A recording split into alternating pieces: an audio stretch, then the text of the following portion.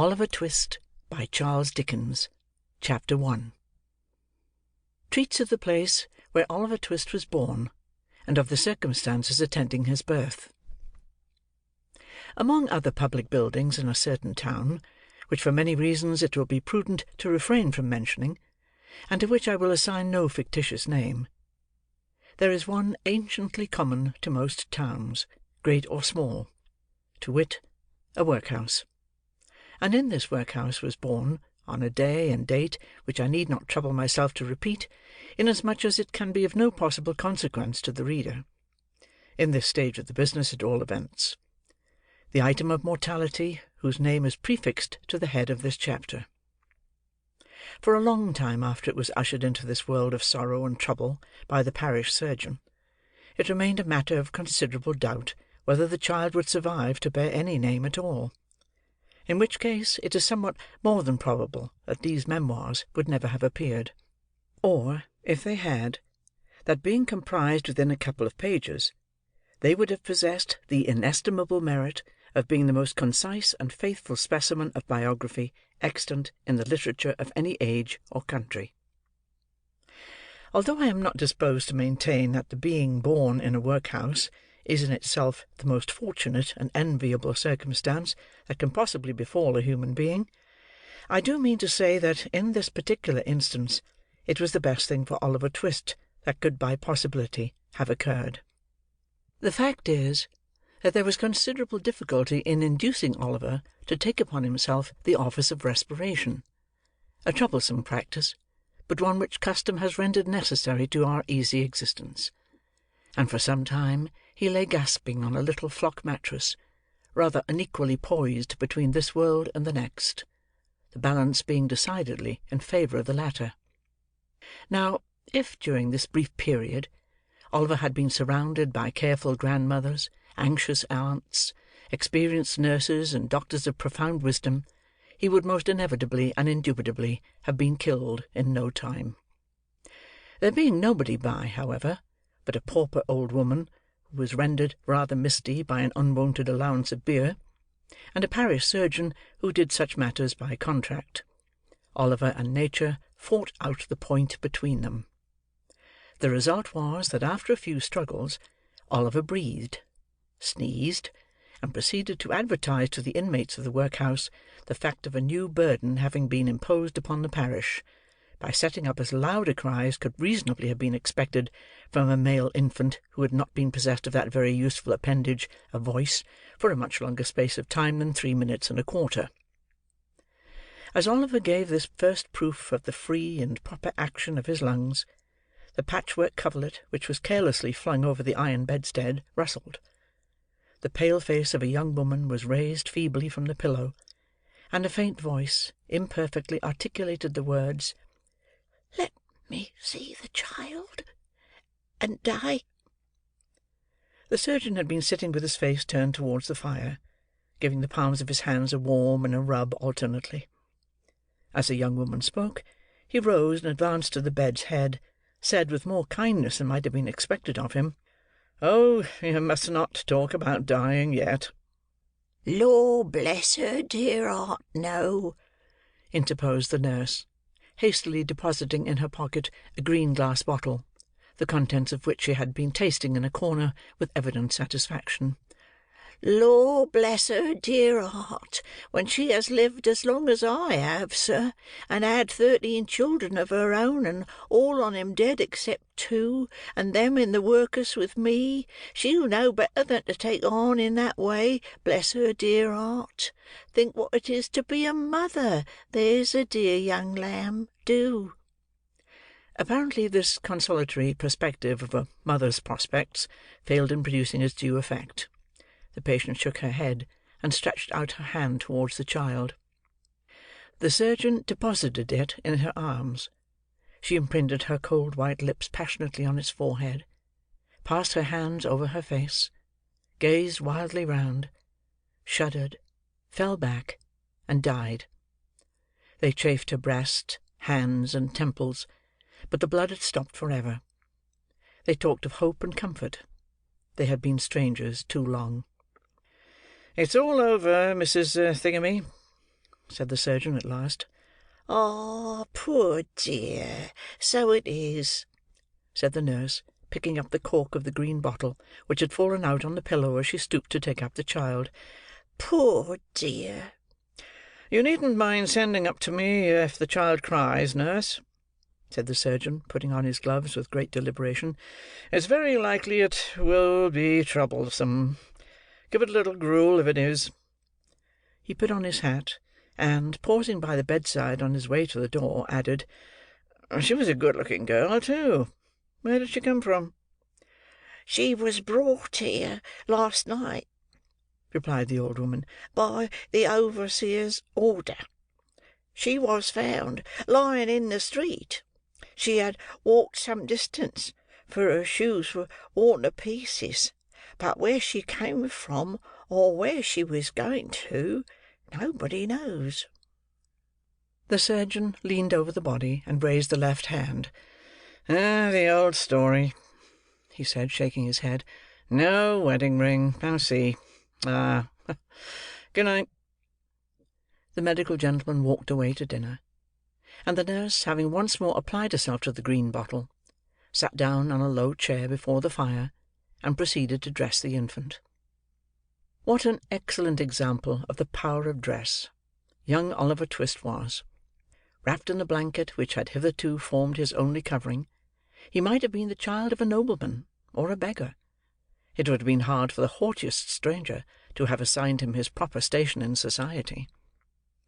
But now that he was enveloped in the old calico robes which had grown yellow in the same service, he was badged and ticketed, and fell into his place at once, a parish child, the orphan of a workhouse, the humble, half-starved drudge, to be cuffed and buffeted through the world, despised by all, and pitied by none. Oliver cried lustily.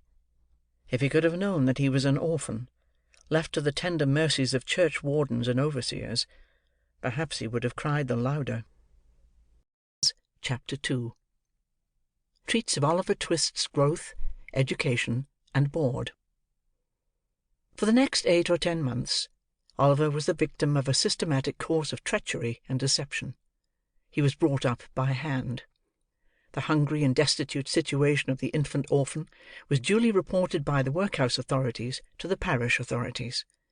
The parish authorities inquired with dignity of the workhouse authorities whether there was no female then domiciled in the house, who was in a situation to impart to Oliver Twist the consolation and nourishment of which he stood in need. The workhouse authorities replied, with humility, that there was not. Upon this, the parish authorities magnanimously and humanely resolved that Oliver should be farmed, or, in other words, that he should be dispatched to a branch workhouse, some 3 miles off, where 20 or 30 other juvenile offenders against the poor laws rolled about the floor all day, without the inconvenience of too much food, or too much clothing, under the parental superintendence of an elderly female, who received the culprits at and for the consideration of 7 halfpenny per small head per week. 7 halfpenny's worth per week is a good round diet for a child. A great deal may be got for 7 halfpenny; quite enough to overload its stomach and make it uncomfortable. The elderly female was a woman of wisdom and experience. She knew what was good for children, and she had a very accurate perception of what was good for herself. So, she appropriated the greater part of the weekly stipend to her own use, and consigned the rising parochial generation to even a shorter allowance than was originally provided for them, thereby finding in the lowest depth a deeper still, and proving herself a very great experimental philosopher. Everybody knows the story of another experimental philosopher, who had a great theory about a horse being able to live without eating, and who demonstrated it so well that he had got his own horse down to a straw a day, and would unquestionably have rendered him a very spirited and rampacious animal on nothing at all, if he had not died 24 hours before he was to have had his first comfortable bait of air. Unfortunately for the experimental philosophy of the female to whose protecting care Oliver Twist was delivered over, a similar result usually attended the operation of her system. For at the very moment when the child had contrived to exist upon the smallest possible portion of the weakest possible food, it did perversely happen, in 8½ cases out of 10, either that it sickened from want and cold, or fell into the fire from neglect, or got half smothered by accident; in any one of which cases, the miserable little being was usually summoned into another world, and there gathered to the fathers it had never known in this. Occasionally, when there was some more than usually interesting inquest upon a parish child who had been overlooked in turning up a bedstead, or inadvertently scalded to death when there happened to be a washing, though the latter accident was very scarce, anything approaching to a washing being of rare occurrence in the farm, the jury would take it into their heads to ask troublesome questions, or the parishioners would rebelliously affix their signatures to a remonstrance. But these impertinences were speedily checked by the evidence of the surgeon, and the testimony of the beadle, the former of whom had always opened the body and found nothing inside, which was very probable indeed, and the latter of whom invariably swore whatever the parish wanted, which was very self-devotional. Besides, the board made periodical pilgrimages to the farm, and always sent the beadle the day before to say they were going. The children were neat and clean to behold when they went, and what more would the people have? It cannot be expected that this system of farming would produce any very extraordinary or luxuriant crop. Oliver Twist's 9th birthday found him a pale, thin child, somewhat diminutive in stature, and decidedly small in circumference; but nature or inheritance had implanted a good sturdy spirit in Oliver's breast. It had had plenty of room to expand, thanks to the spare diet of the establishment; and perhaps to this circumstance may be attributed his having any 9th birthday at all. Be this as it may, however, it was his 9th birthday, and he was keeping it in the coal-cellar with a select party of 2 other young gentlemen, who, after participating with him in a sound thrashing, had been locked up for atrociously presuming to be hungry, when Mrs. Mann, the good lady of the house, was unexpectedly startled by the apparition of Mr. Bumble, the beadle, striving to undo the wicket of the garden gate. "Goodness gracious! Is that you, Mr. Bumble, sir?" said Mrs. Mann, thrusting her head out of the window in well-affected ecstasies of joy. "Susan, take Oliver and them 2 brats upstairs, and wash 'em directly. Oh, my heart alive, Mr. Bumble, how glad I am to see you, surely!" Now, Mr. Bumble was a fat man, and a choleric; so, instead of responding to this open-hearted salutation in a kindred spirit, he gave the little wicket a tremendous shake, and then bestowed upon it a kick which could have emanated from no leg but a beadle's. "Lor, only think," said Mrs. Mann, running out, for the 3 boys had been removed by this time. "Only think of that! That I should have forgotten that the gate was bolted on the inside on account of them dear children. Walk in, sir, walk in, pray, Mr. Bumble, do, sir." Although this invitation was accompanied with a curtsey that might have softened the heart of a churchwarden, it by no means mollified the beadle. "Do you think this respectful or proper conduct, Mrs. Mann?" inquired Mr. Bumble, grasping his cane. "To keep the parish officers a-waiting at your garden gate, when they come here upon parochial business with the parochial orphans? Are you aware, Mrs. Mann, that you are, as I may say, a parochial delegate and a stipendiary?" "Oh, I'm sure, Mr. Bumble, that I was only a-telling 1 or 2 of the dear children as is so fond of you, that it was you a-coming," replied Mrs. Mann, with great humility. Mr. Bumble had a great idea of his oratorical powers and his importance. He had displayed the one, and vindicated the other. He relaxed.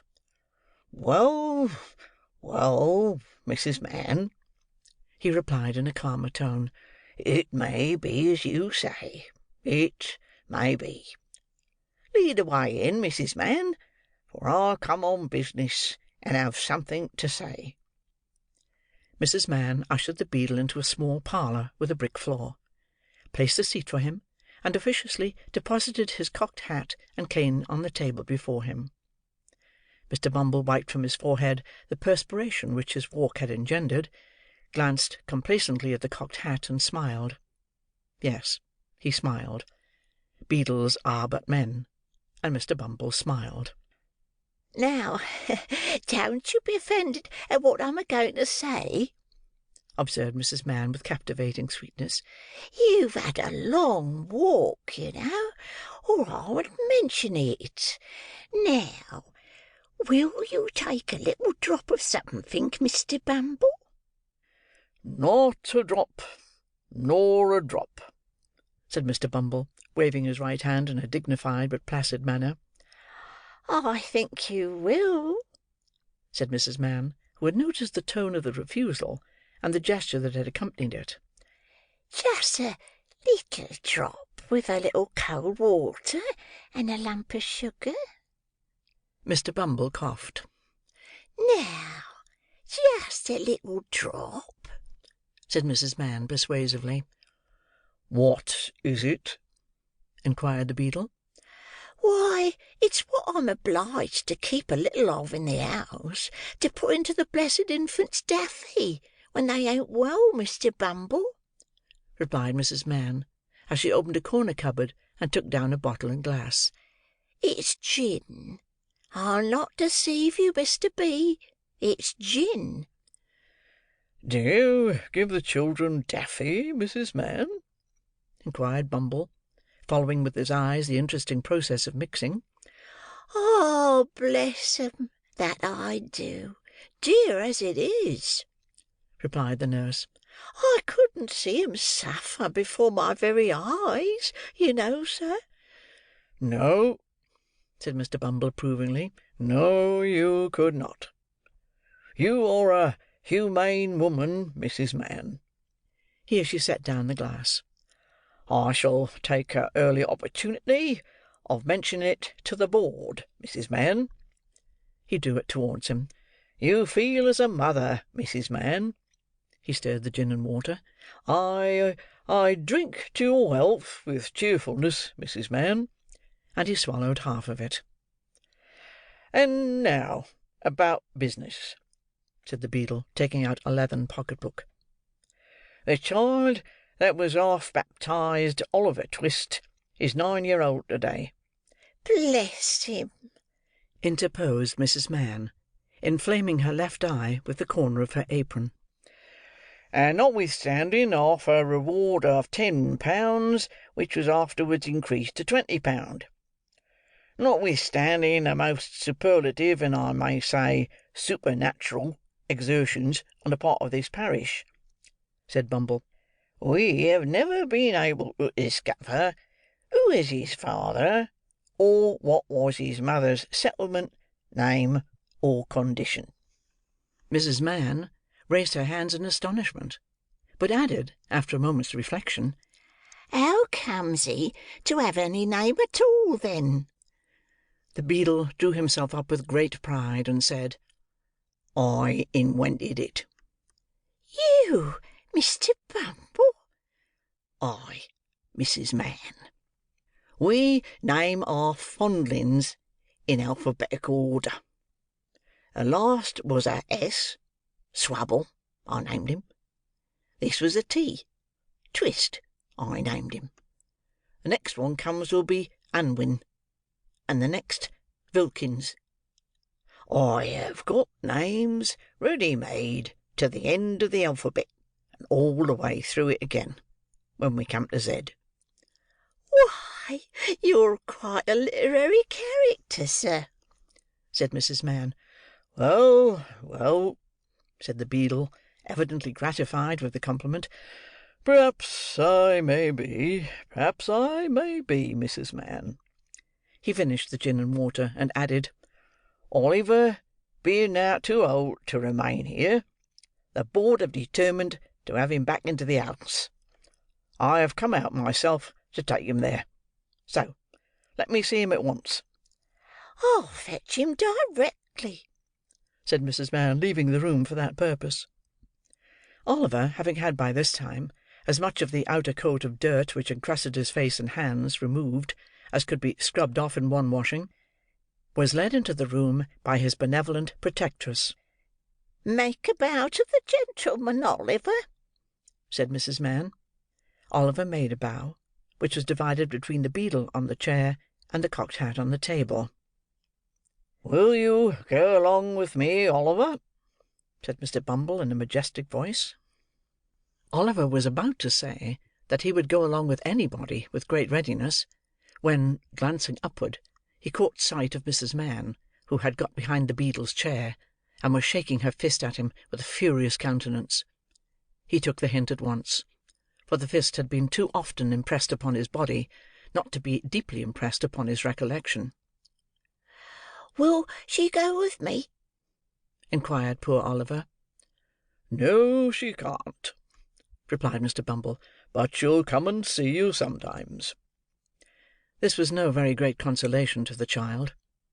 Young as he was, however, he had sense enough to make a feint of feeling great regret at going away. It was no very difficult matter for the boy to call tears into his eyes. Hunger and recent ill-usage are great assistants if you want to cry; and Oliver cried very naturally indeed.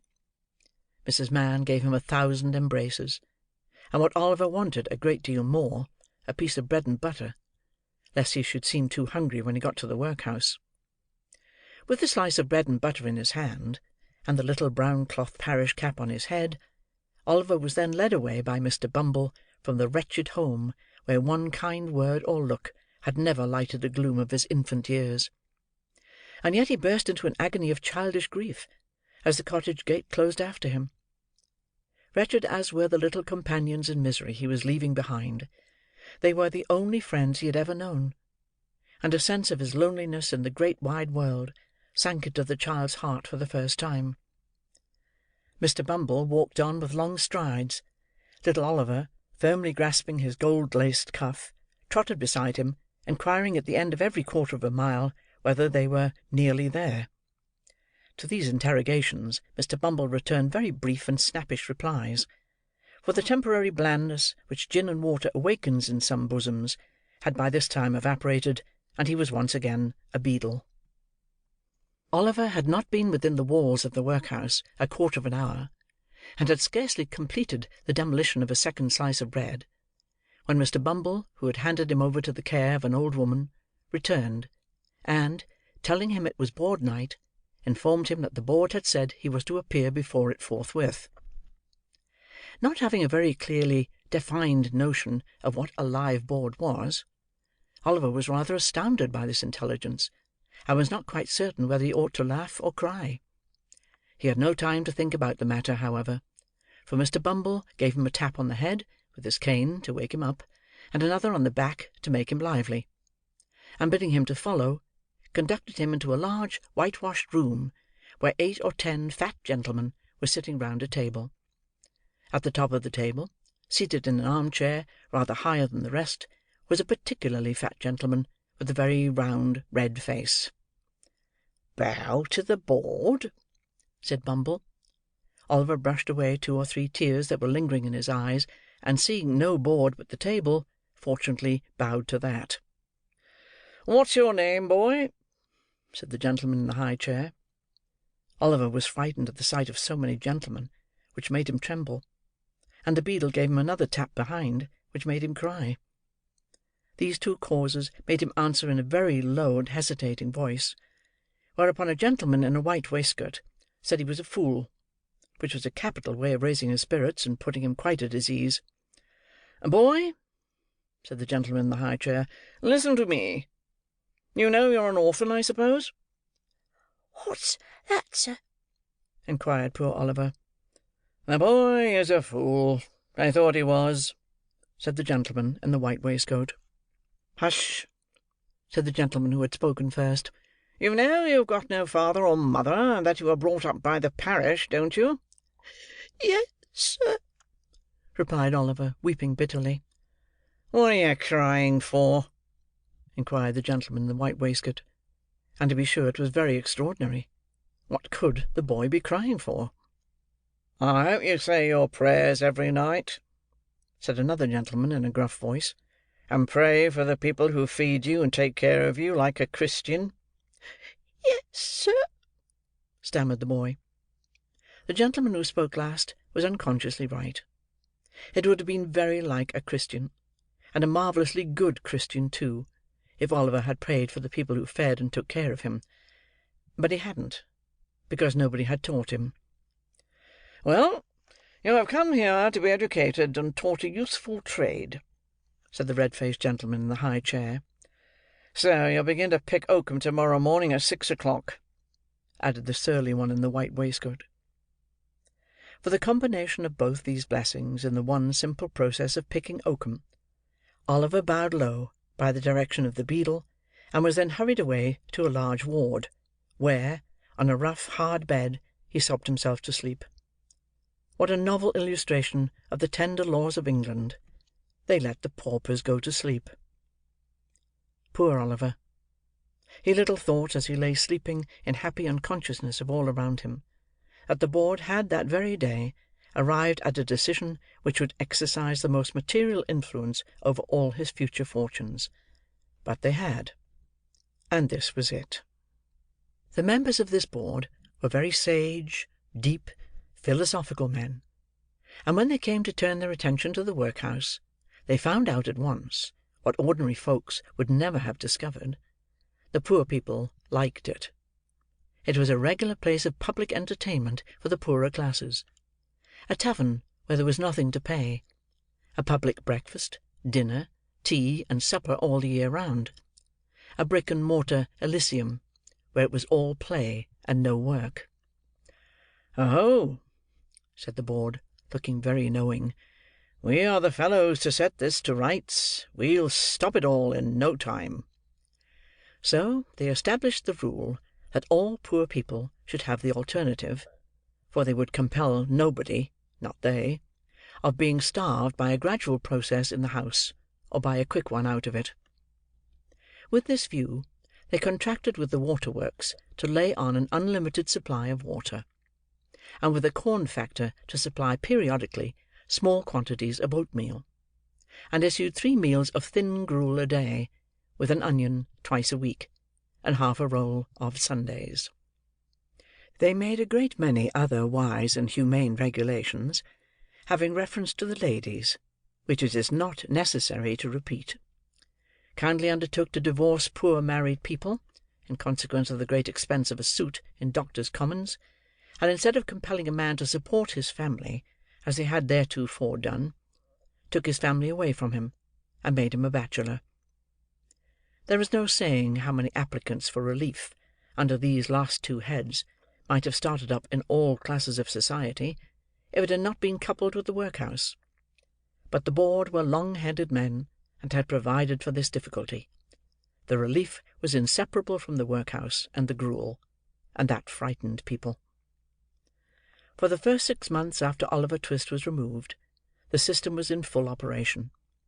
It was rather expensive at first, in consequence of the increase in the undertaker's bill, and the necessity of taking in the clothes of all the paupers which fluttered loosely on their wasted, shrunken forms after a week or two's gruel. But the number of workhouse inmates got thin as well as the paupers, and the board were in ecstasies. The room in which the boys were fed was a large stone hall with a copper at one end, out of which the master, dressed in an apron for the purpose, and assisted by 1 or 2 women, ladled the gruel at meal-times. Of this festive composition, each boy had 1 porringer, and no more, except on occasions of great public rejoicing, when he had 2 ounces and a quarter of bread besides. The bowls never wanted washing. The boys polished them with their spoons till they shone again; and when they had performed this operation, which never took very long, the spoons being nearly as large as the bowls, they would sit staring at the copper with such eager eyes, as if they could have devoured the very bricks of which it was composed, employing themselves meanwhile in sucking their fingers most assiduously, with the view of catching up any stray splashes of gruel that might have been cast thereon. Boys have generally excellent appetites. Oliver Twist and his companions suffered the tortures of slow starvation for 3 months, At last they got so voracious and wild with hunger, that one boy, who was tall for his age, and hadn't been used to that sort of thing, for his father had kept a small cook-shop, hinted darkly to his companions that unless he had another basin of gruel per diem, he was afraid he might some night happen to eat the boy who slept next to him, who happened to be a weakly youth of tender age. He had a wild, hungry eye, and they implicitly believed him. A council was held. Lots were cast who should walk up to the master after supper that evening, and ask for more; and it fell to Oliver Twist. The evening arrived. The boys took their places. The master, in his cook's uniform, stationed himself at the copper. His pauper assistants ranged themselves behind him. The gruel was served out, and a long grace was said over the short commons. The gruel disappeared. The boys whispered each other, and winked at Oliver, while his next neighbours nudged him. Child as he was desperate with hunger, and reckless with misery. He rose from the table, and advancing to the master, basin and spoon in hand, said, somewhat alarmed at his own temerity, "Please, sir, I want some more." The master was a fat, healthy man, but he turned very pale. He gazed in stupefied astonishment on the small rebel for some seconds, and then clung for support to the copper. The assistants were paralysed with wonder; the boys with fear. "What?" said the master at length, in a faint voice. "Please, sir," replied Oliver, "I want some more." The master aimed a blow at Oliver's head with the ladle, pinioned him in his arm, and shrieked aloud for the beadle. The board were sitting in solemn conclave, when Mr. Bumble rushed into the room in great excitement, and addressing the gentleman in the high chair, said, "Mr. Limbkins, I beg your pardon, sir. Oliver Twist has asked for more." There was a general start. Horror was depicted on every countenance. "For more?" said Mr. Limbkins. "Compose yourself, Bumble, and answer me distinctly. Do I understand that he asked for more, after he had eaten the supper allotted by the dietary?" "He did, sir," replied Bumble. "That boy will be hung," said the gentleman in the white waistcoat. "I know that boy will be hung." Nobody controverted the prophetic gentleman's opinion. An animated discussion took place. Oliver was ordered into instant confinement; and a bill was next morning pasted on the outside of the gate, offering a reward of £5 to anybody who would take Oliver Twist off the hands of the parish. In other words, £5 and Oliver Twist were offered to any man or woman who wanted an apprentice to any trade, business, or calling. "I never was more convinced of anything in my life," said the gentleman in the white waistcoat, as he knocked at the gate, and read the bill next morning. "I never was more convinced of anything in my life than I am that that boy will come to be hung." As I purpose to show in the sequel whether the white waistcoated gentleman was right or not, I should perhaps mar the interest of this narrative, supposing it to possess any at all, if I ventured to hint just yet whether the life of Oliver Twist had this violent termination or no. Chapter 3 relates how Oliver Twist was very near getting a place which would not have been a sinecure. For a week after the commission of the impious and profane offence of asking for more, Oliver remained a close prisoner in the dark and solitary room to which he had been consigned by the wisdom and mercy of the board. It appears at first sight not unreasonable to suppose that if he had entertained a becoming feeling of respect for the prediction of the gentleman in the white waistcoat, he would have established that sage individual's prophetic character, once and for ever, by tying one end of his pocket-handkerchief to a hook in the wall, and attaching himself to the other. To the performance of this feat, however, there was one obstacle, namely, that pocket-handkerchiefs being decided articles of luxury, had been for all future times and ages removed from the noses of paupers by the express order of the board, in council assembled, solemnly given and pronounced under their hands and seals. there was a still greater obstacle in Oliver's youth and childishness. He only cried bitterly all day, and, when the long dismal night came on, spread his little hands before his eyes to shut out the darkness, and crouching in the corner, tried to sleep; ever and anon waking with a start and tremble, and drawing himself closer and closer to the wall, as if to feel even its cold hard surface were a protection in the gloom and loneliness which surrounded him. Let it not be supposed by the enemies of the system, that, during the period of his solitary incarceration, Oliver was denied the benefits of exercise, the pleasure of society, or the advantages of religious consolation.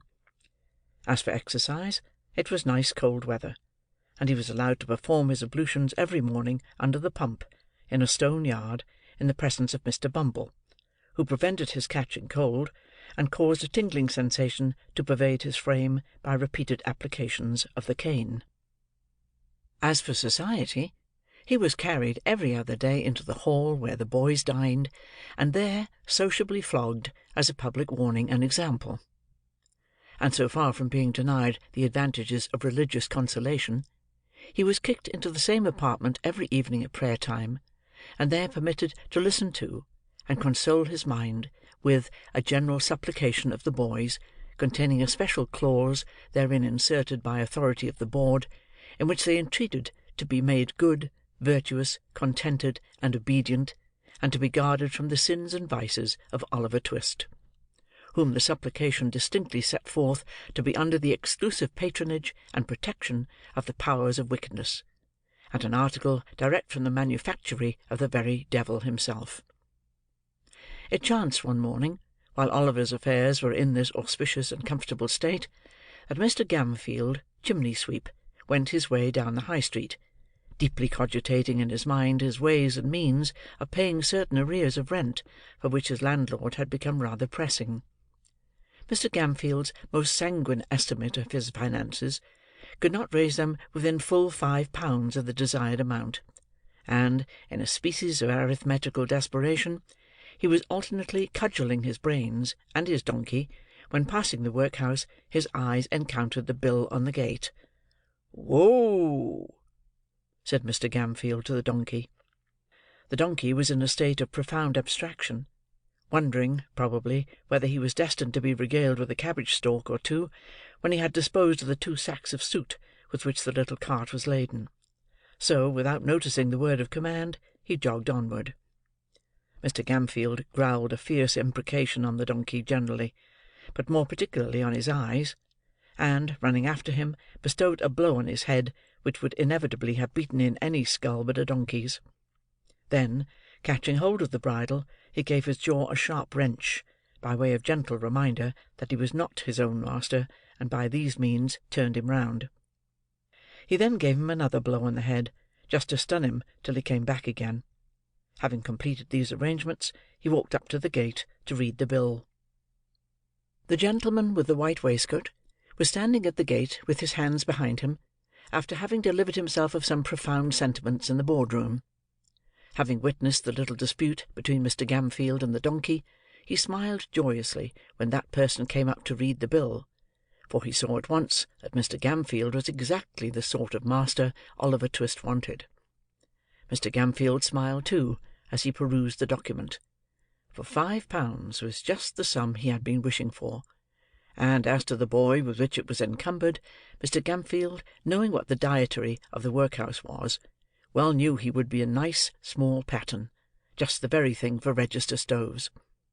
So, he spelt the bill through again, from beginning to end, and then, touching his fur cap in token of humility, accosted the gentleman in the white waistcoat. "This here boy, sir, wot the parish wants to prentice?" said Mr. Gamfield. "Aye, my man," said the gentleman in the white waistcoat, with a condescending smile. "What of him?" "If the parish vould like him to learn a right pleasant trade in a good 'spectable chimbley-sweeping business," said Mr. Gamfield, "I wants a 'prentice, and I am ready to take him." "Walk in," said the gentleman in the white waistcoat. Mr. Gamfield, having lingered behind to give the donkey another blow on the head, and another wrench of the jaw, as a caution not to run away in his absence, followed the gentleman with the white waistcoat into the room where Oliver had first seen him. "It's a nasty trade," said Mr. Limbkins, when Gamfield had again stated his wish.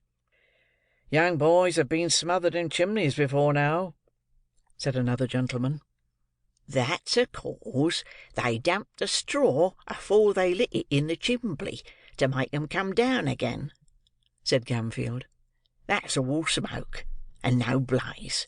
Whereas smoke ain't of no use at all in making a boy come down, for it only sends him to sleep, and that's what he likes.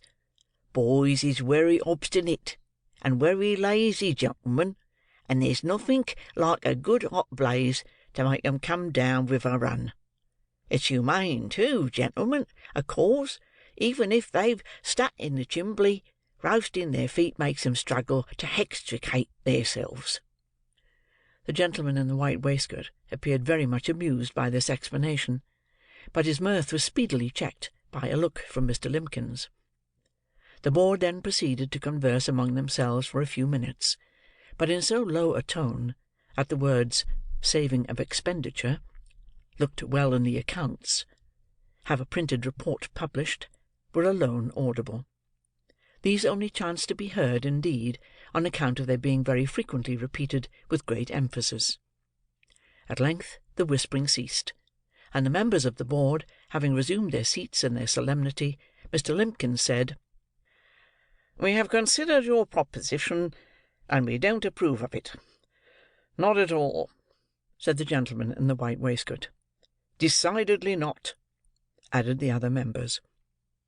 As Mr. Gamfield did happen to labour under the slight imputation of having bruised 3 or 4 boys to death already, it occurred to him that the board had, perhaps in some unaccountable freak, taken it into their heads that this extraneous circumstance ought to influence their proceedings. It was very unlike their general mode of doing business, if they had; but still, as he had no particular wish to revive the rumour, he twisted his cap in his hands, and walked slowly from the table. "So you won't let me have him, gentlemen?" said Mr. Gamfield, pausing near the door. "No," replied Mr. Limbkins. "at least, as it's a nasty business, we think you ought to take something less than the premium we offered." Mr. Gamfield's countenance brightened, as, with a quick step, he returned to the table, and said, "What'll you give me, gentlemen? Come, don't be too hard on a poor man. What'll you give?" "I should say £3.10 was plenty," said Mr. Limbkins. "10 shillings too much," said the gentleman in the white waistcoat. "Come," said Gamfield, "say £4, gentlemen. Say £4, and you've got rid of him for good and all. There." £3.10, repeated Mr. Limbkins firmly. "Come, I'll split the difference, gentlemen," urged Gamfield. £3.15. "Not a farthing more," was the firm reply of Mr. Limbkins. "You're desperate hard upon me, gentlemen," said Gamfield, wavering. "Pooh, pooh! Nonsense!" said the gentleman in the white waistcoat. "He'd be cheap with nothing at all as a premium. Take him, you silly fellow. He's just the boy for you. He wants the stick now and then. It'll do him good. And his board needn't come very expensive, for he hasn't been overfed since he was born. Ha, ha, ha, ha, ha!" Mr. Gamfield gave an arch look at the faces round the table, and, observing a smile on all of them, gradually broke into a smile himself. The bargain was made. Mr. Bumble was at once instructed that Oliver Twist and his indentures were to be conveyed before the magistrate for signature and approval that very afternoon. In pursuance of this determination, little Oliver, to his excessive astonishment, was released from bondage, and ordered to put himself into a clean shirt. He had hardly achieved this very unusual gymnastic performance, when Mr. Bumble brought him, with his own hands, a basin of gruel, and the holiday allowance of 2 ounces and a quarter of bread.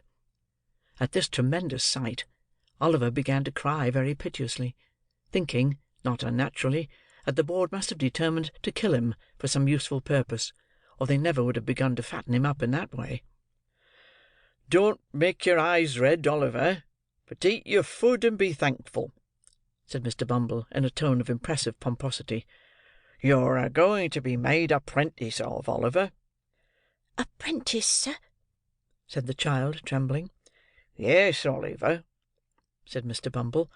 "The kind and blessed gentleman, which is so many parents to you, Oliver, when you have none of your own, are a-going to 'prentice you, and to set you up in life, and make a man of you, although the expense to the parish is £3.10.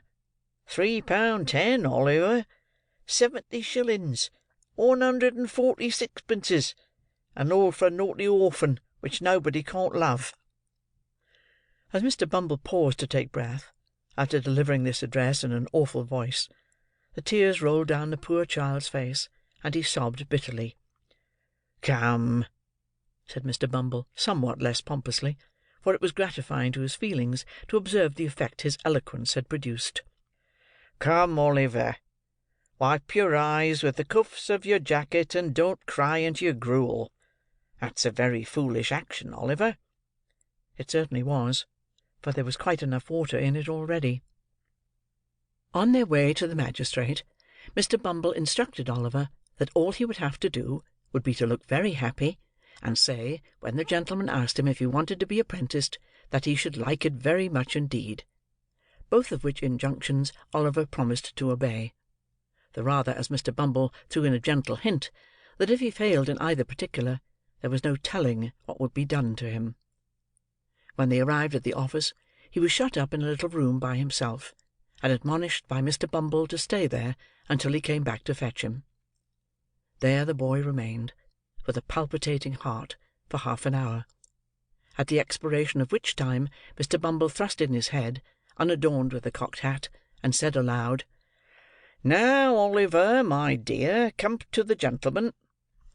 As Mr. Bumble said this, he put on a grim and threatening look, and added in a low voice, "Mind what I told you, you young rascal."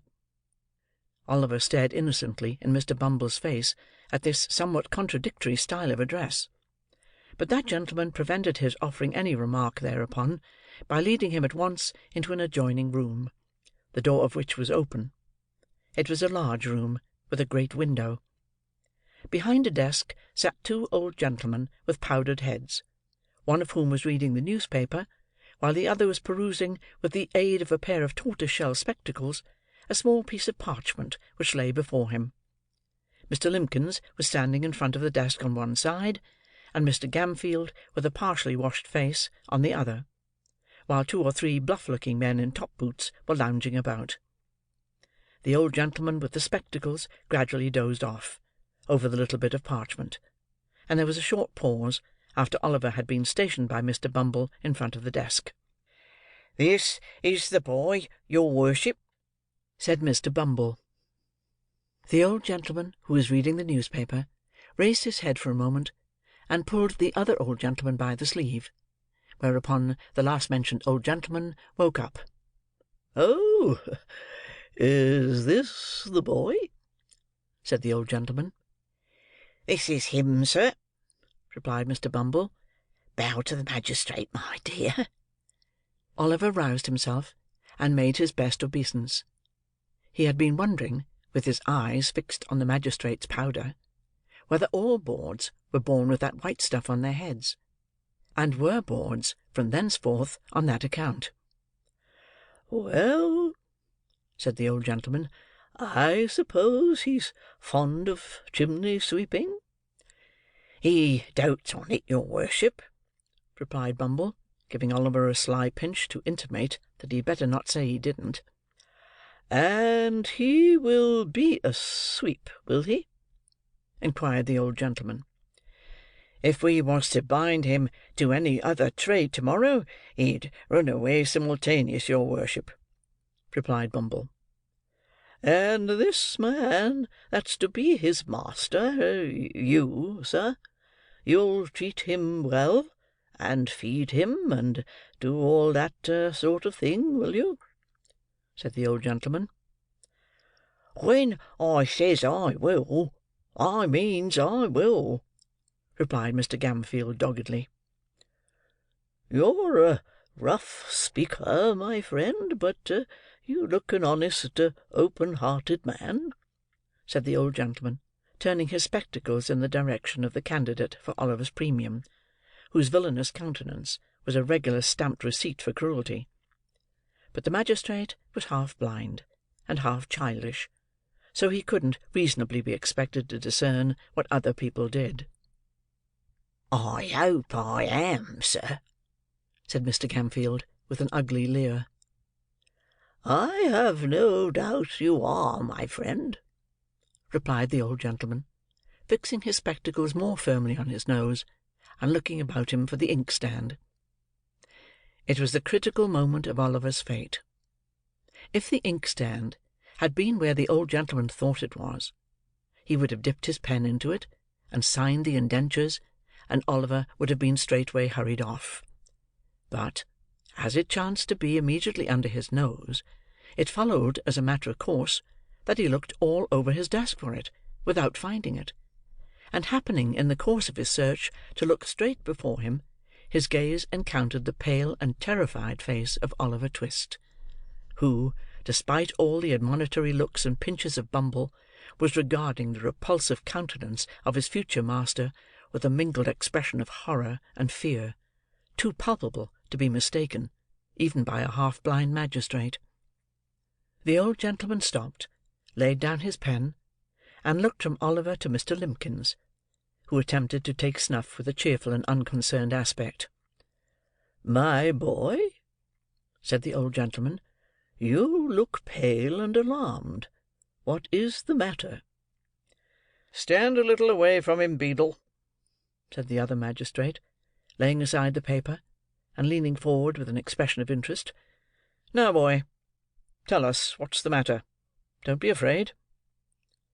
Oliver fell on his knees, and clasping his hands together, prayed that they would order him back to the dark room, that they would starve him, beat him, kill him if they pleased, rather than send him away with that dreadful man.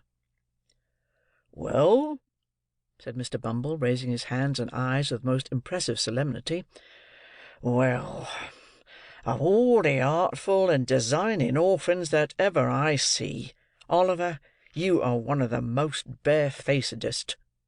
"Hold your tongue, Beadle," said the second old gentleman, when Mr. Bumble had given vent to this compound adjective. "I beg your worship's pardon," said Mr. Bumble, incredulous of having heard aright. "Did your worship speak to me?" "Yes. Hold your tongue." Mr. Bumble was stupefied with astonishment. A beadle ordered to hold his tongue! A moral revolution! The old gentleman in the tortoise-shell spectacles looked at his companion. He nodded significantly. "We refuse to sanction these indentures," said the old gentleman, tossing aside the piece of parchment as he spoke. "I hope," stammered Mr. Limbkins, "I hope that magistrates will not form the opinion that the authorities have been guilty of any improper conduct on the unsupported testimony of a child." "The magistrates are not called upon to pronounce any opinion on the matter," said the second old gentleman sharply. "Take the boy back to the workhouse, and treat him kindly. He seems to want it." That same evening, the gentleman in the white waistcoat most positively and decidedly affirmed, not only that Oliver would be hung, but that he would be drawn and quartered into the bargain. Mr. Bumble shook his head with gloomy mystery, and said he wished he might come to good; whereupon Mr. Gamfield replied that he wished he might come to him, which, although he agreed with the beadle in most matters, would seem to be a wish of a totally opposite description. The next morning, the public were once more informed that Oliver Twist was again to let, and that £5 would be paid to anybody who would take possession of him. Chapter 4. Oliver, being offered another place, makes his first entry into public life. In great families, when an advantageous place cannot be obtained, either in possession, reversion, remainder, or expectancy, for the young man who is growing up, it is a very general custom to send him to sea. The board, in imitation of so wise and salutary an example, took counsel together on the expediency of shipping off Oliver Twist, in some small trading vessel bound to a good unhealthy port.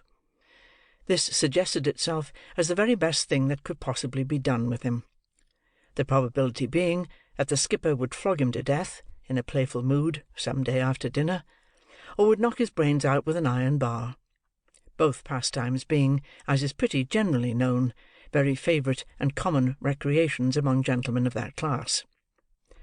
The more the case presented itself to the board, in this point of view, the more manifold the advantages of the step appeared. So they came to the conclusion that the only way of providing for Oliver effectually was to send him to sea without delay.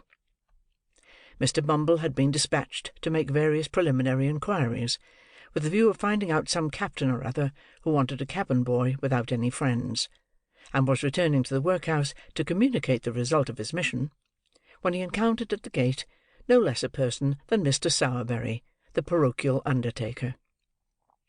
Mr. Sowerberry was a tall, gaunt, large-jointed man, attired in a suit of threadbare black, with darned cotton stockings of the same colour, and shoes to answer.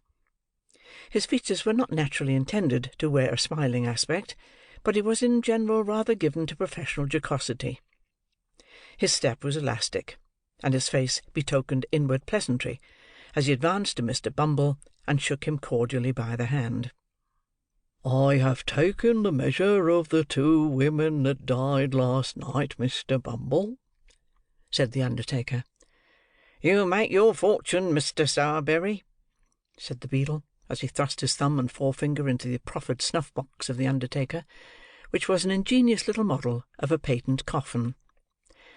"I say, you make your fortune, Mr. Sowerberry," repeated Mr. Bumble, tapping the undertaker on the shoulder in a friendly manner with his cane. "Think so?" said the undertaker, in a tone which half admitted and half disputed the probability of the event. "The prices allowed by the board are very small, Mr. Bumble." "So are the coffins," replied the beadle, with precisely as near an approach to a laugh as a great official ought to indulge in. Mr. Sowerberry was much tickled at this, as of course he ought to be, and laughed a long time without cessation. "Well, well, Mr. Bumble," he said at length, "there's no denying that since the new system of feeding has come in, the coffins are something narrower and more shallow than they used to be, but we must have some profit, Mr. Bumble. Well-seasoned timber is an expensive article, sir, and all the iron handles come by canal from Birmingham." "Well, well," said Mr. Bumble, "every trade has its drawbacks. A fair profit is, of course, allowable." Of course," replied the undertaker. "And if I don't get a profit upon this or that particular article, why, I make it up in the long run. You see?" "Just so," said Mr. Bumble. "Though I must say," continued the undertaker, resuming the current of observations which the beadle had interrupted, "though I must say, Mr. Bumble, that I have to contend against one very great disadvantage, which is, that all the stout people go off the quickest. The people who have been better off, and have paid rates for many years, are the first to sink when they come into the house, and let me tell you, Mr. Bumble, that 3 or 4 inches over one's calculation makes a great hole in one's profits, especially when one has a family to provide for, sir." As Mr. Sowerberry said this, with the becoming indignation of an ill-used man, and as Mr. Bumble felt that it rather tended to convey a reflection on the honour of the parish, the latter gentleman thought it advisable to change the subject. Oliver Twist being uppermost in his mind, he made him his theme. "By the by," said Mr. Bumble, "you don't know anybody who wants a boy, do you? A parochial 'prentice, who is at present a dead weight, a millstone, as I may say, round the parochial throat. Liberal terms, Mr. Sowerberry, liberal terms." As Mr. Bumble spoke, he raised his cane to the bill above him, and gave 3 distinct raps upon the words £5, which were printed thereon in Roman capitals of gigantic size. "Gadso," said the undertaker, taking Mr. Bumble by the gilt-edged lapel of his official coat, "that's just the very thing I wanted to speak to you about. You know, dear me, what a very elegant button this is, Mr. Bumble. I never noticed it before." "Yes, I think it rather pretty," said the beadle, glancing proudly downwards at the large brass buttons which embellished his coat. "The die is the same as the parochial seal, the Good Samaritan healing the sick and bruised man. The board presented it to me on New Year's morning, Mr. Sowerberry. I put it on, I remember, for the first time, to attend the inquest on that reduced tradesman who died in a doorway at midnight." "I recollect," said the undertaker. "The jury brought it in. Died from exposure to the cold and want of the common necessaries of life. Didn't they?" Mr. Bumble nodded. "And they made it a special verdict, I think," said the undertaker, "by adding some words to the effect that if the relieving officer had—" "Tush! Foolery!" interposed the beadle. "If the board attended to all the nonsense that ignorant jurymen talk, they'd have enough to do." "Very true," said the undertaker. "They would indeed." "Juries," said Mr. Bumble, grasping his cane tightly, as was his wont when working into a passion. "Juries is ineducated, vulgar, grovelling wretches." "So they are," said the undertaker. "They haven't no more philosophy nor political economy about them than that," said the beadle, snapping his fingers contemptuously. "No more they have," acquiesced the undertaker. "I despise 'em," said the beadle, growing very red in the face. "So do I," rejoined the undertaker. "And I only wish we'd a jury of the independent sort in the house for a week or two," said the beadle. "The rules and regulations of the board would soon bring their spirit down for 'em." "Let them alone for that," replied the undertaker. So saying, he smiled approvingly, to calm the rising wrath of the indignant parish officer. Mr. Bumble lifted off his cocked hat, took a handkerchief from the inside of the crown, wiped from his forehead the perspiration which his rage had engendered, fixed the cocked hat on again, and, turning to the undertaker, said in a calmer voice, "Well, what about the boy?" "Oh," replied the undertaker, "why, you know, Mr. Bumble, I pay a good deal towards the poor's rates." "Ahem!" said Mr. Bumble. "Well?" "Well," replied the undertaker, "I was thinking that if I pay so much towards him, I've a right to get as much out of him as I can, Mr. Bumble, and so I think I'll take the boy myself." Mr. Bumble grasped the undertaker by the arm, and led him into the building. Mr. Sowerberry was closeted with the board for 5 minutes, and it was arranged that Oliver should go to him that evening, upon liking, a phrase which means in the case of a parish apprentice, that if the master find, upon a short trial, that he can get enough work out of a boy without putting too much food into him, he shall have him for a term of years to do what he likes with. When little Oliver was taken before the gentleman that evening, and informed that he was to go, that night, as general house lad to a coffin-maker's, and that if he complained of his situation, or ever came back to the parish again, he would be sent to sea, there to be drowned or knocked on the head, as the case might be, he evinced so little emotion, that they by common consent pronounced him a hardened young rascal, and ordered Mr. Bumble to remove him forthwith. Now, although it was very natural that the board, of all people in the world, should feel in a great state of virtuous astonishment and horror at the smallest tokens of want of feeling on the part of anybody, they were rather out, in this particular instance. The simple fact was, that Oliver, instead of possessing too little feeling, possessed rather too much, and was in a fair way of being reduced for life to a state of brutal stupidity and sullenness by the ill usage he had received. He heard the news of his destination in perfect silence, and having had his luggage put into his hand, which was not very difficult to carry, inasmuch as it was all comprised within the limits of a brown paper parcel, about 1/2 foot square by 3 inches deep, he pulled his cap over his eyes, and once more attaching himself to Mr. Bumble's coat cuff, was led away by that dignitary to a new scene of suffering. For some time, Mr. Bumble drew Oliver along, without notice or remark; for the beadle carried his head very erect, as a beadle always should, and, it being a windy day, little Oliver was completely enshrouded by the skirts of Mr. Bumble's coat as they blew open, and disclosed to great advantage his flapped waistcoat and drab plush knee-breeches.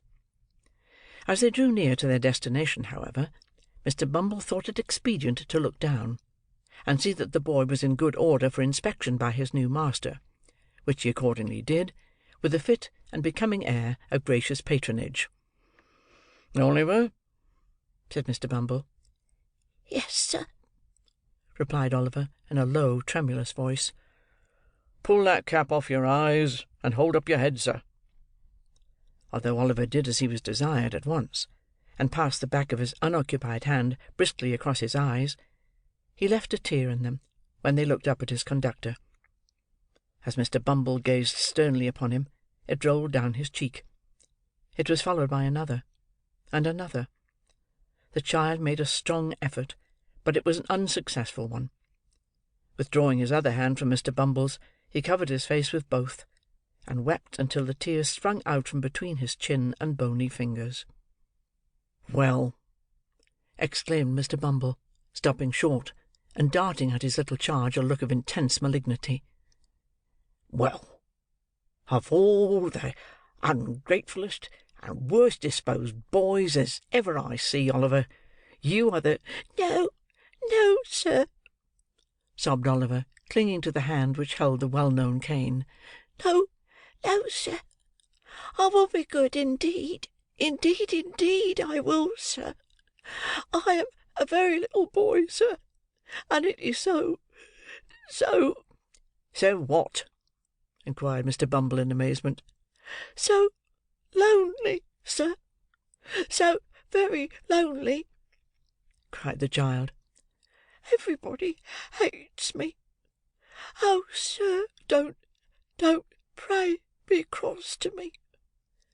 The child beat his hand upon his heart, and looked in his companion's face with tears of real agony.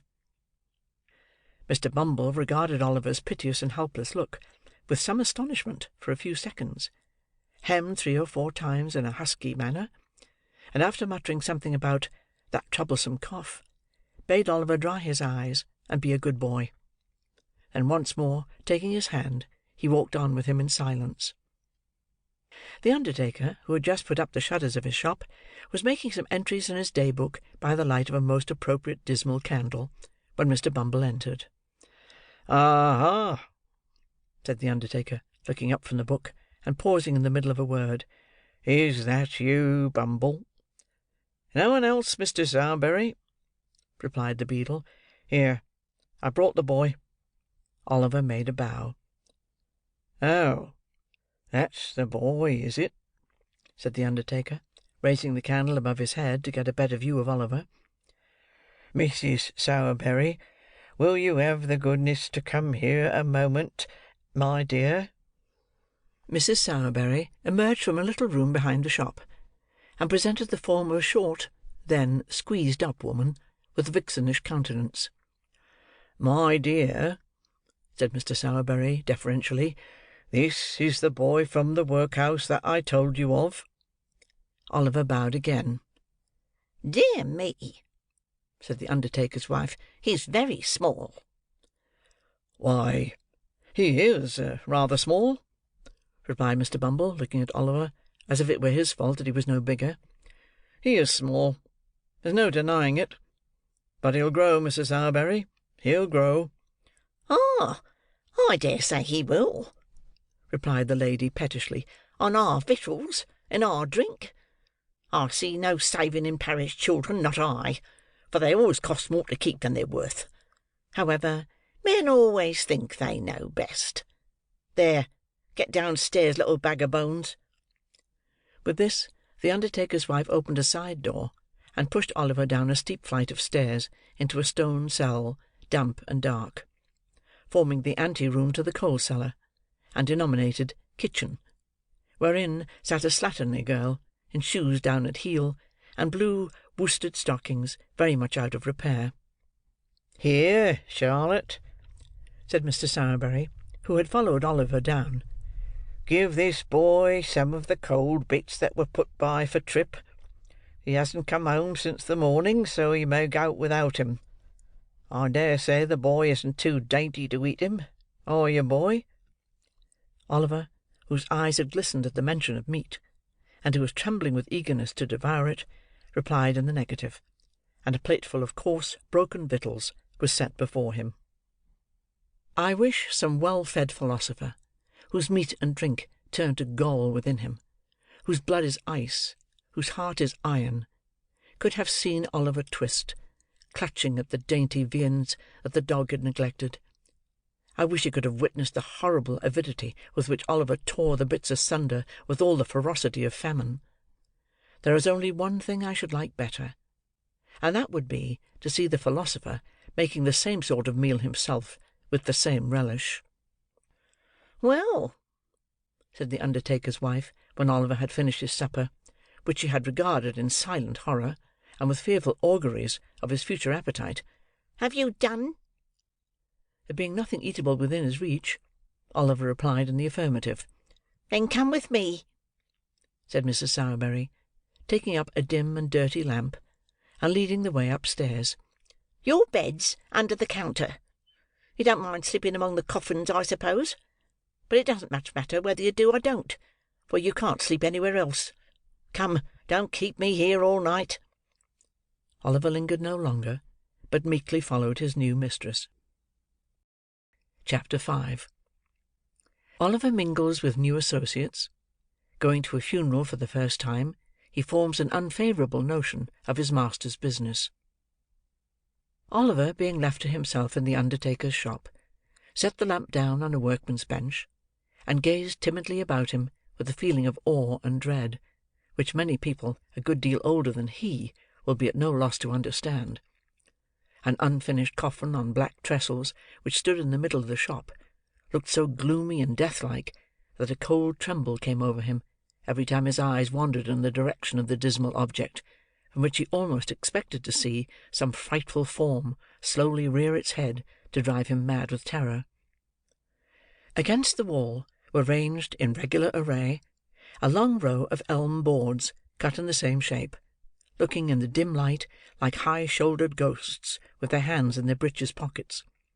Coffin plates, elm chips, bright-headed nails, and shreds of black cloth lay scattered on the floor; and the wall behind the counter was ornamented with a lively representation of two mutes in very stiff neckcloths, on duty at a large private door, with a hearse drawn by 4 black steeds approaching in the distance.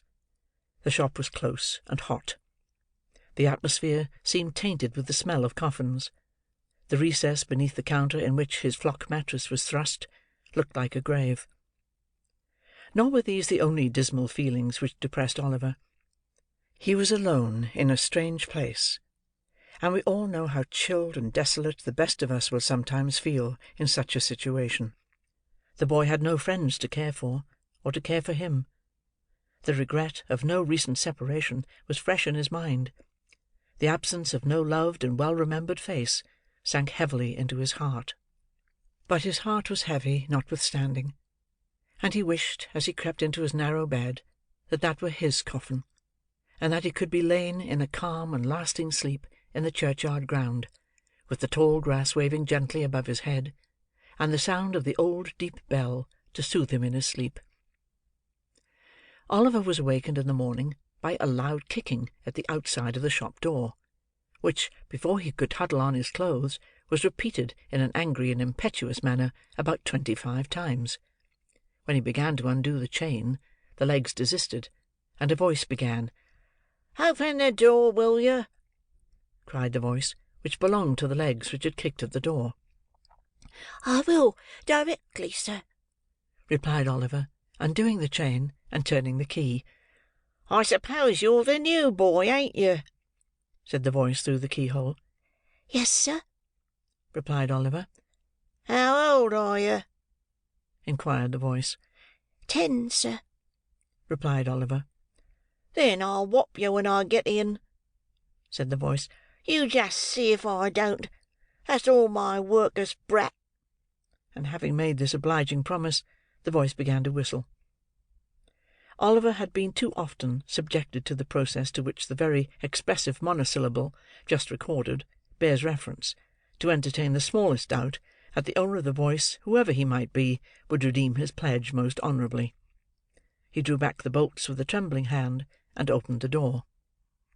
For a second or two, Oliver glanced up the street, and down the street, and over the way, impressed with the belief that the unknown, who had addressed him through the keyhole, had walked a few paces off to warm himself; for nobody did he see but a big charity boy sitting on a post in front of the house, eating a slice of bread and butter, which he cut into wedges the size of his mouth, with a clasp knife, and then consumed with great dexterity. "I beg your pardon, sir," said Oliver at length, seeing that no other visitor made his appearance. "Did you knock?" "I kicked," replied the charity boy. "Did you want a coffin, sir?" inquired Oliver innocently. At this, the charity boy looked monstrous fierce, and said that Oliver would want one before long if he cut jokes with his superiors in that way. "You don't know who I am, I suppose, Workus?" said the charity boy in continuation, descending from the top of the post, meanwhile, with edifying gravity. "No, sir," rejoined Oliver. "I'm Mr. Noah Claypole," said the charity boy, "and you're under me. Take down the shutters, you idle young ruffian." With this, Mr. Claypole administered a kick to Oliver, and entered the shop with a dignified air, which did him great credit. It is difficult for a large-headed, small-eyed youth of lumbering make and heavy countenance to look dignified under any circumstances; but it is more especially so when superadded to these personal attractions are a red nose and yellow smalls.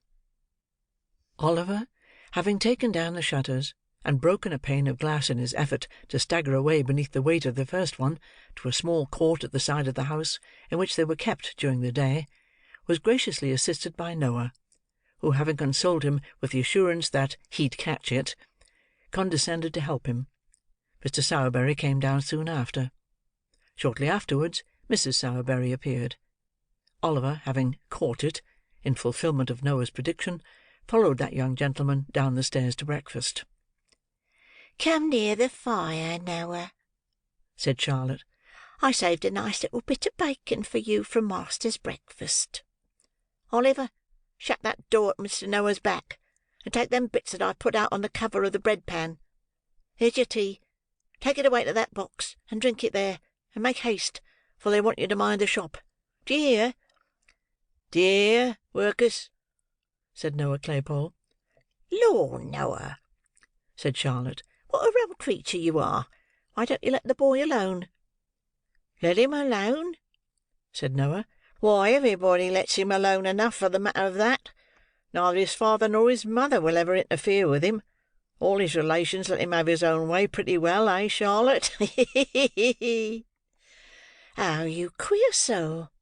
said Charlotte, bursting into a hearty laugh, in which she was joined by Noah.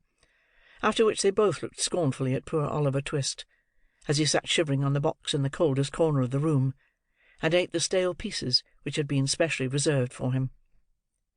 Noah was a charity boy, but not a workhouse orphan. No chance child was he, for he could trace his genealogy all the way back to his parents, who lived hard by; his mother being a washerwoman, and his father a drunken soldier, discharged with the wooden leg, and a diurnal pension of twopence halfpenny and an unstateable fraction. The shop boys in the neighbourhood had long been in the habit of branding Noah in the public streets with the ignominious epithets of leathers, charity, and the like, and Noah had borne them without reply. But, now that fortune had cast in his way a nameless orphan, at whom even the meanest could point the finger of scorn, he retorted on him with interest. This affords charming food for contemplation. It shows us what a beautiful thing human nature may be made to be, and how impartially the same amiable qualities are developed in the finest lord and the dirtiest charity boy. Oliver had been sojourning at the undertaker's some 3 weeks or a month. Mr. and Mrs. Sowerberry, the shop being shut up, were taking their supper in the little back parlour, when Mr. Sowerberry, after several deferential glances at his wife, said, "My dear." He was going to say more, but Mrs. Sowerberry, looking up with a peculiarly unpropitious aspect, he stopped short. "Well?" said Mrs. Sowerberry sharply. "Nothing, my dear, nothing," said Mr. Sowerberry. "Ah, you brute!" said Mrs. Sowerberry. "Not at all, my dear," said Mr. Sowerberry humbly. "I thought you didn't want to hear, my dear. I was only going to say—" "Oh, don't tell me what you were going to say," interposed Mrs. Sowerberry. "I'm nobody. Don't consult me, pray. I don't want to intrude upon your secrets." As Mrs. Sowerberry said this, she gave an hysterical laugh, which threatened violent consequences. "But, my dear," said Sowerberry, "I want to ask your advice." "No, no. Oh, don't ask mine," replied Mrs. Sowerberry, in an affecting manner. "Ask somebody else's." Here there was another hysterical laugh, which frightened Mr. Sowerberry very much. This is a very common and much approved matrimonial course of treatment, which is often very effective. It at once reduced Mr. Sowerberry to begging, as a special favour, to be allowed to say what Mrs. Sowerberry was most curious to hear.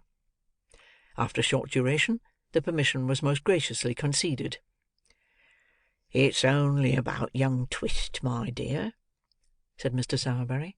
"A very good-looking boy, that, my dear." "He need be, for he eats enough," observed the lady. "There's an expression of melancholy in his face, my dear," resumed Mr. Sowerberry, "which is very interesting. He would make a delightful mute, my love." Mrs. Sowerberry looked up with an expression of considerable wonderment. Mr. Sowerberry remarked it, and, without allowing time for any observation on the good lady's part, proceeded. "I don't mean a regular mute to attend grown-up people, my dear, but only for children's practice. It would be very new to have a mute in proportion, my dear. You may depend upon it, it would have a superb effect." Mrs. Sowerberry, who had a good deal of taste in the undertaking way, was much struck by the novelty of this idea; but as it would have been compromising her dignity to have said so, under existing circumstances, she merely inquired, with much sharpness, why such an obvious suggestion had not presented itself to her husband's mind before. Mr. Sowerberry rightly construed this as an acquiescence in his proposition. It was speedily determined, therefore, that Oliver should be at once initiated into the mysteries of the trade; and, with this view, that he should accompany his master on the very next occasion of his services being required. The occasion was not long in coming. Half an hour after breakfast next morning, Mr. Bumble entered the shop, and supporting his cane against the counter, drew forth his large leathern pocket-book, from which he selected a small scrap of paper, which he handed over to Sowerberry. "Aha!" said the undertaker, glancing over it with a lively countenance. "An order for a coffin, eh?" "For a coffin first, and a parochial funeral afterwards," replied Mr. Bumble, fastening the strap of the leathern pocket-book, which, like himself, was very corpulent. "Bayton," said the undertaker, looking from the scrap of paper to Mr. Bumble. "I never heard the name before." Bumble shook his head as he replied, "Obstinate people, Mr. Sowerberry, very obstinate.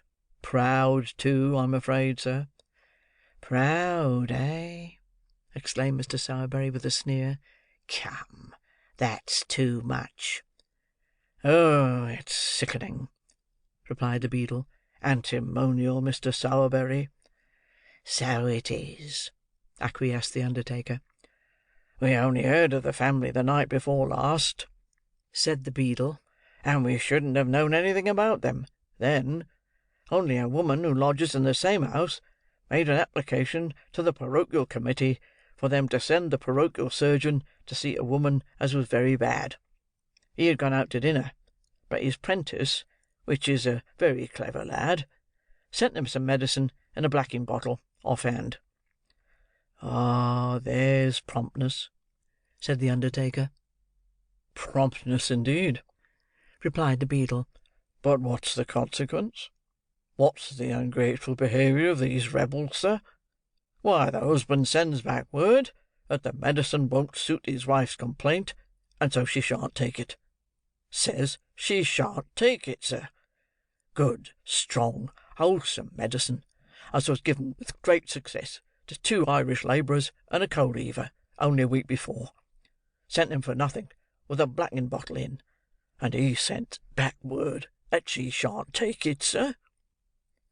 As the atrocity presented itself to Mr. Bumble's mind in full force, he struck the counter sharply with his cane, and became flushed with indignation. "Well," said the undertaker, "I never did." "Never did, sir!" ejaculated the beadle. "No, nor nobody never did.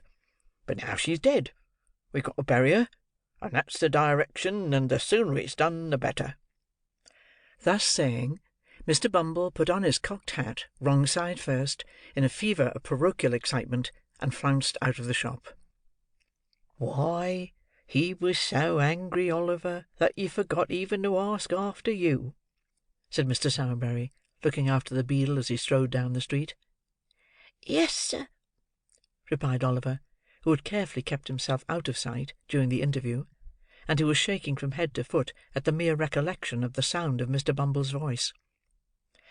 He needn't have taken the trouble to shrink from Mr. Bumble's glance, however, for that functionary, on whom the prediction of the gentleman in the white waistcoat had made a very strong impression, thought that now the undertaker had got Oliver upon trial, the subject was better avoided, until such time as he should be firmly bound for 7 years, and all danger of his being returned upon the hands of the parish should be thus effectually and legally overcome. "Well," said Mr. Sowerberry, taking up his hat, "the sooner this job is done the better. Noah, look after the shop. Oliver, put on your cap and come with me." Oliver obeyed, and followed his master on his professional mission. They walked on, for some time, through the most crowded and densely inhabited part of the town; and then, striking down a narrow street more dirty and miserable than any they had passed through, paused to look for the house which was the object of their search. The houses on either side were high and large, but very old, and tenanted by people of the poorest class, as their neglected appearance would have sufficiently denoted, without the concurrent testimony afforded by the squalid looks of the few men and women who, with folded arms and bodies half doubled, occasionally skulked along. A great many of the tenements had shop fronts, but these were fast closed, and mouldering away, only the upper rooms being inhabited. Some houses, which had become insecure from age and decay, were prevented from falling into the street by huge beams of wood reared against the walls, and firmly planted in the road; but even these crazy dens seemed to have been selected as the nightly haunts of some houseless wretches, for many of the rough boards which supplied the place of door and window were wrenched from their positions, to afford an aperture wide enough for the passage of a human body. The kennel was stagnant and filthy. The very rats, which here and there lay putrefying in its rottenness, were hideous with famine. There was neither knocker nor bell-handle at the open door where Oliver and his master stopped; so, groping his way cautiously through the dark passage, and bidding Oliver keep close to him and not to be afraid, the undertaker mounted to the top of the first flight of stairs. Stumbling against the door on the landing, he rapped at it with his knuckles. It was opened by a young girl of 13 or 14. The undertaker at once saw enough of what the room contained to know it was the apartment to which he had been directed. He stepped in. Oliver followed him. There was no fire in the room, but a man was crouching mechanically over the empty stove. An old woman, too, had drawn a low stool to the cold hearth, and was sitting beside him. There were some ragged children in another corner; and in a small recess, opposite the door, there lay upon the ground something covered with an old blanket. Oliver shuddered as he cast his eyes toward the place, and crept involuntarily closer to his master; for though it was covered up, the boy felt that it was a corpse. The man's face was thin and very pale; his hair and beard were grizzly; his eyes were bloodshot. The old woman's face was wrinkled; her two remaining teeth protruded over her under lip, and her eyes were bright and piercing. Oliver was afraid to look at either her or the man. They seemed so like the rats he had seen outside. "Nobody shall go near her," said the man, starting fiercely up as the undertaker approached the recess. "Keep back, damn you! Keep back, if you've a life to lose." "Nonsense, my good man," said the undertaker, who was pretty well used to misery in all its shapes. "Nonsense." "I tell you," said the man, clenching his hands, and stamping furiously on the floor, "I tell you, I won't have her put into the ground. She couldn't rest there. The worms would worry her, and not eat her, she's so worn away." The undertaker offered no reply to this raving, but producing a tape from his pocket, knelt down for a moment by the side of the body. "Ah!"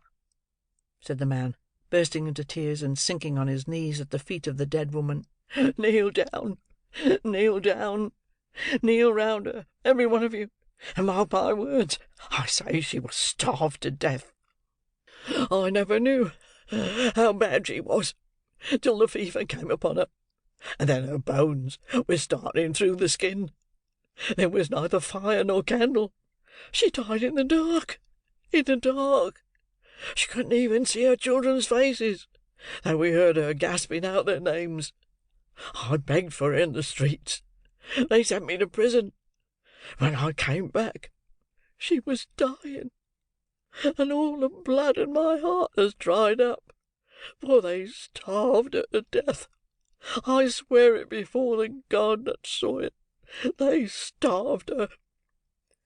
He twined his hands in his hair, and, with a loud scream, rolled grovelling upon the floor, his eyes fixed, and the foam covering his lips.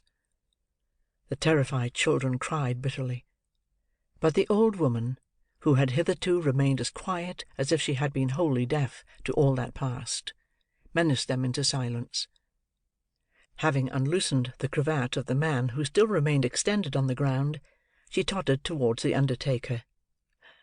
"She was my daughter," said the old woman, nodding her head in the direction of the corpse, and speaking with an idiotic leer, more ghastly than even the presence of death in such a place. "Lord, Lord! Well, it is strange that I, who gave birth to her, and was a woman then, should be alive and merry now, and she lying there so cold and stiff. Lord, Lord, to think of it! It's as good as a play, as good as a play." As the wretched creature mumbled and chuckled in her hideous merriment, the undertaker turned to go away. "Stop, stop!" said the old woman in a loud whisper. "Will she be buried to-morrow, or next day, or to-night? I laid her out, and I must walk, you know. Send me a large cloak, a good warm one, for it is bitter cold. We should have cake and wine, too, before we go. Never mind. Send some bread. Only a loaf of bread and a cup of water. Shall we have some bread, dear?"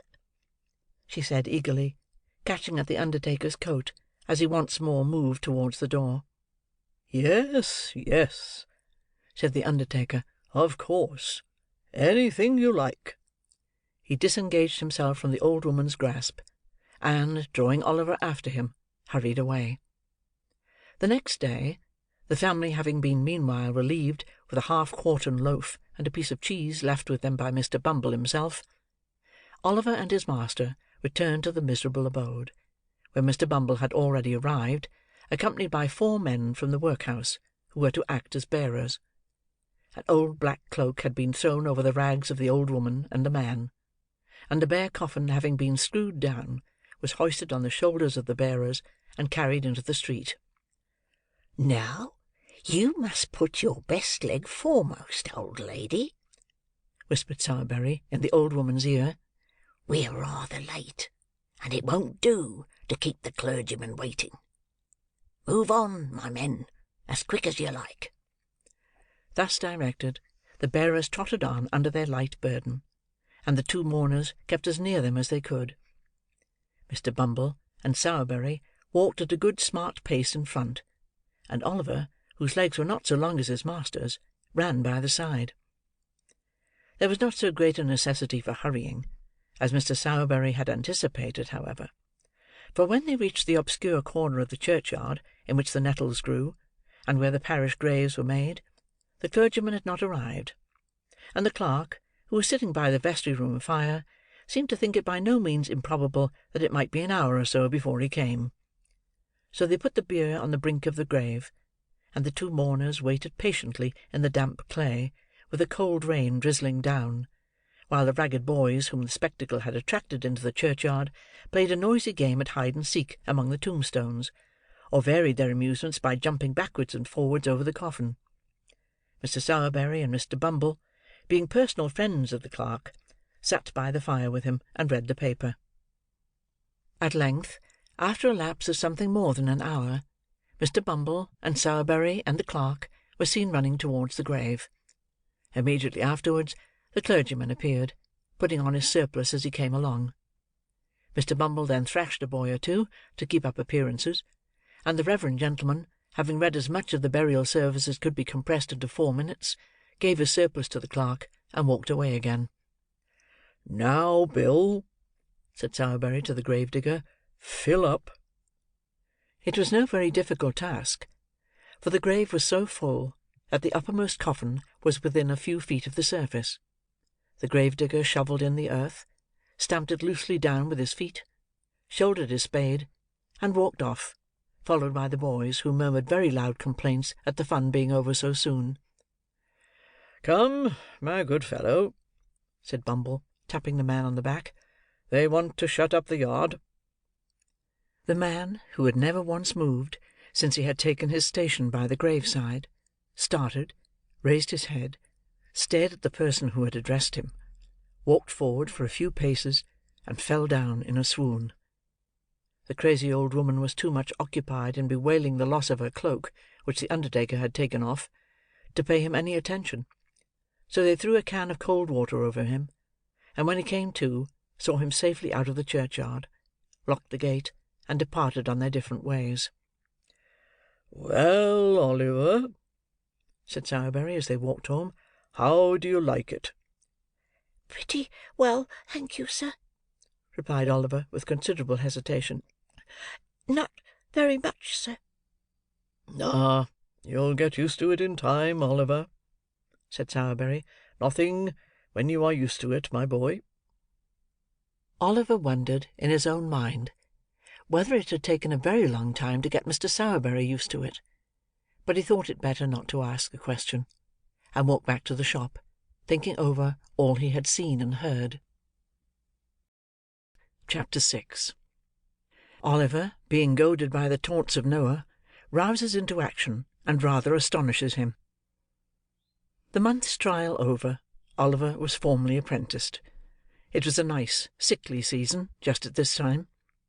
In commercial phrase, coffins were looking up; and, in the course of a few weeks, Oliver acquired a great deal of experience.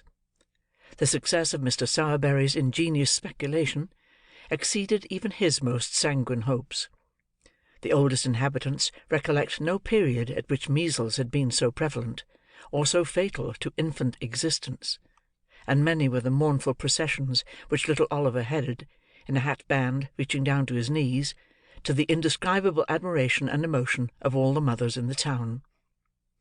As Oliver accompanied his master in most of his adult expeditions too, in order that he might acquire that equanimity of demeanour, and full command of nerve, which was essential to a finished undertaker, he had many opportunities of observing the beautiful resignation and fortitude with which some strong-minded people bear their trials and losses. For instance, when Sowerberry had an order for the burial of some rich old lady or gentleman, who was surrounded by a great number of nephews and nieces, who had been perfectly inconsolable during the previous illness, and whose grief had been wholly irrepressible even on the most public occasions, they would be as happy among themselves as need be, quite cheerful and contented, conversing together with as much freedom and gaiety as if nothing whatever had happened to disturb them. Husbands, too, bore the loss of their wives with the most heroic calmness. Wives, again, put on weeds for their husbands, as if, so far from grieving in the garb of sorrow, they had made up their minds to render it as becoming and attractive as possible. It was observable, too, that ladies and gentlemen who were in passions of anguish during the ceremony of interment, recovered almost as soon as they reached home, and became quite composed before the tea-drinking was over. All this was very pleasant and improving to see, and Oliver beheld it with great admiration. That Oliver Twist was moved to resignation by the example of these good people, I cannot, although I am his biographer, undertake to affirm with any degree of confidence, but I can most distinctly say that for many months he continued meekly to submit to the domination and ill-treatment of Noah Claypole, who used him far worse than before, now that his jealousy was roused by seeing the new boy promoted to the black stick and hat band, while he, the old one, remained stationary in the muffin cap and leathers. Charlotte treated him ill, because Noah did; and Mr. Sowerberry was his decided enemy, because Mr. Sowerberry was disposed to be his friend.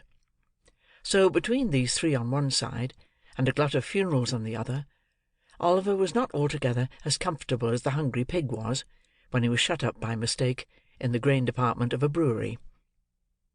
And now I come to a very important passage in Oliver's history, for I have to record an act, slight and unimportant perhaps in appearance, but which indirectly produced a material change in all his future prospects and proceedings. One day, Oliver and Noah had descended into the kitchen at the usual dinner hour, to banquet upon a small joint of mutton, 1.5 pound of the worst end of the neck.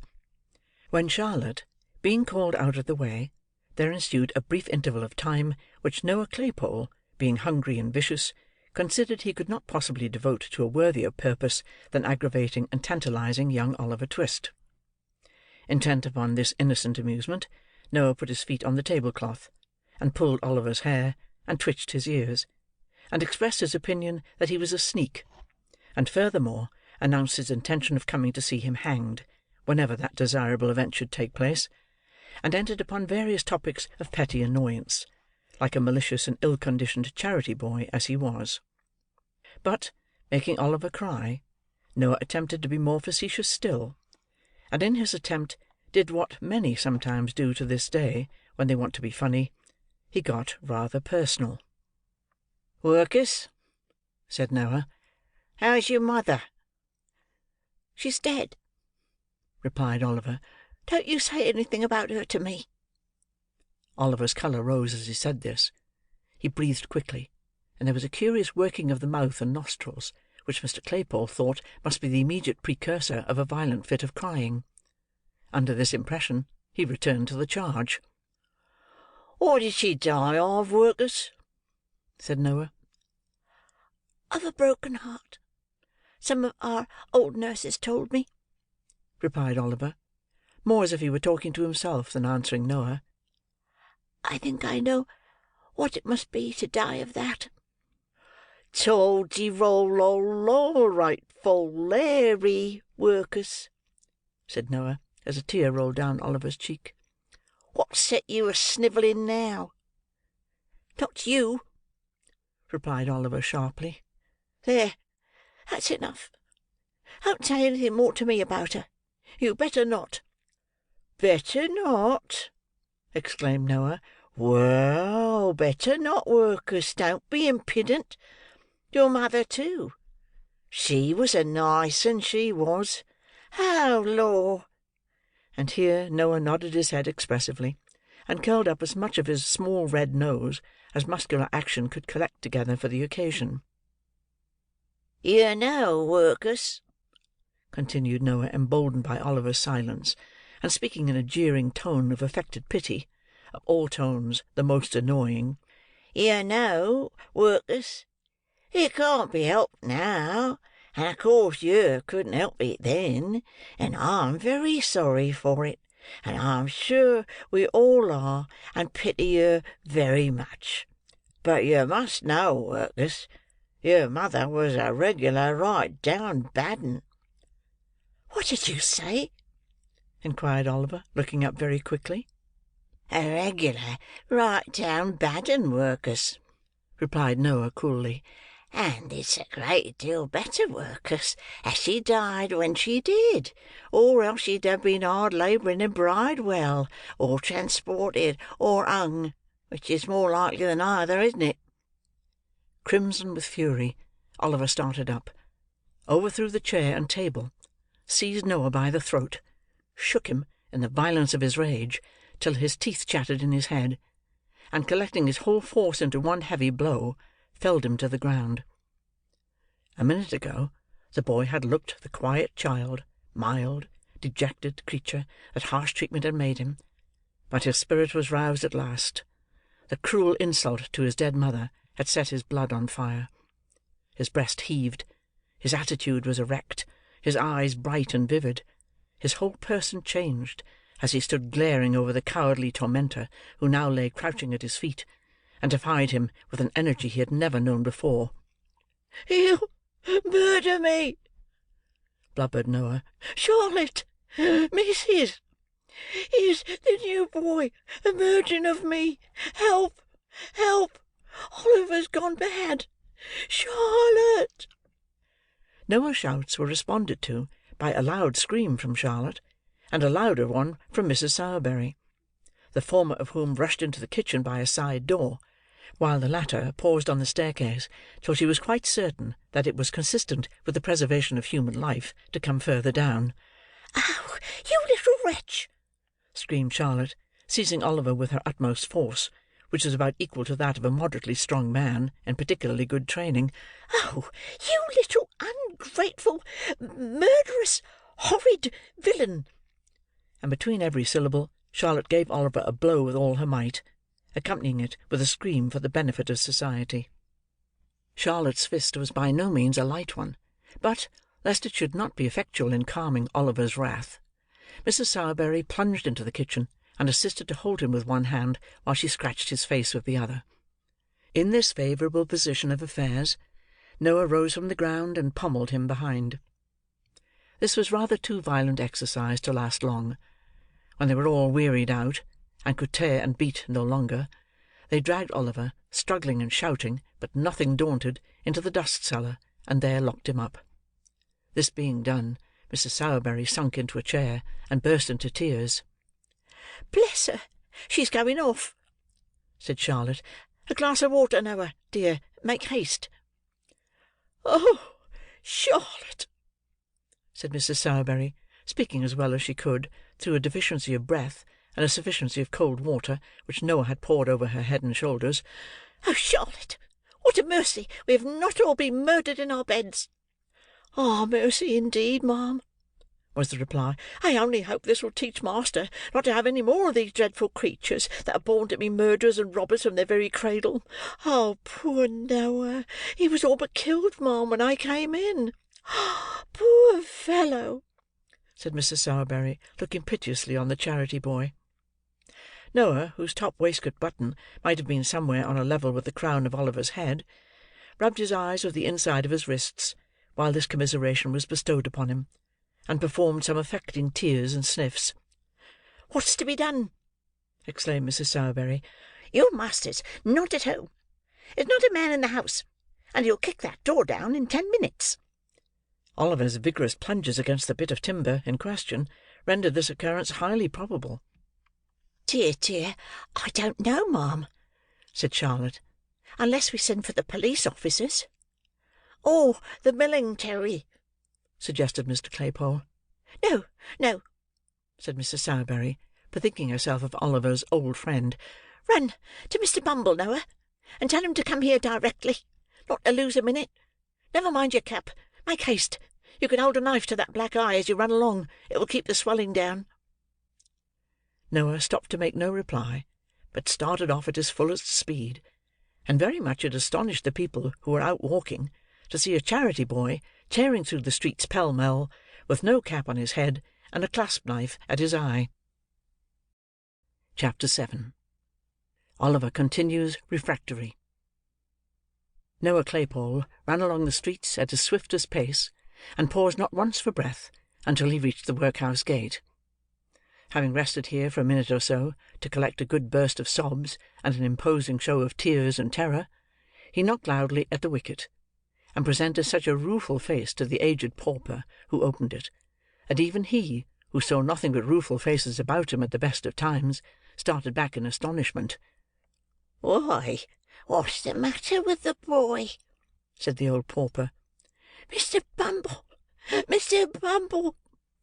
cried Noah, with well-affected dismay, and in tones so loud and agitated that they not only caught the ear of Mr. Bumble himself, who happened to be hard by, but alarmed him so much that he rushed into the yard without his cocked hat, which is a very curious and remarkable circumstance, as showing that even a beadle, acted upon a sudden and powerful impulse, may be afflicted with a momentary visitation of loss of self-possession and forgetfulness of personal dignity. "Oh, Mr. Bumble, sir," said Noah. "Oliver, sir. Oliver has—" "What? What?" interposed Mr. Bumble, with a gleam of pleasure in his metallic eyes. "Not run away? He hasn't run away, has he, Noah?" "No, sir, no, not run away, sir. He's turned wicious," replied Noah. "He tried to murder me, sir, and then he tried to murder Charlotte, and then Missis. Oh, what dreadful pain it is! Such agony, please, sir." And here Noah writhed and twisted his body into an extensive variety of eel-like positions, thereby giving Mr. Bumble to understand that, from the violent and sanguinary onset of Oliver Twist, he had sustained severe internal injury and damage, from which he was at that moment suffering the acutest torture. When Noah saw that the intelligence he communicated perfectly paralysed Mr. Bumble, he imparted additional effect thereunto by bewailing his dreadful wounds 10 times louder than before; and when he observed a gentleman in a white waistcoat crossing the yard, he was more tragic in his lamentations than ever, rightly conceiving it highly expedient to attract the notice and rouse the indignation of the gentleman aforesaid. The gentleman's notice was very soon attracted, for he had not walked 3 paces when he turned angrily round, and inquired what that young cur was howling for, and why Mr. Bumble did not favour him with something which would render the series of vocular exclamations so designated an involuntary process. "It's a poor boy from the free school, sir," replied Mr. Bumble, "who has been nearly murdered. All but murdered, sir, by young Twist." "By Jove!" exclaimed the gentleman in the white waistcoat, stopping short. "I knew it. I felt a strange presentiment from the very first that that audacious young savage would come to be hung. He has likewise attempted, sir, to murder the female servant," said Mr. Bumble, with a face of ashy paleness. "And his missus," interposed Mr. Claypole. "And his master too, I think you said, Noah?" added Mr. Bumble. "Oh, no, he's out, or he would have murdered him," replied Noah. "He said he wanted to." "Ah, said he wanted to, did he, my boy?" inquired the gentleman in the white waistcoat. "Yes, sir," replied Noah. "And please, sir, Missis wants to know whether Mr. Bumble can spare time to step up there directly and flog him, 'cause master's out."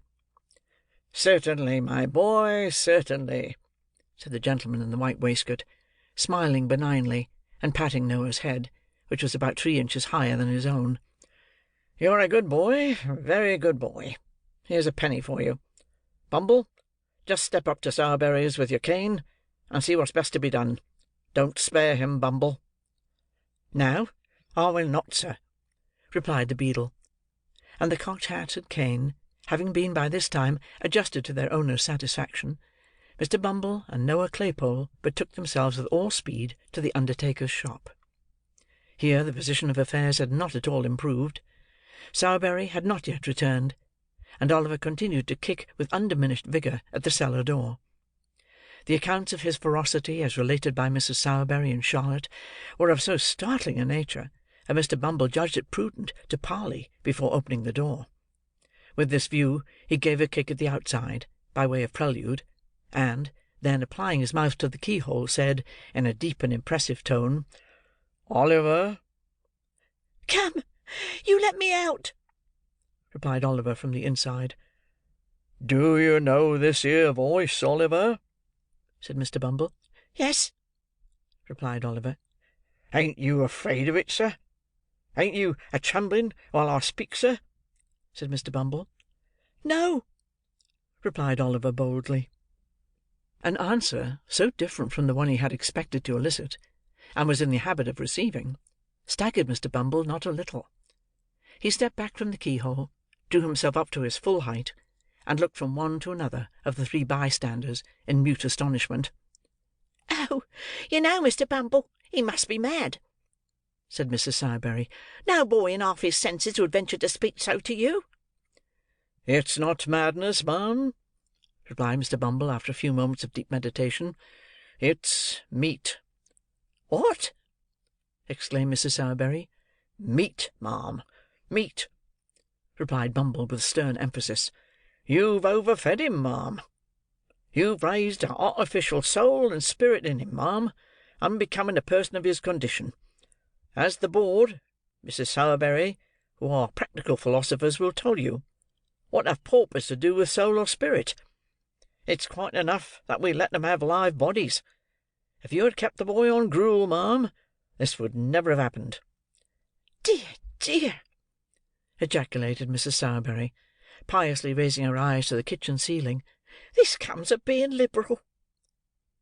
The liberality of Mrs. Sowerberry to Oliver had consisted of a profuse bestowal upon him of all the dirty odds and ends which nobody else would eat; so there was a great deal of meekness and self-devotion in her voluntarily remaining under Mr. Bumble's heavy accusation, of which, to do her justice, she was wholly innocent in thought, word, or deed. "Ah," said Mr. Bumble, when the lady brought her eyes down to earth again, "the only thing that can be done now, that I know of, is to leave him in the cellar for a day or so till he's a little starved down, and then to take him out and keep him on gruel all through the apprenticeship. He comes of a bad family, excitable natures, Mrs. Sowerberry. Both the nurse and doctor said that mother of his made her way here against difficulties and pain, and would have killed any well-disposed woman weeks before." At this point of Mr. Bumble's discourse, Oliver, just hearing enough to know that some allusion was being made to his mother, recommenced kicking with a violence that rendered every other sound inaudible. Sowerberry returned at this juncture. Oliver's offence having been explained to him, with such exaggerations as the ladies thought best calculated to rouse his ire, he unlocked the cellar door in a twinkling, and dragged his rebellious apprentice out by the collar. Oliver's clothes had been torn in the beating he had received; his face was bruised and scratched, and his hair scattered over his forehead. The angry flush had not disappeared, however, and when he was pulled out of his prison, he scowled boldly on Noah, and looked quite undismayed. "Now, you're a nice young fellow, ain't you?" said Sowerberry, giving Oliver a shake and a box on the ear. "He called my mother names," replied Oliver. "Well, and what if he did, you little ungrateful wretch?" said Mrs. Sowerberry. "She deserved what he said, and worse." "She didn't," said Oliver. "She did," said Mrs. Sowerberry. "It's a lie," said Oliver. Mrs. Sowerberry burst into a flood of tears. This flood of tears left Mr. Sowerberry no alternative. If he had hesitated for one instant to punish Oliver most severely, it must be quite clear to every experienced reader that he would have been, according to all precedents in disputes of matrimony, established a brute, an unnatural husband, an insulting creature, a base imitation of a man, and various other agreeable characters, too numerous for recital within the limits of this chapter. To do him justice, he was, as far as his power went (it was not very extensive), kindly disposed towards the boy; perhaps because it was his interest to be so; perhaps because his wife disliked him. The flood of tears, however, left him no resource, so he at once gave him a drubbing which satisfied even Mrs. Sowerberry herself, and rendered Mr. Bumble's subsequent application of the parochial cane rather unnecessary.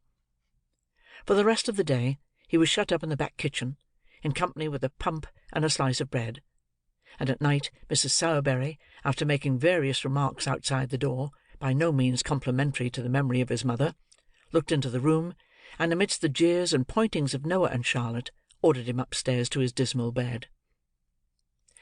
It was not until he was left alone in the silence and stillness of the gloomy workshop of the undertaker, that Oliver gave way to the feelings which the day's treatment may be supposed likely to have awakened in a mere child.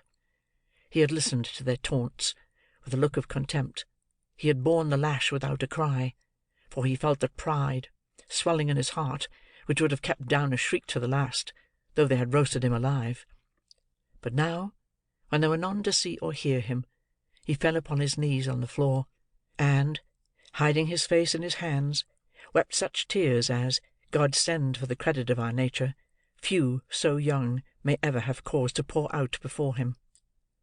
For a long time, Oliver remained motionless in this attitude. The candle was burning low in the socket when he rose to his feet. Having gazed cautiously round him, and listened intently, he gently undid the fastenings of the door, and looked abroad. It was a cold, dark night. The stars seemed, to the boy's eyes, farther from the earth than he had ever seen them before. There was no wind, and the sombre shadows thrown by the trees upon the ground looked sepulchral and death-like from being so still. He softly reclosed the door. Having availed himself of the expiring light of the candle to tie up in a handkerchief the few articles of wearing apparel he had, sat himself down upon a bench to wait for morning. With the first ray of light that struggled through the crevices in the shutters, Oliver rose and again unbarred the door. One timid look around, one moment's pause of hesitation, he had closed it behind him, and was in the open street. He looked to the right and to the left, uncertain whither to fly. He remembered to have seen the waggons, as they went out, toiling up the hill. He took the same route, and arriving at a footpath across the fields, which he knew, after some distance, led out again into the road, struck into it, and walked quickly on. Along this same footpath, Oliver well remembered he had trotted beside Mr. Bumble, when he first carried him to the workhouse from the farm. His way lay directly in front of the cottage. His heart beat quickly when he bethought himself of this, and he half resolved to turn back. He had come a long way, though, and should lose a great deal of time by doing so.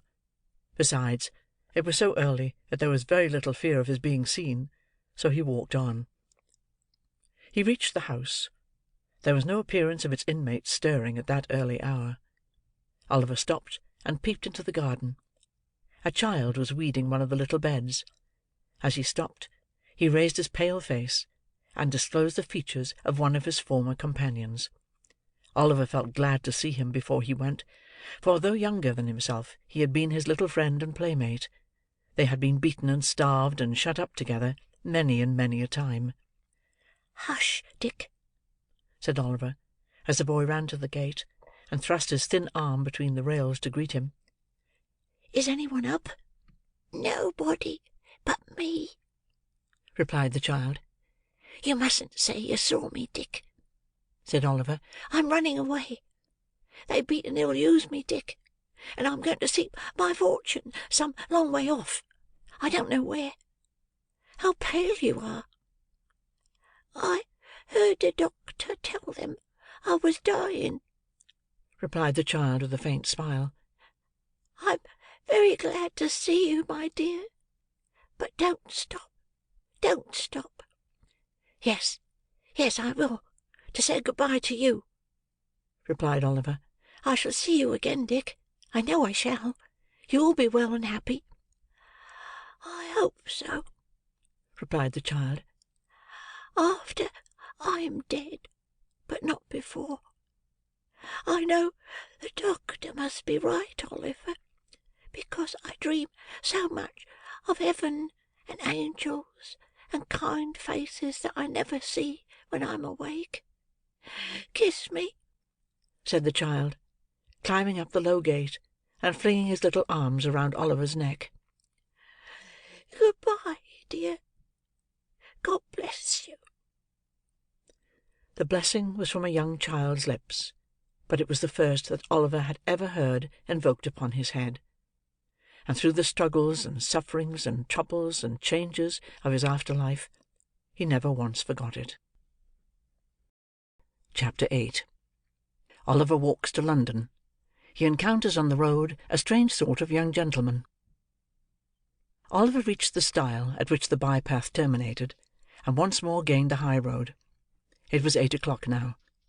Though he was nearly 5 miles away from the town, he ran and hid behind the hedges, by turns, till noon, fearing that he might be pursued and overtaken. Then he sat down to rest by the side of the milestone, and began to think, for the first time, where he had better go and try to live. The stone by which he was seated bore in large characters an intimation that it was just 70 miles from that spot to London. The name awakened a new train of ideas in the boy's mind. London! That great place! Nobody, not even Mr. Bumble, could ever find him there. He had often heard the old men in the workhouse, too, say that no lad of spirit need want in London, and that there were ways of living in that vast city which those who had been bred up in country parts had no idea of. It was the very place for a homeless boy who must die in the streets unless someone helped him. As these things passed through his thoughts, he jumped upon his feet and again walked forward. He had diminished the distance between himself and London by full 4 miles more, before he recollected how much he must undergo ere he could hope to reach his place of destination. As this consideration forced itself upon him, he slackened his pace a little, and meditated upon his means of getting there. He had a crust of bread, a coarse shirt, and 2 pairs of stockings in his bundle. He had a penny, too, a gift of sourberries after some funeral in which he had acquitted himself more than ordinarily well, in his pocket. A clean shirt, thought Oliver, is a very comfortable thing, and so are 2 pairs of darned stockings, and so is a penny, but they are small helps to a 65 miles walk in winter-time. But Oliver's thoughts, like those of most other people, although they were extremely ready and active to point out his difficulties, were wholly at a loss to suggest any feasible mode of surmounting them. So, after a good deal of thinking to no particular purpose, he changed his little bundle over to the other shoulder, and trudged on.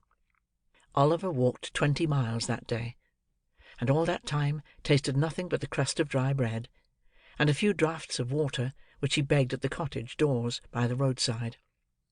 When the night came, he turned into a meadow, and, creeping close under a hayrick, determined to lie there till morning.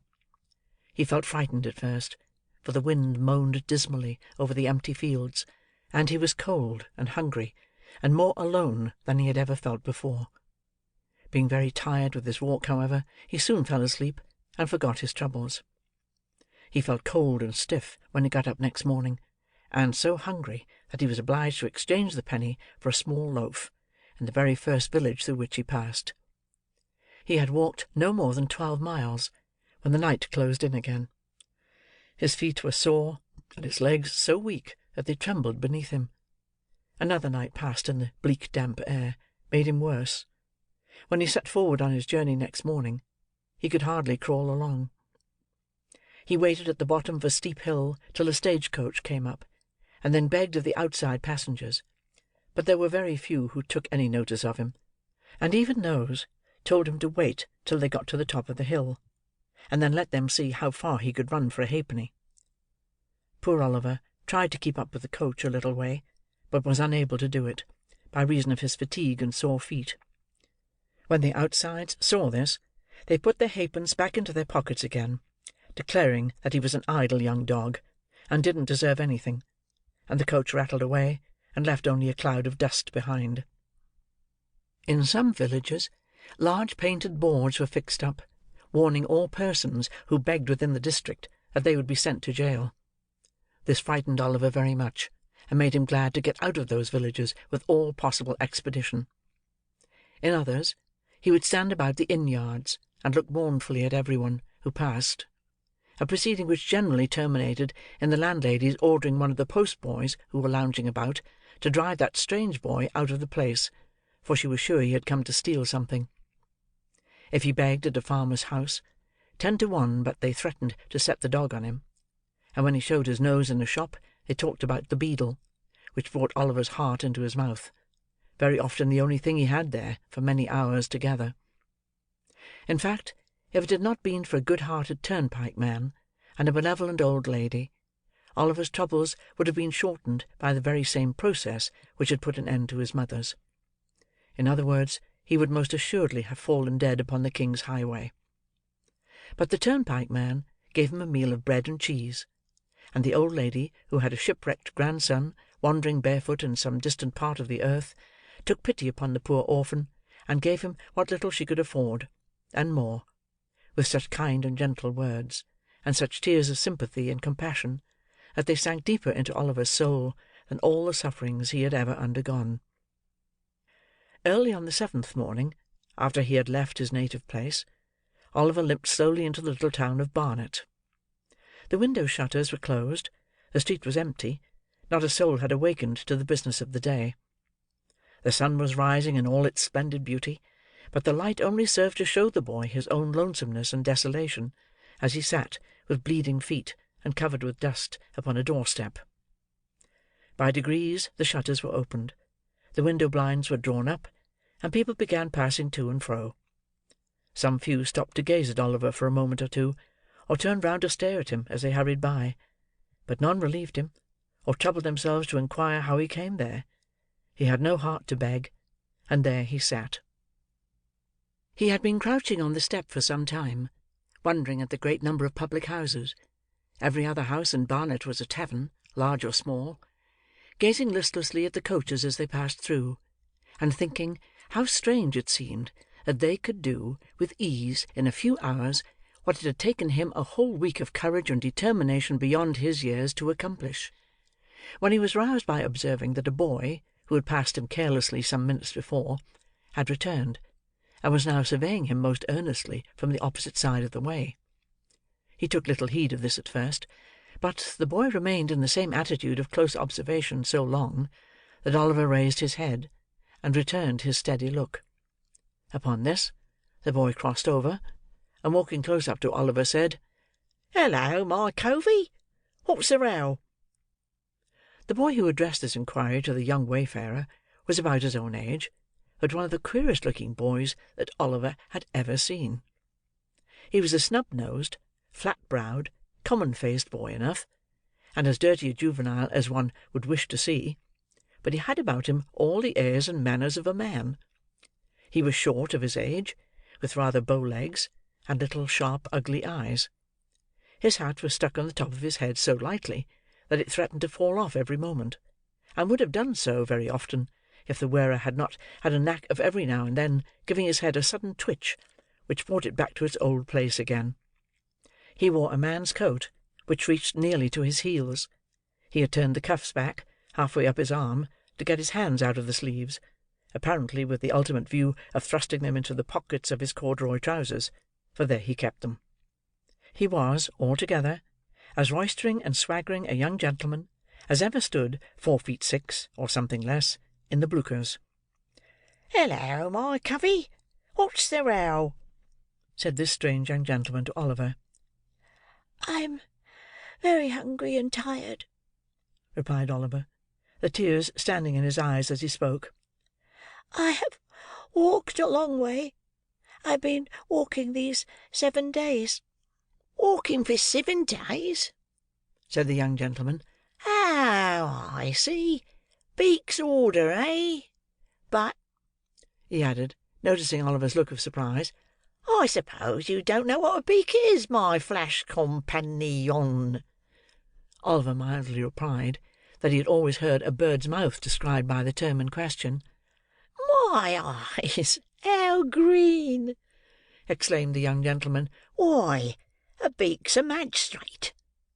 And when you walk by a beak's order, it's not straight for'ard, but always a going up, and never a coming down again. Was you never on the mill?" "What mill?" inquired Oliver. "What mill? Why, the mill. The mill as takes up so little room that it'll work inside a stone jug, and always goes better when the wind's low with people than when it's high. Of course, then, they can't get workmen. But come," said the young gentleman, "you want grub, and you shall have it.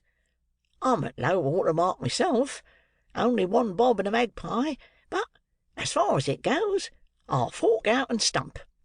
Up with you on your pins. There! Now then, Morris." Assisting Oliver to rise, the young gentleman took him to an adjacent chandler's shop, where he purchased a sufficiency of ready-dressed ham, and a half-quartern loaf, or, as he himself expressed it, a fourpenny bran; the ham being kept clean and preserved from dust by the ingenious expedient of making a hole in the loaf by pulling out a portion of the crumb, and stuffing it therein. Taking the bread under his arm, the young gentleman turned into a small public-house, and led the way to a tap-room in the rear of the premises. Here a pot of beer was brought in, by direction of the mysterious youth; and Oliver, falling to, at his new friend's bidding, made a long and hearty meal, during the progress of which the strange boy eyed him from time to time with great attention. "Going to London?" said the strange boy, when Oliver had at length concluded. "Yes." "Got any lodgings?" "No." "Money?" "No." The strange boy whistled, and put his arms into his pockets as far as the big coat-sleeves would let them go. "Do you live in London?" inquired Oliver. "Yes, I do, when I'm at home," replied the boy. "I suppose you want some place to sleep in to-night, don't you?" "I do, indeed," answered Oliver. "I've not slept under a roof since I left the country." "Don't fret your eyelids on that score," said the young gentleman. "I've got to be in London to-night, and I know a 'spectable old gentleman as lives there, what'll give you lodgings for nothink, and never ask for the change. That is, if any gentleman he knows introduces you. And don't he know me? Oh, no, not in the least, by no means, certainly not." The young gentleman smiled, as if to intimate that the latter fragments of discourse were playfully ironical, and finished the beer as he did so. This unexpected offer of shelter was too tempting to be resisted, especially as it was immediately followed up by the assurance that the old gentleman referred to would doubtless provide Oliver with a comfortable place, without loss of time. This led to a more friendly and confidential dialogue, from which Oliver discovered that his friend's name was Jack Dawkins, and that he was a peculiar pet and protege of the elderly gentleman before mentioned. Mr. Dawkins's appearance did not say a vast deal in favour of the comforts which his patron's interest obtained for those whom he took under his protection; but, as he had a rather flighty and dissolute mode of conversing, and furthermore avowed that among his intimate friends he was better known by the sobriquet of the Artful Dodger, Oliver concluded that, being of a dissipated and careless turn, the moral precepts of his benefactor had hitherto been thrown away upon him. Under this impression, he secretly resolved to cultivate the good opinion of the old gentleman as quickly as possible; and if he found the Dodger incorrigible, as he more than half suspected he should, to decline the honour of his farther acquaintance. As Jack Dawkins objected to their entering London before nightfall, it was nearly 11 o'clock when they reached the turnpike at Islington. They crossed from the Angel into St. John's Road, struck down the small street which terminates at Sadler's Wells Theatre, through Exmouth Street and Coppice Row, down the little court by the side of the workhouse, across the classic ground which once bore the name of Hockley in the Hole, thence into Little Saffron Hill, and so into Saffron Hill the Great, along which the Dodger scudded at a rapid pace, directing Oliver to follow close at his heels. Although Oliver had enough to occupy his attention in keeping sight of his leader, he could not help bestowing a few hasty glances on either side of the way as he passed along. A dirtier, a more wretched place he had never seen. The street was very narrow and muddy, and the air was impregnated with filthy odours. There were a good many small shops, but the only stock in trade appeared to be heaps of children, who, even at that time of night, were crawling in and out at the doors, or screaming from the inside. The sole places that seemed to prosper amid the general blight of the place were the public houses, and in them the lowest orders of Irish were wrangling with might and main. Covered ways and yards, which here and there diverged from the main street, disclosed little knots of houses, where drunken men and women were positively wallowing in filth; and from several of the doorways, great ill-looking fellows were cautiously emerging, bound, to all appearance, on no very well-disposed or harmless errands. Oliver was just considering whether he hadn't better run away, when they reached the bottom of the hill. His conductor, catching him by the arm, pushed open the door of a house near Field Lane, and drawing him into the passage, closed it behind them. "Now then!" cried a voice from below, in reply to a whistle from the Dodger. "Plummy and Slam," was the reply. This seemed to be some watchword or signal that all was right, for the light of a feeble candle gleamed on the wall at the remote end of the passage, and a man's face peeped out, from where a balustrade of the old kitchen staircase had been broken away. "There's two on you," said the man, thrusting the candle farther out, and shielding his eyes with his hand. "Who's the t'other one?" "A new pal," replied Jack Dawkins, pulling Oliver forward. "Where he come from?" "Greenland. Is Fagin upstairs?" "Yes, he's a-sorting the wipes. Up with you." The candle was drawn back, and the face disappeared. Oliver, groping his way with one hand, and having the other firmly grasped by his companion, ascended with much difficulty the dark and broken stairs, which his conductor mounted with an ease and expedition that showed he was well acquainted with them. He threw open the door of a back room, and drew Oliver in after him. The walls and ceiling of the room were perfectly black with age and dirt. There was a deal table before the fire, upon which were a candle stuck in a ginger beer bottle, 2 or 3 pewter pots, a loaf and butter, and a plate. In a frying pan which was on the fire, and which was secured to the mantel-shelf by a string, some sausages were cooking; and standing over them, with a toasting fork in his hand, was a very old shrivelled Jew, whose villainous-looking and repulsive face was obscured by a quantity of matted red hair. He was dressed in a greasy flannel gown, with his throat bare, and seemed to be dividing his attention between the frying-pan and the clothes-horse, over which a great number of silk handkerchiefs were hanging. Several rough beds, made of old sacks, were huddled side by side on the floor.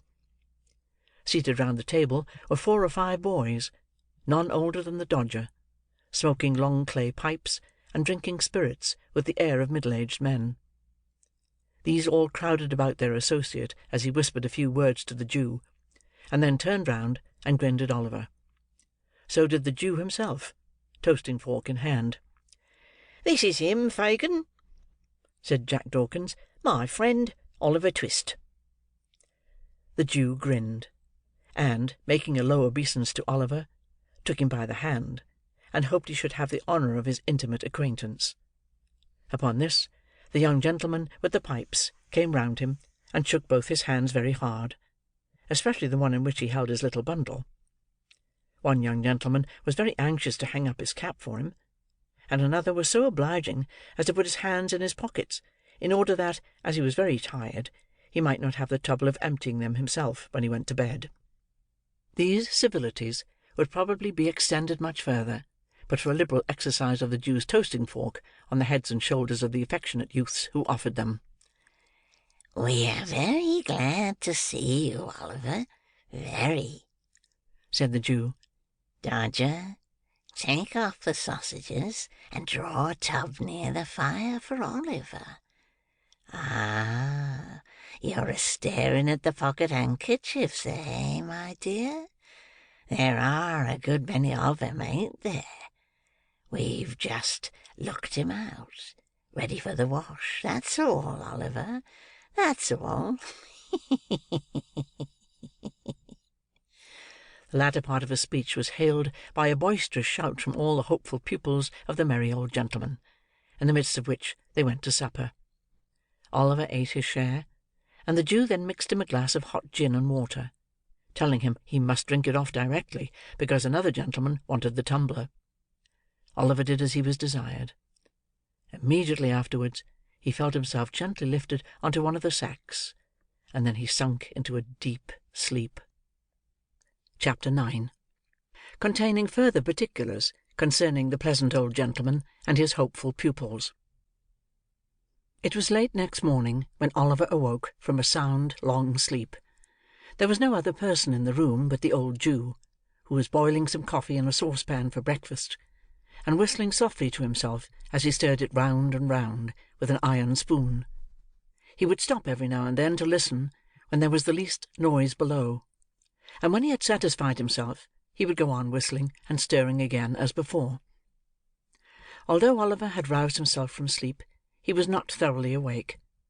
There is a drowsy state, between sleeping and waking, when you dream more in 5 minutes with your eyes half open, and yourself half conscious of everything that is passing around you, than you would in 5 nights with your eyes fast closed, and your senses wrapped in perfect unconsciousness. At such time, a mortal knows just enough of what his mind is doing, to form some glimmering conception of its mighty powers, its bounding from earth and spurning time and space, when freed from the restraint of its corporeal associate. Oliver was precisely in this condition. He saw the Jew with his half-closed eyes, heard his low whistling, and recognized the sound of the spoon grating against the saucepan's sides; and yet the selfsame senses were mentally engaged, at the same time, in busy action with almost everybody he had ever known. When the coffee was done, the Jew drew the saucepan to the hob. Standing then in an irresolute attitude for a few minutes, as if he did not well know how to employ himself, he turned round and looked at Oliver, and called him by his name. He did not answer, and was to all appearances asleep. After satisfying himself upon this head, the Jew stepped gently to the door, which he fastened. He then drew forth, as it seemed to Oliver, from some trap in the floor, a small box, which he placed carefully on the table. His eyes glistened as he raised the lid and looked in. Dragging an old chair to the table, he sat down, and took from it a magnificent gold watch, sparkling with jewels. "Aha!" said the Jew, shrugging up his shoulders and distorting every feature with a hideous grin.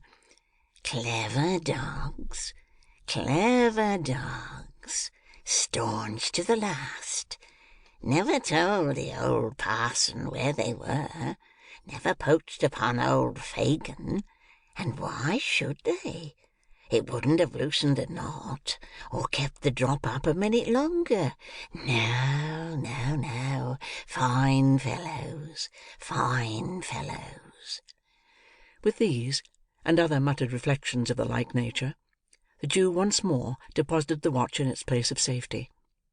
At least 6 more were severally drawn forth from the same box, and surveyed with equal pleasure; besides rings, brooches, bracelets, and other articles of jewellery, of such magnificent materials and costly workmanship, that Oliver had no idea even of their names.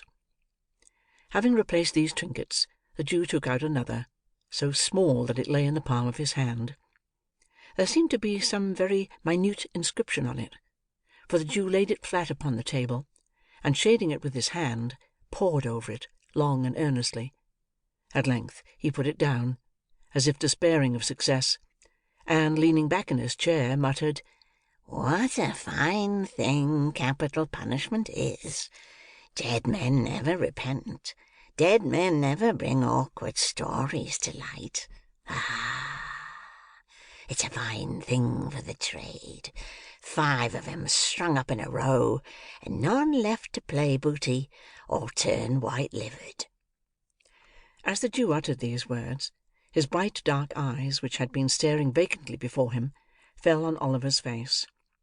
The boy's eyes were fixed on his in mute curiosity; and although the recognition was only for an instant, for the briefest space of time that can possibly be conceived, it was enough to show the old man that he had been observed.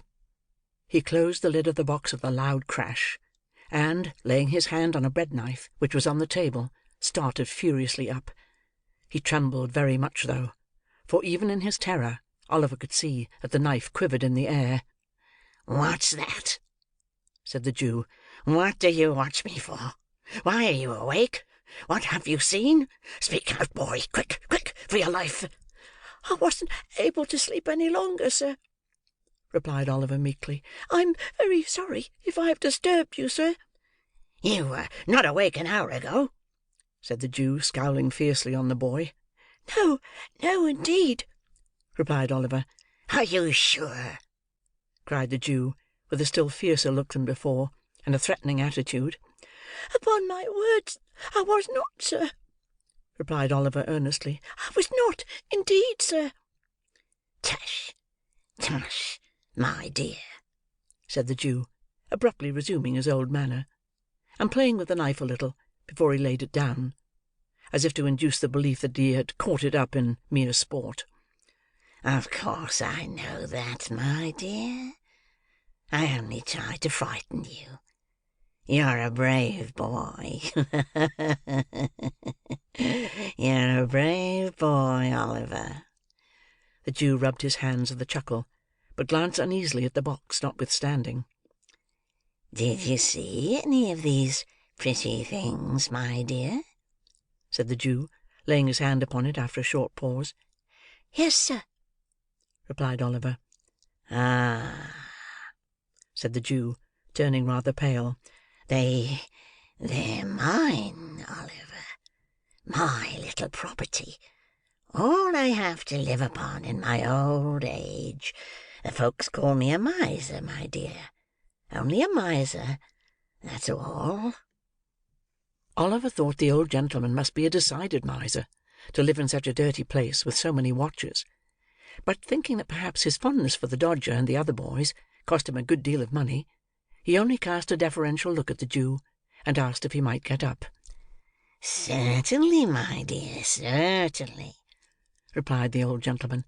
"Stay, there's a pitcher of water in the corner by the door. Bring it here, and I'll give you a basin to wash in, my dear." Oliver got up, walked across the room, and stooped for an instant to raise the pitcher. When he turned his head, the box was gone.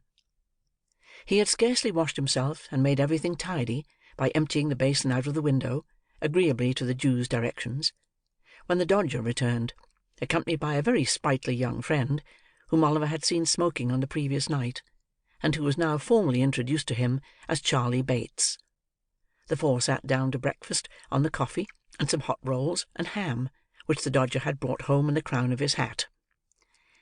"Well," said the Jew, glancing slyly at Oliver, and addressing himself to the Dodger, "I hope you've been at work this morning, my dears."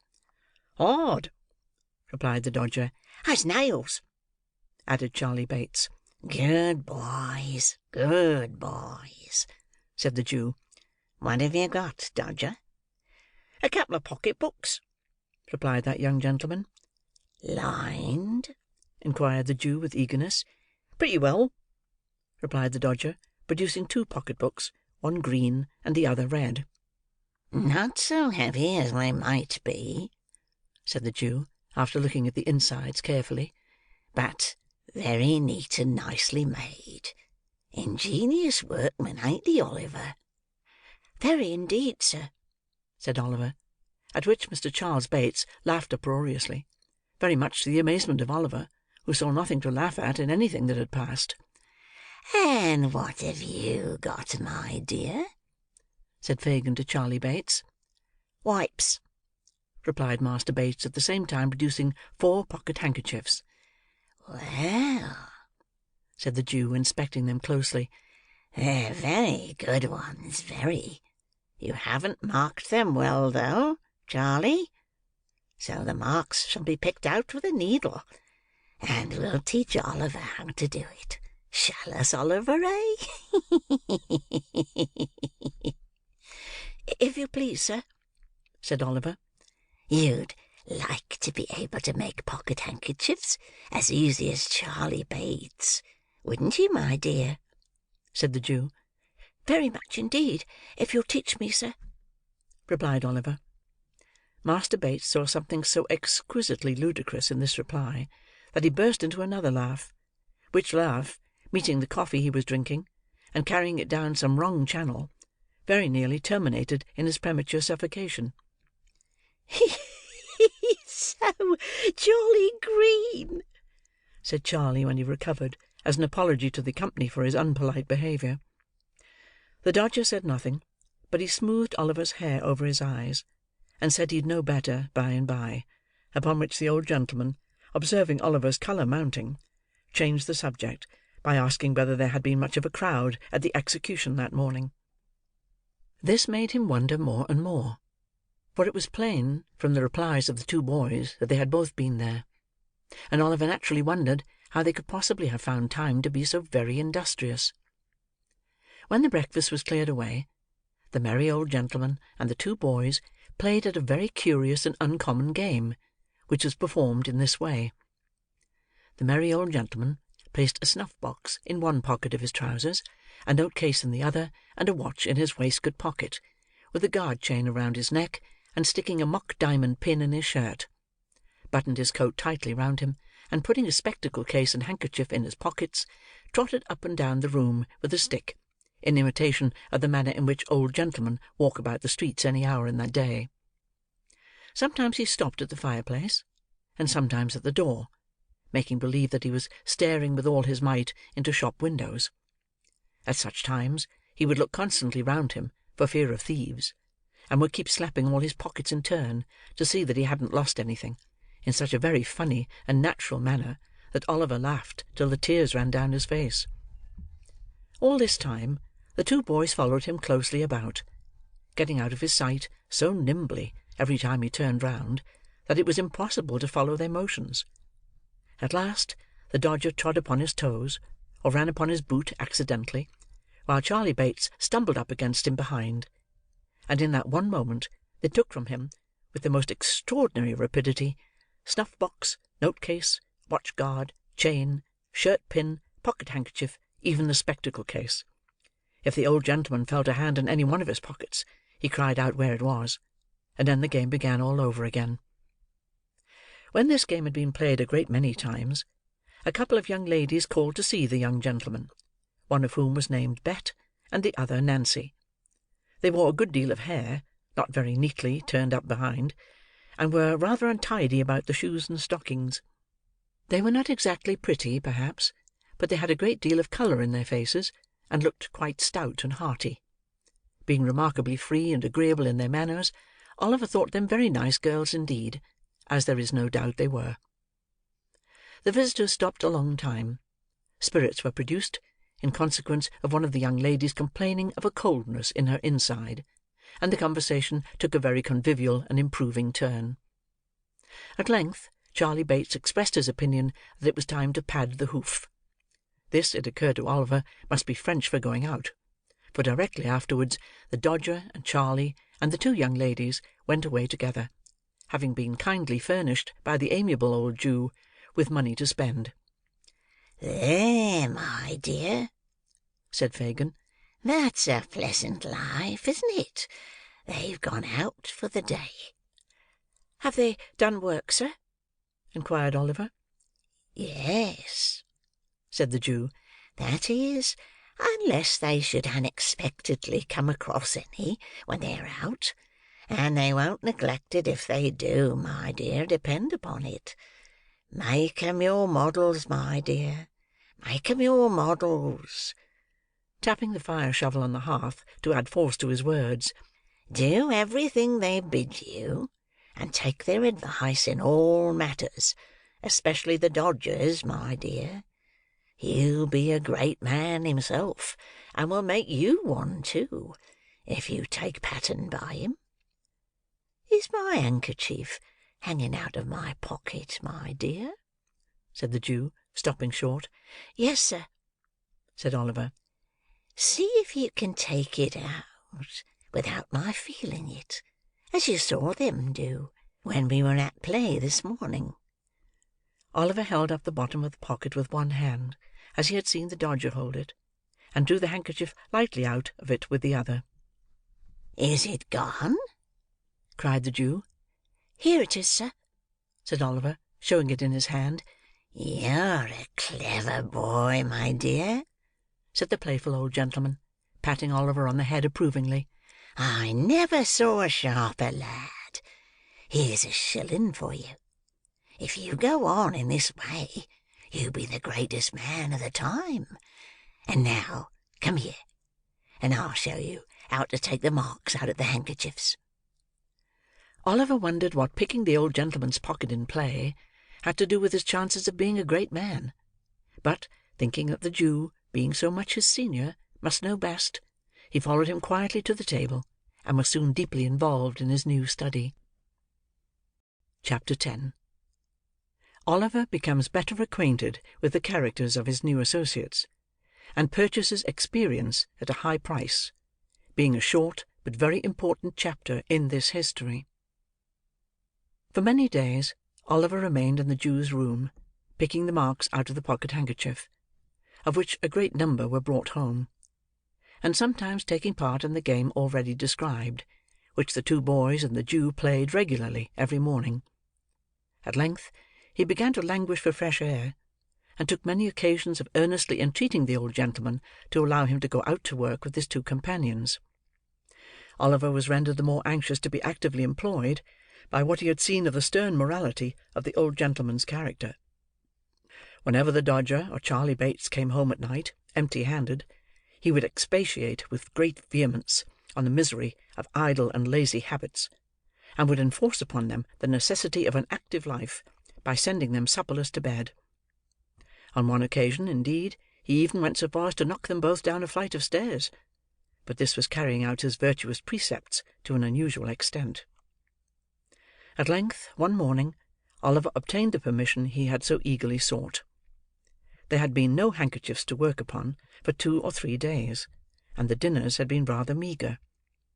Perhaps these were reasons for the old gentleman's giving his assent; but, whether they were or no, he told Oliver he might go, and placed him under the joint guardianship of Charley Bates and his friend the Dodger. The 3 boys sallied out, the Dodger with his coat-sleeves tucked up, and his hat cocked as usual, Master Bates sauntering along with his hands in his pockets, and Oliver between them, wondering where they were going, and what branch of manufacture he would be instructed in first. The pace at which they went was such a very lazy, ill-looking saunter, that Oliver soon began to think his companions were going to deceive the old gentleman by not going to work at all. The Dodger had a vicious propensity, too, of pulling the caps from the heads of small boys, and tossing them down areas; while Charley Bates exhibited some very loose notions concerning the rights of property, by pilfering divers apples and onions from the stalls at the kennel sides, and thrusting them into pockets which were so surprisingly capacious that they seemed to undermine his whole suit of clothes in every direction. These things looked so bad, that Oliver was on the point of declaring his intention of seeking his way back, in the best way he could, when his thoughts were suddenly directed into another channel, by a very mysterious change of behaviour on the part of the Dodger. They were just emerging from a narrow court not far from the open square in Clerkenwell, which is yet called, by some strange perversion of terms, the Green, when the Dodger made a sudden stop, and, laying his finger on his lip, drew his companions back again with the greatest caution and circumspection. "What's the matter?" demanded Oliver. "Hush!" replied the Dodger. "You see that old cove at the bookstall?" "The old gentleman over the way?" said Oliver. "Yes, I see him." "He'll do," said the Dodger. "A prime plant," observed Master Charley Bates. Oliver looked from one to the other with the greatest surprise, but he was not permitted to make any inquiries, for the 2 boys walked stealthily across the road, and slunk close behind the old gentleman, towards whom his attention had been directed. Oliver walked a few paces after them, and, not knowing whether to advance or retire, stood looking on in silent amazement. The old gentleman was a very respectable-looking personage, with a powdered head and gold spectacles. He was dressed in a bottle-green coat with a black velvet collar, wore white trousers, and carried a smart bamboo cane under his arm. He had taken up a book from the stall, and there he stood, reading away, as hard as if he were in his elbow-chair in his own study. It is very possible that he fancied himself there indeed, for it was plain from his abstraction that he saw not the bookstall, nor the street, nor the boys, nor, in short, anything but the book itself, which he was reading straight through, turning over the leaf when he got to the bottom of a page, beginning at the top line of the next one, and going regularly on with the greatest interest and eagerness. What was Oliver's horror and alarm, as he stood a few paces off, looking on with his eyelids as wide open as they would possibly go, to see the Dodger plunge his hand into the old gentleman's pocket and draw from thence a handkerchief, to see him hand the same to Charley Bates, and finally to behold them both running away round the corner at full speed. In an instant, the whole mystery of the handkerchiefs, and the watches, and the jewels, and the Jew, rushed upon the boy's mind. He stood, for a moment, with the blood so tingling through all his veins from terror, that he felt as if he were in a burning fire. Then, confused and frightened, he took to his heels, and, not knowing what he did, made off as fast as he could lay his feet to the ground. This was all done in a minute's space. In the very instant when Oliver began to run, the old gentleman, putting his hand to his pocket, and missing his handkerchief, turned sharply round. Seeing the boy scudding away at such a rapid pace, he very naturally concluded him to be the depredator, and shouting, "Stop, thief!" with all his might, made off after him, book in hand. But the old gentleman was not the only person who raised the hue and cry. The Dodger and Master Bates, unwilling to attract public attention by running down the open street, had merely retired into the very first doorway round the corner.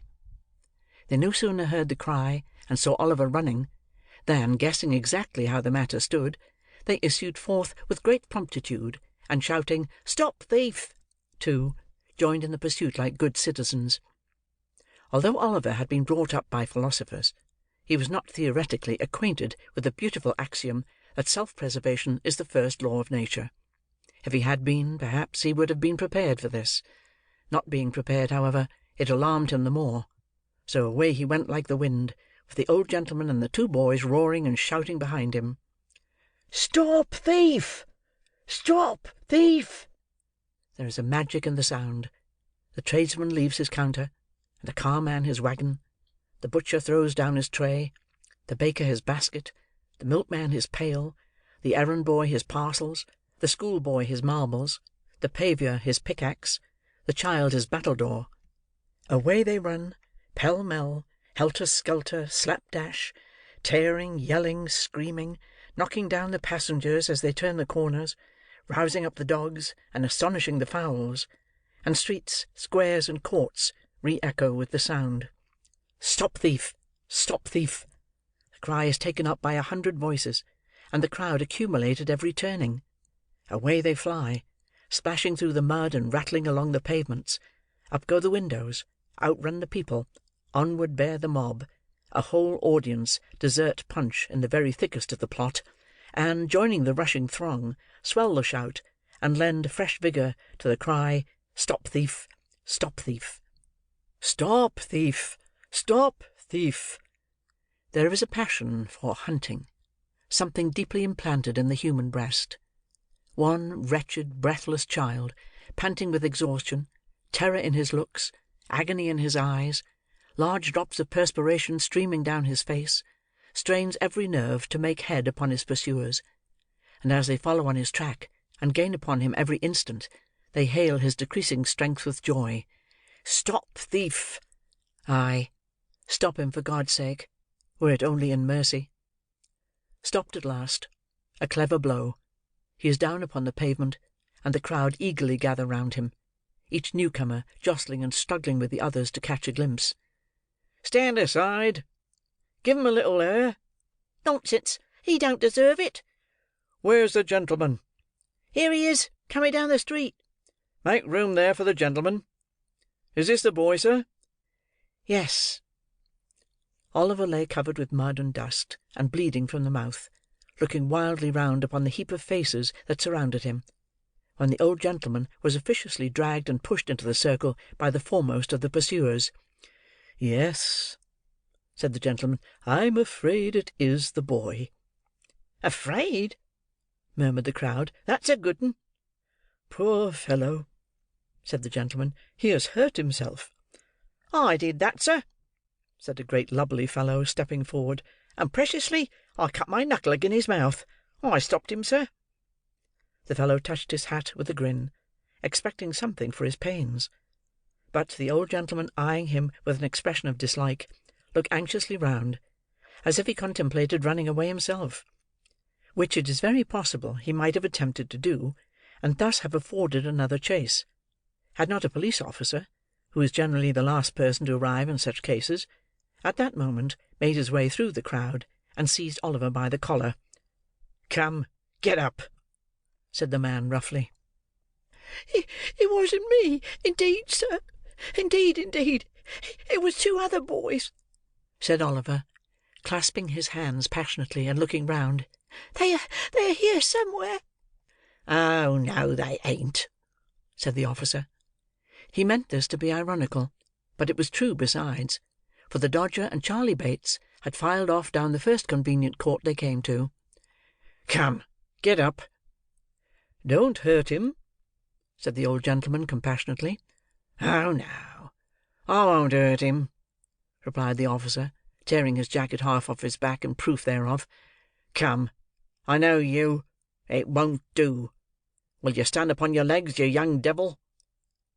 Oliver, who could hardly stand, made a shift to raise himself on his feet, and was at once lugged along the streets by the jacket collar at a rapid pace. The gentleman walked on with them by the officer's side; and as many of the crowd as could achieve the feat, got a little ahead, and stared back at Oliver from time to time. The boys shouted in triumph, and on they went. Chapter 11. Treats of Mr. Fang, the police magistrate, and furnishes a slight specimen of his mode of administering justice. The offence had been committed within the district, and indeed in the immediate neighbourhood of a very notorious metropolitan police office. The crowd had only the satisfaction of accompanying Oliver through 2 or 3 streets, and down a place called Mutton Hill, when he was led beneath a low archway, and up a dirty court, into this dispensary of summary justice by the back way. It was a small paved yard, into which they turned; and here they encountered a stout man with a bunch of whiskers on his face, and a bunch of keys in his hand. "What's the matter now?" said the man, carelessly. "A young fogle hunter," replied the man who had Oliver in charge. "Are you the party that's been robbed, sir?" inquired the man with the keys. "Yes, I am," replied the old gentleman; "but I'm not sure that this boy actually took the handkerchief. I would rather not press the case." "Must go before the magistrate now, sir," replied the man. "His worship will be disengaged in half a minute. Now, young gallows." This was an invitation for Oliver to enter through a door which he unlocked as he spoke, and which led into a stone cell.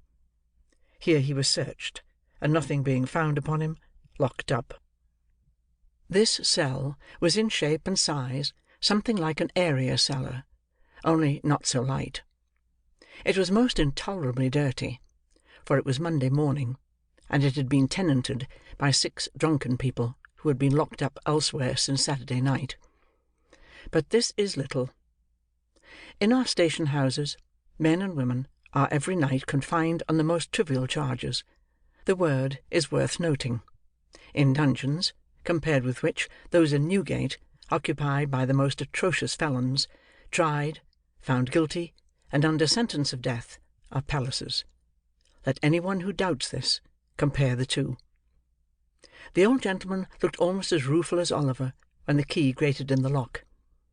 He turned with a sigh to the book, which had been the innocent cause of all this disturbance. "There is something in that boy's face," said the old gentleman to himself as he walked slowly away, tapping his chin with the cover of the book in a thoughtful manner. "Something that touches and interests me. Can he be innocent? He looked like... By the by," exclaimed the old gentleman, halting very abruptly, and staring up into the sky, "bless my soul! Where have I seen something like that look before?" After musing for some minutes, the old gentleman walked with the same meditative face into a back ante-room opening from the yard, and there retiring into a corner, called up before his mind's eye a vast amphitheatre of faces, over which a dusky curtain had hung for many years. "No," said the old gentleman, shaking his head, "it must be imagination." He wandered over them again. He had called them into view, and it was not easy to replace the shroud that had so long concealed them. There were the faces of friends and foes, and of many that had been almost strangers, peering intrusively from the crowd. There were the faces of young and blooming girls that were now old women.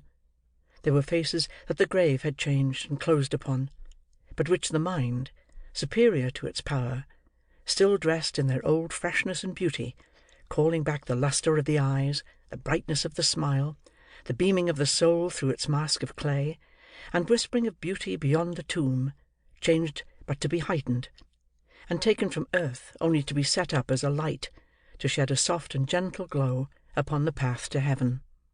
But the old gentleman could recall no one countenance of which Oliver's features bore a trace. So, he heaved a sigh over the recollections he awakened, and being, happily for himself, an absent old gentleman, buried them again in the pages of the musty book. He was roused by a touch on the shoulder, and a request from the man with the keys to follow him into the office. He closed his book hastily, and was at once ushered into the imposing presence of the renowned Mr. Fang. The office was a front parlour with a panelled wall.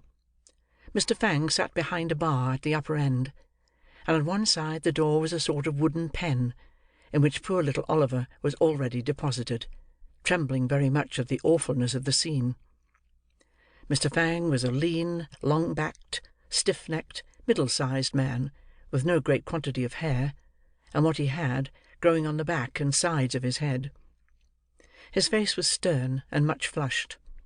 If he were really not in the habit of drinking rather more than was exactly good for him, he might have brought action against his countenance for libel, and have recovered heavy damages. The old gentleman bowed respectfully, and advancing to the magistrate's desk, said, suiting the action to the word, "That is my name and address, sir." He then withdrew a pace or two, and, with another polite and gentlemanly inclination of the head, waited to be questioned. Now, it so happened that Mr. Fang was at that moment perusing a leading article in a newspaper of the morning, adverting to some recent decision of his, and commending him, for the 350th time, to the special and particular notice of the Secretary of State for the Home Department. He was out of temper, and he looked up with an angry scowl. "Who are you?" said Mr. Fang. The old gentleman pointed, with some surprise, to his card. "Officer," said Mr. Fang, tossing the card contemptuously away with the newspaper, "who is this fellow?" "My name, sir," said the old gentleman, speaking like a gentleman, "my name, sir, is Brownlow. Permit me to inquire the name of the magistrate who offers a gratuitous and unprovoked insult to a respectable person under the protection of the bench." Saying this, Mr. Brownlow looked around the office, as if in search of some person who would afford him the required information. "Officer," said Mr. Fang, throwing the paper on one side, "what's this fellow charged with?" "He's not charged at all, your worship," replied the officer. "He appears against this boy, your worship." His worship knew this perfectly well, but it was a good annoyance, and a safe one. "Appears against the boy, does he?" said Mr. Fang, surveying Mr. Brownlow contemptuously from head to foot. "Swear him." "Before I'm sworn, I must beg to say one word," said Mr. Brownlow, "and that is, that I really never, without actual experience, could have believed—" "Hold your tongue, sir," said Mr. Fang peremptorily. "I will not, sir," replied the old gentleman. "Hold your tongue this instant, or I'll have you turned out of the office," said Mr. Fang. "You're an insolent, impertinent fellow. How dare you bully a magistrate?" "What!" exclaimed the old gentleman, reddening. "Swear this person," said Fang to the clerk. "I'll not hear another word. Swear him." Mr. Brownlow's indignation was greatly roused; but reflecting, perhaps, that he might only injure the boy by giving vent to it, he suppressed his feelings, and submitted to be sworn at once. "Now," said Fang, "what's the charge against this boy? What have you got to say, sir?" "I was standing at a bookstall," Mr. Brownlow began. "Hold your tongue, sir," said Mr. Fang. "Policeman? Where's the policeman? Here, swear this policeman. Now, policeman, what is this?" The policeman, with becoming humility, related how he had taken the charge, how he had searched Oliver, and found nothing on his person, and how that was all he knew about it. "Are there any witnesses?" inquired Mr. Fang. "None, your worship," replied the policeman. Mr. Fang sat silent for some minutes, and then, turning round to the prosecutor, said in a towering passion, "Do you mean to state what your complaint against this boy is, man, or do you not? You have been sworn. Now, if you stand there, refusing to give evidence, I'll punish you for disrespect to the bench.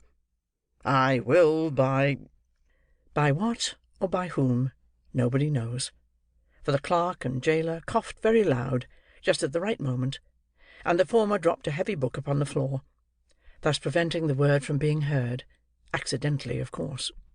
With many interruptions and repeated insults, Mr. Brownlow contrived to state his case; observing that, in the surprise of the moment, he had run after the boy, because he saw him running away; and expressing his hope that, if the magistrate should believe him, although not actually the thief, to be connected with the thieves, he would deal as leniently with him as justice would allow.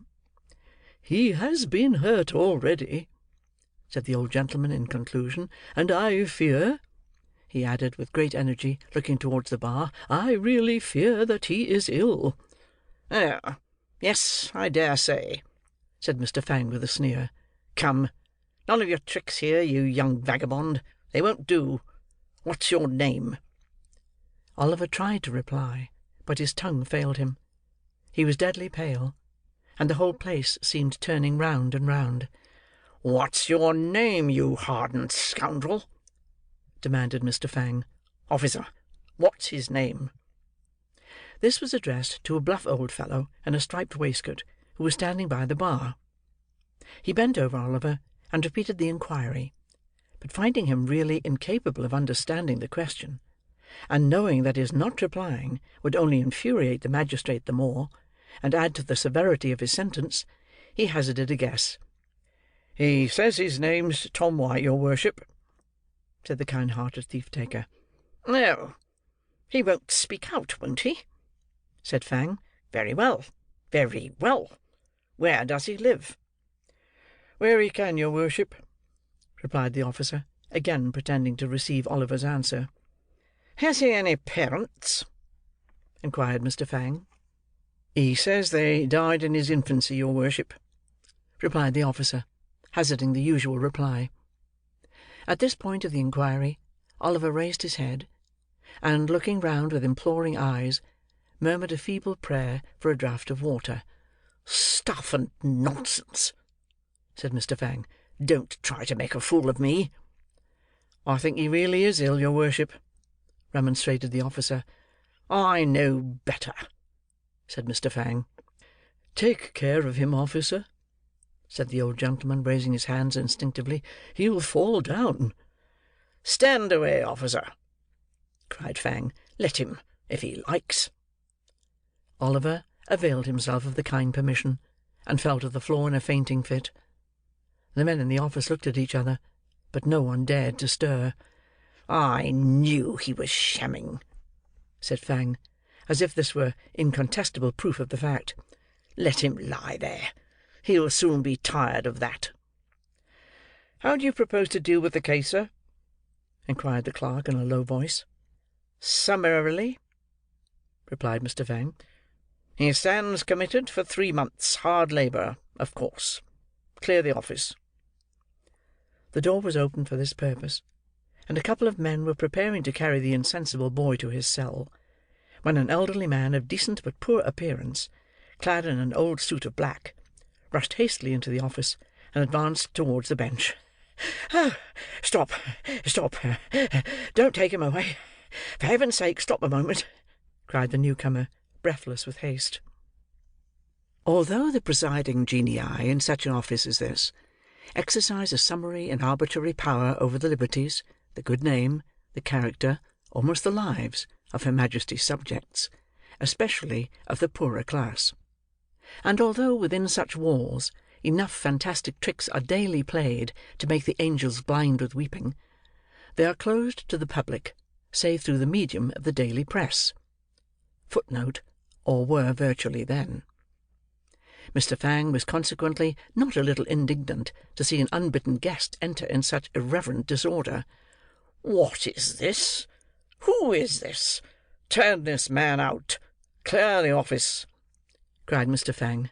"I will speak," cried the man. "I will not be turned out. I saw it all. I keep the bookstall. I demand to be sworn.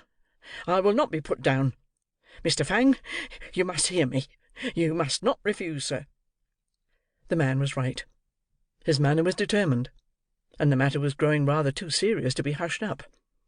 "Swear the man," growled Mr. Fang with a very ill grace. "Now, man, what have you got to say?" "This," said the man. "I saw 3 boys, 2 others, and the prisoner here, loitering on the opposite side of the way, when this gentleman was reading. The robbery was committed by another boy. I saw it done, and I saw that this boy was perfectly amazed and stupefied by it."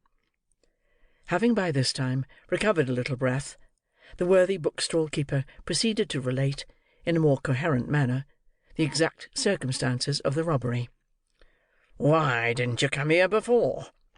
said Fang after a pause. "I hadn't a soul to mind the shop," replied the man. "Everybody who could have helped me had joined in the pursuit. I could get nobody till 5 minutes ago, and I've run here all the way." "The prosecutor was reading, was he?" inquired Fang after another pause. "Yes," replied the man. "The very book he has in his hand." "Oh, that book, eh?" said Fang. "Is it paid for?" "No, it is not," replied the man with a smile. "Dear me, I forgot all about it!" exclaimed the absent old gentleman innocently. "A nice person to prefer a charge against a poor boy," said Fang, with a comical effort to look humane. "I consider, sir, that you have obtained possession of that book under very suspicious and disreputable circumstances, and you may think yourself very fortunate that the owner of the property declines to prosecute. Let this be a lesson to you, my man, or the law will overtake you yet. The boy is discharged. Clear the office." "Dear me!" cried the old gentleman, bursting out with the rage he had kept down so long. "Dear me! I'll—" "Clear the office," said the magistrate. "Officers, do you hear? Clear the office." The mandate was obeyed, and the indignant Mr. Brownlow was conveyed out, with the book in one hand, and the bamboo cane in the other, in a perfect frenzy of rage and defiance. He reached the yard, and his passion vanished in a moment. Little Oliver Twist lay on his back on the pavement, with his shirt unbuttoned, and his temples bathed with water, his face a deadly white, and a cold tremble convulsing his whole frame. "Poor boy, poor boy!" said Mr. Brownlow, bending over him.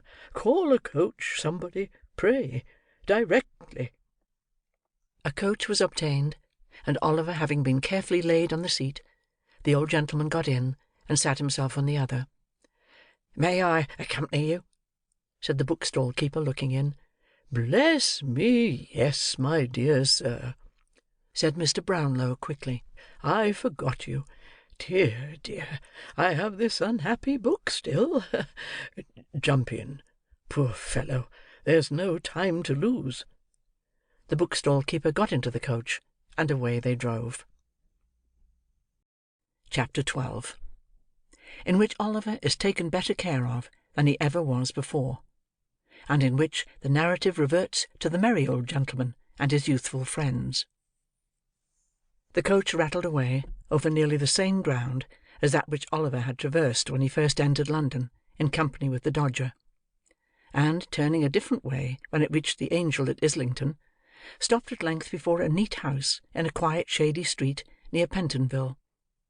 Here a bed was prepared without loss of time, in which Mr. Brownlow saw his young charge carefully and comfortably deposited, and here he was tended with a kindness and solicitude that knew no bounds. But, for many days, Oliver remained insensible to all the goodness of his new friends. The sun rose and sank again, and many times after that, and still the boy lay stretched on his uneasy bed, dwindling away beneath the dry and wasting heat of fever. The worm does not work more surely on the dead body than does this slow creeping fire upon the living frame. Weak and thin and pallid, he awoke at last from what seemed to have been a long and troubled dream. Feebly raising himself in the bed, with his head resting on his trembling arm, he looked anxiously around. "What room is this? Where have I been brought to?" said Oliver. "This is not the place I went to sleep in." He uttered these words in a feeble voice, being very faint and weak, but they were overheard at once. The curtain at the bed's head was hastily drawn back, and a motherly old lady, very neatly and precisely dressed, rose as she undrew it, from an arm-chair close by, in which she had been sitting at needlework. "Hush, my dear," said the old lady softly. "You must be very quiet, or you'll be ill again, and you've been very bad as bad could be, pretty nigh. Lie down again, there's a dear." With those words, the old lady very gently placed Oliver's head upon the pillow, and, smoothing back his hair from his forehead, looked so kindly and loving in his face, that he could not help placing his little withered hand in hers, and drawing it round his neck. "Save us!" said the old lady, with tears in her eyes. "What a grateful little dear it is! Pretty creature! What would his mother feel if she had sat by him as I have, and could see him now?" "Perhaps she does see me," whispered Oliver, folding his hands together. "Perhaps she has sat by me. I almost feel as if she had." "That was the fever, my dear," said the old lady mildly. "I suppose it was," replied Oliver. "because heaven is a long way off, and they are too happy there to come down to the bedside of a poor boy. But if she knew I was ill, she must have pitied me even there, for she was very ill herself before she died. She can't know anything about me, though," added Oliver, after a moment's silence. "If she had seen me hurt, it would have made her sorrowful, and her face has always looked sweet and happy when I have dreamed of her." The old lady made no reply to this, but wiping her eyes first, and her spectacles, which lay on the counterpane, afterwards, as if they were part and parcel of those features, brought some cool stuff for Oliver to drink, and then, patting him on the cheek, told him he must lie very quiet, or he would be ill again. So, Oliver kept very still, partly because he was anxious to obey the kind old lady in all things, and partly, to tell the truth, because he was completely exhausted with what he had already said. He soon fell into a gentle doze, from which he was awakened by the light of a candle, which, being brought near the bed, showed him a gentleman with a very large and loud ticking gold watch in his hand, who felt his pulse, and said he was a great deal better. "You are a great deal better, are you not, my dear?" said the gentleman. "Yes, thank you, sir," replied Oliver. "Yes, I know you are," said the gentleman. "You're hungry too, aren't you?" "No, sir," answered Oliver. "Ahem!" said the gentleman. "No, I know you're not. He is not hungry, Mrs. Bedwin," said the gentleman, looking very wise. The old lady made a respectful inclination of the head, which seemed to say that she thought the doctor was a very clever man. The doctor appeared much of the same opinion himself. "You feel sleepy, don't you, my dear?" said the doctor. "No, sir," replied Oliver. "No?" said the doctor, with a very shrewd and satisfied look. "You're not sleepy, nor thirsty, are you?" "Oh, yes, sir, rather thirsty," answered Oliver. "Just as I expected, Mrs. Bedwin," said the doctor. "It's very natural that he should be thirsty. You may give him a little tea, ma'am, and some dry toast without any butter. Don't keep him too warm, ma'am, but be careful that you don't let him be too cold. Will you have the goodness?" The old lady dropped a curtsey. The doctor, after tasting the cool stuff, and expressing a qualified approval of it, hurried away, his boots creaking in a very important and wealthy manner as he went downstairs. Oliver dozed off again soon after this. When he awoke, it was nearly 12 o'clock. The old lady tenderly bade him good night shortly afterwards, and left him in charge of a fat old woman who had just come, bringing with her in a little bundle a small prayer book and a large nightcap. Putting the latter on her head, and the former on the table, the old woman, after telling Oliver that she had come to sit up with him, drew her chair close to the fire, and went off into a series of short naps, chequered at frequent intervals with sundry tumblings forward, and divers moans and chokings. These, however, had no worse effect than causing her to rub her nose very hard, and then fall asleep again. And thus the night crept slowly on. Oliver lay awake for some time, counting the little circles of light which the reflection of the rushlight shade threw upon the ceiling, or tracing with his languid eyes the intricate pattern of the paper on the wall. The darkness and the deep stillness of the room were very solemn, as they brought into the boy's mind the thought that death had been hovering there for many days and nights, and might yet fill it with the gloom and dread of his awful presence. He turned his face upon the pillow, and fervently prayed to heaven. Gradually he fell into that deep, tranquil sleep which ease from recent suffering alone imparts, that calm and peaceful rest which it is pain to wake from. Who, if this were death, would be roused again to all the struggles and turmoils of life, to all its cares for the present, its anxieties for the future, more than all, its weary recollections of the past. It had been bright day for hours when Oliver opened his eyes. He felt cheerful and happy. The crisis of the disease was safely past. He belonged to the world again. In 3 days' time he was able to sit in an easy chair, well propped up with pillows; and, as he was still too weak to walk, Mrs. Bedwin had him carried downstairs into the little housekeeper's room, which belonged to her. Having him set here by the fireside, the good old lady sat herself down too, and, being in a state of considerable delight at seeing him so much better, forthwith began to cry most violently.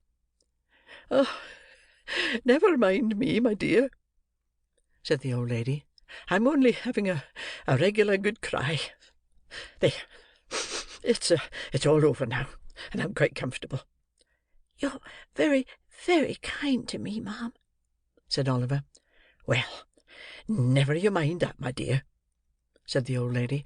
"That's got nothing to do with your broth, and it's full time you had it, for the doctor says Mr. Brownlow may come in to see you this morning, and we must get up our best looks, because the better we look, the more he'll be pleased."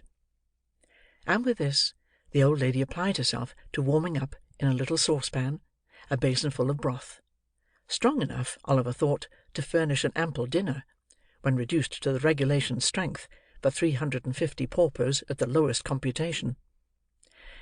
"Are you fond of pictures, dear?" inquired the old lady, seeing that Oliver had fixed his eyes most intently on a portrait which hung against the wall just opposite his chair. "I don't quite know, ma'am," said Oliver, without taking his eyes from the canvas. "I have seen so few that I hardly know. What a beautiful, mild face that lady's is." "Ah," said the old lady, "painters always make ladies out prettier than they are, or they wouldn't get any custom, child. The man that invented the machine for taking likenesses might have known that would never succeed, "It's a deal too honest, a deal," said the old lady, laughing very heartily at her own acuteness. Is that a likeness, ma'am?" said Oliver. "Yes," said the old lady, looking up for a moment from the broth. "That's a portrait." "Whose, ma'am?" asked Oliver. "Why, really, my dear, I don't know," answered the old lady in a good-humoured manner. "It's not a likeness of anybody that you or I know, I expect. It seems to strike your fancy, dear." "It is so pretty," replied Oliver. "Why, sure you're not afraid of it?" said the old lady, observing in great surprise the look of awe with which the child regarded the painting. "Oh, no, no," returned Oliver quickly. "But the eyes look so sorrowful, and where I sit, they seem fixed upon me. It makes my heart beat," added Oliver in a low voice, "as if it was alive, and wanted to speak to me, but couldn't." "Lord save us!" exclaimed the old lady, starting. "Don't talk in that way, child. You're weak and nervous after your illness. Let me wheel your chair round to the other side, and then you won't see it. There," said the old lady, suiting the action to the word. "You don't see it now, at all events." Oliver did see it in his mind's eye, as distinctly as if he had not altered his position. But he thought it better not to worry the kind old lady, so he smiled gently when she looked at him; and Mrs. Bedwin, satisfied that he felt more comfortable, salted and broke bits of toasted bread into the broth, with all the bustle befitting so solemn a preparation. Oliver got through it with extraordinary expedition. He had scarcely swallowed the last spoonful, when there came a soft rap at the door. "Come in," said the old lady; and in walked Mr. Brownlow. Now, the old gentleman came in as brisk as need be; but, he had no sooner raised his spectacles on his forehead, and thrust his hands behind the skirts of his dressing-gown to take a good long look at Oliver, than his countenance underwent a very great variety of odd contortions. Oliver looked very worn and shadowy from sickness, and made an ineffectual attempt to stand up, out of respect to his benefactor, which terminated in his sinking back into the chair again. And the fact is, if the truth must be told, that Mr. Brownlow's heart, being large enough for any 6 ordinary old gentlemen of humane disposition, forced a supply of tears into his eyes by some hydraulic process which we are not sufficiently philosophical to be in a condition to explain. "Poor boy, poor boy," said Mr. Brownlow, clearing his throat. "I'm rather hoarse this morning, Mrs. Bedwin. I'm afraid I've caught a cold." "I hope not, sir," said Mrs. Bedwin. "Everything you have had has been well aired, sir." "I don't know, Bedwin, I don't know," said Mr. Brownlow. "I rather think I had a damp napkin at dinner-time yesterday. But never mind that. How do you feel, my dear?" "Very happy, sir," replied Oliver. "and very grateful indeed, sir, for your goodness to me." "Good boy," said Mr. Brownlow stoutly. "Have you given him any nourishment, Bedwin? Any slops, eh?" "He has just had a basin of beautiful strong broth, sir," replied Mrs. Bedwin, drawing herself up slightly, and laying strong emphasis on the last word, to intimate that between slops and broth well compounded there existed no affinity or connection whatsoever. "Oh," said Mr. Brownlow, with a slight shudder, "a couple of glasses of port wine would have done him a great deal more good, wouldn't they, Tom White, eh?" "My name is Oliver, sir," replied the little invalid, with a look of great astonishment. "Oliver?" said Mr. Brownlow. "Oliver what? Oliver White, eh?" "No, sir. Twist. Oliver Twist." "Queer name," said the old gentleman. "What made you tell the magistrate your name was White?" "I never told him so, sir," returned Oliver in amazement. This sounded so like a falsehood, that the old gentleman looked somewhat sternly in Oliver's face. It was impossible to doubt him. There was truth in every one of its thin and sharpened lineaments. "Some mistake," said Mr. Brownlow.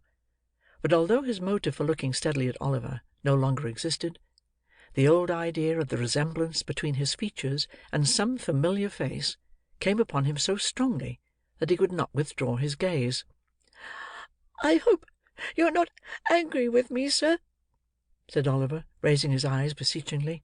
"No, no," replied the old gentleman. "Why, what's this? Bedouin? Look there!" As he spoke, he pointed hastily to the picture over Oliver's head, and then to the boy's face.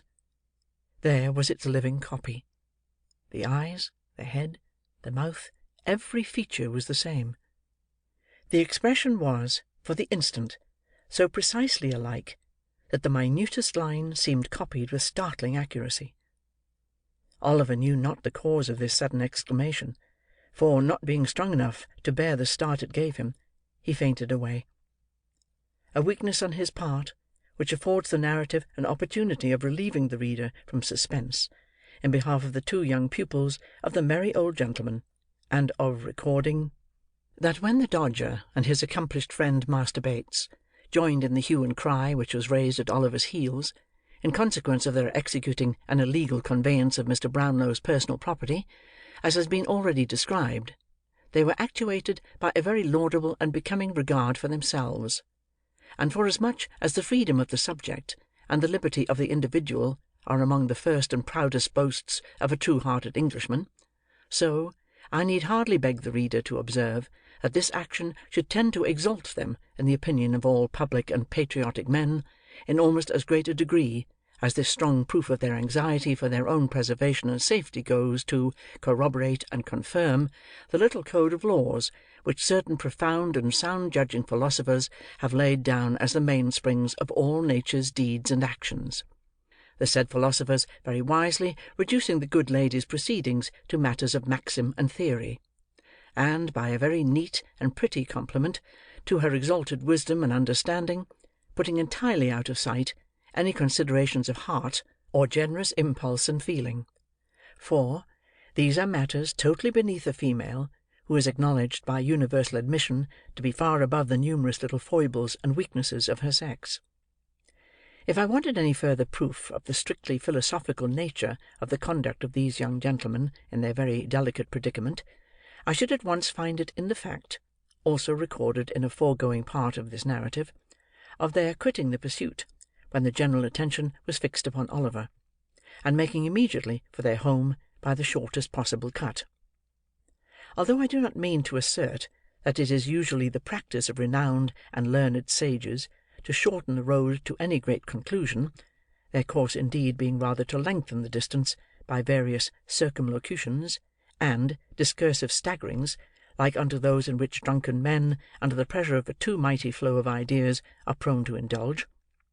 Still, I do mean to say, and do say distinctly, that it is the invariable practice of many mighty philosophers, in carrying out their theories, to evince great wisdom and foresight in providing against every possible contingency which can be supposed at all likely to affect themselves.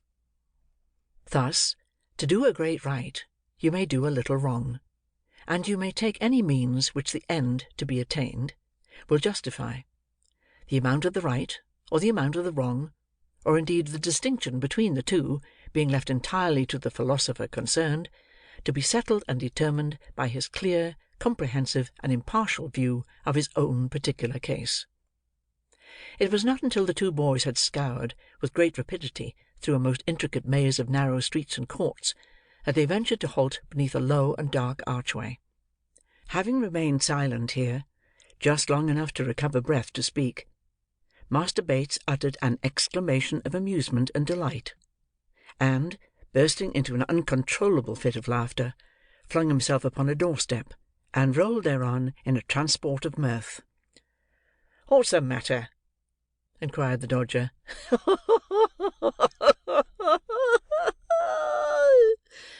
roared Charley Bates. "Hold your noise," remonstrated the Dodger, looking cautiously round. "Do you want to be grabbed, stupid?" "I can't help it," said Charley. "I can't help it." to see him splitting away at that pace, cutting round the corners, and knocking up against the posts, and starting on again as if he was made of iron as well as them, and me with a wipe in me pocket, singing out arter him, oh my eye!" The vivid imagination of Master Bates presented the scene before him in too strong colours. As he arrived at this apostrophe, he again rolled upon the doorstep, and laughed louder than before. "What'll Fagin say?" inquired the Dodger, taking advantage of the next interval of breathlessness on the part of his friend to propound the question. "What?" repeated Charley Bates. "Ah, what?" said the Dodger. "Why, what should he say?" inquired Charley, stopping rather suddenly in his merriment, for the Dodger's manner was impressive. "What should he say?" Mr. Dawkins whistled for a couple of minutes, then taking off his hat, scratched his head and nodded thrice. "What do you mean?" said Charley. "Tooraloo, gammon and spinach, the froggy wouldn't, and I cockalorum," said the Dodger, with a light sneer on his intellectual countenance. This was explanatory, but not satisfactory. Master Bates felt it so, and again said, "What do you mean?" The Dodger made no reply, but putting his hat on again, and gathering the skirts of his long-tailed coat under his arm, thrust his tongue into his cheek, slapped the bridge of his nose some half-dozen times in a familiar but expressive manner, and turning on his heel, slunk down the court. Master Bates followed, with a thoughtful countenance.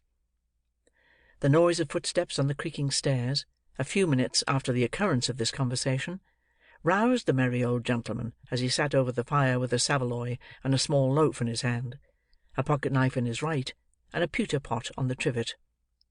There was a rascally smile on his white face as he turned round, and looking sharply out from under his thick red eyebrows, bent his ear towards the door and listened. "Why, how's this?" muttered the Jew, changing countenance. "Only 2 of them? Where's the 3rd? They can't have got into trouble. Hark!" The footsteps approached nearer. They reached the landing. The door was slowly opened, and the Dodger and Charley Bates entered, closing it behind them. Chapter 13. Some new acquaintances are introduced to the intelligent reader, connected with whom various pleasant matters are related, appertaining to this history. "Where's Oliver?" said the Jew, rising with a menacing look. "Where's the boy?" The young thieves eyed their preceptor, as if they were alarmed at his violence, and looked uneasily at each other, but they made no reply.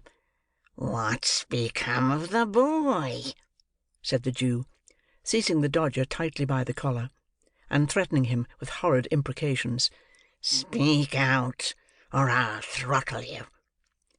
Mr. Fagin looked so very much in earnest, that Charley Bates, who deemed it prudent in all cases to be on the safe side, and who conceived it by no means improbable that it might be his turn to be throttled second, dropped upon his knees, and raised a loud, well-sustained, and continuous roar, something between a mad bull and a speaking trumpet. "Will you speak?" thundered the Jew, shaking the Dodger so much that his keeping in the big coat at all seemed perfectly miraculous. "Why, the traps have got him, and that's all about it," said the Dodger sullenly. "Come, let go of me, will you?" And swinging himself at one jerk, clean out of the big coat, which he left in the Jew's hands, the Dodger snatched up the toasting fork, and made a pass at the merry old gentleman's waistcoat, which, if it had taken effect, would have let a little more merriment out, and could have been easily replaced. The Jew stepped back in this emergency, with more agility than could have been anticipated in a man of his apparent decrepitude, and, seizing up the pot, prepared to hurl it at his assailant's head. But Charley Bates, at this moment, calling his attention by a perfectly terrific howl, he suddenly altered its destination, and flung it full at that young gentleman. "Why, what the blazes is in the wind now?" growled a deep voice. "Who pitched that here at me? It's well it's beer, and not the pot, has hit me, or I'd have settled somebody. I might have knowed as nobody but an infernal, rich, plundering, thundering old Jew could afford to throw away any drink but water, and not that, unless he done the river company every quarter. What's it all about, Fagin? Damn me if my neck-handkerchief an't lined with beer. Come in, you sneaking varmint. What are you stopping outside for, as if you was ashamed of your master? Come in." The man who growled out these words was a stoutly built fellow of about 35, in a black velveteen coat, very soiled drab breeches, lace-up half-boots, and grey cotton stockings, which enclosed a bulky pair of legs with large swelling calves: the kind of legs which in such costume always look in an unfinished and incomplete state without a set of fetters to garnish them. He had a brown hat on his head, and a dirty belcher handkerchief round his neck, with the long frayed ends of which he smeared the beer from his face as he spoke. He disclosed, when he had done so, a broad heavy countenance with a beard of 3 days' growth, and 2 scowling eyes, one of which displayed various party-coloured symptoms of having been recently damaged by a blow. "Come in, d'ye hear?" growled this engaging ruffian. A white shaggy dog, with his face scratched and torn in 20 different places, skulked into the room. "Why didn't you come in afore?" said the man. "You're getting too proud to own me afore company, are you? Lie down." This command was accompanied with a kick, which sent the animal to the other end of the room. He appeared well used to it, however, for he coiled himself up in a corner very quietly, without uttering a sound, and winking his very ill-looking eyes 20 times in a minute, appeared to occupy himself in taking a survey of the apartment. "What are you up to? Ill-treating the boys, you covetous, avaricious, insatiable old fence," said the man, seating himself deliberately. "I wonder they don't murder you. I would, if I was them. If I'd been your 'prentice, I'd have done it long ago. And no, I couldn't have sold you afterwards, for you're fit for nothing but keeping as a curiosity of ugliness in a glass bottle, and I suppose they don't blow glass bottles large enough." "Hush, hush, Mr. Sikes," said the Jew, trembling. "Don't speak so loud." "None of your mistering," replied the ruffian. "You always mean mischief when you come to that. You know my name. Out with it. I shan't disgrace it when the time comes." "Well, well, then, Bill Sikes," said the Jew, with abject humility. "You seem out of humour, Bill." "Perhaps I am," replied Sikes. "I should think you was rather out of sorts too, unless you mean as little harm when you throw pewter pots about as you do when you blab and—" "Are you mad?" said the Jew, catching the man by the sleeve, and pointing towards the boys. Mr. Sikes contented himself with tying an imaginary knot under his left ear, and jerking his head over on the right shoulder: a piece of dumb show which the Jew appeared to understand perfectly. He then, in cant terms, with which his whole conversation was plentifully besprinkled, but which would be quite unintelligible if they were recorded here, demanded a glass of liquor. "And mind you don't poison it," said Mr. Sikes, laying his hat upon the table. This was said in jest, but if the speaker could have seen the evil leer with which the Jew bit his pale lip as he turned round to the cupboard, he might have thought the caution not wholly unnecessary, or the wish, at all events, to improve upon the distiller's ingenuity, not very far from the old gentleman's merry heart.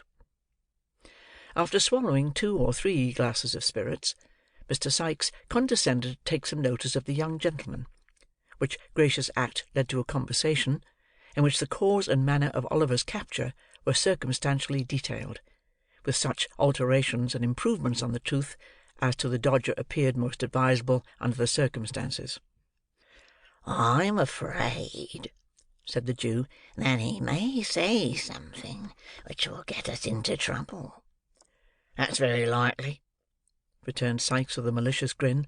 you're blowed upon, Fagin."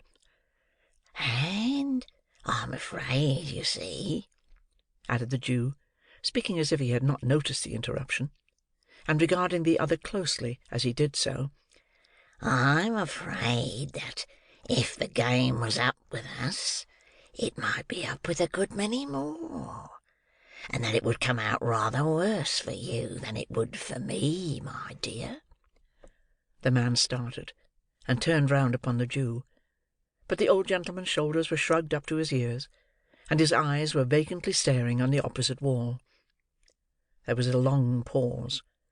Every member of the respectable coterie appeared plunged in his own reflections, not excepting the dog, who by a certain malicious licking of his lips seemed to be meditating an attack upon the legs of the first gentleman or lady he might encounter in the streets when he went out.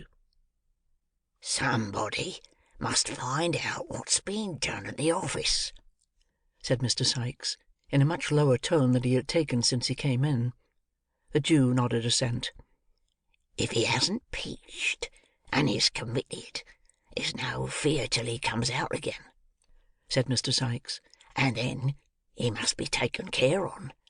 You must get hold of him somehow." Again the Jew nodded. The prudence of this line of action, indeed, was obvious; but unfortunately there was one very strong objection to its being adopted. This was, that the Dodger and Charley Bates, and Fagin and Mr. William Sikes, happened, one and all, to entertain a violent and deeply rooted antipathy to going near a police office on any ground or pretext whatever. How long they might have sat and looked at each other in a state of uncertainty not the most pleasant of its kind, it is difficult to guess. It is not necessary to make any guesses on the subject, however, for the sudden entrance of the two young ladies, whom Oliver had seen on a former occasion, caused the conversation to flow afresh. "The very thing," said the Jew. "Bet we'll go, won't you, my dear?" "Where's?" inquired the young lady. "Only just up to the office, my dear," said the Jew coaxingly. It is due to the young lady to say that she did not positively affirm that she would not, but that she merely expressed an emphatic and earnest desire to be blessed if she would; a polite and delicate evasion of the request, which shows the young lady to have been possessed of that natural good breeding which cannot bear to inflict upon a fellow creature the pain of a direct and pointed refusal. The Jew's countenance fell.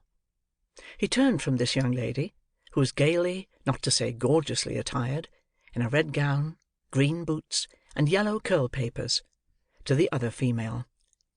"Nancy, my dear," said the Jew in a soothing manner, "what do you say?" "That it won't do, so it's no use to trying it on, Fagin," replied Nancy. "What do you mean by that?" said Mr. Sikes, looking up in a surly manner. "What I say, Bill," replied the lady collectedly. "Why, you're just the very person for it," reasoned Mr. Sikes. "Nobody about here knows anything of you." "And as I don't want 'em to, neither," replied Nancy in the same composed manner, "it's rather more no than yes with me, Bill." "She'll go, Fagin," said Sikes. "No, she won't, Fagin," said Nancy. "Yes, she will, Fagin," said Sikes. And Mr. Sikes was right. By dint of alternate threats, promises, and bribes, the lady in question was ultimately prevailed upon to undertake the commission. She was not, indeed, withheld by the same considerations as her agreeable friend; for, having recently removed into the neighbourhood of Field Lane, from the remote but genteel suburb of Ratcliffe, she was not under the same apprehension of being recognised by any of her numerous acquaintances. Accordingly, with a clean white apron tied over her gown, and her curl-papers tucked up under a straw bonnet, both articles of dress being provided from the Jew's inexhaustible stock, Miss Nancy prepared to issue forth on her errand. "Stop a minute, my dear," said the Jew, producing a little covered basket. "Carry that in one hand. It looks more respectable, my dear." "Give her a door key to carry in her t'other one, Fagin," said Sikes. "It looks real and genuine like." Yes, yes, my dear, so it does," said the Jew, hanging a large street-door key on the forefinger of the young lady's right hand.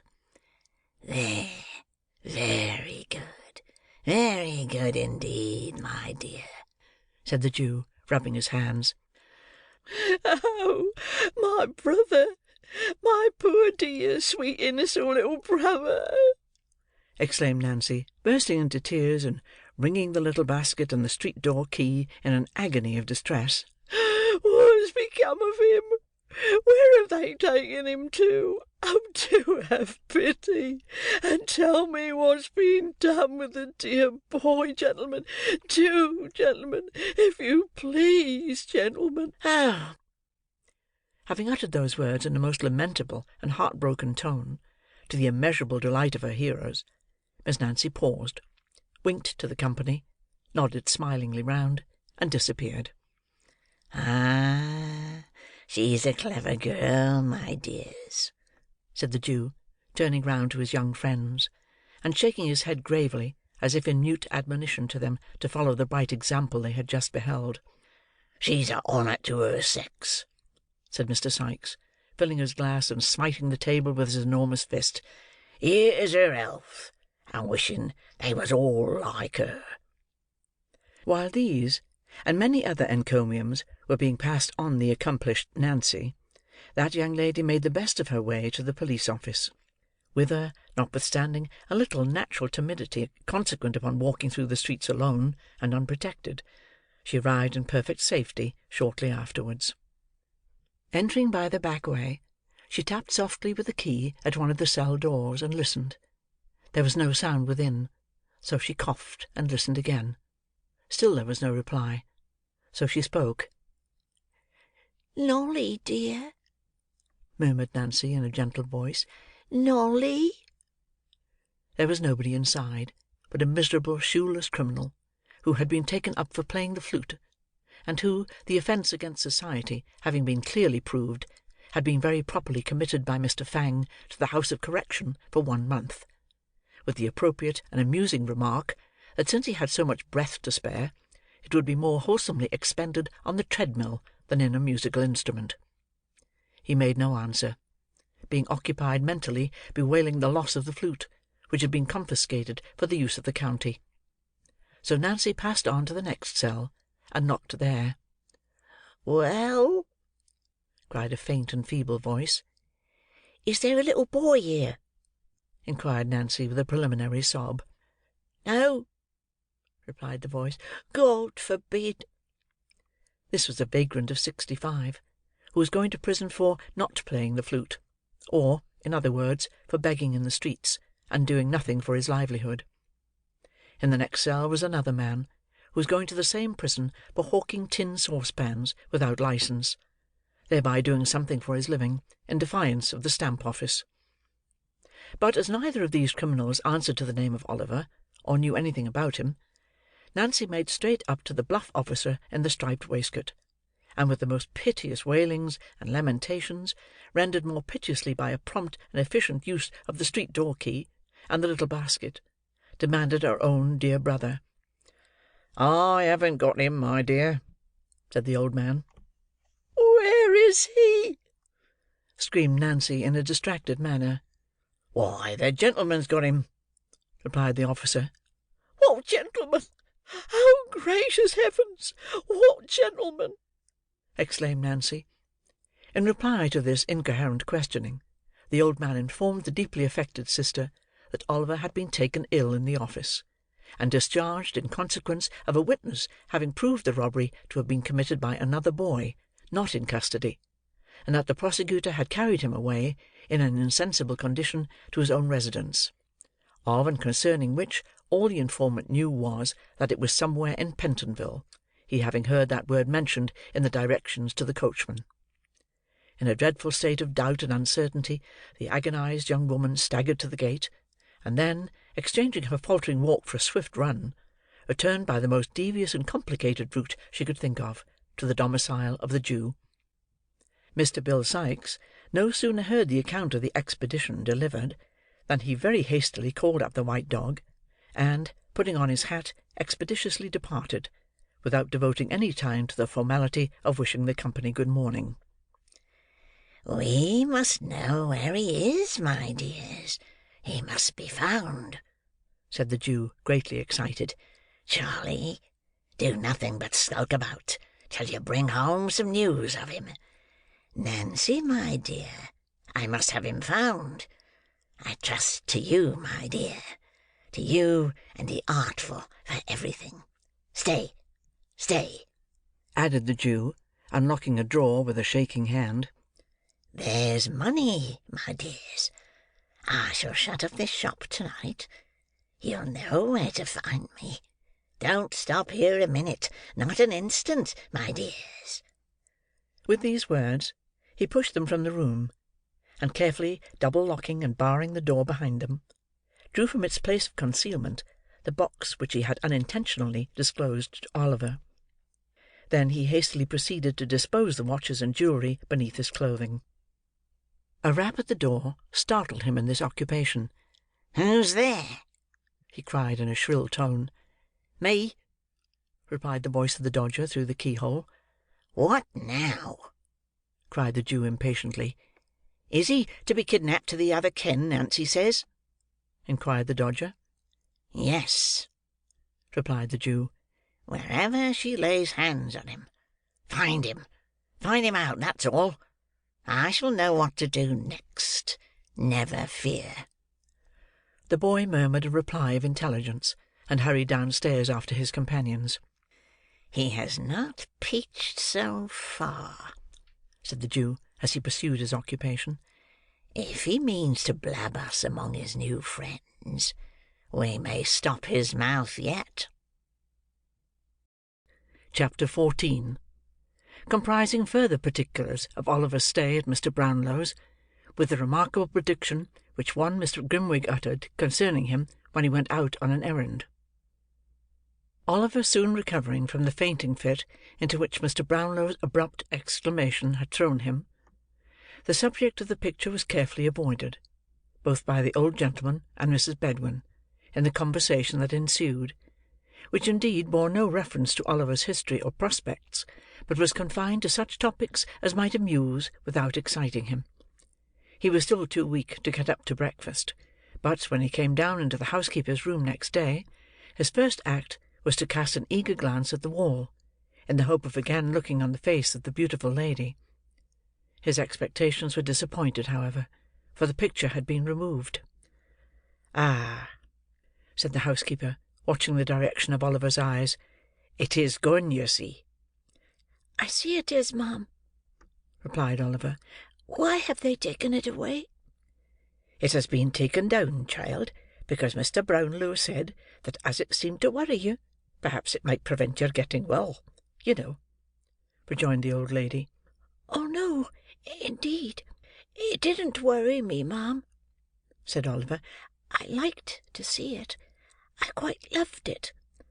"Well, well," said the old lady good-humouredly, "you get well as fast as ever you can, dear, and it shall be hung up again.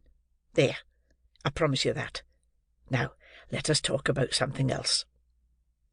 This was all the information Oliver could obtain about the picture at that time.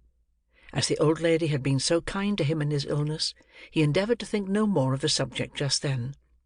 So he listened attentively to a great many stories she told him, about an amiable and handsome daughter of hers, who was married to an amiable and handsome man, and lived in the country; and about a son who was a clerk to a merchant in the West Indies, and who was also such a good young man, and wrote such dutiful letters home 4 times a year, that it brought the tears into her eyes to talk about them. When the old lady had expatiated a long time on the excellences of her children, and the merits of her kind, good husband besides, who had been dead and gone, poor dear soul, just 26 years, it was time to have tea. After tea, she began to teach Oliver cribbage, which he learned as quickly as she could teach, and at which game they played with great interest and gravity, until it was time for the invalid to have some warm wine and water, with a slice of dry toast, and then to go cosily to bed. They were happy days, those of Oliver's recovery. Everything was so quiet and neat and orderly, everybody so kind and gentle, that after the noise and turbulence in the midst of which he had always lived, it seemed like heaven itself. He was no sooner strong enough to put his clothes on properly, than Mr. Brownlow caused a complete new suit, and a new cap, and a new pair of shoes to be provided for him. As Oliver was told that he might do what he liked with the old clothes, he gave them to a servant who had been very kind to him, and asked her to sell them to a Jew and keep the money for herself. This she very readily did; and as Oliver looked out of the parlour window, and saw the Jew roll them up in his bag and walk away, he felt quite delighted to think that they were safely gone, and that there was now no possible danger of his ever being able to wear them again. They were sad rags, to tell the truth, and Oliver had never had a new suit before. One evening, about a week after the affair of the picture, as he was sitting talking to Mrs. Bedwin, there came a message down from Mr. Brownlow, that if Oliver Twist felt pretty well, he should like to see him in his study, and talk to him a little while. "Bless us and save us! Wash your hands, and let me part your hair nicely for you, child," said Mrs. Bedwin. "Dear heart alive! If we had known he would have asked for you, we would have put you a clean collar on, and made you as smart as sixpence." Oliver did as the old lady bade him; and although she lamented grievously, meanwhile, that there was not even time to crimp the little frill that bordered his shirt collar, he looked so delicate and handsome, despite that important personal advantage, that she went so far as to say, looking at him with great complacency from head to foot, that she really didn't think it would have been possible, on the longest notice, to have made much difference in him for the better. Thus encouraged, Oliver tapped at the study door. On Mr. Brownlow calling to him to come in, he found himself in a little back room, quite full of books, with a window looking into some pleasant little gardens. There was a table drawn up before the window, at which Mr. Brownlow was seated reading. When he saw Oliver, he pushed the book away from him, and told him to come near the table and sit down. Oliver complied, marvelling where the people could be found to read such a great number of books as seemed to be written to make the world wiser, which is still a marvel to more experienced people than Oliver Twist, every day of their lives. "There are a good many books, are there not, my boy?" said Mr. Brownlow, observing the curiosity with which Oliver surveyed the shelves that reached from the floor to the ceiling. "A great number, sir," replied Oliver. "I never saw so many." "You shall read them if you behave well," said the old gentleman kindly, "and you will like that, better than looking at the outsides, that is, some cases, because there are books of which the backs and covers are by far the best parts." "I suppose they are those heavy ones, sir," said Oliver, pointing to some large quartos, with a good deal of gilding about the binding. "Not always those," said the old gentleman, patting Oliver on the head, and smiling as he did so. "There are other equally heavy ones, though of a much smaller size. How should you like to grow up a clever man, and write books, eh?" "I think I would rather read them, sir," replied Oliver. "What? Wouldn't you like to be a book-writer?" said the old gentleman. Oliver considered a little while, and at last said he should think it would be a much better thing to be a bookseller; upon which the old gentleman laughed heartily, and declared he had said a very good thing, which Oliver felt glad to have done, though he by no means knew what it was.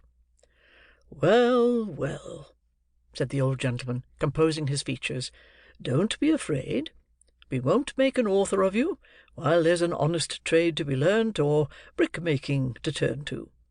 "Thank you, sir," said Oliver. At the earnest manner of his reply, the old gentleman laughed again, and said something about a curious instinct, which Oliver, not understanding, paid no very great attention to. "Now," said Mr. Brownlow, speaking if possible in a kinder, but at the same time in a much more serious manner than Oliver had ever known him assume yet, "I want you to pay great attention, my boy, to what I am going to say. I shall talk to you without any reserve, because I am sure you are well able to understand me, as many older persons would be." "Oh, don't tell you are going to send me away, sir, pray!" exclaimed Oliver, alarmed at the serious tone of the old gentleman's commencement. "Don't turn me out of doors to wander in the streets again. Let me stay here, and be a servant. Don't send me back to the wretched place I came from. Have mercy upon a poor boy, sir." "My dear child," said the old gentleman, moved by the warmth of Oliver's sudden appeal, "you need not be afraid of my deserting you, unless you give me cause." "I never will, sir," interposed Oliver. "I hope not," rejoined the old gentleman. "I do not think you ever will.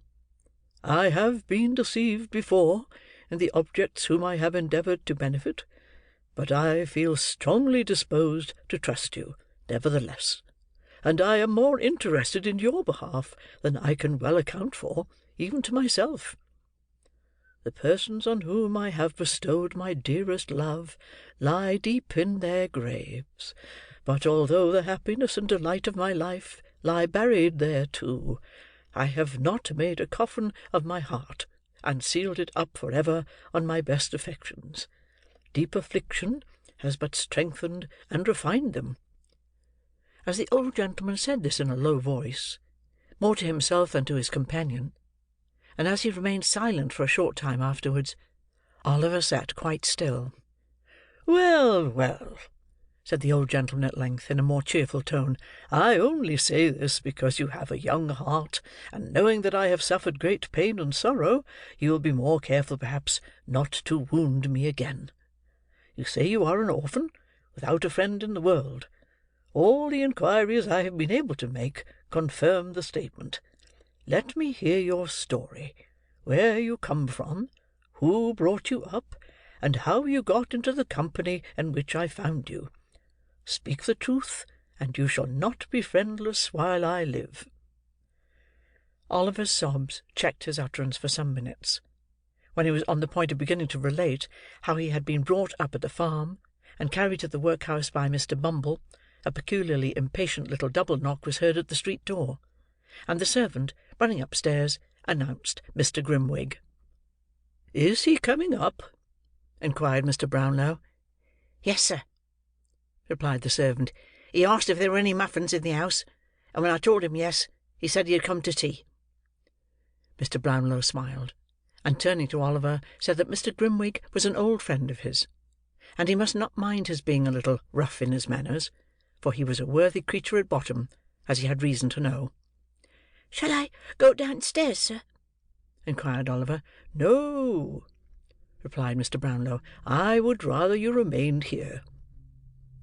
At this moment, there walked into the room, supporting himself by a thick stick, a stout old gentleman, rather lame in one leg, who was dressed in a blue coat, striped waistcoat, nankeen breeches, and gaiters, and a broad-brimmed white hat with the sides turned up with green.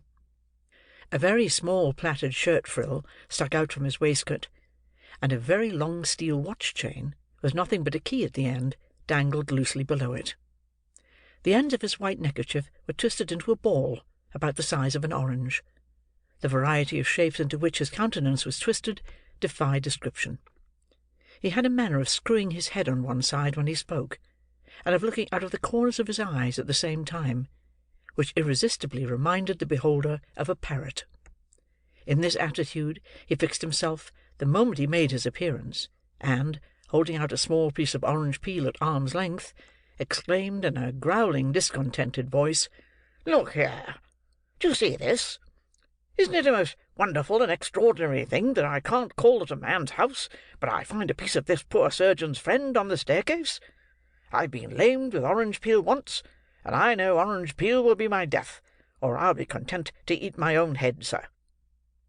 This was the handsome offer with which Mr. Grimwig backed and confirmed nearly every assertion he made; and it was the more singular in his case, because even admitting, for the sake of argument, the possibility of scientific improvements being brought to that pass which will enable a gentleman to eat his own head, in the event of his being so disposed, Mr. Grimwig's head was such a particularly large one, that the most sanguine man alive could hardly entertain a hope of being able to get through it at a sitting, to put entirely out of the question a very thick coating of powder. "I'll eat my head, sir," repeated Mr. Grimwig, striking his stick upon the ground. "Hullo! What's that?" looking at Oliver, and retreating a pace or two. "This is young Oliver Twist, whom we were speaking about," said Mr. Brownlow. Oliver bowed. "You don't mean to say that's the boy who had the fever, I hope?" said Mr. Grimwig, recoiling a little more. "Wait a minute. Don't speak. Stop," continued Mr. Grimwig, abruptly losing all dread of the fever in his triumph at the discovery. "That's the boy who had the orange.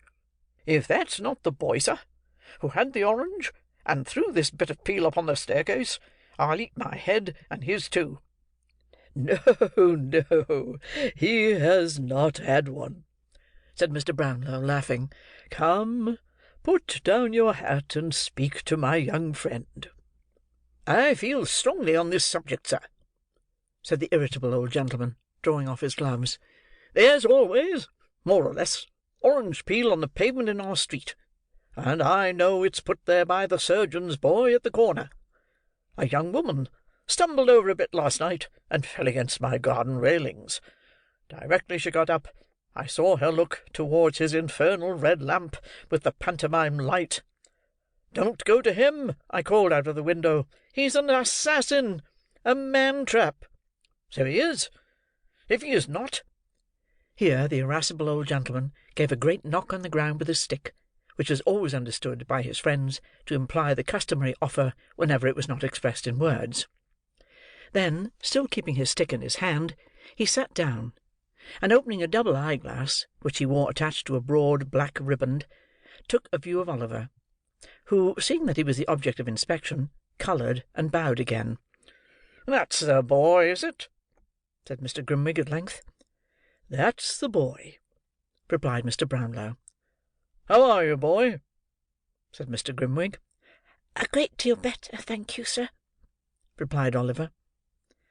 Mr. Brownlow, seeming to apprehend that his singular friend was about to say something disagreeable, asked Oliver to step downstairs and tell Mrs. Bedwin they were ready for tea, which, as he did not half like the visitor's manner, he was very happy to do. "He is a nice-looking boy, is he not?" inquired Mr. Brownlow. "I don't know," replied Mr. Grimwig, pettishly. "Don't know?" "No, I don't know. I never see any difference in boys. I only knew two sort of boys, mealy boys and beef-faced boys." "And which is Oliver?" "Mealy. I know a friend who was a beef-faced boy, a fine boy, they call him, with a round head, and red cheeks, and glaring eyes. A horrid boy, with a body and limbs that appear to be swelling out of the seams of his blue clothes, with the voice of a pilot and the appetite of a wolf. I know him, the wretch." "Come," said Mr. Brownlow, "these are not the characteristics of young Oliver Twist, so he needn't excite your wrath." "They're not," replied Mr. Grimwig. "He may have worse." Here Mr. Brownlow coughed impatiently, which appeared to afford Mr. Grimwig the most exquisite delight. "He may have worse, I say," repeated Mr. Grimwig. "Where does he come from? Who is he? What is he? He has had a fever. What of that? Fevers are not peculiar to good people, are they? Bad people have fevers sometimes, haven't they, eh? I knew a man who was hung in Jamaica for murdering his master. He had had a fever 6 times. He wasn't recommended to mercy on that account. Pooh! Nonsense!" Now, the fact was, that in the inmost recesses of his own heart, Mr. Grimwig was strongly disposed to admit that Oliver's appearance and manner were unusually prepossessing; but he had a strong appetite for contradiction, sharpened on this occasion by the finding of the orange peel; and, inwardly determining that no man should dictate to him whether a boy was well-looking or not, he had resolved, from the first, to oppose his friend. When Mr. Brownlow admitted that on no one point of inquiry could he yet return a satisfactory answer, and that he had postponed any investigation into Oliver's previous history until he thought the boy was strong enough to hear it, Mr. Grimwig chuckled maliciously; and he demanded, with a sneer, whether the housekeeper was in the habit of counting the plate at night, because if she didn't find a tablespoon or two missing some sunshiny morning, why, he would be content to... and so forth. All this, Mr. Brownlow, although himself somewhat of an impetuous gentleman, knowing his friend's peculiarities, bore with great good humour, as Mr. Grimwig at tea was graciously pleased to express his entire approval of the muffins. Matters went on very smoothly; and Oliver, who made one of the party, began to feel more at his ease than he had yet done in the fierce old gentleman's presence. "And when are you going to hear a full, true, and particular account of the life and adventures of Oliver Twist?" asked Mr. Grimwig of Mr. Brownlow, at the conclusion of the meal, looking sideways at Oliver as he resumed his subject. "To-morrow morning," replied Mr. Brownlow. "I would rather he was alone with me at the time. Come up to me to-morrow morning at 10 o'clock, my dear." "Yes, sir," replied Oliver. He answered with some hesitation, because he was confused by Mr. Grimwig's looking so hard at him. "I'll tell you what," whispered that gentleman to Mr. Brownlow. "he won't come up to you to-morrow morning. I saw him hesitate. He is deceiving you, my good friend." "I'll swear he is not," replied Mr. Brownlow warmly. "If he is not," said Mr. Grimwig, "I'll—" and down went the stick. "I'll answer for that boy's truth with my life," said Mr. Brownlow, knocking the table. "And I for his falsehood with my head," rejoined Mr. Grimwig, knocking the table also. "We shall see," said Mr. Brownlow, checking his rising anger. "We will," replied Mr. Grimwig, with a provoking smile. "We will." As fate would have it, Mrs. Bedwin chanced to bring in, at this moment, a small parcel of books, which Mr. Brownlow had that morning purchased of the identical bookstall keeper who has already figured in this history. Having laid them on the table, she prepared to leave the room. "Stop the boy, Mrs. Bedwin," said Mr. Brownlow. "There is something to go back." "He is gone, sir," replied Mrs. Bedwin. "Call after him," said Mr. Brownlow. "It's particular. He is a poor man, and they are not paid for. There are some books to be taken back, too." The street door was opened. Oliver ran one way, and the girl ran another; and Mrs. Bedwin stood on the step and screamed for the boy; but there was no boy in sight. Oliver and the girl returned, in a breathless state, to report that there were no tidings of him. "Dear me, I'm very sorry for that," exclaimed Mr. Brownlow. "I particularly wished those books to be returned to-night." "Send Oliver with them," said Mr. Grimwig, with an ironical smile. "He'll be sure to deliver them safely, you know." "Yes, do let me take them, if you please, sir," said Oliver. "I'll run all the way, sir." The old gentleman was just going to say that Oliver should not go out on any account, when a most malicious cough from Mr. Grimwig determined him that he should; and that, by his prompt discharge of the commission, he should prove to him the injustice of his suspicions, on this head at least, at once. "You shall go, my dear," said the old gentleman. "The books are on a chair by my table. Fetch them down." Oliver, delighted to be of use, brought down the books under his arm in a great bustle, and waited, cap in hand, to hear what message he was to take. "You are to say," said Mr. Brownlow, glancing steadily at Grimwig, "you are to say that you have brought those books back, and that you have come to pay the £4.10 I owe him. This is a £5 note, so you will have to bring me back 10 shillings change." "I won't be 10 minutes, sir," said Oliver eagerly, having buttoned up the bank note in his jacket pocket, and placed the books carefully under his arm. He made a respectful bow, and left the room.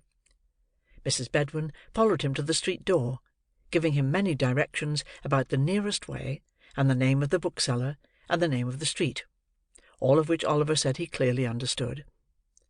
Having superadded many injunctions to be sure and not take cold, the old lady at length permitted him to depart. "Bless his sweet face," said the old lady, looking after him. "I can't bear, somehow, to let him go out of my sight." At this moment, Oliver looked gaily round, and nodded before he turned the corner, The old lady smilingly returned his salutation, and, closing the door, went back to her own room. "Let me see. He'll be back in 20 minutes at the longest," said Mr. Brownlow, pulling out his watch, and placing it on the table. "It will be dark by that time." "Oh, you really expect him to come back, do you?" inquired Mr. Grimwig. "Don't you?" asked Mr. Brownlow, smiling. The spirit of contradiction was strong in Mr. Grimwig's breast at the moment, and it was rendered stronger by his friend's confident smile. "No," he said, smiting the table with his fist, "I do not. The boy has a new suit of clothes on his back, a set of valuable books under his arm, and a £5 note in his pocket. He'll join his old friends the thieves, and laugh at you. If ever that boy returns to this house, sir, I'll eat my head." With these words, he drew his chair closer to the table, and there the two friends sat in silent expectation, with the watch between them. It is worthy of remark, as illustrating the importance we attach to our own judgments, and the pride with which we put forth our most rash and hasty conclusions, that although Mr. Grimwig was not by any means a bad-hearted man, and though he would have been unfeignedly sorry to see his respected friend duped and deceived, he really did most earnestly and strongly hope, at that moment, that Oliver Twist might not come back. It grew so dark, that the figures on the dial-plate were scarcely discernible; but there the two old gentlemen continued to sit in silence, with the watch between them. Chapter 15.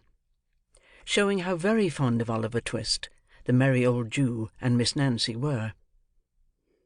In the obscure parlour of a low public-house, in the filthiest part of Little Saffron Hill, a dark and gloomy den, where a flaring gas-light burnt all day in the winter-time, and where no ray of sun ever shone in the summer, there sat, brooding over a little pewter measure, and a small glass, strongly impregnated with the smell of liquor, a man in a velveteen coat, drab shorts, half-boots, and stockings, whom even by that dim light no experienced agent of the police would have hesitated to recognise as Mr. William Sikes. At his feet sat a white-coated, red-eyed dog, who occupied himself alternately in winking at his master with both eyes at the same time, and in licking a large, fresh cut on one side of his mouth, which appeared to be the result of some recent conflict. "Keep quiet, you warmint! Keep quiet!" said Mr. Sikes, suddenly breaking silence. Whether his meditations were so intense as to be disturbed by the dog's winking, or whether his feelings were so wrought upon by his reflections that they required all the relief derivable from kicking an unoffending animal, to allay them, is matter for argument and consideration. Whatever was the cause, the effect was a kick and a curse bestowed upon the dog simultaneously. Dogs are not generally apt to revenge injuries inflicted upon them by their masters; but Mr. Sikes's dog, having faults of temper in common with his owner, and labouring perhaps at this moment under a powerful sense of injury, made no more ado, but at once fixed his teeth in one of the half-boots. Having given it a hearty shake, he retired, growling, under a form, just escaping the pewter measure which Mr. Sikes levelled at his head. "You would you?" said Sikes, seizing the poker in one hand, and deliberately opening with the other a large clasp-knife, which he drew from his pocket. "Come here, you born devil! Come here! Do you hear?" The dog no doubt heard, because Mr. Sikes spoke in the very harshest key of a very harsh voice, but appearing to entertain some unaccountable objection to having his throat cut, he remained where he was, and growled more fiercely than before, at the same time grasping the end of the poker between his teeth, and biting at it like a wild beast. This resistance only infuriated Mr. Sikes the more, who, dropping on his knees, began to assail the animal most furiously. The dog jumped from right to left, and from left to right, snapping, growling, and barking. The man thrust and swore, and struck and blasphemed, and the struggle was reaching a most critical point for one or other, when, the door suddenly opening, the dog darted out, leaving Bill Sikes with the poker and the clasp-knife in his hands. There must always be two parties to a quarrel, says the old adage. Mr. Sikes, being disappointed of the dog's participation, at once transferred his share in the quarrel to the newcomer. "What the devil do you come in between me and my dog for?" said Sikes, with a fierce gesture. "I didn't know, my dear, I didn't know," replied Fagin humbly, for the Jew was the newcomer. "Didn't know, you white-livered thief!" growled Sikes. "Couldn't you hear the noise?" "Not a sound of it, as I'm a living man, Bill," replied the Jew. "Oh, no? You hear nothing, you don't," retorted Sikes with a fierce sneer. "Sneaking in and out, so as nobody hears how you come or go. I wish you had been the dog, Fagin, half a minute ago." "Why?" inquired the Jew with a forced smile. "'Cause the government, as cares for the lives of such men as you, as having half the pluck of curs, lets a man kill a dog how he likes," replied Sikes, shutting up the knife with a very expressive look. "That's why." The Jew rubbed his hands, and sitting down at the table, affected to laugh at the pleasantry of his friend. He was obviously very ill at ease, however. "Grin away," said Sikes, replacing the poker, and surveying him with savage contempt. "Grin away. You'll never have the laugh at me, though, unless it's behind a nightcap. I've got the upper hand over you, Fagin, and damn me, I'll keep it. There. If I go, you go, so take care of me." "Well, well, my dear," said the Jew, "I know all that. We have a mutual interest, Bill, a mutual interest." "Humph!" said Sikes, as if he thought the interest lay rather more on the Jew's side than on his. "Well, what have you got to say to me?" "It's all passed safe through the melting pot," replied Fagin, "and this is your share. It's rather more than it ought to be, my dear, but as I know you'll do me a good turn another time, and—" "Stow that gammon," interposed the robber impatiently. "Where is it? Hand it over." "Yes, yes, Bill. Give me time, give me time," replied the Jew soothingly. "Here it is, all safe." As he spoke, he drew forth an old cotton handkerchief from his breast, and untying a large knot in one corner, produced a small brown paper packet. Sikes, snatching it from him, hastily opened it, and proceeded to count the sovereigns it contained. "This is all, is it?" inquired Sikes. "All," replied the Jew. "You haven't opened the parcel and swallowed one or two as you come along, have you?" inquired Sikes suspiciously. "Don't put on an injured look at that question. You've done it many a time.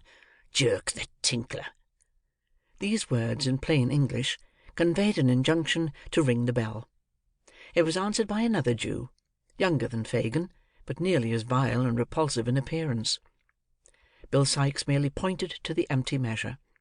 The Jew, perfectly understanding the hint, retired to fill it, previously exchanging a remarkable look with Fagin, who raised his eyes for an instant, as if in expectation of it, and shook his head in reply; so slightly that the action would have been almost imperceptible to an observant third person. It was lost upon Sikes, who was stooping at the moment to tie the bootlace which the dog had torn. Possibly, if he had observed the brief interchange of signals, he might have thought that it boded no good to him. "Is anybody here, Barney?" inquired Fagin, speaking, now that Sikes was looking on, without raising his eyes from the ground. "Dr. Soul," replied Barney, whose words, whether they came from the heart or not, made their way through his nose. "Nobody?"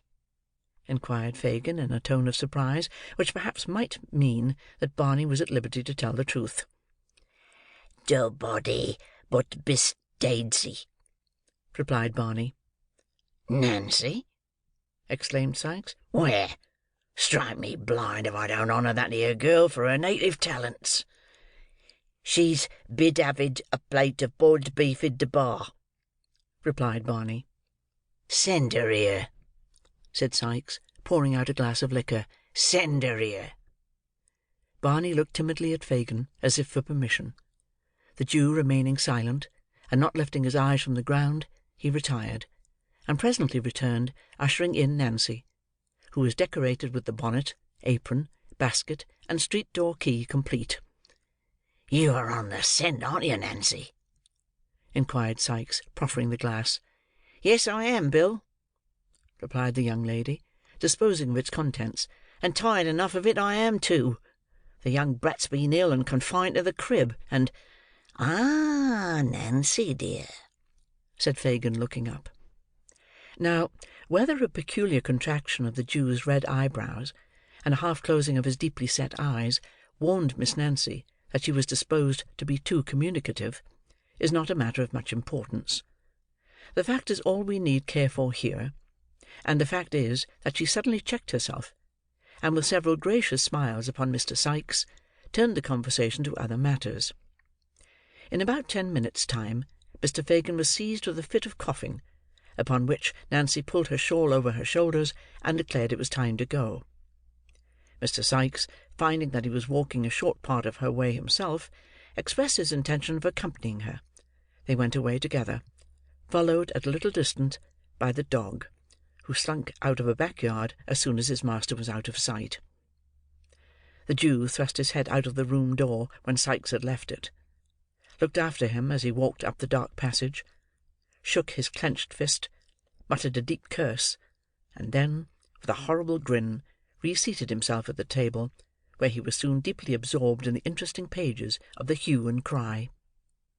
Meanwhile, Oliver Twist, little dreaming that he was within so very short a distance of the merry old gentleman, was on his way to the bookstall. When he got into Clerkenwell, he accidentally turned down a by-street, which was not exactly in his way, but not discovering his mistake until he had got half-way down it, and knowing it must lead in the right direction, he did not think it worth while to turn back, and so marched on as quickly as he could with the books under his arm. He was walking along, thinking how happy and contented he ought to feel, and how much he would give for only one look at poor little Dick, who, starved and beaten, might be weeping bitterly at that very moment, when he was startled by a young woman screaming out very loud, "Oh, my dear brother!" and he had hardly looked up to see what the matter was, when he was stopped by having a pair of arms thrown tight round his neck. "Don't!" cried Oliver, struggling. "Let go of me! Who is it? What are you stopping me for?" The only reply to this was a great number of loud lamentations from the young woman who had embraced him, and who had a little basket and a street-door key in her hand. "Oh, my gracious!" said the young woman. "I have found him! Oh, Oliver, Oliver! Oh, you naughty boy, to make me suffer such distress on your account! Come home, dear, come! Oh, I've found him! Thank gracious goodness heavens, I've found him!" With these incoherent exclamations, the young woman burst into another fit of crying, and got so dreadfully hysterical that a couple of women who came up at the moment asked a butcher's boy with a shiny head of hair anointed with suet, who was also looking on, whether he didn't think he had better run for the doctor; to which the butcher's boy, who appeared of a lounging, not to say indolent disposition, replied that he thought not. "Oh, no, never mind," said the young woman, grasping Oliver's hand. "I'm better now. Come home directly, you cruel boy. Come." "Oh, ma'am," replied the young woman, "he ran away near a month ago from his parents, who are hard-working and respectable people, and went and joined a set of thieves and bad characters, and almost broke his mother's heart." "Young wretch," said one woman. "Go home, do you little brute," said the other. "I'm not," replied Oliver, greatly alarmed. "I don't know her. I haven't any sister or father or mother either. I'm an orphan. I live at Pentonville. Only hear him! How he braves it out!" cried the young woman. "Why, it's Nancy!" exclaimed Oliver, who now saw her face for the first time. and started back in irrepressible astonishment. "You see, he knows me," cried Nancy, appealing to the bystanders. "He can't help himself, and make him come home. There's good people, or he'll kill his dear mother and father and break my heart." "What the devil's this?" said a man, bursting out of a beer-shop, with a white dog at his heels. "Young Oliver? Come home to your poor mother, you young dog. Come home directly." I don't belong to them. I don't know them. Help! Help!" cried Oliver, struggling in the man's powerful grasp. "Help!" repeated the man. "Yes, I'll help you, you young rascal. What books are these? You've been a-stealing 'em, haven't you? Give 'em here." With these words, the man tore the volumes from his grasp, and struck him on the head. "That's right," cried a looker-on from a garret window. "That's the only way of bringing him to his senses." "To be sure," cried a sleepy-faced carpenter, casting an approving look at the garret window. "It'll do him good," said the two women. "And he shall have it too," rejoined the man, administering another blow, and seizing Oliver by the collar. "Come on, you young villain. Here, Bull's-eye, mind him, boy, mind him." Weak with recent illness, stupefied by the blows and the suddenness of the attack, terrified by the fierce growling of the dog and the brutality of the man, overpowered by the conviction of the bystanders that he really was the hardened little wretch he was described to be, what could one poor child do? Darkness had set in. It was a low neighbourhood. No help was near. Resistance was useless. In another moment he was dragged into a labyrinth of dark, narrow courts, and was forced along them at a pace which rendered the few cries he dared to give utterance to, unintelligible. It was of little moment, indeed, whether they were intelligible or no, for there was nobody to care for them, had they been ever so plain. The gas lamps were lighted. Mrs. Bedwin was waiting anxiously at the open door.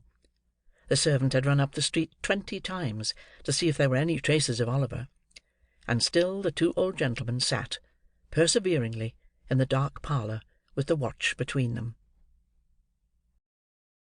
Chapter 16 relates what became of Oliver Twist after he had been claimed by Nancy. The narrow streets and courts at length terminated in a large open space, scattered about which were pens for beasts and other indications of a cattle market. Sikes slackened his pace when they reached this spot. The girl being quite unable to support any longer the rapid rate at which they had hitherto walked, turning to Oliver, he roughly commanded him to take hold of Nancy's hand. "Do you hear?" growled Sikes, as Oliver hesitated and looked round. They were in a dark corner, quite out of the track of passengers. Oliver saw but too plainly that resistance would be of no avail. He held out his hand, which Nancy clasped tight in hers. "Give me the other," said Sikes, seizing Oliver's unoccupied hand. "Here, Bull's-eye." The dog looked up and growled. "See here, boy," said Sikes, putting his other hand to Oliver's throat. "If he speaks ever so soft a word, hold him.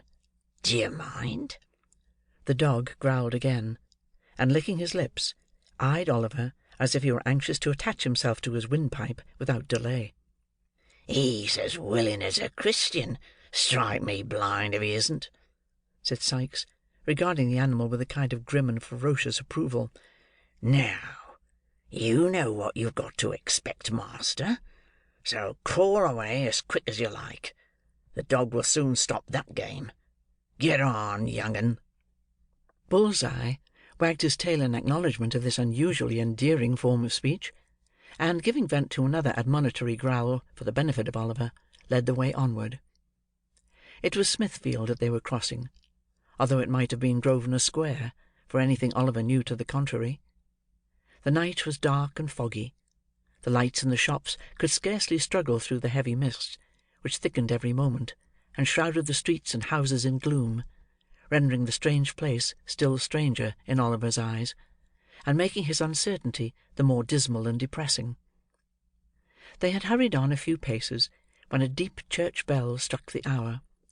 With its first stroke, his two conductors stopped, and turned their heads in the direction whence the sound proceeded. 8 o'clock, Bill," said Nancy, when the bell ceased.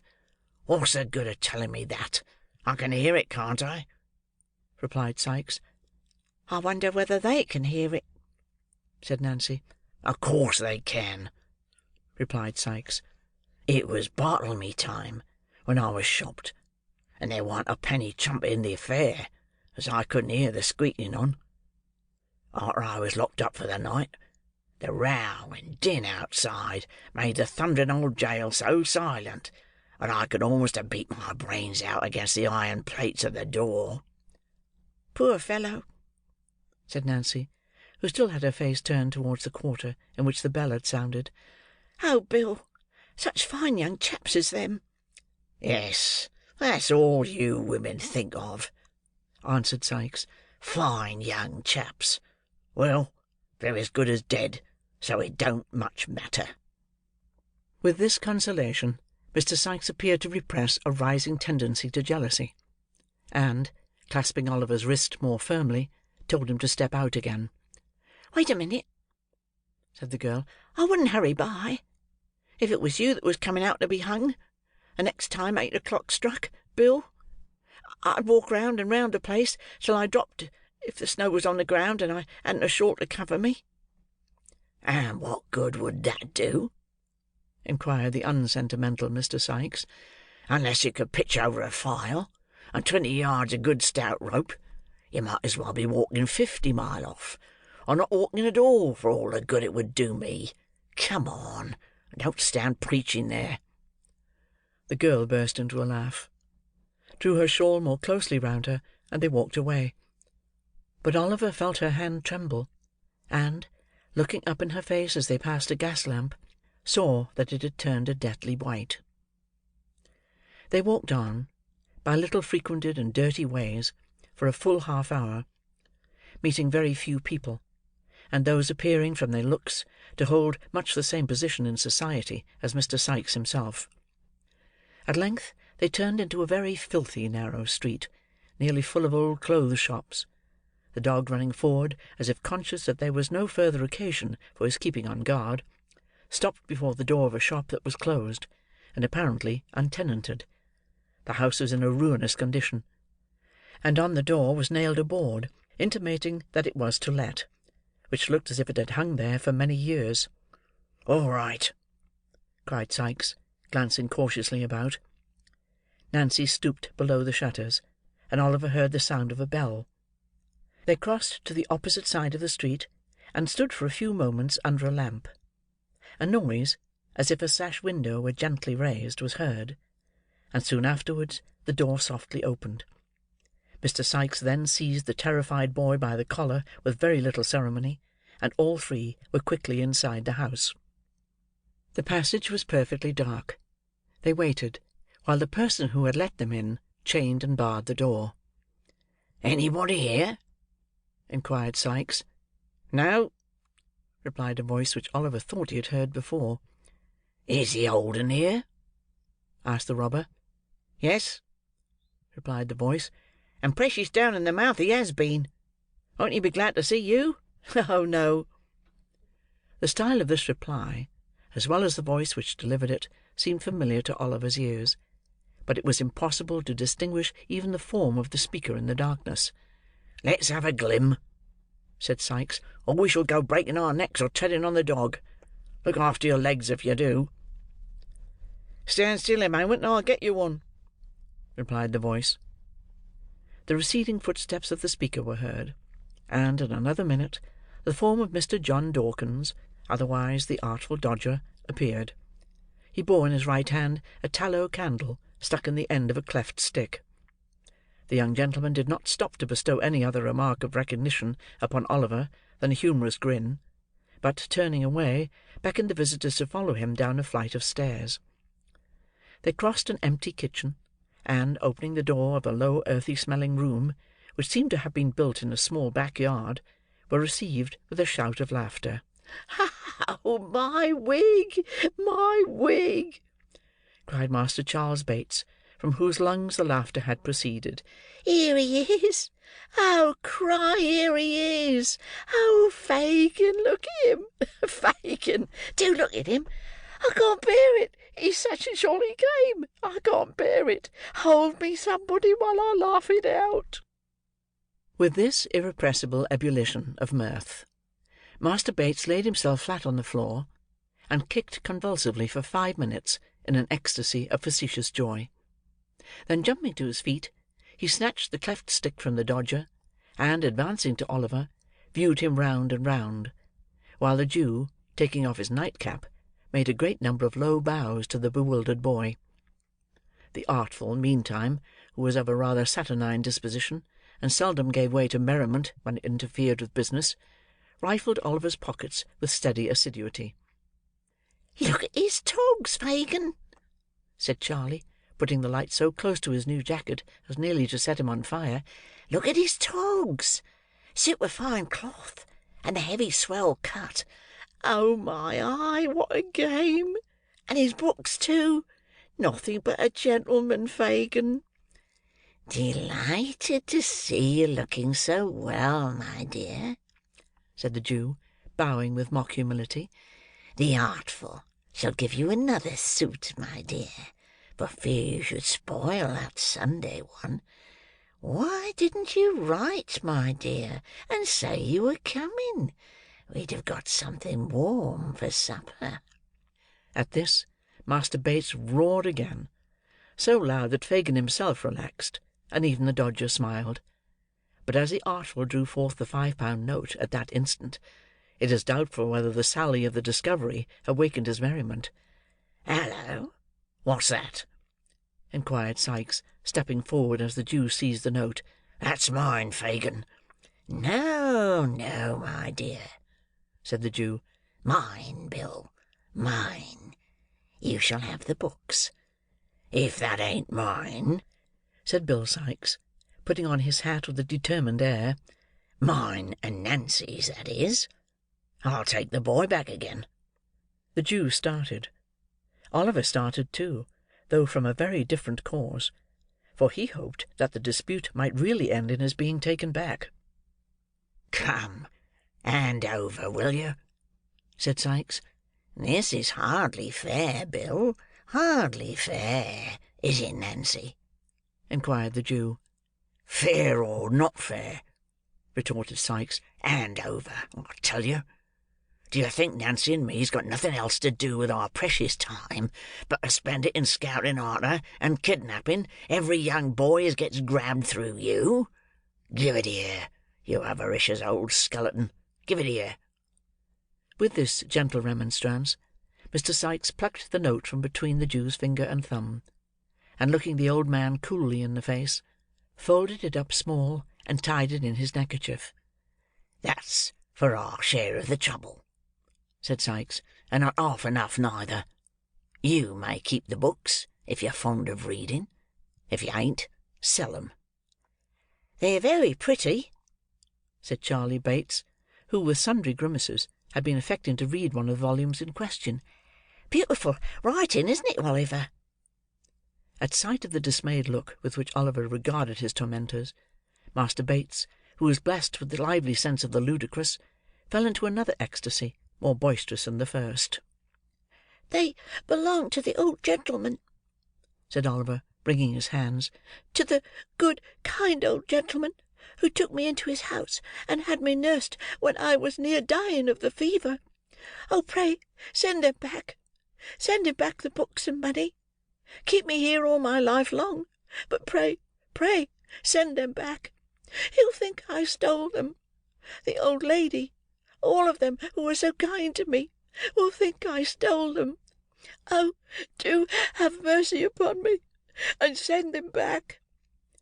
With these words, which were uttered with all the energy of passionate grief, Oliver fell upon his knees at the Jew's feet, and beat his hands together in perfect desperation. "The boy's right," remarked Fagin, looking covertly round, and knitting his shaggy eyebrows into a hard knot. "You're right, Oliver, you're right. They will think you have stolen 'em. chuckled the Jew, rubbing his hands. "It couldn't have happened better if we had chosen our time." "Of course it couldn't," replied Sikes. "I knowed that, directly I see him coming through Clerkenwell with the books under his arm. It's all right enough. They're soft-hearted psalm singers, or they wouldn't have taken him in at all, and they'll ask no questions after him, fear they should be obliged to prosecute, and so get him lagged. He's safe enough." Oliver had looked from one to the other, while these words were being spoken, as if he were bewildered and could scarcely understand what passed. But when Bill Sikes concluded, he jumped suddenly to his feet, and tore wildly from the room, uttering shrieks for help which made the bare old house echo to the roof. Keep back the dog, Bill!" cried Nancy, springing before the door, and closing it, as the Jew and his two pupils darted out in pursuit. "Keep back the dog! He'll tear the boy to pieces." "Serve him right!" cried Sikes, struggling to disengage himself from the girl's grasp. "Stand off from me, or I'll split your head against the wall." "I don't care for that, Bill. I don't care for that," screamed the girl, struggling violently with the man. "The child shan't be torn down by the dog, unless you kill me first." "Shan't he?" said Sikes, setting his teeth. "I'll soon do that if you don't keep off." The housebreaker flung the girl from him to the farther end of the room, just as the Jew and the two boys returned, dragging Oliver among them. "What's the matter here?" said Fagin, looking round. "The girl's gone mad, I think," replied Sikes savagely. "No, she hasn't," said Nancy, pale and breathless from the scuffle. "No, she hasn't, Fagin. Don't think it." "Then keep quiet, will you?" said the Jew, with a threatening look. "No, I won't do that neither," replied Nancy, speaking very loud. "Come, what do you think of that?" Mr. Fagin was sufficiently well acquainted with the manners and customs of that particular species of humanity to which Nancy belonged, to feel tolerably certain that it would be rather unsafe to prolong any conversation with her at present. With the view of diverting the attention of the company, he turned to Oliver. "So, you wanted to get away, my dear, did you?" said the Jew, taking up a jagged and knotted club which lay in a corner of the fireplace. "Eh?" Oliver made no reply, but he watched the Jew's motions, and breathed quickly. "Wanted to get assistance. Called for the police, did you?" sneered the Jew, catching the boy by the arm. "We'll cure you of that, my young master." The Jew inflicted a smart blow on Oliver's shoulders with the club, and was raising it for a second, when the girl, rushing forward, wrested it from his hand. She flung it into the fire, with a force that brought some of the glowing coals whirling out into the room. "I won't stand by and see it done, Fagin," cried the girl. "You've got the boy, and what more would you have? Let him be, let him be, or I shall put that mark on some of you that will bring me to the gallows before my time." The girl stamped her foot violently on the floor as she vented this threat, and with her lips compressed and her hands clenched, looked alternately at the Jew and the other robber, her face quite colourless from the passion of rage into which she had gradually worked herself. "Why, Nancy," said the Jew, in a soothing tone, after a pause during which he and Mr. Sikes had stared at one another in a disconcerted manner, "you're more clever than ever to-night. My dear, you are acting beautifully." "Am I?" said the girl. "Take care I don't overdo it. You'll be the worse for it, Fagin, if I do, and so I'll tell you in good time to keep clear of me." There is something about a roused woman, especially if she add to all of her other strong passions the fierce impulses of recklessness and despair, which few men like to provoke. The Jew saw that it would be hopeless to affect any further mistake regarding the reality of Miss Nancy's rage, and, shrinking involuntarily back a few paces, cast a glance, half imploring and half cowardly, at Sikes, as if to hint that he was the fittest person to pursue the dialogue. Mr. Sikes, thus mutely appealed to, and possibly feeling his personal pride and influence, interested in the immediate reduction of Miss Nancy to reason, gave utterance to about a couple of score of curses and threats, the rapid production of which reflected great credit on the fertility of his invention. As they produced no visible effect on the object against whom they were discharged, however, he resorted to more tangible arguments. "What do you mean by this?" said Sikes, backing the inquiry with a very common imprecation concerning the most beautiful of human features, which, if it were heard above, only once out of every 50,000 times that it is uttered below, would render blindness as common a disorder as measles. "What do you mean by it? Burn my body! Do you know who you are, and what you are?" "Oh, yes, I know all about it," replied the girl, laughing hysterically, and shaking her head from side to side with a poor assumption of indifference. "Well, then, keep quiet," rejoined Sikes, with a growl like that he was accustomed to use when addressing his dog, "or I'll quiet you for a good long time to come." The girl laughed again, even less composedly than before, and, darting a hasty look at Sikes, turned her face aside, and bit her lip till the blood came. "You're a nice one," added Sikes, as he surveyed her with a contemptuous air, "to take up the humane and genteel side. A pretty subject for the child, as you call him, to make a friend of." "God Almighty help me, I am!" cried the girl passionately. "And I wish I'd been struck dead in the street, or had changed places with them we passed so near to-night, before I had lent a hand in bringing him here. He's a thief, a liar, a devil, all that's bad, from this night forth. Isn't that enough for the old wretch without blows?" "Come, come, Sikes," said the Jew, appealing to him in a remonstratory tone, and motioning towards the boys, who were eagerly attentive to all that passed. "we must have civil words. Civil words, Bill." "Civil words!"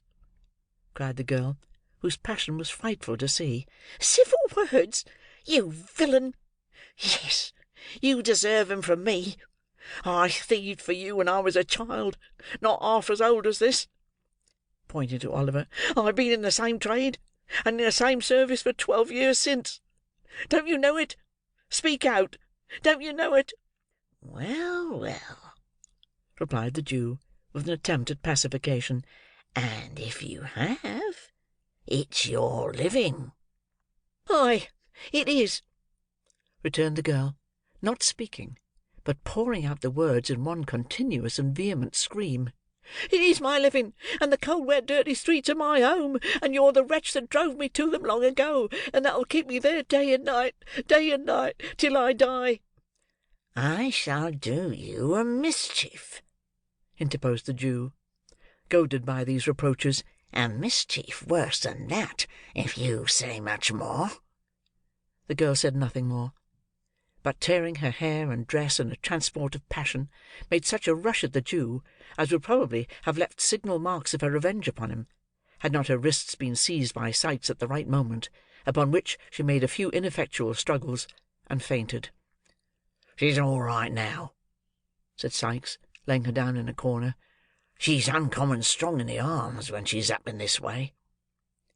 The Jew wiped his forehead, and smiled, as if it were a relief to have the disturbance over; but neither he, nor Sikes, nor the dog, nor the boys, seemed to consider it in any other light than a common occurrence incidental to business.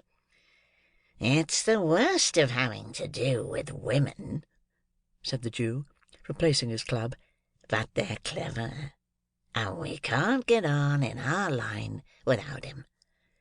Charlie, show Oliver to bed." "I suppose he'd better not wear his best clothes to-morrow, Fagin, had he?" inquired Charley Bates. "Certainly not," replied the Jew, reciprocating the grin with which Charley put the question.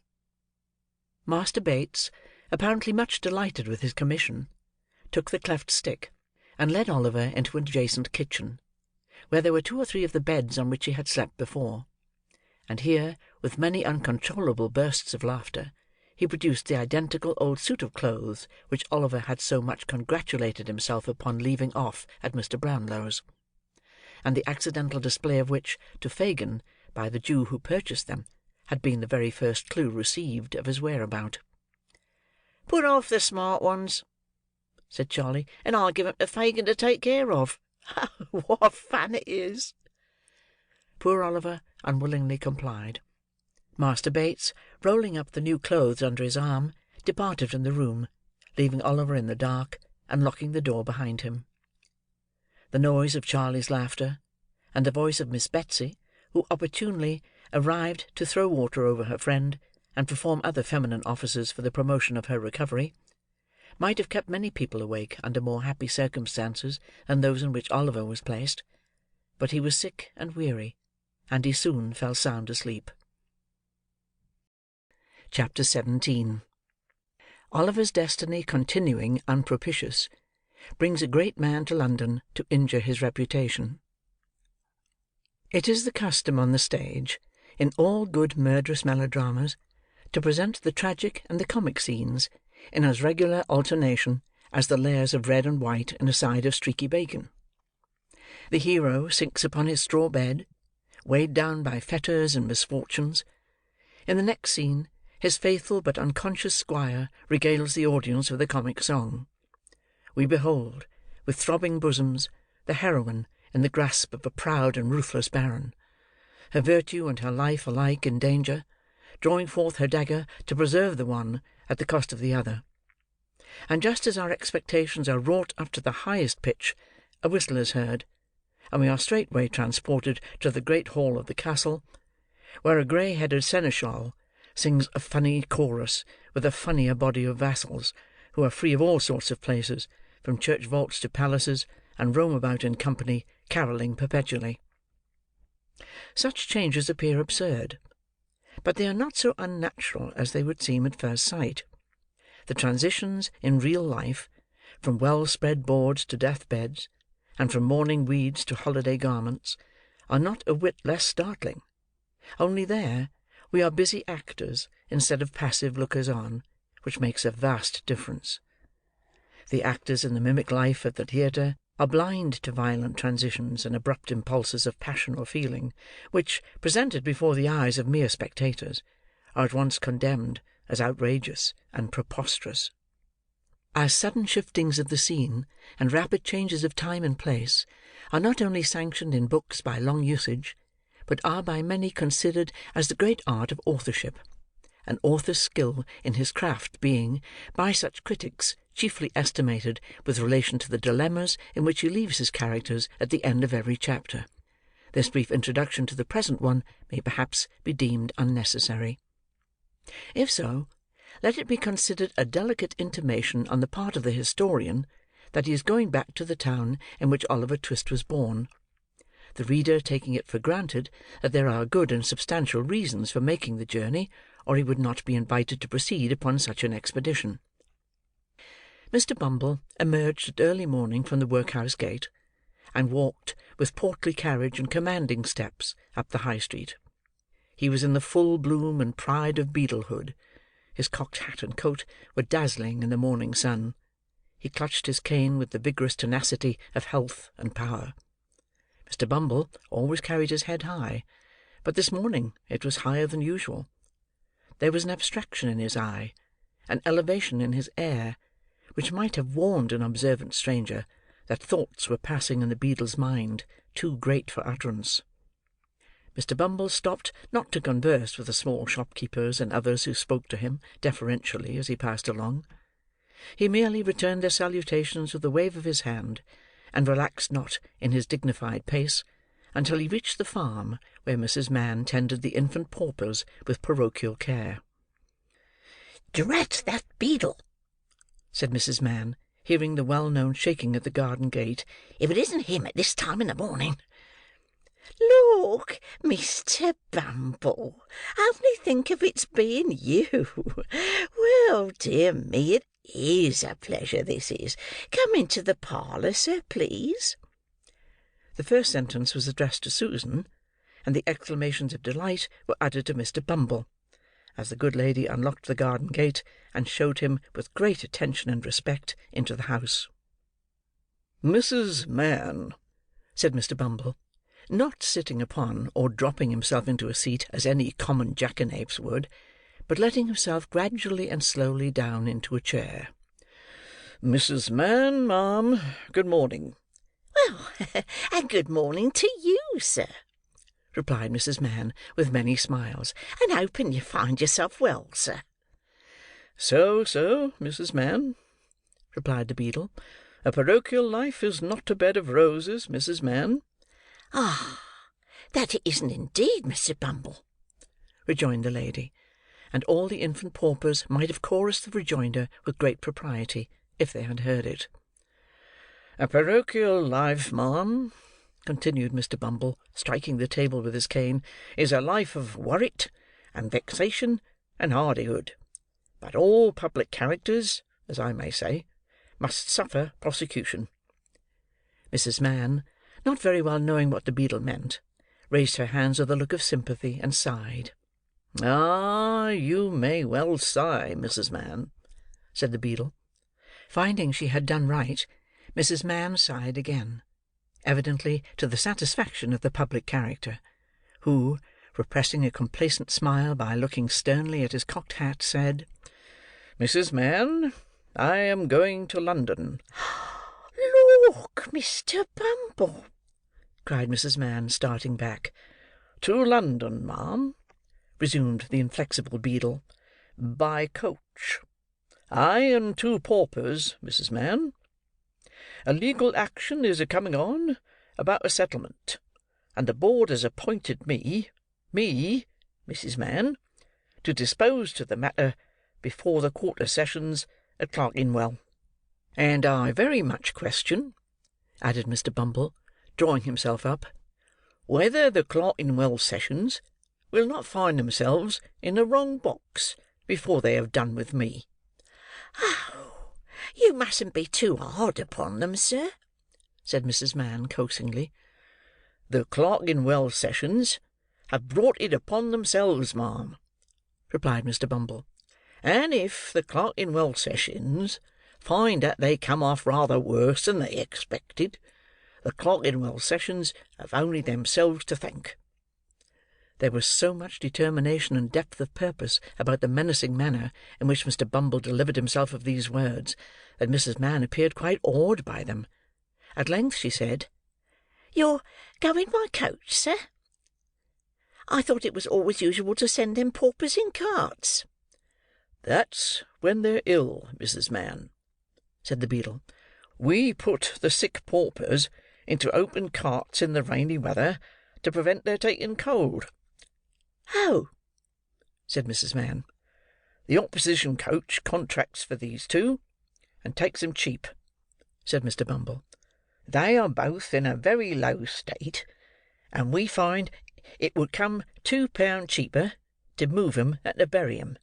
That is, if we can throw 'em upon another parish, which I think we shall be able to do, if they don't die upon the road to spite us." When Mr. Bumble had laughed a little while, his eyes again encountered the cocked hat, and he became grave. "We are forgetting business, ma'am," said the beadle. "Here is your parochial stipend for the month." Mr. Bumble produced some silver money, rolled up in paper, from his pocket-book, and requested a receipt, which Mrs. Mann wrote. "It's very much blotted, sir," said the farmer of infants, "but it's formal enough, I dare say. Thank you, Mr. Bumble, sir. I'm very much obliged to you, I'm sure." Mr. Bumble nodded, blandly, in acknowledgment of Mrs. Mann's curtsey, and inquired how the children were. "Bless their dear little hearts," said Mrs. Mann, with emotion. "They're as well as can be, the dears. Of course, except the 2 that died last week, and little Dick." "Isn't that boy no better?" inquired Mr. Bumble. Mrs. Mann shook her head. "He's a ill-conditioned, wicious, Bad disposed, parochial child, that," said Mr. Bumble angrily. "Where is he?" "I'll bring him to you in 1 minute, sir," replied Mrs. Mann. "Here, you, Dick!" After some calling, Dick was discovered. Having had his face put under the pump, and dried upon Mrs. Mann's gown, he was led into the awful presence of Mr. Bumble, the beadle. The child was pale and thin, his cheeks were sunken, and his eyes large and bright. The scanty parish dress, the livery of his misery, hung loosely on his feeble body, and his young limbs had wasted away like those of an old man. Such was the little being who stood trembling beneath Mr. Bumble's glance, not daring to lift his eyes from the floor, and dreading even to hear the beadle's voice. "Can't you look at the gentleman, you obstinate boy?" said Mrs. Mann. The child meekly raised his eyes, and encountered those of Mr. Bumble. "What's the matter with you, parochial Dick?" inquired Mr. Bumble, with well-timed jocularity. "Nothing, sir," replied the child faintly. "I should think not," said Mrs. Mann, who had of course laughed very much at Mr. Bumble's humour. "You want for nothing, I'm sure." "I should like—" faltered the child.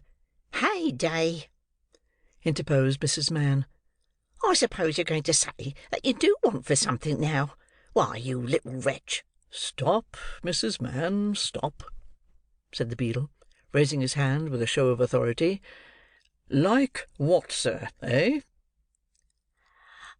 "I should like," faltered the child, "if somebody that can write would put a few words down for me on a piece of paper, and fold it up, and seal it, and keep it for me after I'm laid in the ground." "Why, what does the boy mean?" exclaimed Mr. Bumble, on whom the earnest manner and one aspect of the child had made some impression, accustomed as he was to such things. "What do you mean, sir?" "I should like," said the child, "to leave my dear love to poor Oliver Twist, and to let him know how often I've sat by myself and cried to think of his wandering about in the dark nights with nobody to help him. And I should like to tell him," said the child, pressing his small hands together, and speaking with great fervour, "that I was glad to die when I was very young. For perhaps if I had lived to be a man, and had grown old, my little sister, who is in heaven, might forget me, or be unlike me, and it would be so much happier if we were both children there together." Mr. Bumble surveyed the little speaker from head to foot, with indescribable astonishment, and turning to his companion, said, "They're all in one story, Mrs. Mann. That audacious Oliver had demoggalized them all." "I couldn't have believed it, sir," said Mrs. Mann, holding up her hands, and looking malignantly at Dick. "I never see such a hardened little wretch." "Take him away, ma'am," said Mr. Bumble imperiously. "This must be stated to the board, Mrs. Mann." "I hope the gentleman will understand that it isn't my fault, sir," said Mrs. Mann, whimpering pathetically. "They shall understand that, ma'am. They shall be acquainted with the true state of the case," said Mr. Bumble. "There, take him away. I can't bear the sight on him." Dick was immediately taken away, and locked up in the coal cellar. Mr. Bumble shortly afterwards took himself off to prepare for his journey. At 6 o'clock next morning, Mr. Bumble, having exchanged his cocked hat for a round one, and encased his person in a blue great-coat with a cape to it, took his place on the outside of the coach, accompanied by the criminals whose settlement was disputed, with whom, in due course of time, he arrived in London. He experienced no other crosses on the way, than those which originated in the perverse behaviour of the two paupers, who persisted in shivering and complaining of the cold, in a manner which Mr. Bumble declared caused his teeth to chatter in his head, and made him feel quite uncomfortable, although he had a great coat on. Having disposed of these evil-minded persons for the night, Mr. Bumble sat himself down in the house at which the coach stopped, and took a temperate dinner of steaks, oyster sauce, and porter. Putting a glass of hot gin and water on the chimney-piece, he drew his chair to the fire, and, with sundry moral reflections on the too prevalent sin of discontent and complaining, composed himself to read the paper. The very first paragraph upon which Mr. Bumble's eye rested was the following advertisement: 5 guineas reward. Whereas a young boy named Oliver Twist absconded or was enticed on Thursday evening last from his home at Pentonville, and has not since been heard of. The above reward will be paid to any person who will give such information as will lead to the discovery of the said Oliver Twist, or tend to throw any light upon his previous history, in which the advertiser is, for many reasons, warmly interested. And then followed a full description of Oliver's dress, person, appearance, and disappearance, with the name and address of Mr. Brownlow at full length. Mr. Bumble opened his eyes, read the advertisement, slowly and carefully, 3 several times, and in something more than 5 minutes was on his way to Pentonville, having actually, in his excitement, left a glass of hot gin and water untasted. "Is Mr. Brownlow at home?" inquired Mr. Bumble of the girl who opened the door. To this inquiry the girl returned the not uncommon, but rather evasive reply of, "I don't know. Where do you come from?" Mr. Bumble no sooner uttered Oliver's name, in explanation of his errand, than Mrs. Bedwin, who had been listening at the parlour door, hastened into the passage in a breathless state. "Come in, come in," said the old lady. "I knew we should hear of him. Poor dear, I knew we should. I was certain of it. Bless his heart, I said so all along." Having heard this, the worthy old lady hurried back into the parlour again, and seating herself on a sofa, burst into tears. The girl, who was not quite so susceptible, had run upstairs meanwhile, and now returned with a request that Mr. Bumble would follow her immediately, which he did. He was shown into the little back study, where sat Mr. Brownlow and his friend Mr. Grimwig, with decanters and glasses before them. The latter gentleman at once burst into the exclamation, "A beadle! A parish beadle, or I'll eat my head!" "Pray don't interrupt just now," said Mr. Brownlow. "Take a seat, will you?" Mr. Bumble sat himself down, quite confounded by the oddity of Mr. Grimwig's manner. Mr. Brownlow moved the lamp, so as to obtain an uninterrupted view of the beadle's countenance, and said, with a little impatience, "Now, sir, you come in consequence of having seen the advertisement?" "Yes, sir," said Mr. Bumble. "And you are a beadle, are you not?" inquired Mr. Grimwig. "I am a parochial beadle, gentlemen," returned Mr. Bumble proudly. "Of course," observed Mr. Grimwig aside to his friend. "I knew he was. A beadle all over." Mr. Brownlow gently shook his head to impose silence on his friend, and resumed. "Do you know where this poor boy is now?" "No more than nobody," replied Mr. Bumble. "Well, what do you know of him?" inquired the old gentleman. "Speak out, my friend, if you have anything to say. What do you know of him?" "You don't happen to know any good of him, do you?" said Mr. Grimwig, caustically, after an attentive perusal of Mr. Bumble's features. Mr. Bumble, catching at the inquiry very quickly, shook his head with portentous solemnity. "You see," said Mr. Grimwig, looking triumphantly at Mr. Brownlow. Mr. Brownlow looked apprehensively at Mr. Bumble's pursed-up countenance, and requested him to communicate what he knew regarding Oliver in as few words as possible. Mr. Bumble put down his hat, unbuttoned his coat, folded his arms, inclined his head in a retrospective manner, and, after a few moments' reflection, commenced his story.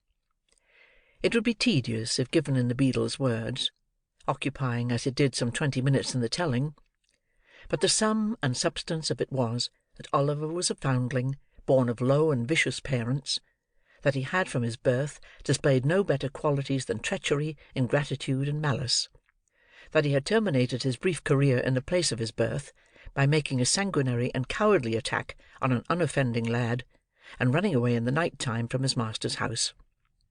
In proof of his really being the person he represented himself, Mr. Bumble laid upon the table the papers he had brought to town. Folding his arms again, he then awaited Mr. Brownlow's observations. "I fear it is all too true," said the old gentleman sorrowfully, after looking over the papers. "This is not much for your intelligence, but I would gladly have given you treble the money, if it had been favourable to the boy." It is not improbable that if Mr. Bumble had been possessed of this information at an earlier period of the interview, he might have imparted a very different colouring to his little history. It was too late to do it now, however, so he shook his head gravely, and, pocketing the 5 guineas, withdrew. Mr. Brownlow paced the room to and fro for some minutes, evidently so much disturbed by the beadle's tale, that even Mr. Grimwig forbore to vex him further. At length he stopped, and rang the bell violently. "Mrs. Bedwin," said Mr. Brownlow, when the housekeeper appeared, "that boy Oliver is an impostor." "It can't be, sir. It cannot be," said the old lady energetically. "I tell you he is," retorted the old gentleman. "What do you mean by can't be? We have just heard a full account of him from his birth, and he has been a thorough-paced little villain all his life." "I never will believe it, sir," replied the old lady firmly. "Never." "You old women never believe anything but quack doctors and lying story-books," growled Mr. Grimwig. "I knew it all along. Why didn't you take my advice in the beginning? You would, if he hadn't had fever, I suppose, eh? He was interesting, wasn't he? Interesting? Pah!" And Mr. Grimwig poked the fire with a flourish. "He was a dear, grateful, gentle child, sir," retorted Mrs. Bedwin indignantly. "I know what children are, sir, and have done these 40 years; and people who can't say the same shouldn't say anything about them. That's my opinion." This was a hard hit at Mr. Grimwig, who was a bachelor. As it extorted nothing from that gentleman but a smile, the old lady tossed her head, and smoothed down her apron, preparatory to another speech, when she was stopped by Mr. Brownlow. "Silence!" said the old gentleman, feigning an anger he was far from feeling. "Never let me hear the boy's name again. I rang to tell you that. Never. Never on any pretence, mind. You may leave the room, Mrs. Bedwin. Remember, I am in earnest." There were sad hearts at Mr. Brownlow's that night. Oliver's heart sank within him when he thought of his good friends. It was well for him that he could not know what they had heard, or it might have broken outright. Chapter 18. How Oliver passed his time in the improving society of his reputable friends. About noon next day, when the Dodger and Master Bates had gone out to pursue their customary avocations, Mr. Fagin took the opportunity of reading Oliver a long lecture on the crying sin of ingratitude, of which it clearly demonstrated he had been guilty, to no ordinary extent, in wilfully absenting himself from the society of his anxious friends, and, still more, in endeavouring to escape from them after so much trouble and expense had been incurred in his recovery. Mr. Fagin laid great stress on the fact of his having taken Oliver in, and cherished him, when, without his timely aid, he might have perished with hunger; and he related the dismal and affecting history of a young lad whom, in his philanthropy, he had succoured under parallel circumstances, but who, proving unworthy of his confidence, and evincing a desire to communicate with the police, had unfortunately come to be hanged at the Old Bailey one morning. Mr. Fagin did not seek to conceal his share in the catastrophe, but lamented with tears in his eyes that the wrong-headed and treacherous behaviour of the young person in question had rendered it necessary that he should become the victim of certain evidence for the Crown, which, if it were not precisely true, was indispensably necessary for the safety of him, Mr. Fagin, and a few select friends. Mr. Fagin concluded by drawing a rather disagreeable picture of the discomforts of hanging, and, with great friendliness and politeness of manner, expressed his anxious hopes that he might never be obliged to submit Oliver Twist to that unpleasant operation. Little Oliver's blood ran cold as he listened to the Jew's words, and imperfectly comprehended the dark threats conveyed in them. That it was possible, even for justice itself, to confound the innocent with the guilty when they were in accidental companionship, he knew already; and that deeply laid plans for the destruction of inconveniently knowing or over-communicative persons had been really devised and carried out by the Jew on more occasions than one, he thought by no means unlikely, when he recollected the general nature of the altercations between that gentleman and Mr. Sikes, which seemed to bear reference to some foregone conspiracy of the kind. As he glanced timidly up, and met the Jew's searching look, he felt that his pale face and trembling limbs were neither unnoticed nor unrelished by that wary old gentleman. The Jew, smiling hideously, patted Oliver on the head, and said that if he kept himself quiet and applied himself to business, he saw they would be very good friends yet. Then, taking his hat, and covering himself with an old patched greatcoat, he went out, and locked the room door behind him. And so Oliver remained all that day, and for the greater part of many subsequent days, seeing nobody, between early morning and midnight, and left during the long hours to commune with his own thoughts, which, never failing to revert to his kind friends, and the opinion they must long ago have formed of him, were sad indeed. After the lapse of a week or so, the Jew left the room door unlocked, and he was at liberty to wander about the house. It was a very dirty place. The rooms upstairs had great high wooden chimney-pieces and large doors, with panelled walls and cornices to the ceiling, which, although they were black with neglect and dust, were ornamented in various ways. From all of these tokens, Oliver concluded that a long time ago, before the old Jew was born, it had belonged to better people, and had perhaps been quite gay and handsome, dismal and dreary as it looked now. Spiders had built their webs in the angles of the walls and ceilings, and sometimes, when Oliver walked softly into a room, the mice would scamper across the floor, and run back terrified to their holes. With these exceptions, there was neither sight nor sound of any living thing; and often, when it grew dark, and he was tired of wandering from room to room, he would crouch in the corner of the passage by the street door, to be as near living people as he could, and would remain there, listening and counting the hours, until the Jew or the boys returned. In all the rooms, the mouldering shutters were fast closed. The bars which held them were screwed tight into the wood; the only light which was admitted, stealing its way through round holes at the top, which made the rooms more gloomy, and filled them with strange shadows.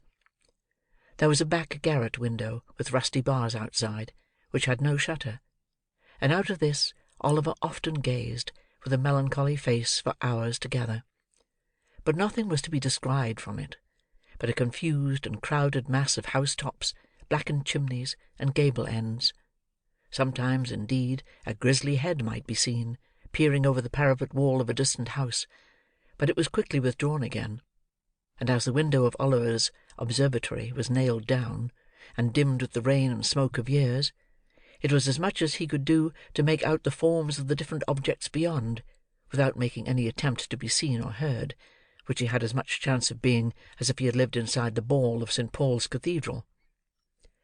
One afternoon, the Dodger and Master Bates being engaged out that evening, the first-named young gentleman took it into his head to evince some anxiety regarding the decoration of his person.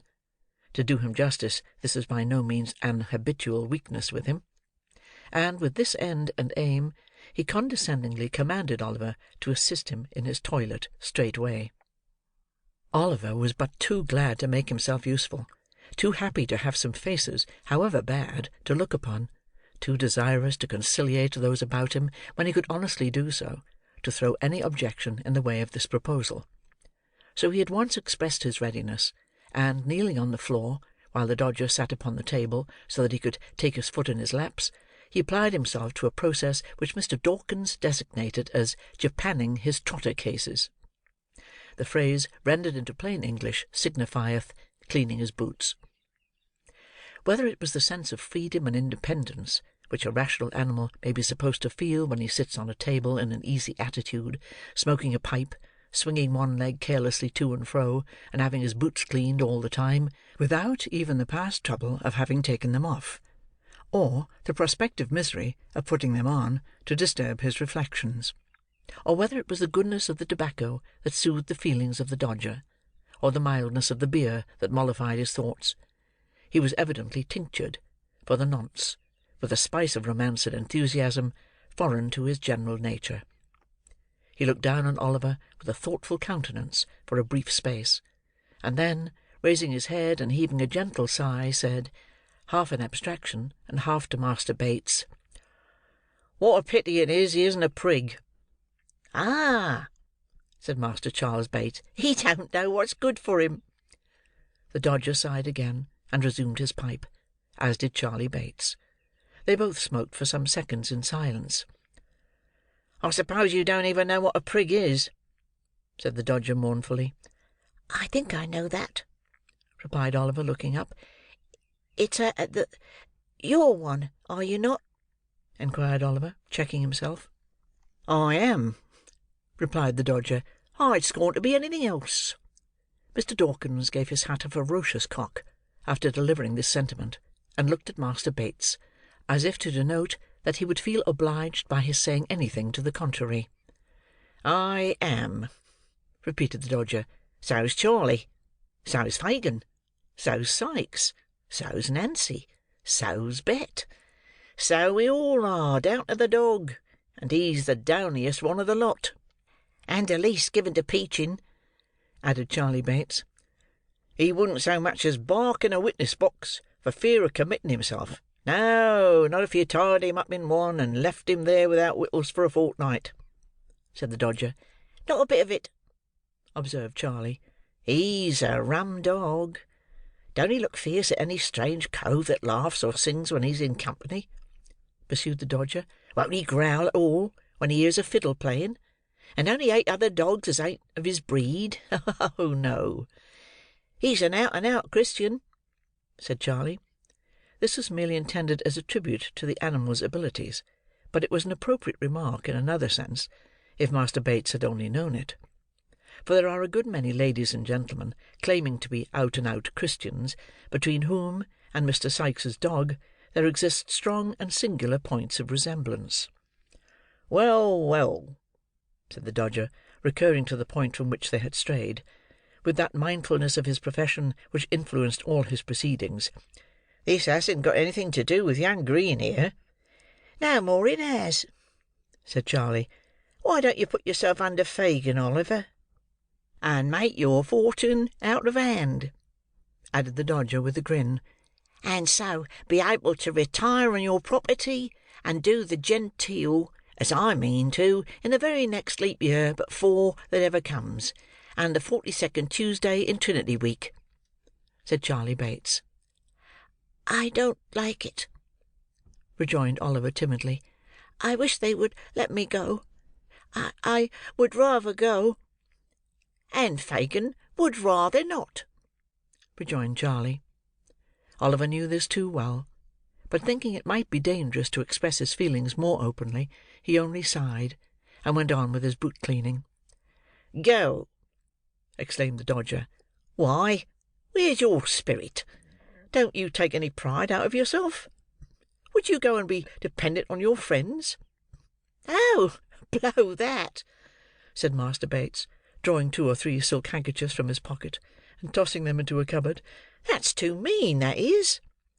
"I couldn't do it," said the Dodger, with an air of haughty disgust.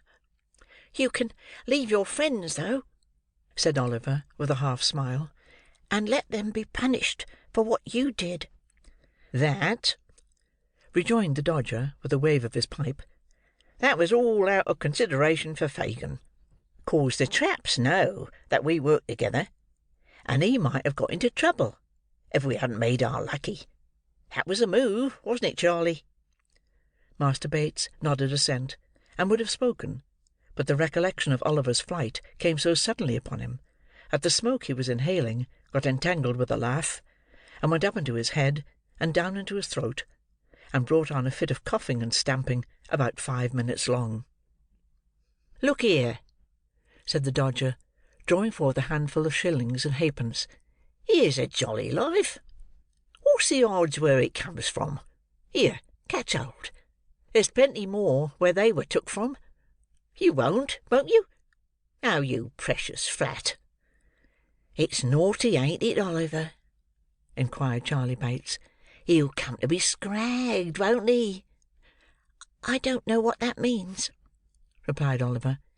"Something in this way, old feller," said Charley. As he said it, Master Bates caught up an end of his neckerchief, and holding it erect in the air, dropped his head on his shoulder, and jerked a curious sound through his teeth, thereby indicating, by a lively pantomimic representation, that scragging and hanging were one and the same thing. "That's what it means," said Charley. "Look how he stares, Jack. I never did see such prime company as that here boy. He'll be the death of me, I know he will." Master Charley Bates, having laughed heartily again, resumed his pipe with tears in his eyes. "You've been brought up bad," said the Dodger, surveying his boots with much satisfaction when Oliver had polished them. "Fagin will make something of you, though, or you'll be the first he ever had that turned out unprofitable. You better begin at once, for you'll come to the trade long before you think of it, and you're only losing time, Oliver." Master Bates backed this advice with sundry moral admonitions of his own, which being exhausted, he and his friend Mr. Dawkins launched into a glowing description of the numerous pleasures incidental to the life they led, interspersed with a variety of hints to Oliver that the best thing he could do would be to secure Fagin's favour without more delay, by the means which they themselves had employed to gain it. "And always put this in your pipe, Nolly," said the Dodger, as the Jew was heard unlocking the door above. "If you don't take fogels and tickers—" "What's the good of talking in that way?" interposed Master Bates. "He don't know what you mean." "If you don't take pocket handkerchers and watches," said the Dodger, reducing his conversation to the level of Oliver's capacity, "some other cove will, so that the coves that lose 'em will be all the worse, and you'll be all the worse too, and nobody half a ha'porth the better, except the chaps what gets 'em, and you've just as good a right to them as they have." "To be sure, to be sure," said the Jew, who had entered unseen by Oliver. "It all lies in a nutshell, my dear, in a nutshell. Take the Dodger's word for it. He understands the catechism of his trade." The old man rubbed his hands gleefully together, as he corroborated the Dodger's reasoning in these terms, and chuckled with delight at his pupil's proficiency. The conversation proceeded no farther at this time, for the Jew had returned home, accompanied by Miss Betsy, and a gentleman whom Oliver had never seen before, but who was accosted by the Dodger as Tom Chitling, and who, having lingered on the stairs to exchange a few gallantries with the lady, now made his appearance. Mr. Chitling was older in years than the Dodger, having perhaps numbered 18 winters; but there was a degree of deference in his deportment towards that young gentleman, which seemed to indicate that he felt himself conscious of a slight inferiority in point of genius and professional acquirements. He had small twinkling eyes, and a pock-marked face, wore a fur cap, a dark corduroy jacket, greasy fustian trousers, and an apron. His wardrobe was, in truth, rather out of repair, but he excused himself to the company by stating that his time was only out an hour before, and that in consequence of having worn the regimentals for 6 weeks past, he had not been able to bestow any attention on his private clothes. Mr. Chitling added, with strong marks of irritation, that the new way of fumigating clothes up yonder was infernal unconstitutional, for it burnt holes in them, and there was no remedy against the county. The same remark he considered to apply to the regulation mode of cutting the hair, which he held to be decidedly unlawful. Mr. Chitling wound up his observations by stating that he had not touched a drop of anything for 42 moral, long, hard-working days, and that he wished he might be busted if he warn't as dry as a lime-basket. "Where do you think the gentleman has come from, Oliver?" inquired the Jew with a grin, as the other boys put a bottle of spirits on the table. I don't know, sir," replied Oliver. "Who's that?" inquired Tom Chitling, casting a contemptuous look at Oliver. "A young friend of mine, my dear," replied the Jew. "He's in luck, then," said the young man, with a meaning look at Fagin. "Never mind where I came from, young 'un. You'll find your way there soon enough, I'll bet a crown." At this sally the boys laughed. After some more jokes on the same subject, they exchanged a few short whispers with Fagin, and withdrew. After some words apart between the last comer and Fagin, they drew their chairs towards the fire, and the Jew, telling Oliver to come and sit by him, led the conversation to the topics most calculated to interest his hearers. These were the great advantages of the trade, the proficiency of the Dodger, the amiability of Charley Bates, and the liberality of the Jew himself. At length these subjects displayed signs of being thoroughly exhausted, and Mr. Chitling did the same, for the house of correction becomes fatiguing after a week or two. Miss Betsy accordingly withdrew, and left the party to their repose. From this day Oliver was seldom left alone, but was placed in almost constant communication with the two boys, who played the old game with the Jew every day, whether for their own improvement or Oliver's, Mr. Fagin best knew. At other times the old man would tell them stories of robberies he had committed in his younger days, mixed up with so much that was droll and curious, that Oliver could not help laughing heartily, and showing that he was amused in spite of all his better feelings. In short, the wily old Jew had the boy in his toils. Having prepared his mind, by solitude and gloom, to prefer any society to the companionship of his own sad thoughts in such a dreary place, he was now slowly instilling into his soul the poison which he hoped would blacken it, and change its hue for ever. Chapter 19. In which a notable plan is discussed and determined on. It was a chill, damp, windy night, when the Jew, buttoning his greatcoat tight round his shrivelled body, and pulling the collar up over his ears, so as completely to obscure the lower part of his face, emerged from his den. He paused on the step as the door was locked and chained behind him, and having listened while the boys made all secure, and until their retreating footsteps were no longer audible, slunk down the street as quickly as he could. The house to which Oliver had been conveyed was in the neighbourhood of Whitechapel. The Jew stopped for an instant at the corner of the street, and, glancing suspiciously round, crossed the road, and struck off in the direction of Spitalfields. The mud lay thick upon the stones, and a black mist hung over the streets. The rain fell sluggishly down, and everything felt cold and clammy to the touch. It seemed just the night when it befitted such a being as the Jew to be abroad. As he glided stealthily along, creeping beneath the shelter of the walls and doorways, the hideous old man seemed like some loathsome reptile, engendered in the slime and darkness through which he moved, crawling forth by night in search of some rich offal for a meal. He kept on his course through many winding and narrow ways, until he reached Bethnal Green. Then, turning suddenly off to the left, he soon became involved in a maze of the mean and dirty streets which abound in that close and densely populated quarter. The Jew was evidently too familiar with the ground he traversed to be at all bewildered, either by the darkness of the night, or the intricacies of the way.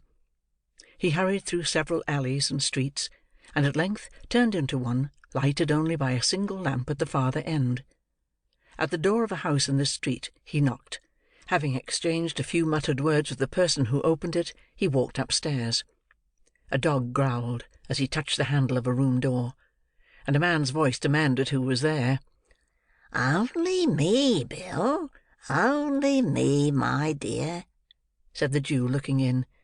"Bring in your body, then," said Sikes. Lie down, you stupid brute. Don't you know the devil when he's got a great coat on?"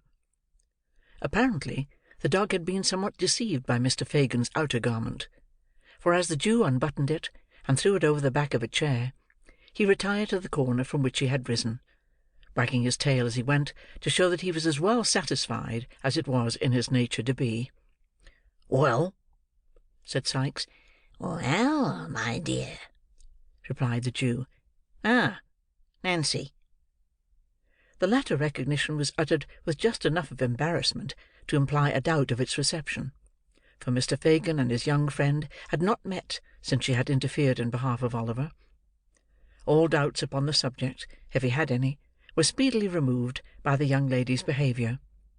She took her feet off the fender, pushed back her chair, and bade Fagin draw up his, without saying more about it; for it was a cold night, and no mistake. "It is cold, Nancy dear," said the Jew, as he warmed his skinny hands over the fire. "It seems to go right through one," added the old man, touching his side. "It must be a piercer if it finds its way through your heart," said Mr. Sikes.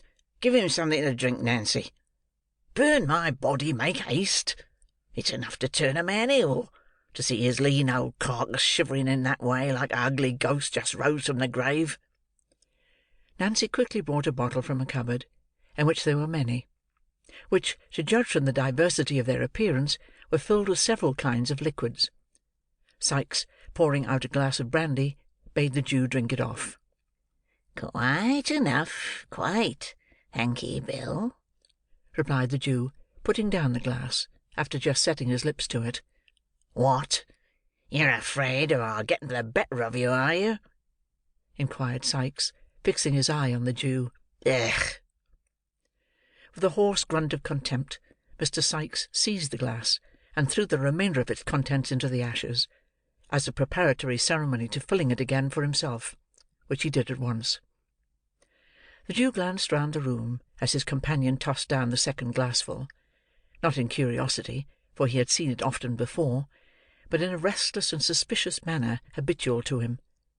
It was a meanly furnished apartment, with nothing but the contents of the closet to induce the belief that its occupier was anything but a working man, and with no more suspicious articles displayed to view than 2 or 3 heavy bludgeons which stood in a corner, and a life-preserver that hung over the chimney-piece.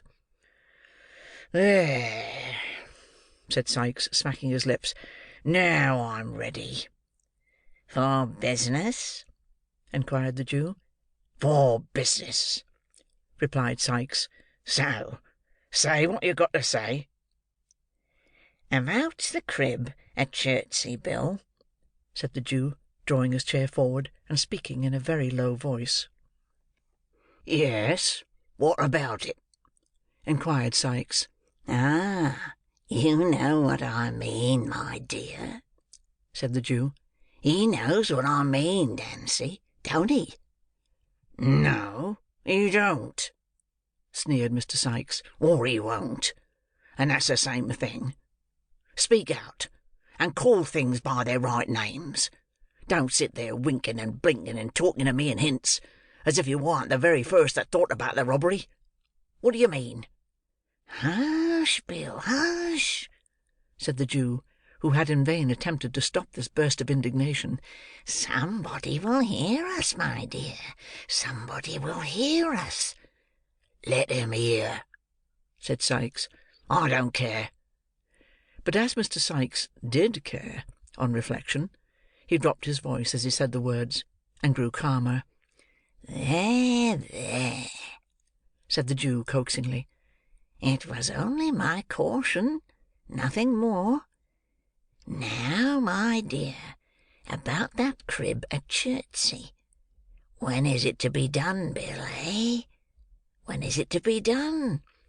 Such plate, my dear, such plate," said the Jew, rubbing his hands and elevating his eyebrows in a rapture of anticipation. "Not at all," replied Sikes coldly. "Not to be done at all?" echoed the Jew, leaning back in his chair. "No, not at all," rejoined Sikes. "At least, It can't be a put-up job as we expected." "Then it hasn't been properly gone about," said the Jew, turning pale with anger. "Don't tell me." "But I will tell you," retorted Sikes. "Who are you, that's not to be told? I tell you that Toby Crackit has been hanging about the place for a fortnight, and he can't get one of the servants in line." "Do you mean to tell me, Bill," said the Jew, softening as the other grew heated, "that neither of the two men in the house can be got over?" "Yes, I do mean to tell you so," replied Sikes. "The old lady has had 'em these 20 years, and if you were to give 'em £500, they wouldn't be in it." "But do you mean to say, my dear," remonstrated the Jew, "that the women can't be got over?" "Not a bit of it," replied Sikes. "Not by Flash Toby Crackit?" said the Jew incredulously. "Think what women are, Bill." "No, "Not even by Flash Toby Crackit," replied Sikes. "He says he's worn sham whiskers, and a canary waistcoat, the whole blessed time he's been loitering down there, and it's all of no use." "He should have tried mustachios, and a pair of military trousers, my dear," said the Jew. "So he did," rejoined Sikes, "and they warn't of no more use than the other plant." The Jew looked blank at this information. After ruminating for some minutes with his chin sunk on his breast, he raised his head and said, with a deep sigh, that if Flash Toby Crackit reported aright, he feared the game was up. "And yet," said the old man, dropping his hands on his knees, "it's a sad thing, my dear, to lose so much when we'd set our hearts upon it." "So it is," said Mr. Sikes. "Worse luck." A long silence ensued, during which the Jew was plunged in deep thought, with his face wrinkled into an expression of villainy perfectly demoniacal. Sikes eyed him furtively from time to time. Nancy, apparently fearful of irritating the housebreaker, sat with her eyes fixed upon the fire, as if she had been deaf to all that passed. "Fagin," said Sikes, abruptly breaking the stillness that prevailed, "is it worth 50 shiners extra, if it's safely done from the outside?" "Yes," said the Jew, as suddenly rousing himself. "Is it a bargain?" inquired Sikes. "Yes, my dear, yes," rejoined the Jew, his eyes glistening, and every muscle in his face working with the excitement that the inquiry had awakened. "Then," said Sikes, thrusting aside the Jew's hand with some disdain, "let it come off as soon as you like. Toby and me were over the garden wall the night afore last, sounding the panels of the door and shutters. The crib's barred up at night like a jail, but there's one part we can crack, safe and softly." "Which is that, Bill?" asked the Jew eagerly. "Why," whispered Sikes, "as you cross the lawn—" "Yes," said the Jew, bending his head forward, with his eyes almost starting out of it. "Humph!" cried Sikes, stopping short, as the girl, scarcely moving her head, looked suddenly round, and pointed for an instant to the Jew's face. "Never mind which part it is. You can't do it without me, I know, but it's best to be on the safe side when one deals with you." "As you like, my dear, as you like," replied the Jew. "Is there no help wanted but yours and Toby's?" "None," said Sikes, "'cept a centre bit and a boy. The first we both got. The second you must find us." "A boy!" exclaimed the Jew. "Oh, then it's a panel, eh?" "Never mind what it is," replied Sikes. "I want a boy, and he mustn't be a big 'un. Lord!" said Mr. Sikes reflectively, "if I'd only got that young boy and Ned, the chimbley sweepers, he kept him small on purpose, and let me out by the job. But the father gets lagged, and then the Juvenile Delinquent Society comes and takes the boy away from a trade where he was earning money, teaches him to read and write, and in time makes a 'prentice of him. And so they go on," said Mr. Sikes, his wrath rising with the recollection of his wrongs. "So they go on, and if they haven't got enough money, which it's a providence they haven't, we shouldn't have 6 boys left in the old trade in a year or 2. "No more we should," acquiesced the Jew, who had been considering during his speech, and had only caught the last sentence. "Bill?" "What now?" inquired Sikes. The Jew nodded his head towards Nancy, who was still gazing at the fire, and intimated by a sign that he would have her told to leave the room. Sikes shrugged his shoulders impatiently, as if he thought the precaution unnecessary, but complied, nevertheless, by requesting Miss Nancy to fetch him a jug of beer. "You don't want any beer?" said Nancy, folding her arms and retaining her seat very composedly. "I tell you I do," replied Sikes. "Nonsense," returned the girl coolly. "Go on, Fagin. I know what he's going to say, Bill.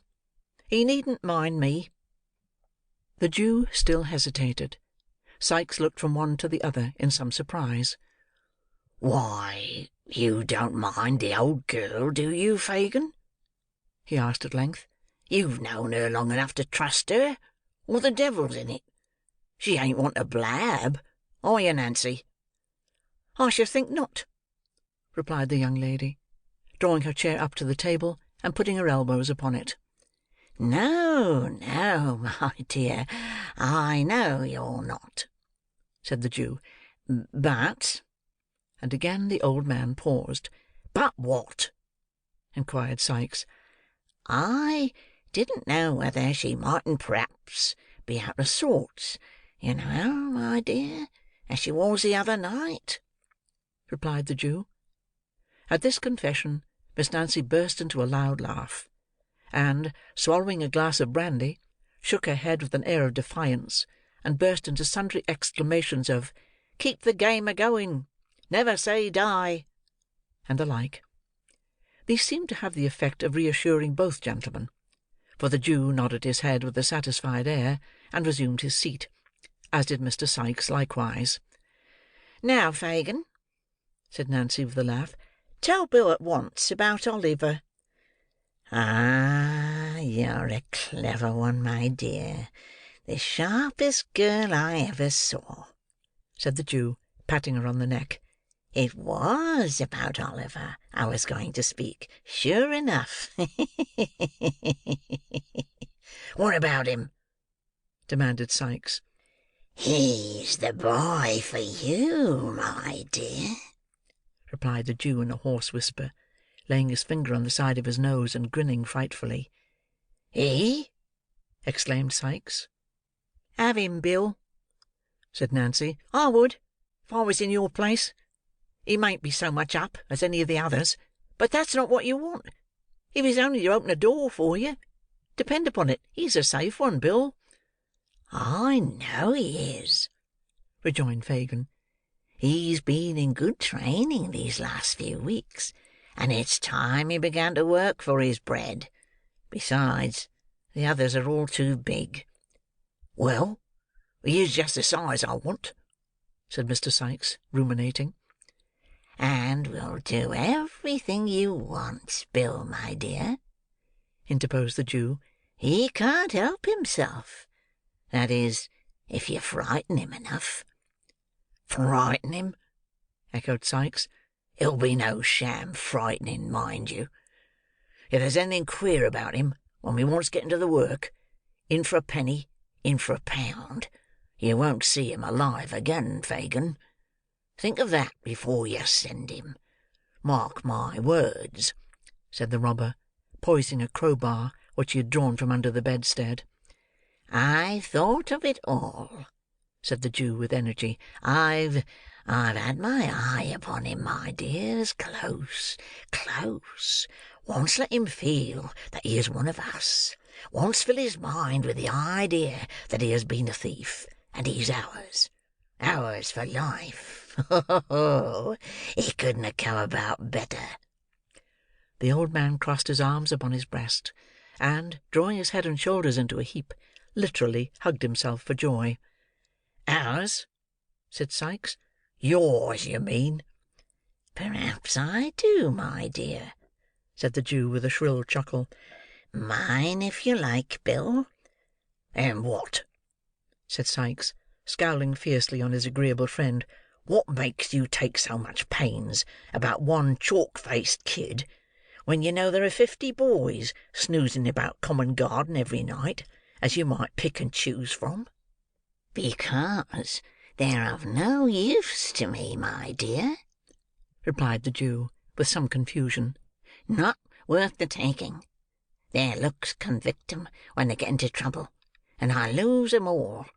With this boy properly managed, my dears, I could do what I couldn't with 20 of them.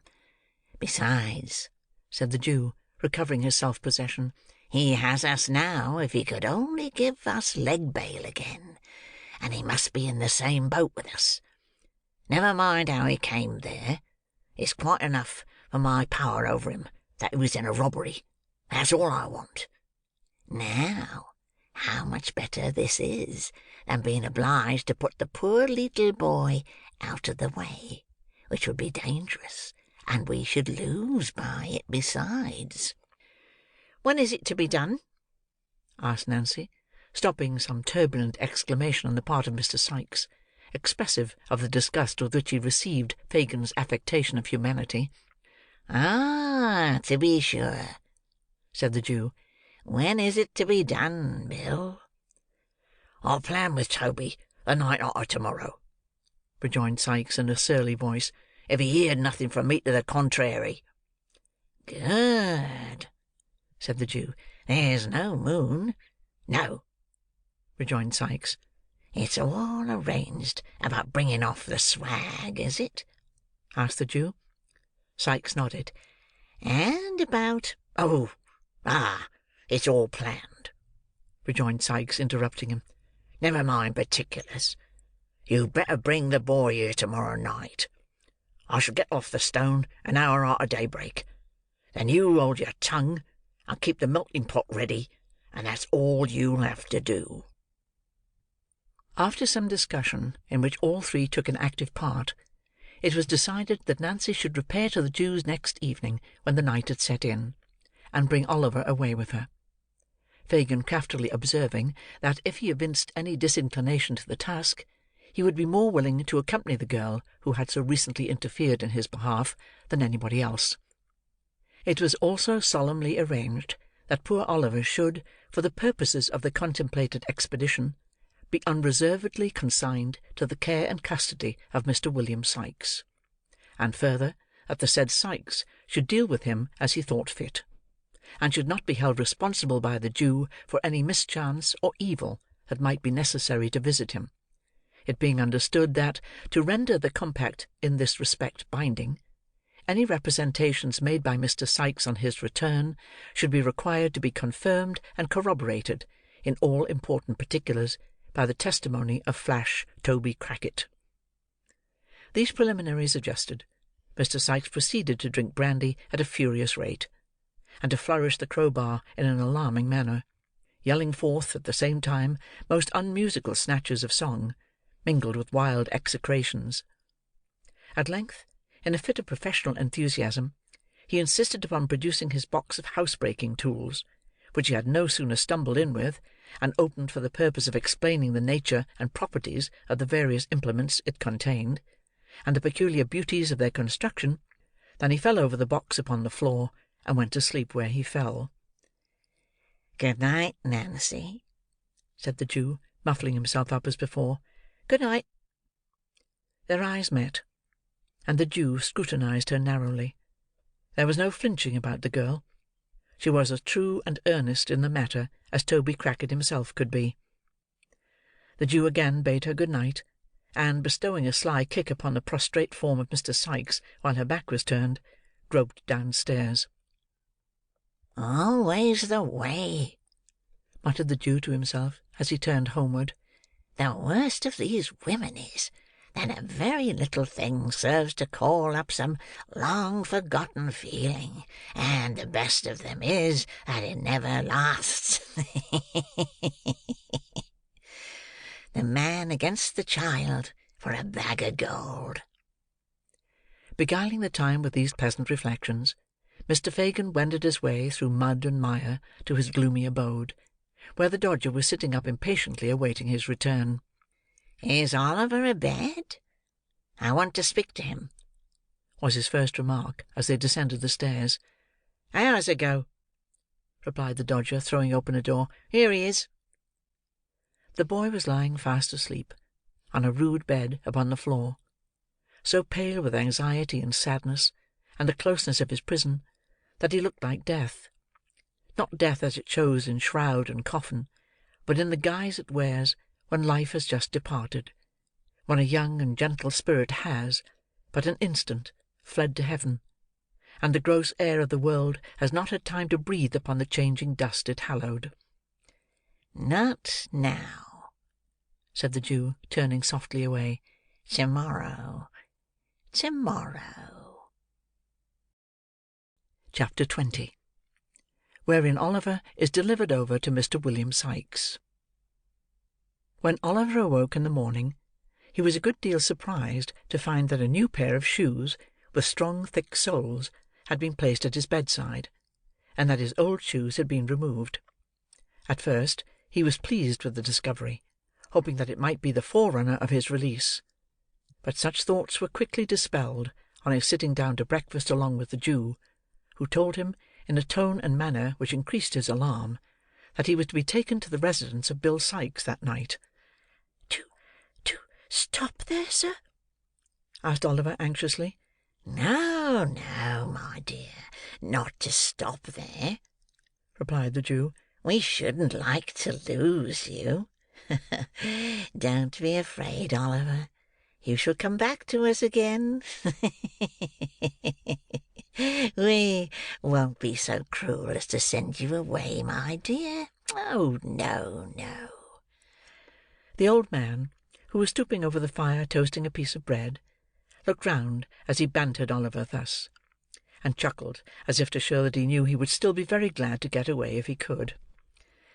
"I suppose," said the Jew, fixing his eyes on Oliver, "you want to know what you're going to Bill's for, eh, my dear?" Oliver coloured involuntarily, to find that the old thief had been reading his thoughts, but boldly said yes, he did want to know. "Why do you think?" inquired Fagin, parrying the question. "Indeed, I don't know, sir," replied Oliver. "Bah!" said the Jew, turning away with a disappointed countenance from a close perusal of the boy's face. "Wait till Bill tells you, then." The Jew seemed much vexed by Oliver's not expressing any greater curiosity on the subject; but the truth is, that, although Oliver felt very anxious, he was too much confused by the earnest cunning of Fagin's looks, and his own speculations, to make any further inquiries just then.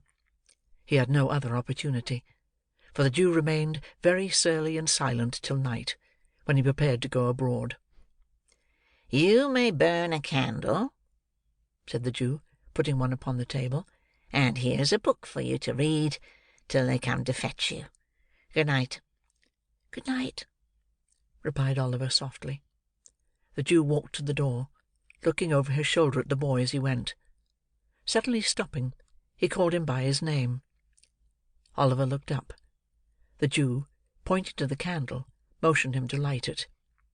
He did so, and, as he placed the candlestick upon the table, saw that the Jew was gazing fixedly at him, with lowering and contracted brows, from the dark end of the room. "Take heed, Oliver, take heed," said the old man, shaking his right hand before him in a warning manner. "He's a rough man, and thinks nothing of blood when his own is up. Whatever falls out, say nothing, and do what he bids you, mind." Placing a strong emphasis on the last word, he suffered his features gradually to resolve themselves into a ghastly grin, and, nodding his head, left the room. Oliver leaned his head upon his hand when the old man disappeared, and pondered with a trembling heart on the words he had just heard. The more he thought of the Jew's admonition, the more he was at a loss to divine its real purpose and meaning. He could think of no bad object to be attained by sending him to Sikes, which would not be equally well answered by his remaining with Fagin; and after meditating for a long time, concluded that he had been selected to perform some ordinary menial offices for the housebreaker, until another boy, better suited for his purpose, could be engaged. He was too well accustomed to suffering, and had suffered too much where he was, to bewail the prospect of change very severely. He remained lost in thought for some minutes, and then, with a heavy sigh, snuffed the candle, and, taking up the book which the Jew had left with him, began to read. He turned over the leaves, carelessly at first, but, lighting on a passage which attracted his attention, he soon became intent upon the volume. It was a history of the lives and trials of great criminals, and the pages were soiled and thumbed with use. Here he read of dreadful crimes that made the blood run cold, of secret murders that had been committed by the lonely wayside, of bodies hidden from the eye of man in deep pits and wells, which would not keep them down, deep as they were, but had yielded them up at last after many years, and so maddened the murderers with the sight, that in their horror they had confessed their guilt, and yelled for the gibbet to end their agony. Here, too, he read of men who, lying in their beds at dead of night, had been tempted, so they said, and led on, by their own bad thoughts, to such dreadful bloodshed as it made the flesh creep and the limbs quail to think of. The terrible descriptions were so real and vivid, that the sallow pages seemed to turn red with gore, and the words upon them to be sounded in his ears as if they were whispered in hollow murmurs by the spirits of the dead. In a paroxysm of fear, the boy closed the book, and thrust it from him. Then, falling upon his knees, he prayed Heaven to spare him from such deeds, and rather to will that he should die at once, than be reserved for crimes so fearful and appalling. By degrees he grew more calm, and besought, in a low and broken voice, that he might be rescued from his present dangers, and that if any aid were to be raised up for a poor outcast boy who had never known the love of friends or kindred, it might come to him now, when, desolate and deserted, he stood alone in the midst of wickedness and guilt. He had concluded his prayer, but still remained with his head buried in his hands, when a rustling noise aroused him. "What's that?" he cried, starting up, and catching sight of a figure standing by the door. "Who's there?" "Me. Only me," replied a tremulous voice. Oliver raised the candle above his head, and looked towards the door. It was Nancy. "Put down the light," said the girl, turning away her head. "It hurts my eyes." Oliver saw that she was very pale, and gently inquired if she were ill. The girl threw herself into a chair with her back towards him, and wrung her hands, but made no reply. "God forgive me!" she cried after a while. "I never thought of this." "Has anything happened?" asked Oliver. "Can I help you? I will if I can. I will indeed." She rocked herself to and fro, caught her throat, and, uttering a gurgling sound, gasped for breath. "Nancy!" cried Oliver. "What is it?" The girl beat her hands upon her knees, and her feet upon the ground, and, suddenly stopping, drew her shawl close around her, and shivered with cold. Oliver stirred the fire. Drawing her chair close to it, she sat there, for a little time, without speaking, but at length she raised her head, and looked round. "I don't know what comes over me sometimes," said she, affecting to busy herself in arranging her dress. "It's this damp, dirty room, I think. Now, Nolly, dear, are you ready?" "Am I to go with you?" asked Oliver. "Yes, I've come from Bill," replied the girl. "You're to go with me." "What for?" asked Oliver, recoiling. "What for?" echoed the girl, raising her eyes and averting them again, the moment they encountered the boy's face. "Oh, for no harm." "I don't believe it," said Oliver, who had watched her closely. "Have it your own way," rejoined the girl, affecting to laugh. "For no good, then." Oliver could see that he had some power over the girl's better feelings, and, for an instant, thought of appealing to her compassion for his helpless state. But then, the thought darted across his mind that it was barely 11 o'clock, and that many people were still in the streets, of whom surely some might be found to give credence to his tale. As the reflection occurred to him, he stepped forward, and said, somewhat hastily, that he was ready. Neither his brief consideration, nor its purport, were lost on his companion. She eyed him narrowly while he spoke, and cast upon him a look of intelligence which sufficiently showed that she guessed what had been passing in his thoughts. "Hush!" said the girl, stooping over him, and pointing to the door as she looked cautiously around. "You can't help yourself. I've tried hard for you, but all to no purpose. You are hedged round and round. If ever you are to get loose from here, this is not the time." Struck by the energy of her manner, Oliver looked up in her face with great surprise. She seemed to speak the truth. Her countenance was white and agitated, and she trembled with very earnestness. "I have saved you from being ill-used once, and I will again, and I do now," continued the girl aloud. "For those who would have fetched you, if I had not, would have been far more rough than me. I have promised for your being quiet and silent. If you are not, you will only do harm to yourself, and me too, and perhaps be my death. See here! I have borne all this for you already, as true as God sees me show it." She pointed hastily to some livid bruises on her neck and arms, and continued, with great rapidity, "Remember this, and don't let me suffer more for you just now. If I could help you, I would, but I have not the power. They don't mean to harm you. Whatever they make you do is no fault of yours. Hush! Every word from you is a blow for me. Give me your hand. Make haste. Your hand." She caught the hand which Oliver instinctively placed in hers, and blowing out the light, drew him after her up the stairs. The door was opened quickly, by some one shrouded in the darkness, and was as quickly closed when they had passed out. A hackney cabriolet was in waiting. With the same vehemence which she had exhibited in addressing Oliver, the girl pulled him in with her, and drew the curtains close. The driver wanted no directions, but lashed his horse into full speed, without the delay of an instant. The girl still held Oliver fast by the hand, and continued to pour into his ear the warnings and assurances she had already imparted. All was so quick and hurried, that he had scarcely time to recollect where he was, or how he came there, when the carriage stopped at the house to which the Jew's steps had been directed on the previous evening. For one brief moment, Oliver cast a hurried glance along the empty street, and a cry for help hung upon his lips. But the girl's voice was in his ear, beseeching him in such tones of agony to remember her, that he had not the heart to utter it.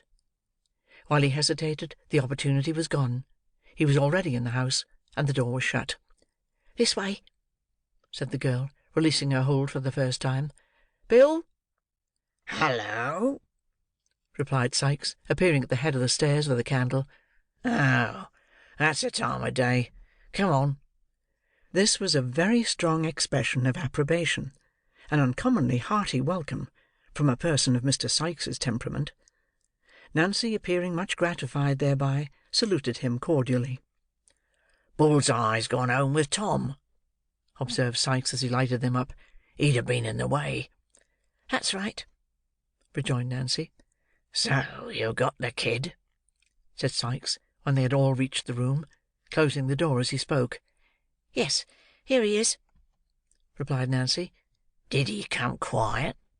inquired Sikes. "Like a lamb," rejoined Nancy. "I'm glad to hear it," said Sikes, looking grimly at Oliver, "for the sake of his young carcass, as would otherways have suffered for it. Come here, young 'un, and let me read you a lecture, which is as well got over at once." Thus addressing his new pupil, Mr. Sikes pulled off Oliver's cap, and threw it into a corner, and then, taking him by the shoulder, sat himself down by the table, and stood the boy in front of him. "Now, first, Do you know what this is?" inquired Sikes, taking up a pocket pistol which lay on the table. Oliver replied in the affirmative. "Well, then, look here," continued Sikes. "This is powder. That here's a bullet. And this is a little bit of an old hat for wadding." Oliver murmured his comprehension of the different bodies referred to, and Mr. Sikes proceeded to load the pistol with great nicety and deliberation. "Now it's loaded," said Mr. Sikes, when he had finished. "Yes, I see it is, sir," replied Oliver. "Well," said the robber, grasping Oliver's wrist, and putting the barrel so close to his temple that they touched, at which moment the boy could not repress a start. "If you speak a word when you're out of doors with me, except when I speak to you, that loading will be in your head without notice. So, if you do make up your mind to speak without leave, say your prayers first." Having bestowed a scowl upon the object of this warning, to increase its effect, Mr. Sikes continued, "As near as I know, there isn't anybody as would be asking very particular arter you, if you was disposed of. So I needn't take this devil and all the trouble to explain matters to you, if it warn't for your own good. Do you hear me?" "The short and long of what you mean," said Nancy, speaking very emphatically, and slightly frowning at Oliver, as if to bespeak his serious attention to her words, "is that if you're crossed by him in this job you have on hand, you'll prevent his ever telling tales afterwards by shooting him through the head, and will take your chance of swinging for it, as you do for a great many other things in the way of business every month of your life." "That's it," observed Mr. Sikes approvingly. "Women can always put things in fewest words, except when it's blowing up, and then they lengthens it out. And now that he's thoroughly up to it, let's have some supper, and get a snooze before starting." In pursuance of this request, Nancy quickly laid the cloth. Disappearing for a few minutes, she presently returned with a pot of porter and a dish of sheep's heads, which gave occasion to several pleasant witticisms on the part of Mr. Sikes, founded upon the singular coincidence of Jemmy's being a can name common to them, and also to an ingenious implement much used in his profession. Indeed, the worthy gentleman, stimulated perhaps by the immediate prospect of being on active service, was in great spirits and good humour, in proof whereof it may be here remarked that he humorously drank all the beer at a draught, and did not utter, on a rough calculation, more than 80 oaths during the whole progress of the meal. Supper being ended, it may be easily conceived that Oliver had no great appetite for it. Mr. Sikes disposed of a couple of glasses of spirits and water, and threw himself on the bed, ordering Nancy, with many imprecations in case of failure, to call him at 5 precisely. Oliver stretched himself in his clothes, by command of the same authority, on a mattress upon the floor, and the girl, mending the fire, sat before it in readiness to rouse them at the appointed time. For a long time Oliver lay awake, thinking it not impossible that Nancy might seek that opportunity of whispering some further advice, but the girl sat brooding over the fire, without moving, save now and then to trim the light. Weary with watching and anxiety, he at length fell asleep. When he awoke, the table was covered with tea things, and Sikes was thrusting various articles into the pockets of his greatcoat, which hung over the back of a chair. Nancy was busily engaged in preparing breakfast. It was not yet daylight, for the candle was still burning, and it was quite dark outside. A sharp rain, too, was beating against the window-panes, and the sky looked black and cloudy. "Now then," growled Sikes, as Oliver started up. "5:30. Look sharp, or you'll get no breakfast, for it's late as it is." Oliver was not long in making his toilet. Having taken some breakfast, he replied to a surly inquiry from Sikes by saying that he was quite ready. Nancy, scarcely looking at the boy, threw him a handkerchief to tie round his throat. Sikes gave him a large rough cape to button over his shoulders. Thus attired, he gave his hand to the robber, who, merely pausing to show him, with a menacing gesture, that he had that same pistol in a side pocket of his greatcoat, clasped it firmly in his, and, exchanging a farewell with Nancy, led him away. Oliver turned, for an instant, when they reached the door, in the hope of meeting a look from the girl; but she had resumed her old seat in front of the fire, and sat perfectly motionless before it. Chapter 21. The Expedition. It was a cheerless morning when they got into the street, blowing and raining hard, and the clouds looking dull and stormy. The night had been very wet; large pools of water had collected in the road, and the kennels were overflowing. There was a faint glimmering of the coming day in the sky, but it rather aggravated than relieved the gloom of the scene; the sombre light only serving to pale that which the street lamps afforded, without shedding any warmer or brighter tints upon the wet housetops and dreary streets. There appeared to be nobody stirring in that quarter of the town. The windows of the houses were all closely shut, and the streets through which they passed were noiseless and empty. By the time they had turned into the Bethnal Green Road, the day had fairly begun to break. Many of the lamps were already extinguished. A few country waggons were slowly toiling on towards London.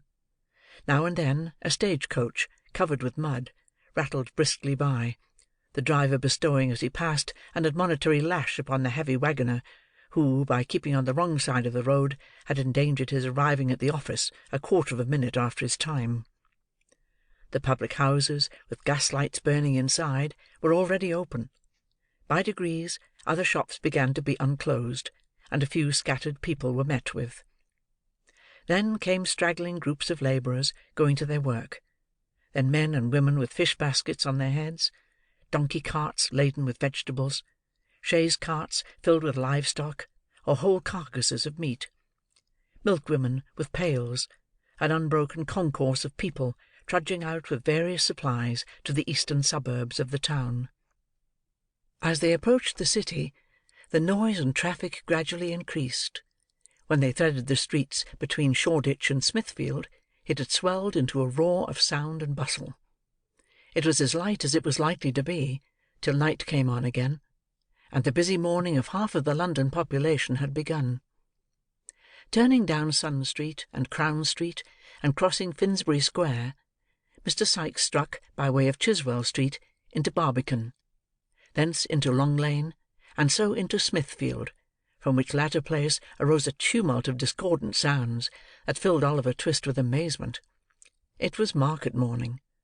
The ground was covered nearly ankle deep with filth and mire; a thick steam, perpetually rising from the reeking bodies of the cattle, and mingling with the fog, which seemed to rest upon the chimney-tops, hung heavily above. All the pens in the centre of the large area, and as many temporary pens as could be crowded into the vacant space, were filled with sheep. Tied up to posts by the gutter side were long lines of beasts and oxen, 3 or 4 deep. Countrymen, butchers, drovers, hawkers, boys, thieves, idlers, and vagabonds of every low grade, were mingled together in a mass.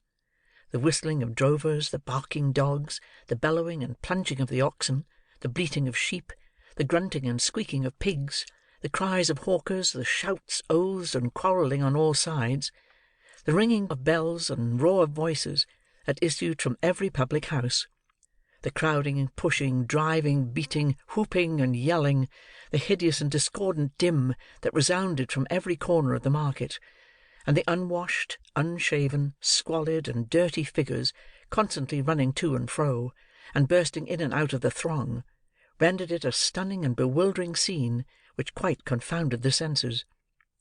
Mr. Sikes, dragging Oliver after him, elbowed his way through the thickest of the crowd, and bestowed very little attention on the numerous sights and sounds which so astonished the boy. He nodded twice or thrice to a passing friend, and, resisting as many invitations to take a morning dram, pressed steadily onward until they were clear of the turmoil, and had made their way through Hosier Lane into Holborn. "Now, young 'un," said Sikes, looking up at the clock of St. Andrew's Church, "hard upon 7.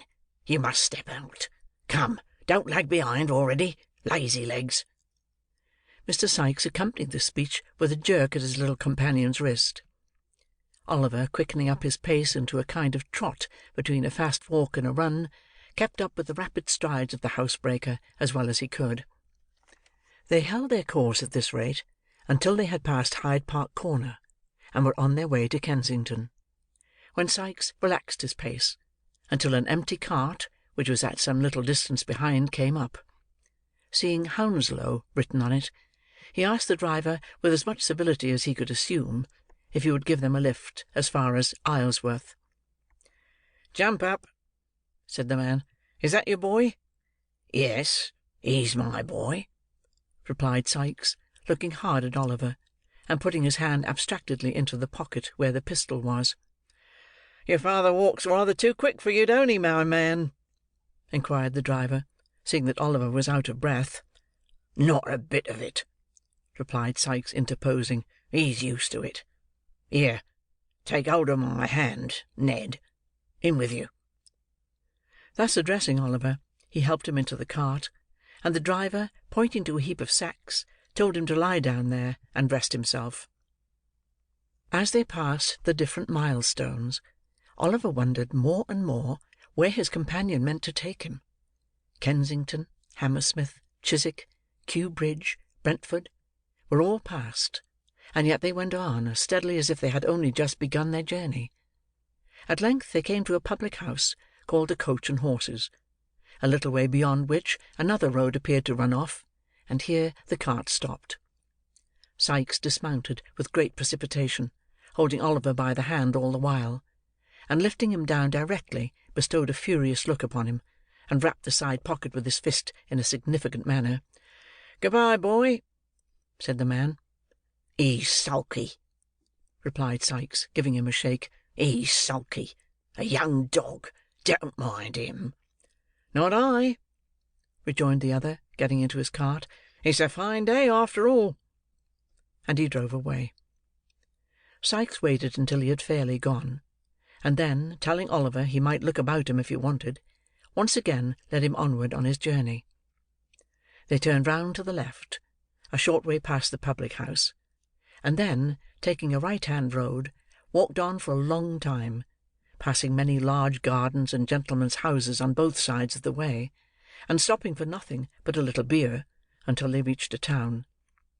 Here, against the wall of a house, Oliver saw written up in pretty large letters, Hampton.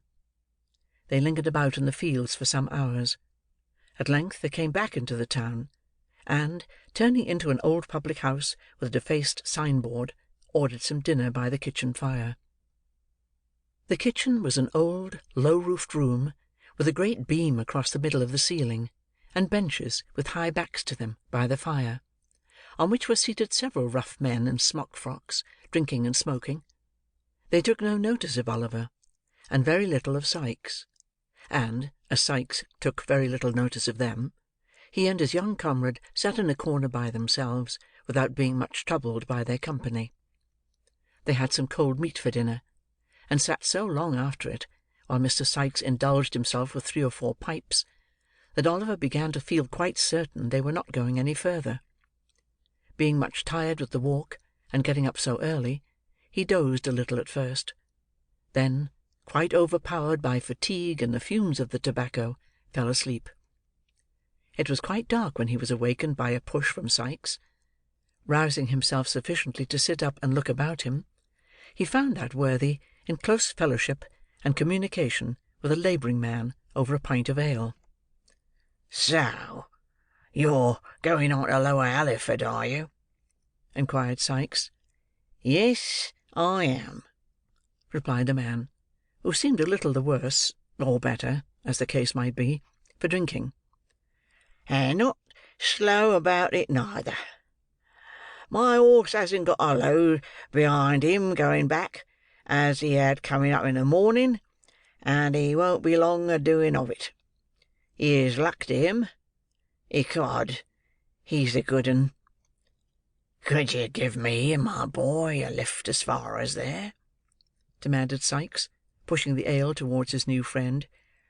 "If you're going directly, I can," replied the man, looking out of the pot. "Are you going to Halliford?" "Going on to Shepperton," replied Sikes. "I'm your man as far as I go," replied the other. "Is all paid, Becky?" "Yes, the other gentleman's paid," replied the girl. "I say," said the man, with tipsy gravity, "that won't do, you know." "Why not?" rejoined Sikes. "You're a-going to accommodate us, and what's to prevent my standing treat for a pint or so, in return?" The stranger reflected upon this argument with a very profound face. Having done so, he seized Sikes by the hand, and declared he was a real good fellow; to which Mr. Sikes replied he was joking, as if he had been sober there would have been strong reason to suppose he was. After the exchange of a few more compliments, they bade the company good night, and went out; the girl gathering up the pots and glasses as they did so, and lounging out to the door with her hands full, to see the party start.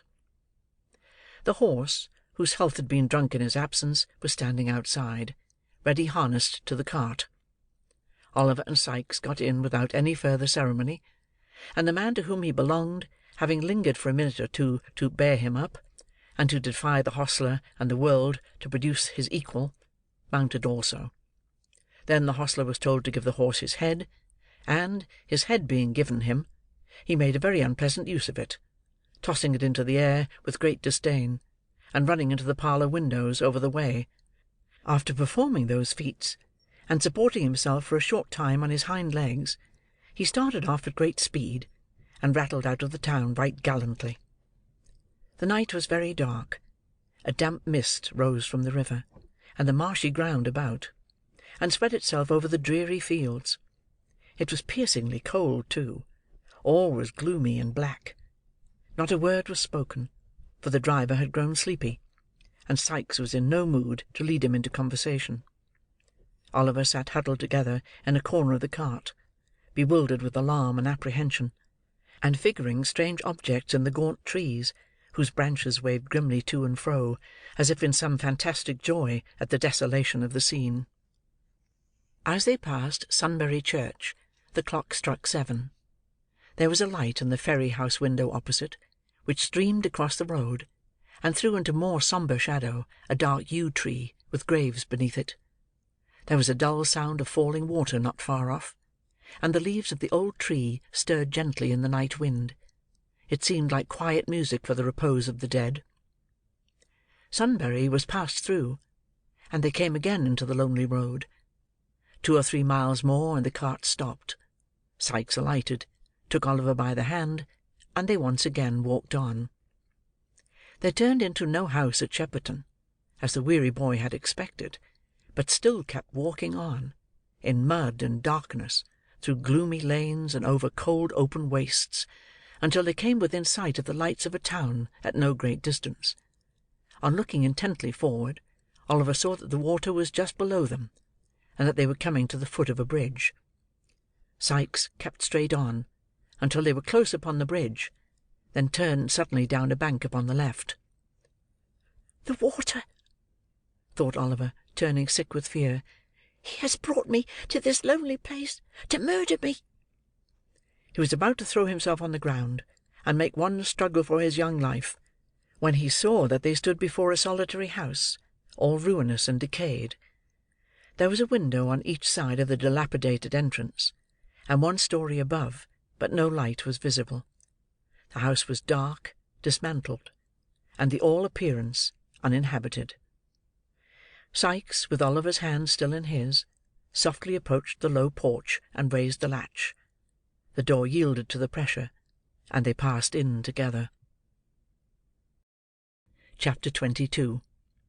The Burglary. "Hello!" cried a loud, hoarse voice, as soon as they set foot in the passage. "Don't make such a row," said Sikes, bolting the door. "Show a glim, Toby." "Aha, my pal!"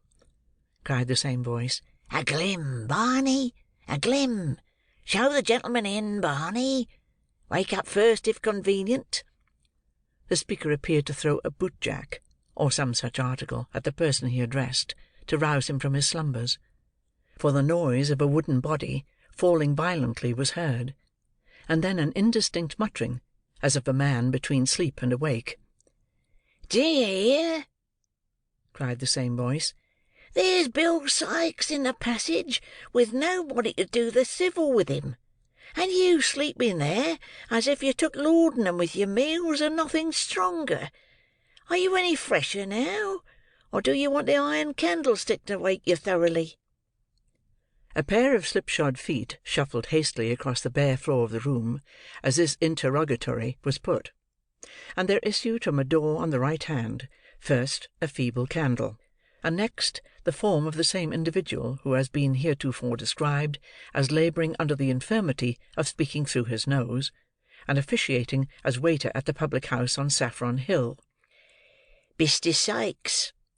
exclaimed Barney, with real or counterfeit joy. "Cupboard, sir, cupboard." "Here, you get on first," said Sikes, putting Oliver in front of him. "Quicker, or I shall tread upon your heels."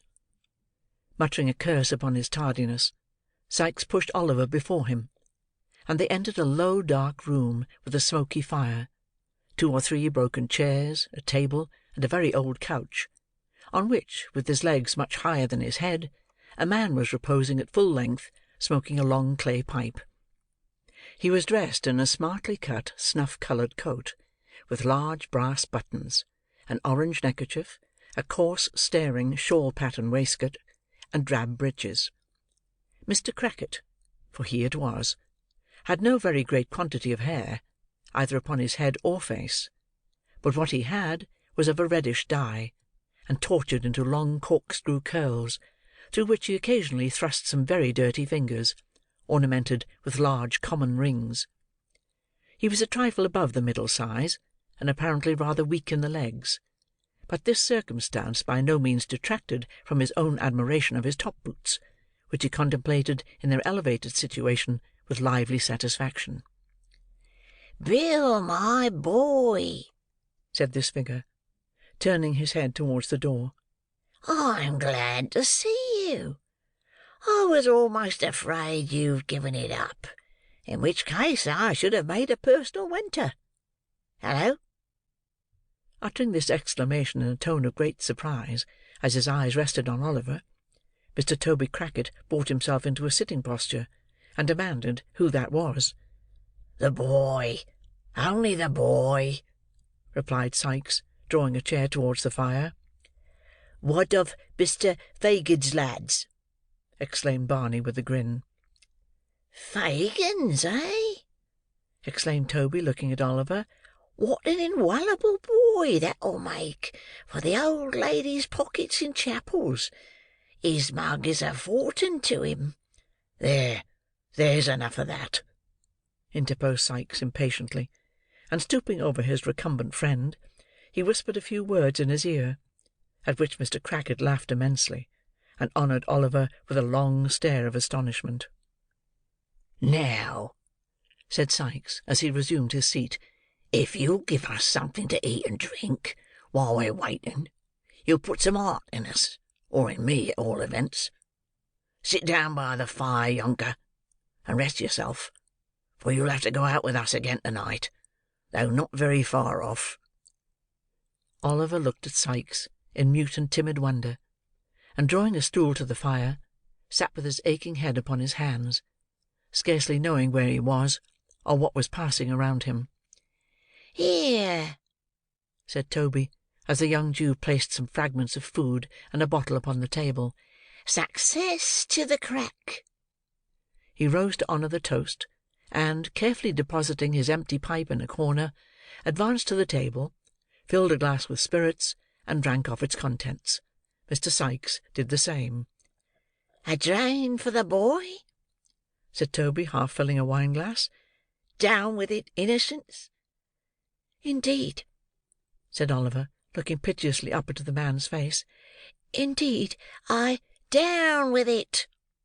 echoed Toby. "Do you think I don't know what's good for you? Tell him to drink it, Bill." "He had better," said Sikes, clapping his hand upon his pocket. "Burn my body, if he isn't more trouble than a whole family of Dodgers. Drink it, you perwerse imp, drink it!"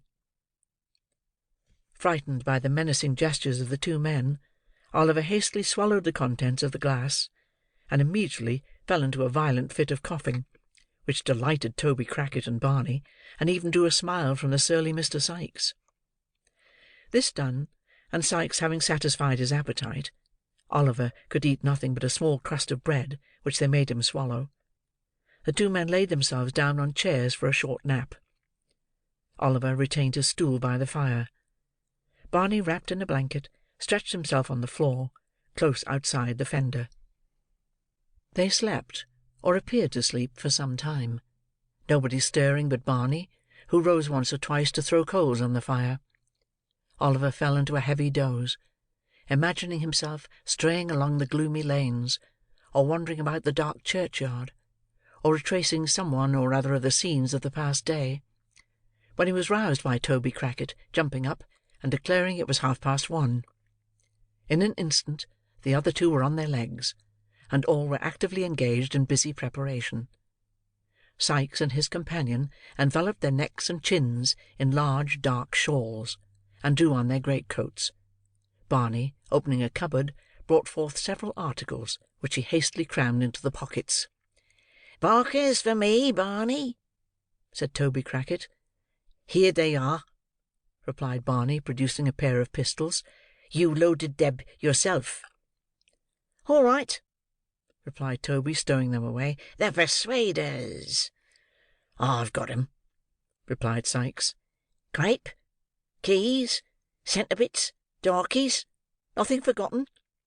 inquired Toby, fastening a small crowbar to a loop inside the skirt of his coat. "All right," rejoined his companion. "Bring them bits of timber, Barney. That's the time of day." With these words, he took a thick stick from Barney's hands, who, having delivered another to Toby, busied himself in fastening on Oliver's cape. "Now then," said Sikes, holding out his hand. Oliver, who was completely stupefied by the unwonted exercise, and the air, and the drink which had been forced upon him, put his hand mechanically into that which Sikes extended for the purpose. "Take his other hand, Toby," said Sikes. "Look out, Barney." The man went to the door, and returned to announce that all was quiet. The two robbers issued forth with Oliver between them. Barney, having made all fast, rolled himself up as before, and was soon asleep again. It was now intensely dark.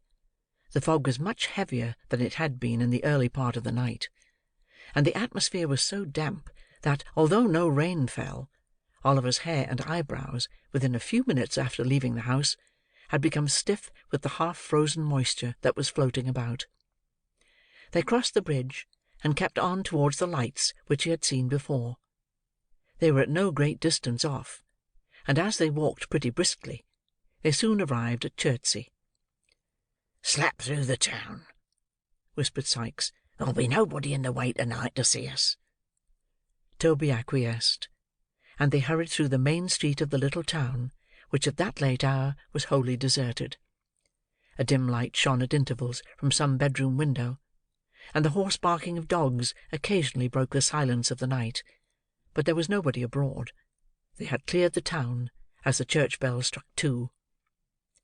Quickening their pace, they turned up a road upon the left hand.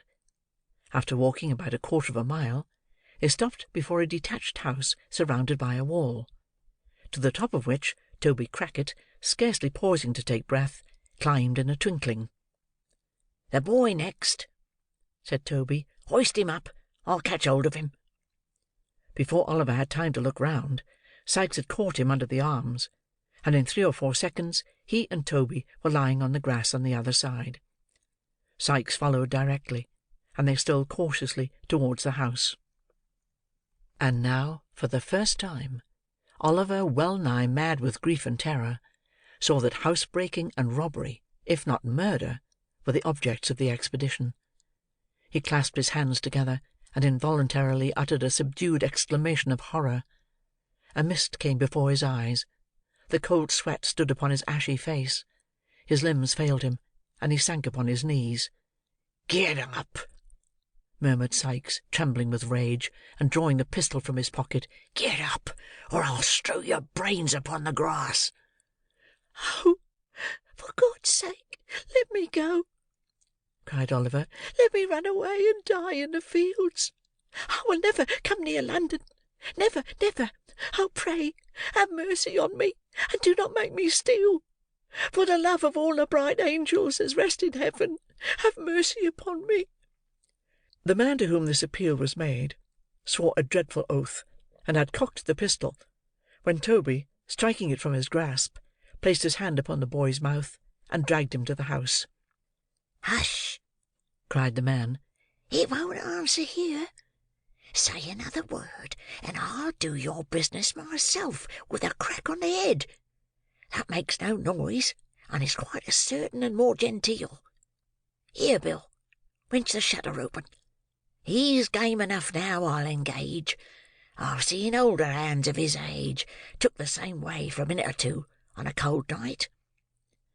Sikes, invoking terrific imprecations upon Fagin's head for sending Oliver on such an errand, plied the crowbar vigorously, but with little noise. After some delay, and some assistance from Toby, the shutter to which he had referred swung open on its hinges. It was a little lattice window, about 5 feet and a half above the ground at the back of the house, which belonged to a scullery or small brewing place at the end of the passage. The aperture was so small that the inmates had probably not thought it worth while to defend it more securely, but it was large enough to admit a boy of Oliver's size, nevertheless. A very brief exercise of Mr. Sikes' art sufficed to overcome the fastening of the lattice, and it soon stood wide open also. "Now listen, you young limb," whispered Sikes, drawing a dark lantern from his pocket, and throwing the glare full on Oliver's face. "I'm a-going to put you through there. Take this light, go softly up the steps straight afore you, and along the little hall to the street door. Unfasten it, and let us in. There's a bolt at the top you won't be able to reach," interposed Toby. "Stand upon one of the hall chairs. There are 3 there, Bill, with a jolly large blue unicorn and gold pitchfork on 'em, which is the old lady's arms. Keep quiet, can't you?"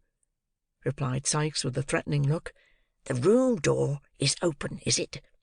"Wide," replied Toby, after peeping in to satisfy himself. "The game of that is, that they always leave it open with a catch, so that the dog, who's got a bed in here, may walk up and down the passage when he feels wakeful. Barney toised him away to-night. So neat." Although Mr. Crackit spoke in a scarcely audible whisper, and laughed without noise, Sikes imperiously commanded him to be silent, and to get to work. Toby complied, by first producing his lantern, and placing it on the ground, then by planting himself firmly with his head against the wall beneath the window, and his hands upon his knees, so as to make a step of his back. This was no sooner done, than Sikes, mounting upon him, put Oliver gently through the window with his feet first, and, without leaving hold of his collar, planted him safely on the floor inside. "Take this lantern," said Sikes, looking into the room. "You see the stairs afore you?" Oliver, more dead than alive, gasped out, "Yes." Sikes, pointing to the street door with the pistol barrel, briefly advised him to take notice that he was within shot all the way, and that if he faltered he would fall dead that instant. "It's done in a minute," said Sikes in the same low whisper. "Directly I leave go of you, do your work. Hark! What's that?" whispered the other man. They listened intently. "Nothing," said Sikes, releasing his hold of Oliver. "Now." In the short time he had had to collect his senses, the boy had firmly resolved that, whether he died in the attempt or not, he would make one effort to dart upstairs from the hall and alarm the family. Filled with this idea, he advanced at once, but stealthily. "Come back!" suddenly cried Sikes aloud. "Back! Back!" Scared by the sudden breaking of the dead stillness of the place, and by a loud cry which followed it, Oliver let his lantern fall, and knew not whether to advance or fly. The cry was repeated. A light appeared. A vision of two terrified half-dressed men at the top of the stairs swam before his eyes. A flash, a loud noise, a smoke, a crash somewhere, but where he knew not, and he staggered back. Sikes had disappeared for an instant, but he was up again, and had him by the collar before the smoke had cleared away. He fired his own pistol after the men, who were already retreating, and dragged the boy up. "Clasp your arm tighter," said Sikes, as he drew him through the window. "Give me a shawl here. They've hit him. Quick! How the boy bleeds!" Then came the loud ringing of a bell, mingled with the noise of firearms and the shouts of men, and the sensation of being carried over uneven ground at a rapid pace. And then the noises grew confused in the distance, and a cold, deadly feeling crept over the boy's heart, and he saw or heard no more. Chapter 23. Which contains the substance of a pleasant conversation between Mr. Bumble and a lady, and shows that even a beadle may be susceptible on some points. The night was bitter cold. The snow lay on the ground, frozen into a hard thick crust, so that only the heaps that had drifted into byways and corners were affected by the sharp wind that howled abroad, which, as if expending increased fury on such prey as it found, caught it savagely up in clouds, and, whirling it into 1,000 misty eddies, scattered it in air. Bleak, dark, and piercing cold, it was a night for the well-housed and fed to draw round the bright fire, and thank God they were at home, and for the homeless, starving wretch to lay him down and die.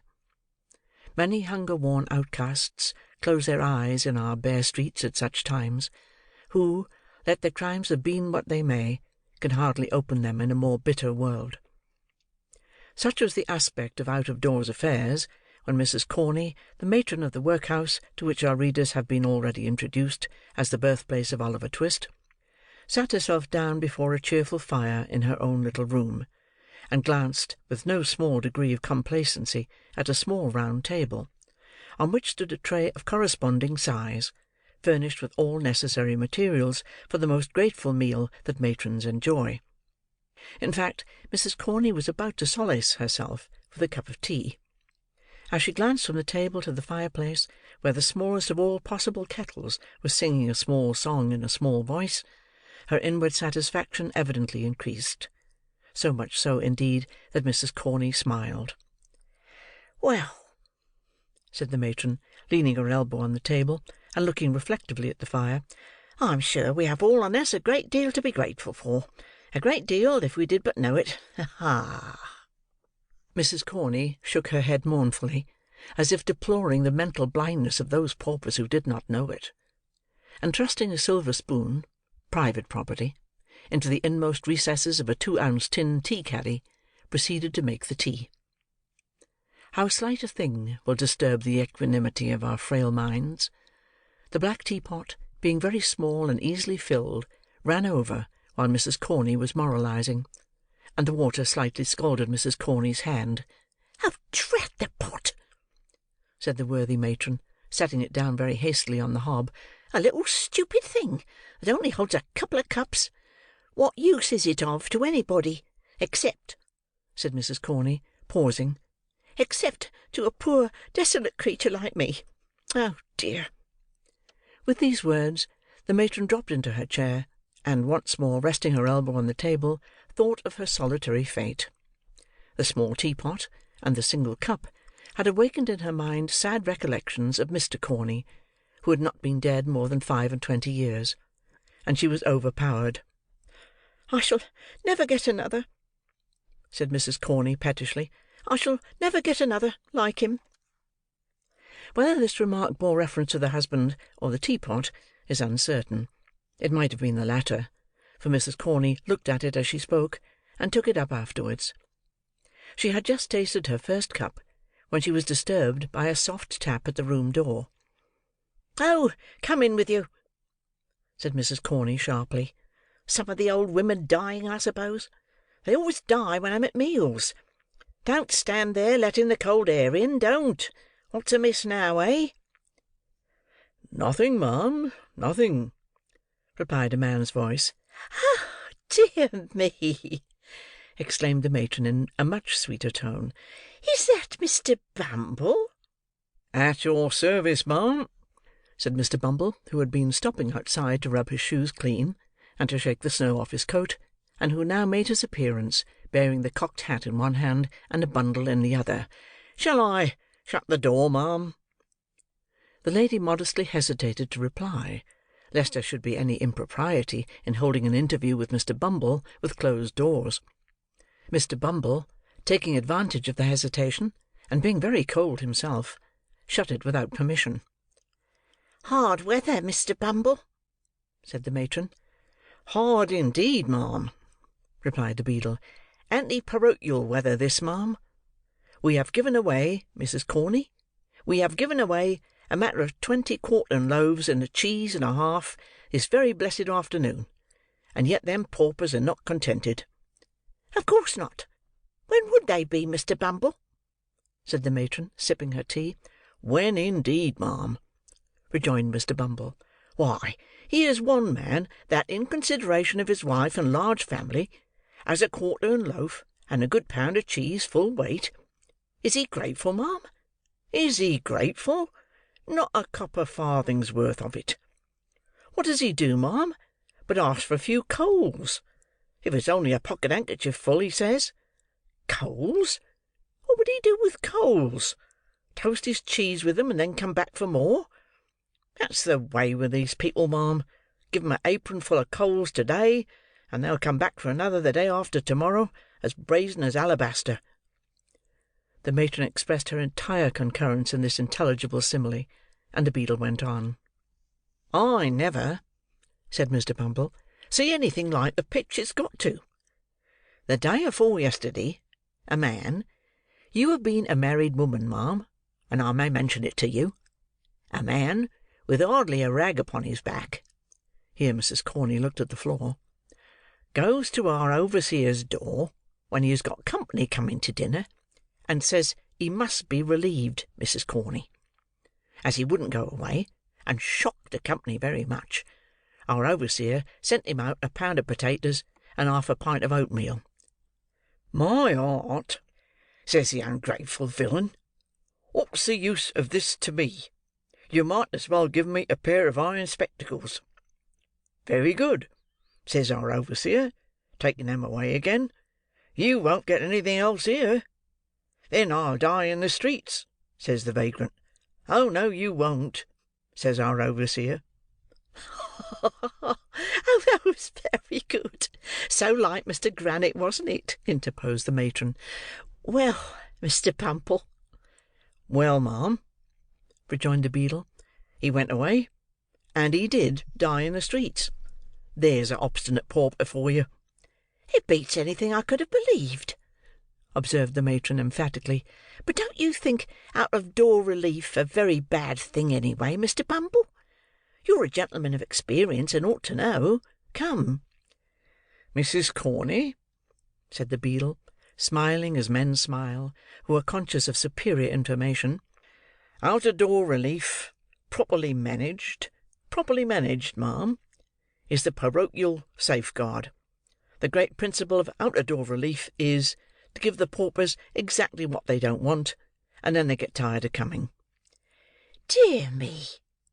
exclaimed Mrs. Corney. "Well, that is a good one, too."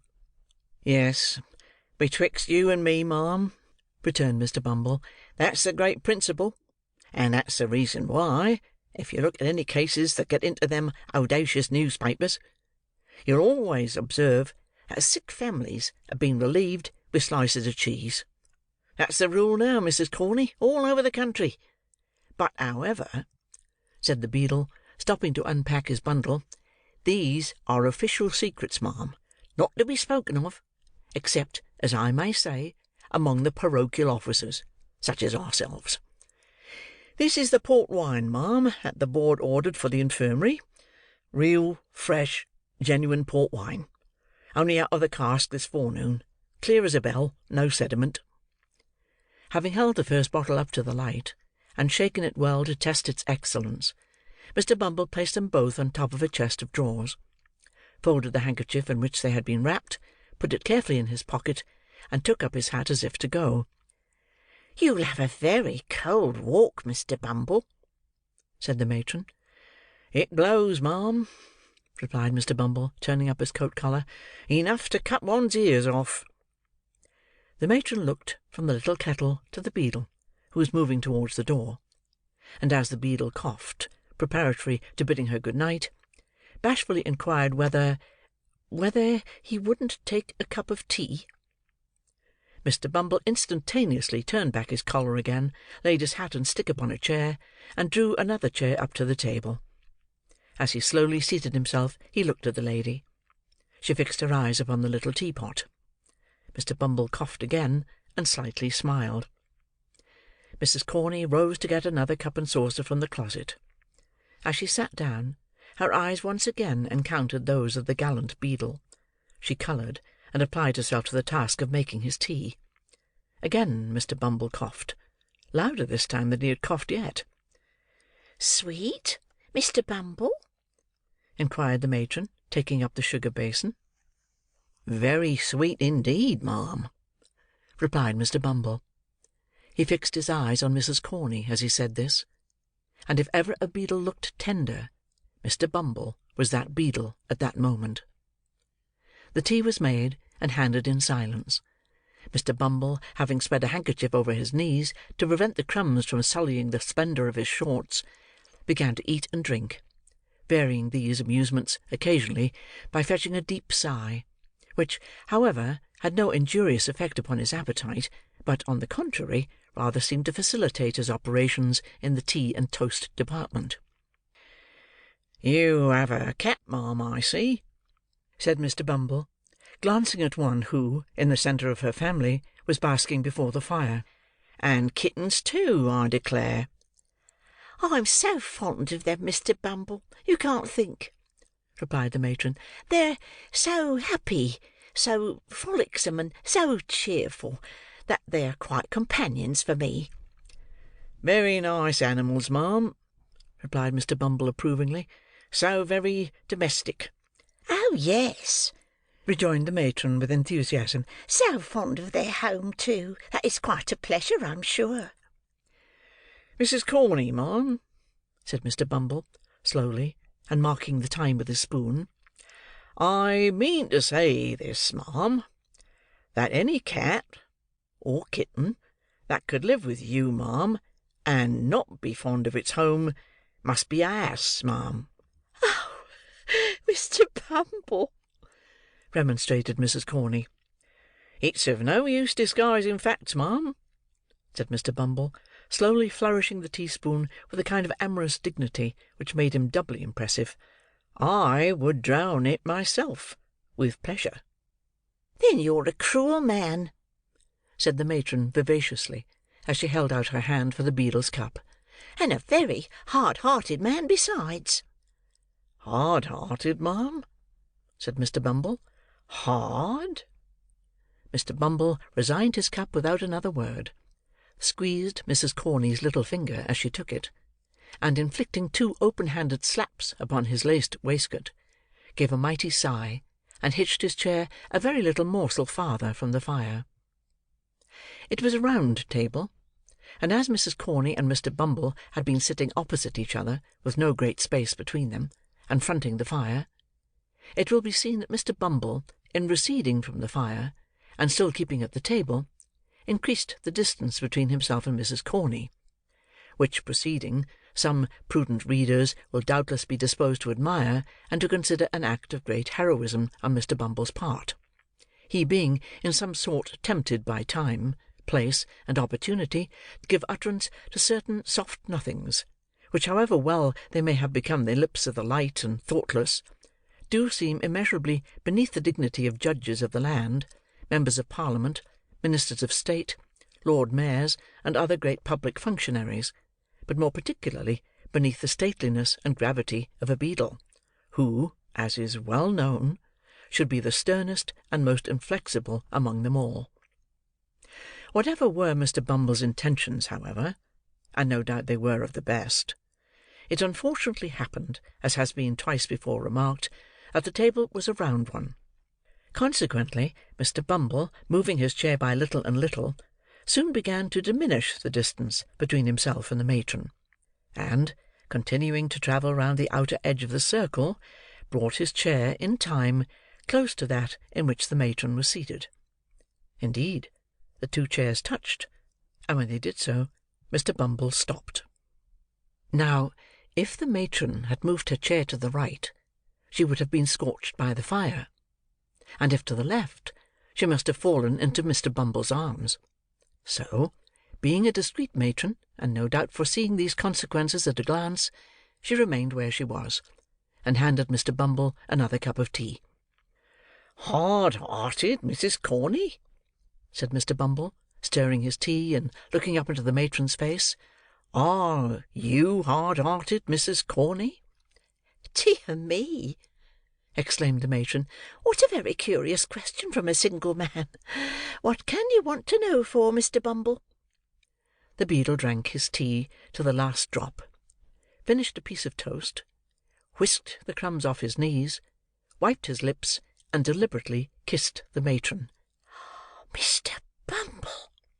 cried that discreet lady in a whisper, for the fright was so great that she had quite lost her voice. "Mr. Bumble, I shall scream!" Mr. Bumble made no reply, but in a slow and dignified manner put his arm round the matron's waist.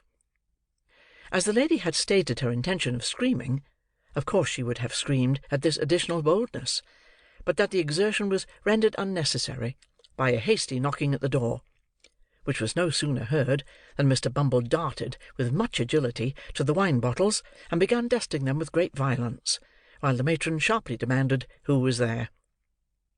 It is worthy of remark, as a curious physical instance of the efficacy of a sudden surprise in counteracting the effects of extreme fear, that her voice had quite recovered all its official asperity.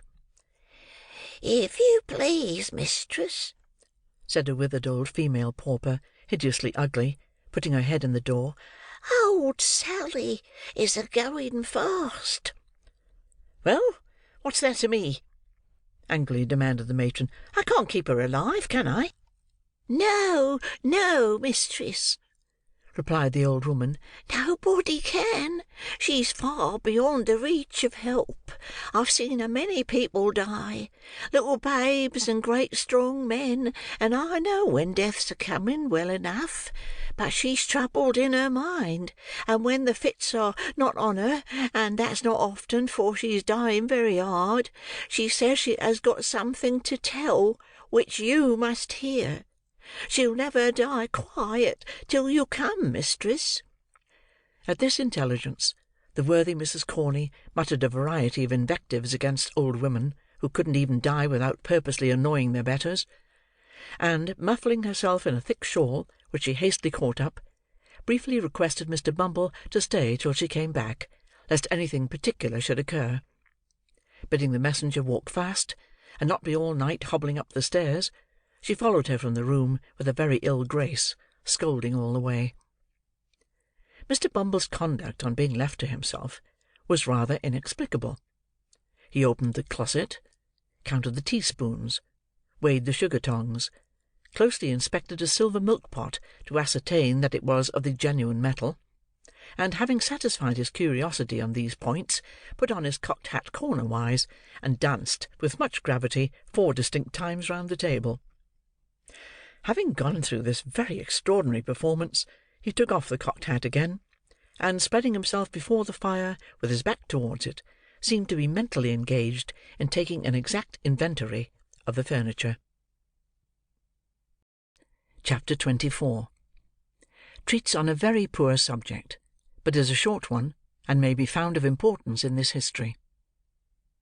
It was no unfit messenger of death who had disturbed the quiet of the matron's room. Her body was bent by age, her limbs trembled with palsy, her face, distorted into a mumbling leer, resembled more the grotesque shaping of some wild pencil than the work of nature's hand. Alas! how few of nature's faces are left alone to gladden us with their beauty! The cares and sorrows and hungerings of the world change them as they change hearts; and it is only when those passions sleep and have lost their hold for ever, that the troubled clouds pass off, and leave heaven's surface clear. It is a common thing for the countenances of the dead, even in that fixed and rigid state, to subside into the long-forgotten expression of sleeping infancy, and settle into the very look of early life. So calm, so peaceful, do they grow again, that those who knew them in their happy childhood kneel by the coffin's side in awe, and see the angel even upon earth. The old crone tottered along the passages and up the stairs, muttering some indistinct answers to the chiding of her companion. Being at length compelled to pause for breath, she gave the light into her hand, and remained behind to follow as she might, while the more nimble superior made her way to the room where the sick woman lay. It was a bare garret room, with a dim light burning at the farther end. There was another old woman watching by the bed. The parish apothecary's apprentice was standing by the fire, making a toothpick out of a quill. "Cold night, Mrs. Corney," said this young gentleman, as the matron entered. "Very cold indeed, sir," replied the mistress in her most civil tones, and dropping a curtsey as she spoke. "You should get better colds out of your contractors," said the apothecary's deputy, breaking a lump on the top of the fire with a rusty poker. "These are not at all the sort of thing for a cold night." "They're the port's choosing, sir," returned the matron. "The least they could do would be to keep us pretty warm, for our places are hard enough." The conversation was here interrupted by a moan from the sick woman. "Oh!" said the young man, turning his face towards the bed, as if he had previously quite forgotten the patient. "It's all U.P. there, Mrs. Corney."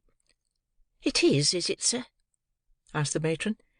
"If she lasts a couple of hours, I shall be surprised," said the apothecary's apprentice, intent upon the toothpick's point. "It's the break-up of the system altogether. Is she dozing, old lady?" The attendant stooped over the bed to ascertain, and nodded in the affirmative. "Then perhaps she'll go off in that way, if you don't make a row," said the young man. "Put the light on the floor. She won't see it there." The attendant did as she was told, shaking her head meanwhile, to intimate that the woman would not die so easily. Having done so, she resumed her seat by the side of the other nurse, who had by this time returned. The mistress, with an expression of impatience, wrapped herself in her shawl, and sat at the foot of the bed.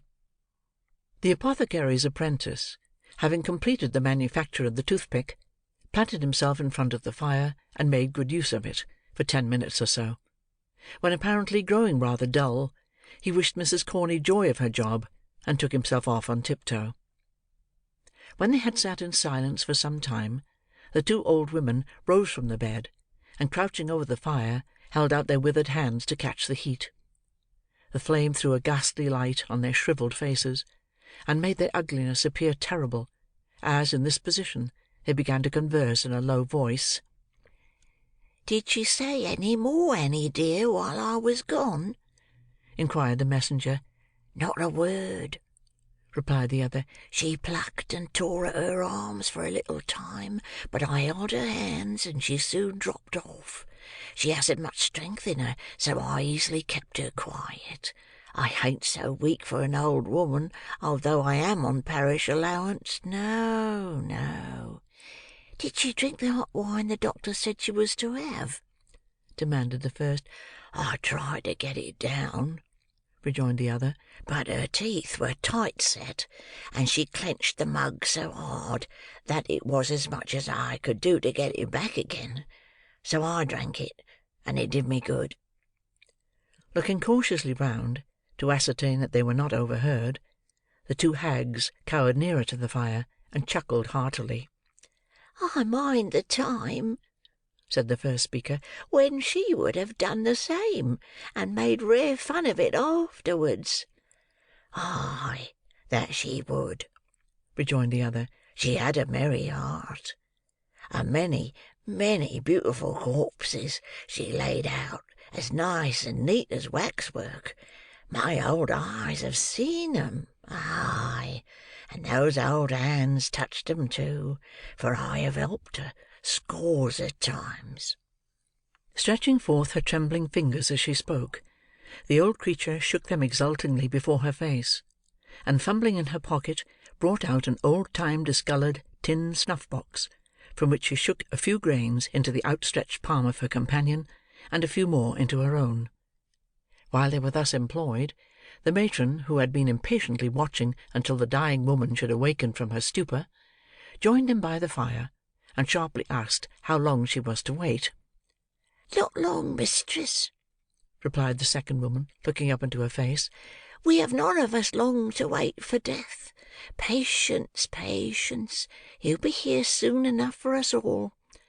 "Hold your tongue, you doting idiot," said the matron sternly. "You, Martha, tell me, has she been in this way before?" "Often," answered the first woman. "But will never be again," added the second one. "That is, she'll never wake again but once. And mind, mistress, that won't be for long." "Long or short," said the matron snappishly, "she won't find me here when she does wake. Take care, both of you, how you worry me again for nothing. It's no part of my duty to see all the old women in the house die, and I won't. That's more. Mind that, you impudent old harridans. If you make a fool of me again, I'll soon cure you, I warrant you." She was bouncing away, when a cry from the two women, who had turned towards the bed, caused her to look round. The patient had raised herself upright, and was stretching her arms towards them. "Who's that?" she cried in a hollow voice. "Hush, hush," said one of the women, stooping over her. "Lie down, lie down." "I'll never lie down again, alive," said the woman, struggling. "I will tell her. Come here, nearer. Let me whisper in your ear." She clutched the matron by the arm, and forcing her into a chair by the bedside, was about to speak, when looking round, she caught sight of the two old women bending forward in the attitude of eager listeners.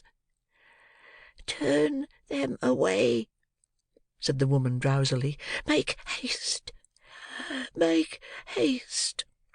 The two old crones, chiming in together, began pouring out many piteous lamentations that the poor dear was too far gone to know her best friends, and were uttering sundry protestations that they would never leave her, when the superior pushed them from the room, closed the door, and returned to the bedside. On being excluded, the old ladies changed their tone, and cried through the keyhole that old Sally was drunk, which indeed was not unlikely, since, in addition to a moderate dose of opium prescribed by the apothecary, she was labouring under the effects of a final taste of gin and water, which had been privily administered, in the openness of their hearts, by the worthy old ladies themselves. "Now, listen to me," said the dying woman aloud, as if making a great effort to revive one latent spark of energy. "In this very room, in this very bed, I once nursed a pretty young creetur that was brought into the house with her feet cut and bruised with walking, and all soiled with dust and blood. She gave birth to a boy, and died. Let me think. What was the year again?" "Never mind the year," said the impatient auditor. "What about her?" "Ay," murmured the sick woman, relapsing into her former drowsy state. "What about her? What about? I know!" she cried, jumping fiercely up, her face flushed and her eyes starting from her head. "I robbed her, so I did. She wasn't cold. I tell you she wasn't cold when I stole it." "Stole what, for God's sake?" cried the matron, with a gesture as if she would call for help. "It," replied the woman, laying her hand over the other's mouth. "The only thing she had. She wanted clothes to keep her warm, and food to eat, but she had kept it safe, and had it in her bosom. It was gold, I tell you, rich gold, that might have saved her life." "Gold?" echoed the matron. bending eagerly over the woman as she fell back. Go on. Go on. Yes. What of it? Who was the mother? When was it? She charged me to keep it safe, replied the woman with a groan, and trusted me as the only woman about her. I stole it in my heart when she first showed it me, hanging around her neck, and the child's death, perhaps, is on me besides. They would have treated him better if they had known it all." "Known what?" asked the other. "Speak." "The boy grew so like his mother," said the woman, rambling on, and not heeding the question, "that I could never forget it when I saw his face. Poor girl! Poor girl! She was so young, too. Such a gentle lamb. Wait, there's more to tell. I've not told you all, have I?" "No, no," replied the matron, inclining her head to catch the words, as they came more faintly from the dying woman. "Be quick, or it may be too late." "The mother," said the woman, making a more violent effort than before, "the mother, when the pains of death first came upon her, whispered in my ear that if her baby was born alive and thrived, the day might come when it would not feel so much disgraced to hear its poor young mother named. And oh, kind Heaven," she said, folding her thin hands together, "whether it be boy or girl, raise up some friends for it in this troubled world, and take pity upon a lonely, desolate child, abandoned to its mercy." "The boy's name?" demanded the matron. "They called him Oliver," replied the woman feebly. "The gold I stole was—" "Yes, yes, what?" cried the other. She was bending eagerly over the woman to hear her reply, but drew back instinctively, as she once again rose slowly and stiffly into a sitting posture, then clutching the coverlet with both hands, muttered some indistinct sounds in her throat, and fell lifeless on the bed. "Stone dead," said one of the old women, hurrying in as soon as the door was opened. "And nothing to tell after all," rejoined the matron, walking carelessly away. The two crones, to all appearance, too busily occupied in the preparations for their dreadful duties to make any reply, were left alone, hovering about the body. Chapter 25. Wherein this history reverts to Mr. Fagin and Company. While these things were passing in the country workhouse, Mr. Fagin sat in the old den, the same from which Oliver had been removed by the girl, brooding over a dull smoky fire. He held a pair of bellows upon his knee, with which he had apparently been endeavouring to rouse it into more cheerful action, but he had fallen into deep thought, and with his arms folded on them, and his chin resting on his thumbs, fixed his eyes abstractedly on the rusty bars.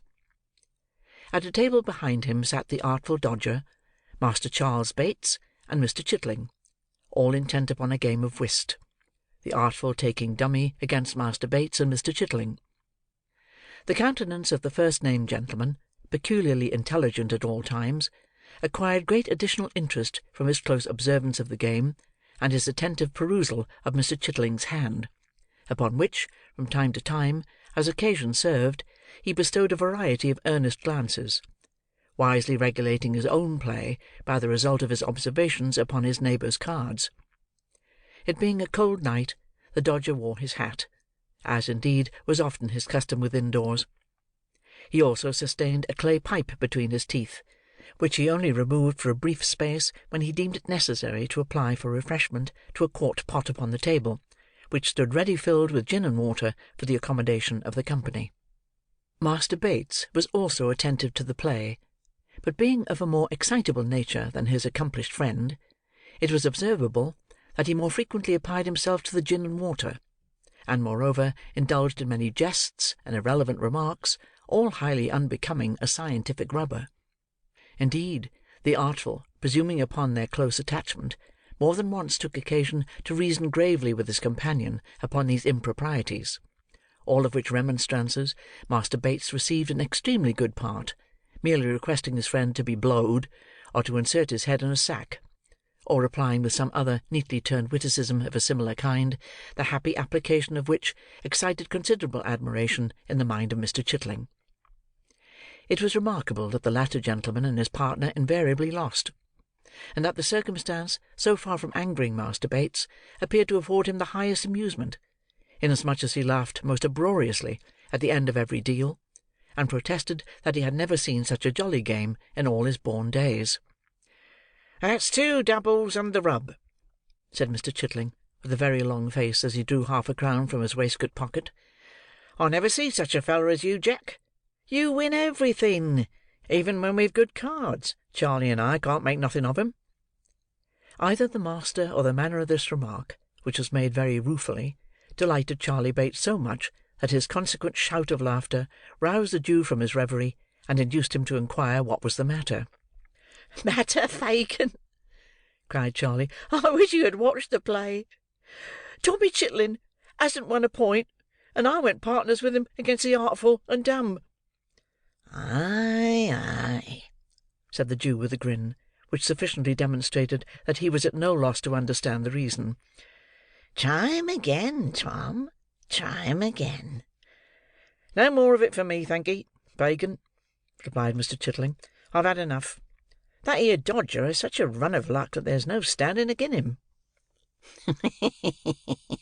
"My dear," replied the Jew, "you must get up very early in the morning to win against the Dodger."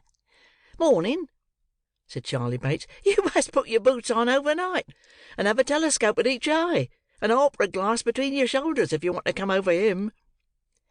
Mr. Dawkins received these handsome compliments with much philosophy, and offered to cut any gentleman in company for the first picture card at 1 shilling at a time.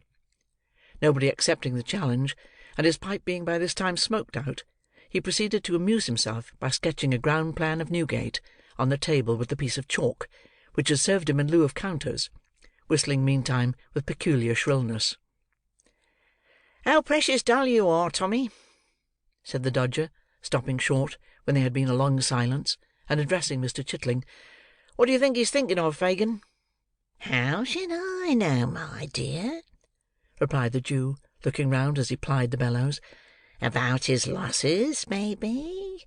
Or the little retirement in the country that he's just left, eh? Is that it, my dear?" "Not a bit of it," replied the Dodger, stopping the subject of discourse as Mr. Chitling was about to reply. "What do you say, Charley?" "I should say," replied Master Bates with a grin, "that he was uncommon sweet upon Betsy. See how he's a-blushing. Oh, my eye, here's a merry-go-rounder. Tom Chitling's in love. Oh, Fagin, Fagin, what a spree!" Thoroughly overpowered with the notion of Mr. Chitling being the victim of the tender passion, Master Bates threw himself back in his chair with such violence that he lost his balance and pitched over upon the floor, where, the accident abating nothing of his merriment, he lay at full length until his laugh was over, when he resumed his former position and began another laugh. "Never mind him, my dear," said the Jew, winking at Mr. Dawkins, and giving Master Bates a reproving tap with the nozzle of the bellows. "Betsy's a fine girl. Stick up to her, Tom. Stick up to her." "What I mean to say, Fagin," replied Mr. Chitling, very red in the face, "is that isn't anything to anybody here." "No more it is," replied the Jew. "Charley will talk. Don't mind him, my dear. Don't mind him. Betsy's a fine girl. Do as she bids you, Tom, and you will make your fortune." "So I do as she bids me," replied Mr. Chitling. "I shouldn't have been milled if it hadn't been for her advice. But it turned out a good job for you, didn't it, Fagin? And what's 6 weeks of it? He must come, some time or another, and why not in the winter time, when you don't want to go out a-walking so much, eh, Fagin?" "Ah, to be sure, my dear," replied the Jew. "You wouldn't mind it again, Tom, would you?" asked the Dodger, winking upon Charley and the Jew, "if Bet was all right?" "I mean to say that I shouldn't," replied Tom angrily. "There now! Ah! Who'll say as much as that, I should like to know, eh, Fagin?" "Nobody, my dear," replied the Jew. "Not a soul, Tom. I don't know one of 'em that would do it besides you. Not one of 'em, my dear." "I might have got clear off, if I'd split upon her, mightn't I, Fagin?" angrily pursued the poor half-witted dupe. "A word from me would have done it, wouldn't it, Fagin?" "To be sure it would, my dear," replied the Jew.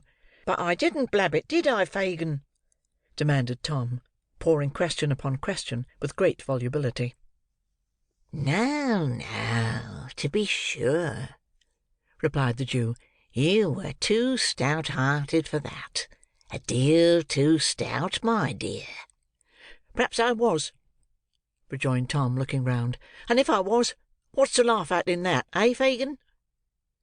The Jew, perceiving that Mr. Chitling was considerably roused, hastened to assure him that nobody was laughing, and to prove the gravity of the company, appealed to Master Bates, the principal offender.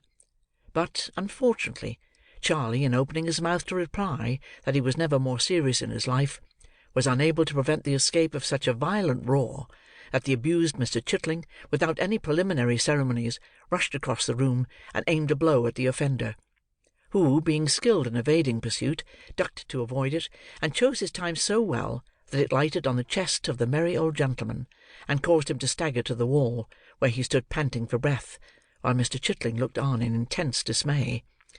"Hark!" cried the Dodger at this moment. "I hear the tinkler."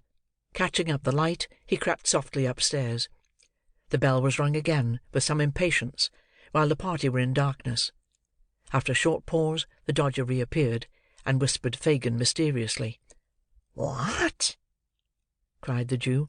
"Alone?"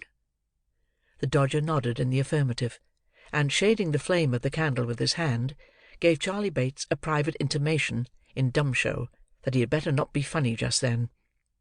Having performed this friendly office, he fixed his eyes on the Jew's face, and awaited his directions. The old man bit his yellow fingers, and meditated for some seconds, his face working with agitation the while, as if he dreaded something, and feared to know the worst. At length he raised his head. "Where is he?" he asked. The Dodger pointed to the floor above, and made a gesture as if to leave the room. "Yes," said the Jew, answering the mute inquiry. "Bring him down. Hush! Quiet, Charley. Gently, Tom. Scarce, scarce." This brief direction to Charley Bates and his recent antagonist was softly and immediately obeyed.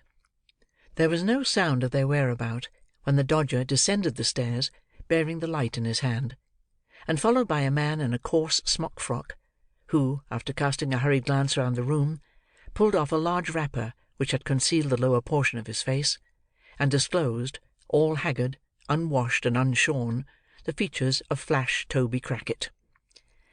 "How are you, Fagie?" said this worthy, nodding to the Jew. "Pop that shawl away in my castor, Dodger, so that I may know where to find it when I cut. That's the time of day. You'll be a fine young cracksman afore the old file now." With these words, he pulled up the smock frock, and, winding it round his middle, drew a chair to the fire, and placed his feet upon the hob. "See there, Fagie," he said, pointing disconsolately to his top boots. "Not a drop of day and Martin since you know when. Not a bubble of blacking, by Jove! But don't look at me in that way, man. All in good time. I can't talk about business till I've eat and drank, so produce the sustenance, and let's have a quiet fill out for the first time these 3 days."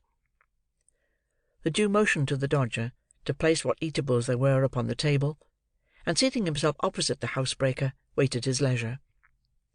To judge from appearances, Toby was by no means in a hurry to open the conversation.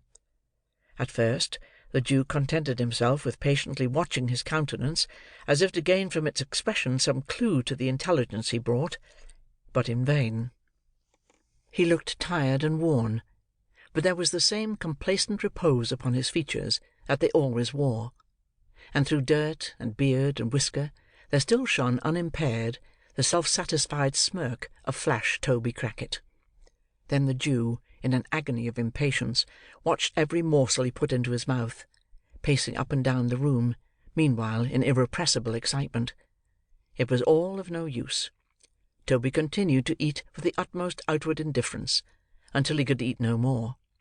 Then, ordering the Dodger out, he closed the door, mixed a glass of spirits and water, and composed himself for talking. "First and foremost, Fagin," said Toby. "Yes, yes," interposed the Jew, drawing up his chair. Mr. Crackit stopped to take a draught of spirits and water, and to declare that the gin was excellent. Then placing his feet against the low mantelpiece, so as to bring his boots to about the level of his eye, he quietly resumed. "First and foremost, Fagin," said the housebreaker, "how's Bill?" "What?" screamed the Jew, starting from his seat. "Why, you don't mean to say—" began Toby, turning pale. "Mean?" cried the Jew, stamping furiously on the ground. "Where are they? Sikes and the boy! Where are they? Where have they been? Where are they hiding? Why have they not been here?" "The crack failed," said Toby faintly. "I know it," replied the Jew, tearing a newspaper from his pocket and pointing to it. "What more?" "They fired and hit the boy. We cut over the fields at the back, with him between us, straight as the crow flies, through hedge and ditch. They gave chase. Damn! The whole country was awake, and the dogs upon us." "The boy!" "Bill had him on his back, and scudded like the wind. We stopped to take him between us. His head hung down, and he was cold. They were close upon our heels, every man for himself, and each from the gallows. We parted company, and left the youngster lying in a ditch. Alive or dead, that's all I know about him." The Jew stopped to hear no more, but uttering a loud yell, and twining his hands in his hair, rushed from the room, and from the house. Chapter 26. In which a mysterious character appears upon the scene, and many things, inseparable from this history, are done and performed. The old man had gained the street corner before he began to recover the effect of Toby Crackit's intelligence. He had relaxed nothing of his unusual speed, but was still pressing onward in the same wild and disordered manner, when the sudden dashing past of a carriage, and a boisterous cry from the foot-passengers who saw his danger, drove him back upon the pavement. Avoiding, as much as was possible, all the main streets, and skulking only through the byways and alleys, he at length emerged on Snow Hill. Here he walked even faster than before; nor did he linger until he had again turned into a court, when, as if conscious that he was now in his proper element, he fell into his usual shuffling pace, and seemed to breathe more freely. Near to the spot on which Snow Hill and Holborn Hill meet, opens, upon the right hand as you come out of the city, a narrow and dismal alley, leading to Saffron Hill. In its filthy shops are exposed for sale huge bunches of second-hand silk handkerchiefs of all sizes and patterns, for here reside the traders who purchase them from the pickpockets. Hundreds of these handkerchiefs hang dangling from pegs outside the windows, or flaunting from the door-posts, and the shelves within are piled with them. Confined as the limits of Field Lane are, it has its barber, its coffee-shop, its beer-shop, and its fried fish warehouse. It is a commercial colony of itself, the emporium of petty larceny, visited at early morning, and setting in of dusk, by silent merchants who traffic in dark back parlours, and who go as strangely as they come. Here the clothesman, the shoe-vamper, and the rag merchant display their goods, as signboards to the petty thief. Here stores of old iron and bones, and heaps of mildewy fragments of woollen stuff and linen, rust and rot in the grimy cellars. It was into this place that the Jew turned. He was well known to the sallow denizens of the lane, for such of them as were on the look-out to buy or sell, nodded familiarly as he passed along. He replied to their salutations in the same way, but bestowed no closer recognition until he reached the further end of the alley, when he stopped to address a salesman of small stature, who had squeezed as much of his person into a child's chair as the chair would hold, and was smoking a pipe at his warehouse door. "Why, the sight of you, Mr. Fagin, would cure the hoptalmy," said this respectable trader, in acknowledgment of the Jew's inquiry after his health.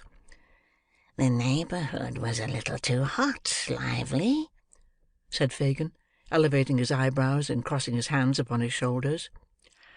"Well, I heard that complaints of it once or twice before," replied the trader, "but it soon cools down again. Don't you find it so?" Fagin nodded in the affirmative. Pointing in the direction of Saffron Hill, he inquired whether any one was up yonder to-night. "At the Cripples?" inquired the man. The Jew nodded. "Let me see," pursued the merchant, reflecting. "Yes, there's half a dozen of 'em gone in, that I knows. I don't think your friend's there." "Sikes is not, I suppose?" inquired the Jew with a disappointed countenance.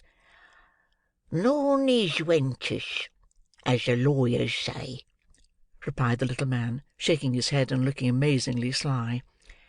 "Have you got anything in my line to-night?" "Nothing to-night," said the Jew, turning away. "Are you going up to the Cripples, Fagin?" cried the little man, calling after him. "Stop! I don't mind if I have a drop there with you." But as the Jew, looking back, waved his hand to intimate that he preferred being alone, and, moreover, as the little man could not very easily disengage himself from the chair, the sign of the Cripples was, for a time, bereft of the advantage of Mr. Lively's presence. By the time he had got upon his legs, the Jew had disappeared; so Mr. Lively, after ineffectually standing on tiptoe, in the hope of catching sight of him, again forced himself into the little chair, and, exchanging a shake of the head with a lady in the opposite shop, in which doubt and mistrust were plainly mingled, resumed his pipe with a grave demeanour. The Three Cripples, or rather the Cripples, which was the sign by which the establishment was familiarly known to its patrons, was the public-house in which Mr. Sikes and his dog have already figured. Merely making a sign to a man at the bar, Fagin walked straight upstairs, and opening the door of a room, and softly insinuating himself into the chamber, looked anxiously about, shading his eyes with his hand, as if in search of some particular person. The room was illuminated by 2 gas-lights, the glare of which was prevented by the barred shutters and closely drawn curtains of faded red from being visible outside. The ceiling was blackened, to prevent its colour from being injured by the flaring of the lamps; and the place was so full of dense tobacco smoke, that at first it was scarcely possible to discern anything more. By degrees, however, as some of it cleared away through the open door, an assemblage of heads, as confused as the noises that greeted the ear, might be made out; and as the eye grew more accustomed to the scene, the spectator gradually became aware of the presence of a numerous company, male and female, crowded round a long table, at the upper end of which sat a chairman with a hammer of office in his hand, while a professional gentleman with a bluish nose, and his face tied up for the benefit of a toothache, presided at a jingling piano in a remote corner. As Fagin stepped softly in, the professional gentleman, running over the keys by way of prelude, occasioned a general cry of order for a song, which having subsided, a young lady proceeded to entertain the company with a ballad in 4 verses, between each of which the accompanist played the melody all through, as loud as he could. When this was over, the chairman made a sentiment, after which the professional gentleman on the chairman's right and left volunteered a duet, and sang it, with great applause. It was curious to observe some faces which stood out prominently from among the group. There was the chairman himself, the landlord of the house, a coarse, rough, heavy-built fellow, who, while the songs were proceeding, rolled his eyes hither and thither, and, seeming to give himself up to joviality, had an eye for everything that was done, and an ear for everything that was said, and sharp ones too. Near him were the singers, receiving with professional indifference the compliments of the company, and applying themselves in turn to a dozen proffered glasses of spirits and water, tendered by their more boisterous admirers, whose countenances, expressive of almost every vice in almost every grade, irresistibly attracted the attention by their very repulsiveness. Cunning, ferocity, and drunkenness in all its stages were there, in their strongest aspect; and women, some with the last lingering tinge of their early freshness almost fading as you looked, others with every mark and stamp of their sex utterly beaten out, and presenting but one loathsome blank of profligacy and crime; some mere girls, others but young women, and none past the prime of life, formed the darkest and saddest portion of this dreary picture. Fagin, troubled by no grave emotions, looked eagerly from face to face while these proceedings were in progress, but apparently without meeting that of which he was in search. Succeeding at length in catching the eye of the man who occupied the chair, he beckoned to him slightly, and left the room as quietly as he had entered it. "What can I do for you, Mr. Fagin?" inquired the man, as he followed him out to the landing. "Won't you join us? They'll be delighted, every one of 'em." The Jew shook his head impatiently, and said in a whisper, "Is he here?" "No," replied the man. "And no news of Barney?" inquired Fagin. "None," replied the landlord of the Cripples, for it was he. "He won't stir till it's all safe. Depend on it, they're on the scent down there, and that if he moved, he'd blow upon the thing at once. He's all right enough, Barney is, else I should have heard of him. I'll pound it, that Barney's managing properly. Let him alone for that." "Will he be here tonight?" asked the Jew, laying the same emphasis on the pronoun as before. "Monks, do you mean?" inquired the landlord, hesitating. "Hush!" said the Jew. "Yes." "Certain," replied the man, drawing a gold watch from his fob. "I expect him here before now. If you'll wait 10 minutes, he'll be—" "No, no," said the Jew hastily, as though, however desirous he might be to see the person in question, he was nevertheless relieved by his absence. "Tell him I came here to see him, and that he must come to me tonight. No, say tomorrow. As he is not here, tomorrow will be time enough." "Good," said the man. "Nothing more?" "Not a word now," said the Jew, descending the stairs. "I say," said the other, looking over the rails and speaking in a hoarse whisper, "what a time this would be for a sell! I've got Phil Barker here, so drunk that a boy might take him." "Ah, but it's not Phil Barker's time," said the Jew, looking up. "Phil has something more to do before we can afford to part with him. So go back to the company, my dear, and tell them to lead merry lives while they last." The landlord reciprocated the old man's laugh, and returned to his guests. The Jew was no sooner alone than his countenance resumed its former expression of anxiety and thought. After a brief reflection, he called a hack cabriolet, and bade the man drive towards Bethnal Green. He dismissed him within some quarter of a mile of Mr. Sikes's residence, and performed the short remainder of the distance on foot. "Now," muttered the Jew as he knocked at the door, "if there is any deep play here, I shall have it out of you, my girl, cunning as you are." She was in her room, the woman said. Fagin crept softly upstairs, and entered it without any previous ceremony. The girl was alone, lying with her head upon the table, and her hair straggling over it. "She has been drinking," thought the Jew coolly, "or perhaps she is only miserable." The old man turned to close the door as he made this reflection. The noise thus occasioned roused the girl. She eyed his crafty face narrowly as she inquired to his recital of Toby Crackit's story. When it was concluded, she sank into her former attitude, but spoke not a word. She pushed the candle impatiently away, and once or twice, as she feverishly changed her position, shuffled her feet upon the ground; but this was all. During the silence, the Jew looked restlessly about the room, as if to assure himself that there were no appearances of Sikes having covertly returned. Apparently satisfied with his inspection, he coughed twice or thrice, and made as many efforts to open a conversation; but the girl heeded him no more than if he had been made of stone. At length he made another attempt, and rubbing his hands together, said, in his most conciliatory tone, "And where should you think Bill was now, my dear?"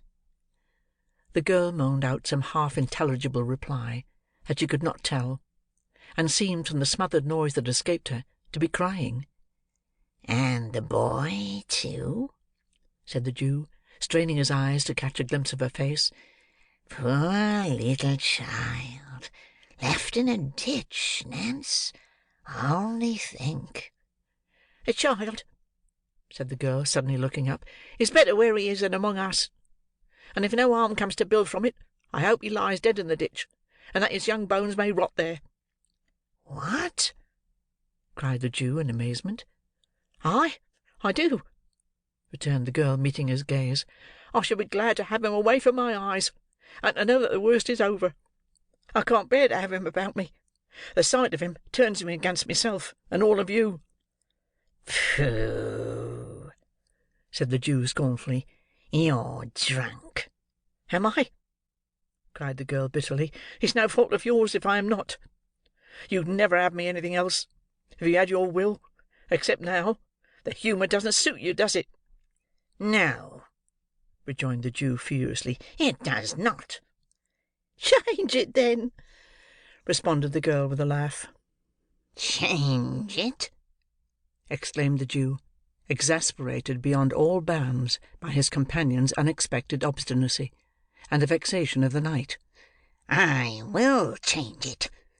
Listen to me, you drab. Listen to me, who with 6 words can strangle Sikes as surely as if I had his bull's throat between my fingers now. If he comes back, and leaves the boy behind him, if he gets off free, and dead or alive fails to restore him to me, murder him yourself if you would have him escape, Jack Ketch. And do it the moment he sets foot in this room, or mind me, it will be too late." "What is all this?" cried the girl involuntarily. "What is it?"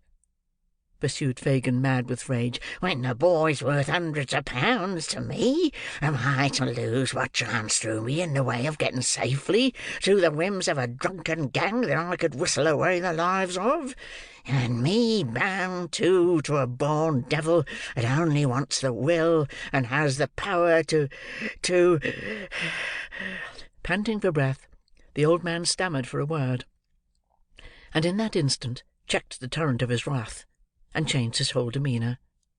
A moment before, his clenched hands had grasped the air, his eyes had dilated, and his face grown livid with passion; but now he shrunk into a chair, and, cowering together, trembled with the apprehension of having himself disclosed some hidden villainy. After a short silence, he ventured to look around at his companion. He appeared somewhat reassured on beholding her in the same listless attitude from which he had first roused her. "Nancy, dear," croaked the Jew in his usual voice, "did you mind me, dear?"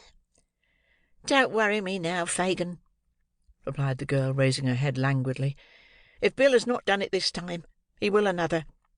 He has done many a good job for you, and will do many more when he can; and when he can't, he won't.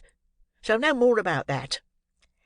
"Regarding this boy, my dear," said the Jew, rubbing the palms of his hands nervously together.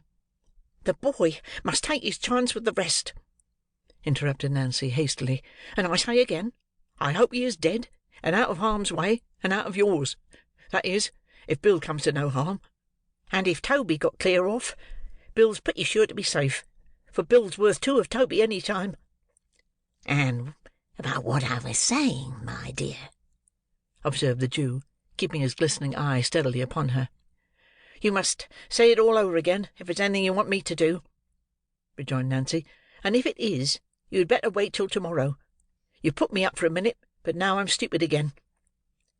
Fagin put several other questions, all with the same drift of ascertaining whether the girl had profited by his unguarded hints; but she answered them so readily, and was withal so utterly unmoved by his searching looks, that his original impression of her being more than a trifle in liquor was confirmed. Nancy, indeed, was not exempt from a failing which is very common among the Jew's female pupils, and in which, in their tenderer years, they were rather encouraged than checked. Her disordered appearance, and a wholesale perfume of Geneva which pervaded the apartment, afforded strong confirmatory evidence of the justice of the Jew's supposition; and when, after indulging in the temporary display of violence above described, she subsided, first into dullness, and afterwards into a compound of feelings, under the influence of which she shed tears one minute, and in the next gave utterance to various exclamations of "Never say die," and divers calculations as to what might be the amount of the odds, so long as a lady or gentleman was happy. Mr. Fagin, who had had considerable experience of such matters in his time, saw with great satisfaction that she was very far gone indeed. Having eased his mind by this discovery, and having accomplished his twofold object of imparting to the girl what he had, that night, heard, and of ascertaining with his own eyes that Sikes had not returned, Mr. Fagin again turned his face homeward, leaving his young friend asleep with her head upon the table. It was within an hour of midnight. The weather being dark and piercing cold, he had no great temptation to loiter. The sharp wind that scoured the streets seemed to have cleared them of passengers, as of dust and mud, for few people were abroad, and they were to all appearance hastening fast home. It blew from the right quarter for the Jew, however, and straight before it he went, trembling and shivering as every fresh gust drove him rudely on his way. He had reached the corner of his own street, and was already fumbling in his pocket for the door-key, when a dark figure emerged from a projecting entrance which lay in deep shadow, and, crossing the road, glided up to him unperceived. "Fagin," whispered a voice close to his ear. "Ah!" said the Jew, turning quickly round. "Is that—" "Yes," interrupted the stranger. "I have been lingering here these 2 hours. Where the devil have you been?" "On your business, my dear," replied the Jew, glancing uneasily at his companion, and slackening his pace as he spoke. "On your business all night?" "Oh, of course," said the stranger with a sneer. "Well, and what's come of it?" "Nothing good," said the Jew. "Nothing bad, I hope?" said the stranger, stopping short, and turning a startled look on his companion.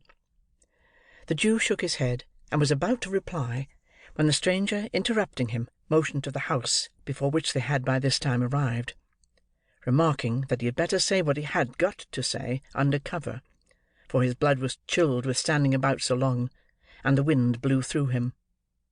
Fagin looked as if he could have willingly excused himself from taking home a visitor at that unseasonable hour, and indeed muttered something about having no fire; but his companion repeating his request in a peremptory manner, he unlocked the door, and requested him to close it softly while he got a light. "It's as dark as the grave," said the man, groping forward a few steps. "Make haste." "Shut the door," whispered Fagin from the end of the passage. As he spoke, it closed with a loud noise. "That wasn't my doing," said the other man, feeling his way. "The wind blew it to, or it shut of its own accord. One or the other. Look sharp with the light, or I shall knock my brains out against something in this confounded hole." Fagin stealthily descended the kitchen stairs. After a short absence, he returned with a lighted candle, and the intelligence that Toby Crackit was asleep in the back room below, and that the boys were in the front one. Beckoning the man to follow him, he led the way upstairs. "We can say the few words we've got to say in here, my dear," said the Jew, throwing open a door on the first floor. "And as there are holes in the shutters, and we never show lights to our neighbours, we'll set the candle on the stairs. There. With those words, the Jew, stooping down, placed the candle on an upper flight of stairs exactly opposite to the room door. This done, he led the way into the apartment, which was destitute of all movables save a broken arm-chair, and an old couch or sofa without covering, which stood behind the door. Upon this piece of furniture the stranger sat himself with the air of a weary man; and the Jew, drawing up the arm-chair opposite, they sat face to face. It was not quite dark; the door was partially open; and the candle outside threw a feeble reflection on the opposite wall. They conversed for some time in whispers, though nothing of the conversation was distinguishable beyond a few disjointed words here and there. A listener might easily have perceived that Fagin appeared to be defending himself against some remarks of the stranger, and that the latter was in a state of considerable irritation. They might have been talking, thus, for a quarter of an hour or more, when Monks, by which name the Jew had designated the strange man several times in the course of their colloquy, said, raising his voice a little, "I tell you again, it was badly planned. Why not have kept him here among the rest, and made a sneaking, snivelling pickpocket of him at once?" "Only hear him!" exclaimed the Jew, shrugging his shoulders. "Why, do you mean to say you couldn't have done it if you had chosen?" demanded Monks sternly. "Haven't you done it with other boys scores of times? If you had had patience for a 12-month at most, couldn't you have got him convicted, and sent safely out of the kingdom, perhaps for life?" "Whose turn would that have served, my dear?" inquired the Jew humbly. "Mine," replied Monks. "But not mine," said the Jew submissively. "He might have become of use to me. When there are two parties to a bargain, it is only reasonable that the interests of both should be consulted. Is it, my good friend?" "What then?" demanded Monks. "I saw it was not easy to train him to the business," replied the Jew. "He was not like other boys in the same circumstances." "Curse him, no," muttered the man, "or he would have been a thief long ago."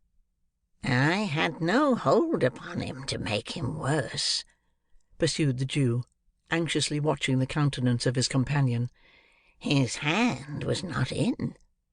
I had nothing to frighten him with, which we always must have in the beginning, or we labour in vain. What could I do? Send him out with the Dodger and Charlie? We had enough of that at first, my dear. I trembled for us all." "That was not my doing," observed Monks.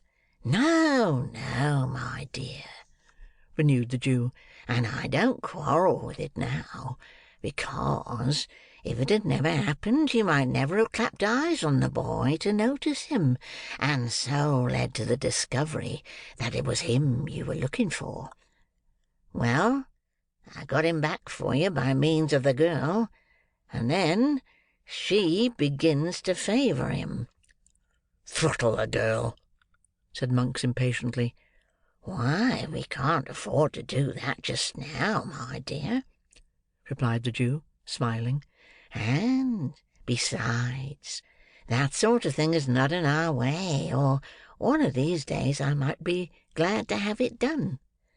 I know what these girls are, Monks, well. As soon as the boy begins to harden, she'll care no more for him than for a block of wood. You want him made a thief? If he is alive, I can make him one from this time, and if,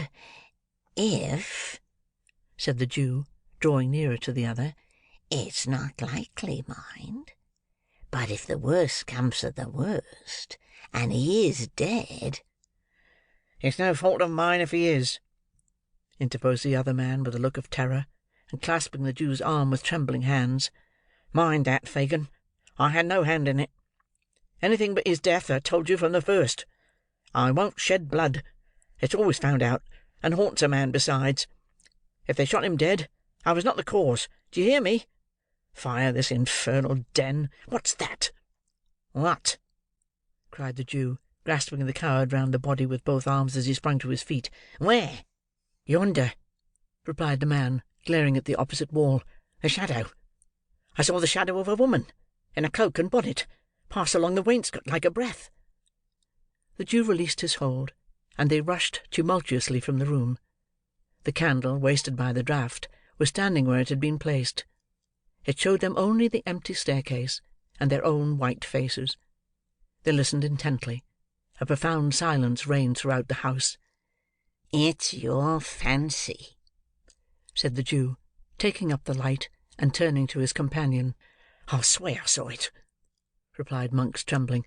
"It was bending forward when I saw it first, and when I spoke, it darted away." The Jew glanced contemptuously at the pale face of his associate, and, telling him he could follow if he pleased, ascended the stairs. They looked into all the rooms. They were cold, bare, and empty. They descended into the passage, and thence into the cellars below. The green damp hung upon the low walls. The tracks of the snail and slug glistened in the light of the candle, but all was still as death. "What do you think now?" said the Jew, when they had regained the passage. "Besides ourselves, there's not a creature in the house, except Toby and the boys, and they're safe enough. See here." As a proof of the fact, the Jew drew forth 2 keys from his pocket, and explained that when he first went downstairs, he had locked them in, to prevent any intrusion on the conference. This accumulated testimony effectually staggered Mr. Monks. His protestations had gradually become less and less vehement, as they proceeded in their search without making any discovery; and now he gave vent to several very grim laughs, and confessed it could only have been his excited imagination. He declined any renewal of the conversation, however, for that night, suddenly remembering that it was past 1 o'clock; and so the amiable couple parted. Chapter 27. Atones for the unpoliteness of a former chapter, which deserted a lady most unceremoniously. As it would be by no means seemly in a humble author to keep so mighty a personage as a beadle waiting, with his back to the fire, and the skirts of his coat gathered up under his arms, until such time as it might suit his pleasure to relieve him; and as it would still less become his station, or his gallantry, to involve in the same neglect a lady on whom that beadle had looked with an eye of tenderness and affection, and in whose ear he had whispered sweet words, which, coming from such a quarter, might well thrill the bosom of maid or matron of whatsoever degree. The historian whose pen traces these words, trusting that he knows his place, and that he entertains a becoming reverence for those upon earth to whom high and important authority is delegated, hastens to pay them that respect which their position demands, and to treat them with all that duteous ceremony which their exalted rank, and, by consequence, great virtues, imperatively claim at his hands. Towards this end, indeed, he had purposed to introduce, in this place, a dissertation touching the divine right of beadles, and elucidative of the position that a beadle can do no wrong, which could not fail to have been both pleasurable and profitable to the right-minded reader, but which he is unfortunately compelled, by want of time and space, to postpone to some more convenient and fitting opportunity; on the arrival of which, he will be prepared to show that a beadle properly constituted, that is to say, a parochial beadle, attached to a parochial workhouse, and attending in his official capacity the parochial church, is, in right and virtue of his office, possessed of all the excellences and best qualities of humanity; and that to none of those excellences can mere company's beadles, or court of law beadles, or even chapel of ease beadles, save the last, and they in a very lowly and inferior degree, lay the remotest sustainable claim. Mr. Bumble had recounted the teaspoons, reweighed the sugar tongs, made a closer inspection of the milk pot, and ascertained to a nicety the exact condition of the furniture, down to the very horsehair seats of the chairs, and had repeated each process full 6 times, before he began to think that it was time for Mrs. Corney to return. Thinking begets thinking. As there were no sounds of Mrs. Corney's approach, it occurred to Mr. Bumble that it would be an innocent and virtuous way of spending the time, if he were further to allay his curiosity by a cursory glance at the interior of Mrs. Corney's chest of drawers.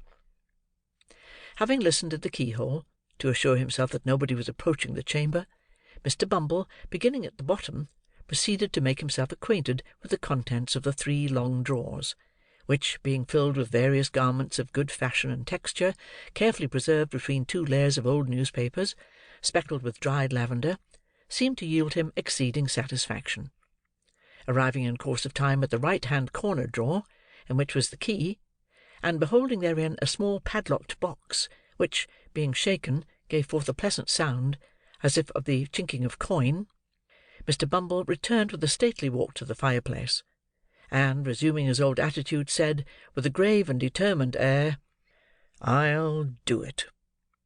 He followed up this remarkable declaration by shaking his head in a waggish manner for 10 minutes, as though he were remonstrating with himself for being such a pleasant dog; and then he took a view of his legs in profile with much seeming pleasure and interest.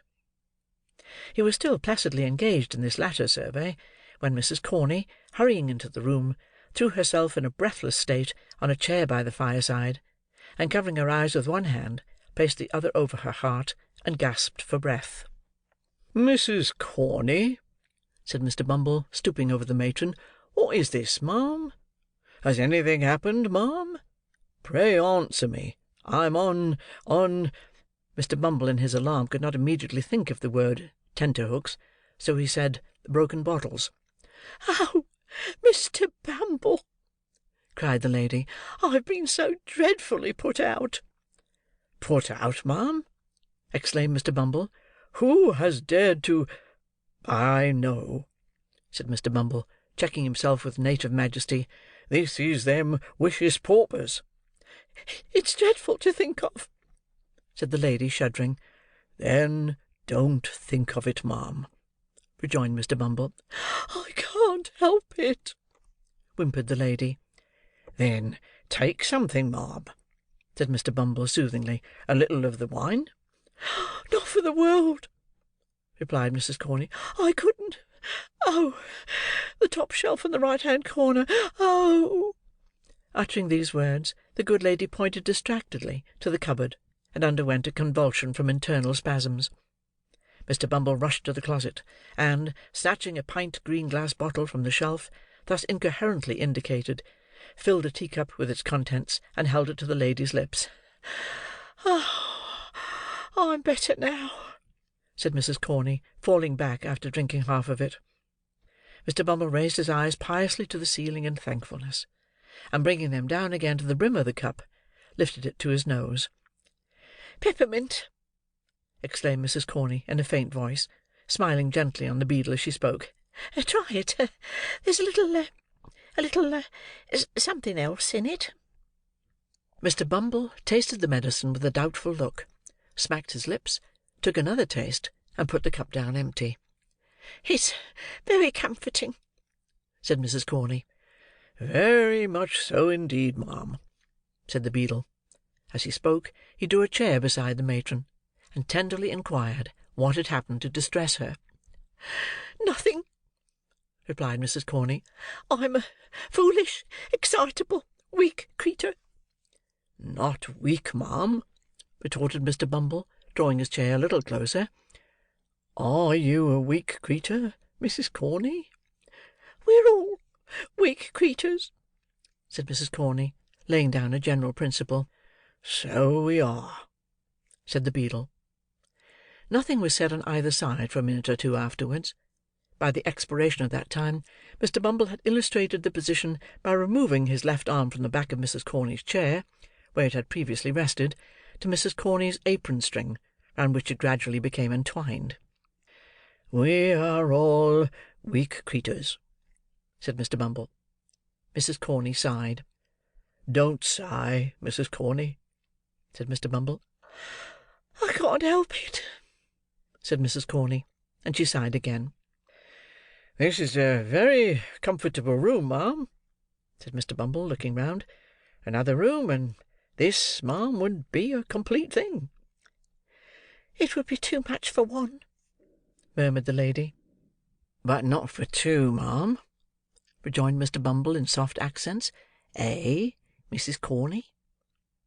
Mrs. Corney drooped her head when the beadle said this. The beadle drooped his, to get a view of Mrs. Corney's face. Mrs. Corney, with great propriety, turned her head away, and released her hand to get at her pocket-handkerchief, but insensibly replaced it in that of Mr. Bumble. "The board allows you coals, don't they, Mrs. Corney?" inquired the beadle, affectionately pressing her hand. "And candles," replied Mrs. Corney, slightly returning the pressure. "Coals, candles, and house rent free," said Mr. Bumble. "Oh, Mrs. Corney, what an angel you are!" The lady was not proof against this burst of feelings. She sank into Mr. Bumble's arms, and that gentleman, in his agitation, imprinted a passionate kiss upon her chaste nose. "Such parochial perfection!" exclaimed Mr. Bumble rapturously. "You know that Mr. Slout is worse to-night, my fascinator?" "Yes," replied Mrs. Corney bashfully. "He can't live a week, the doctor says," pursued Mr. Bumble. "He is the master of this establishment. His death will cause a vacancy. That vacancy must be filled up. Oh, Mrs. Corney, what a prospect this opens! What an opportunity for a jining of arts and housekeepings!" said Mr. Bumble, bending over the bashful beauty. "The one little word, my blessed Corney?" Yes," sighed out the matron. "One more," pursued the beadle. "Compose your darling feelings for only one more. When is it to come off?" Mrs. Corney twice essayed to speak, and twice failed. At length, summoning up courage, she threw her arms around Mr. Bumble's neck, and said it might be as soon as ever he pleased, and that he was a irresistible duck. Matters being thus amicably and satisfactorily arranged, the contract was solemnly ratified in another teacupful of the peppermint mixture, which was rendered the more necessary by the flutter and agitation of the lady's spirits.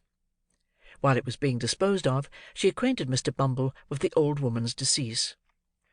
"Very good," said that gentleman, sipping his peppermint. "I'll call at Sowerberry's as I go home, and tell him to send to-morrow morning. Was it that as frightened you, love?"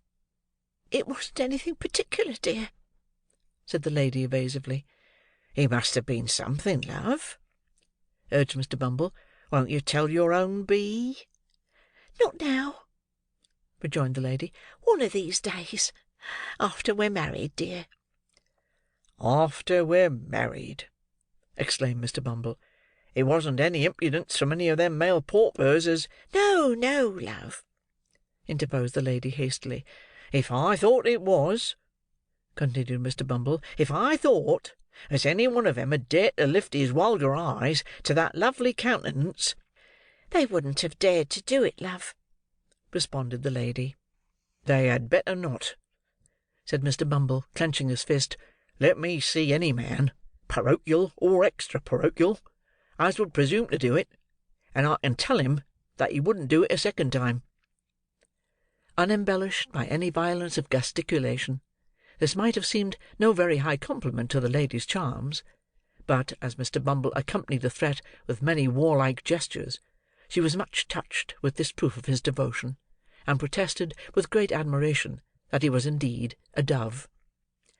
The dove then turned up his coat-collar, and put on his cocked hat, and having exchanged a long and affectionate embrace with his future partner, once again braved the cold wind of the night, merely pausing for a few minutes in the male paupers' ward to abuse them a little, with the view of satisfying himself that he could fill the office of workhouse-master with needful acerbity. Assured of his qualifications, Mr. Bumble left the building with a light heart, and bright visions of his future promotion, which served to occupy his mind until he reached the shop of the undertaker.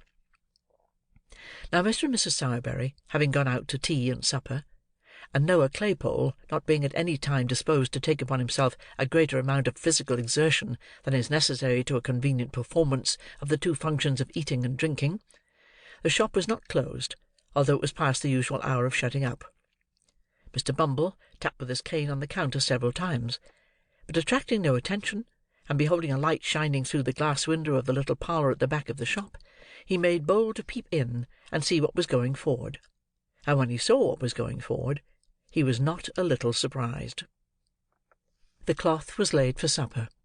The table was covered with bread and butter, plates and glasses, a porter pot, and a wine bottle.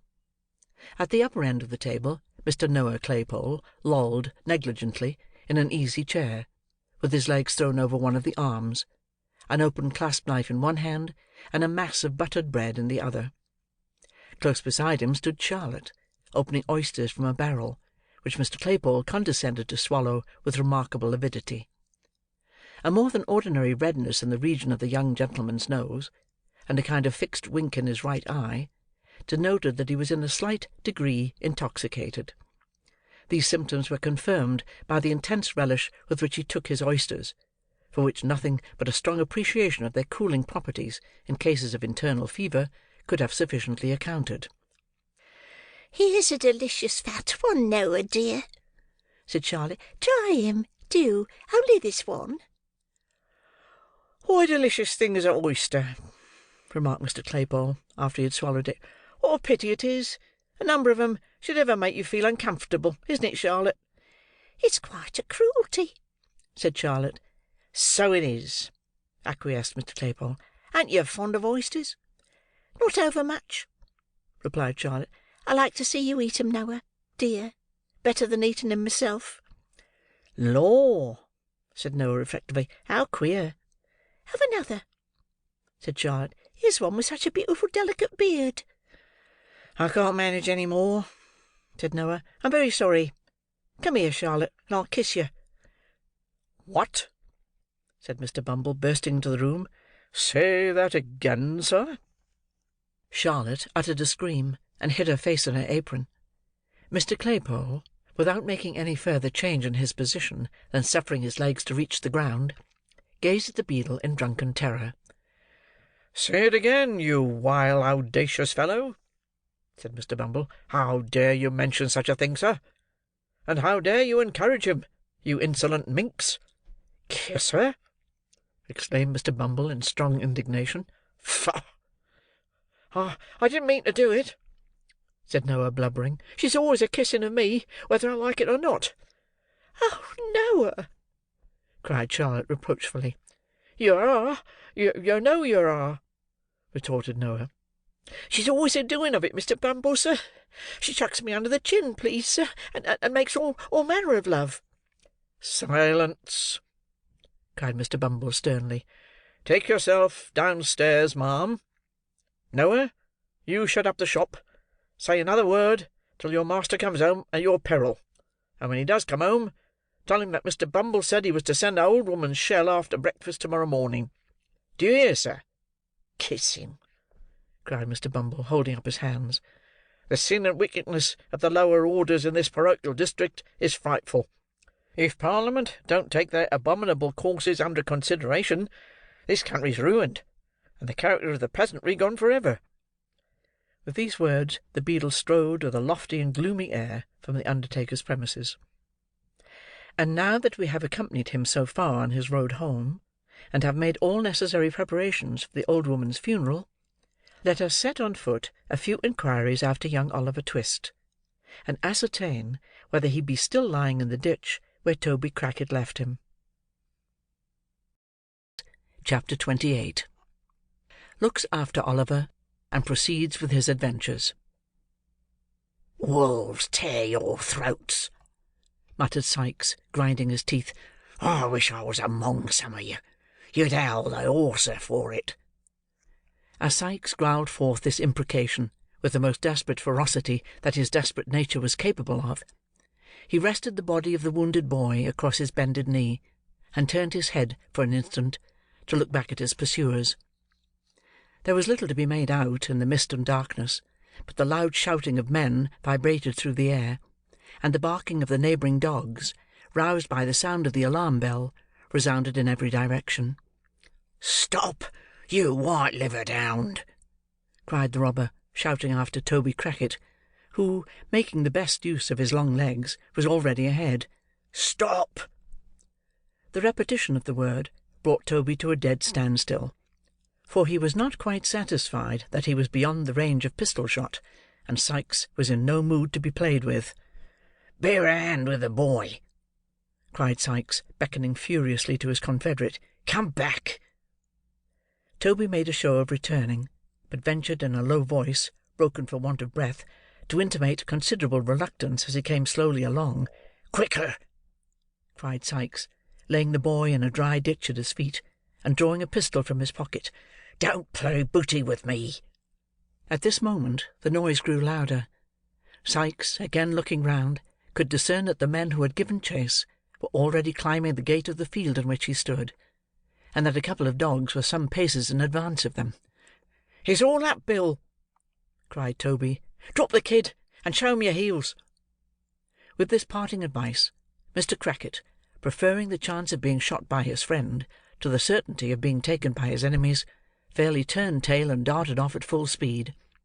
Sikes clenched his teeth, took one look around, threw over the prostrate form of Oliver the cape in which he had been hurriedly muffled, ran along the front of the hedge as if to distract the attention of those behind from the spot where the boy lay, paused for a second before another hedge which met it at right angles, and whirling his pistol high into the air, cleared it at a bound, and was gone. "Ho, ho, there!" cried a tremulous voice in the rear. "Pincher! Neptune! Come here, come here!" The dogs, who, in common with their masters, seemed to have no particular relish for the sport in which they were engaged, readily answered to the command. Three men, who had by this time advanced some distance into the field, stopped to take counsel together. "My advice, or leastways, I should say my orders, is," said the fattest man of the party, "that we immediately go home again." "I am agreeable to anything which is agreeable to Mr. Giles," said a shorter man, who was by no means of a slim figure, and who was very pale in the face, and very polite, as frightened men frequently are. "I shouldn't wish to appear ill-mannered, gentlemen," said the third, who had called the dogs back. "Mr. Giles ought to know." "Certainly," replied the shorter man. "And whatever Mr. Giles says, it isn't our place to contradict him. No, no, I know my situation. Thank my stars, I know my situation." To tell the truth, the little man did seem to know his situation, and to know perfectly well that it was by no means a desirable one, for his teeth chattered in his head as he spoke. "You're afraid, Brittles," said Mr. Giles. "I ain't," said Brittles. "You are," said Giles. "You're a falsehood, Mr. Giles," said Brittles. "You're a lie, Brittles," said Mr. Giles. Now, these four retorts arose from Mr. Giles's taunt, and Mr. Giles's taunt had arisen from his indignation at having the responsibility of going home again imposed upon himself under cover of a compliment. The third man brought the dispute to a close most philosophically. "I'll tell you what it is, gentlemen," said he. "We're all afraid." "Speak for yourself, sir," said Mr. Giles, who was the palest of the party. "So I do," replied the man. "It's natural and proper to be afraid under such circumstances. I am." "So am I," said Brittles, "only there's no call to tell a man he is, so bounceably."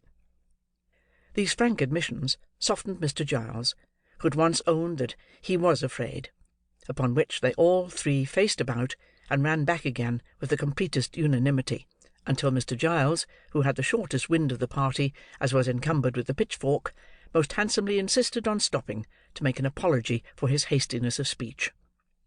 "But it is wonderful," said Mr. Giles, when he had explained, "what a man will do when his blood is up. I should have committed murder, I know I should, if we'd caught one of them rascals." As the other two were impressed with a similar presentiment, and as their blood, like his, had all gone down again, some speculation ensued upon the cause of this sudden change in their temperament. "I know what it was," said Mr. Giles. "It was the gate." "I shouldn't wonder if it was," exclaimed Brittles, catching at the idea. "You may depend upon it," said Giles, "that gate stopped the flow of the excitement. I felt all mine suddenly going away as I was climbing over it." By a remarkable coincidence, The other two had been visited with the same unpleasant sensation at that precise moment. It was quite obvious, therefore, that it was the gate; especially as there was no doubt regarding the time at which the change had taken place, because all three remembered that they had come in sight of the robbers at the instant of its occurrence. This dialogue was held between the two men who had surprised the burglars, and a travelling tinker who had been sleeping in an outhouse, and who had been roused, together with his two mongrel curs, to join in the pursuit. Mr. Giles acted in the double capacity of butler and steward to the old lady of the mansion. Brittles was a lad of all work, who, having entered her service a mere child, was treated as a promising young boy still, though he was something past 30. Encouraging each other with such converse as this, but keeping very close together notwithstanding, and looking apprehensively round whenever a fresh gust rattled through the boughs, the three men hurried back to a tree behind which they had left their lantern, lest its light should inform the thieves in what direction to fire. Catching up the light, they made the best of their way home at a good round trot; and long after their dusky forms had ceased to be discernible, the light might have been seen twinkling and dancing in the distance like some exhalation of the damp and gloomy atmosphere through which it was swiftly borne. The air grew colder as day came slowly on, and the mist rolled along the ground like a dense cloud of smoke. The grass was wet; the pathways and low places were all mire and water; the damp breath of an unwholesome wind went languidly by, with a hollow moaning. Still, Oliver lay motionless and insensible on the spot where Sikes had left him. Morning drew on apace. The air became more sharp and piercing, as its first dull hue, the death of night, rather than the birth of day, glimmered faintly in the sky. The objects which had looked dim and terrible in the darkness, grew more and more defined, and gradually resolved into their familiar shapes. The rain came down, thick and fast, and pattered noisily among the leafless bushes; but Oliver felt it not, as it beat against him, for he still lay stretched, helpless and unconscious, on his bed of clay. At length, a low cry of pain broke the stillness that prevailed, and uttering it, the boy awoke. His left arm, rudely bandaged in a shawl, hung heavy and useless at his side. The bandage was saturated with blood. He was so weak that he could scarcely raise himself into a sitting posture. When he had done so, he looked feebly round for help, and groaned with pain. Trembling in every joint, from cold and exhaustion, he made an effort to stand upright, but, shuddering from head to foot, fell prostrate on the ground. After a short return of the stupor in which he had been so long plunged, Oliver, urged by a creeping sickness at his heart, which seemed to warn him that if he lay there he must surely die, got upon his feet and essayed to walk. His head was dizzy, and he staggered to and fro like a drunken man; but he kept up, nevertheless, and, with his head drooping languidly on his breast, went stumbling onward, he knew not whither. And now hosts of bewildering and confused ideas came crowding on his mind. He seemed to be still walking between Sikes and Crackit, who were angrily disputing, for the very words they said sounded in his ears; and when he caught his own attention, as it were, by making some violent effort to save himself from falling, he found that he was talking to them. Then he was alone with Sikes, plodding on as on the previous day; and as shadowy people passed them, he felt the robber's grasp upon his wrist. Suddenly he started back at the report of firearms. There rose into the air loud cries and shouts; lights gleamed before his eyes; all was noise and tumult, as some unseen hand bore him hurriedly away. Through all these rapid visions, there ran an undefined, uneasy consciousness of pain, which wearied and tormented him incessantly. Thus he staggered on, creeping almost mechanically between the bars of gates, or through the hedge gaps as they came in his way, until he reached a road. Here the rain began to fall so heavily that it roused him. He looked about, and saw that at no great distance there was a house, which perhaps he could reach. Pitying his condition, they might have compassion on him; and if they did not, it would be better, he thought, to die near human beings than in the lonely open fields. He summoned up all his strength for one last trial, and bent his faltering steps towards it. As he drew nearer to this house, a feeling come over him that he had seen it before. He remembered nothing of its details, but the shape and aspect of the building seemed familiar to him. That garden wall! On the grass inside he had fallen on his knees last night, and prayed the two men's mercy. It was the very house they had attempted to rob.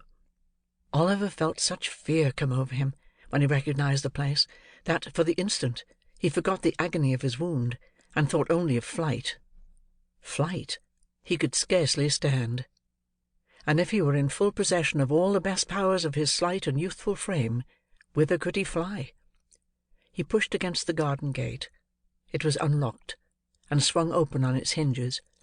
He tottered across the lawn, climbed the steps, knocked faintly at the door, and, his whole strength failing him, sunk down against one of the pillars of the little portico.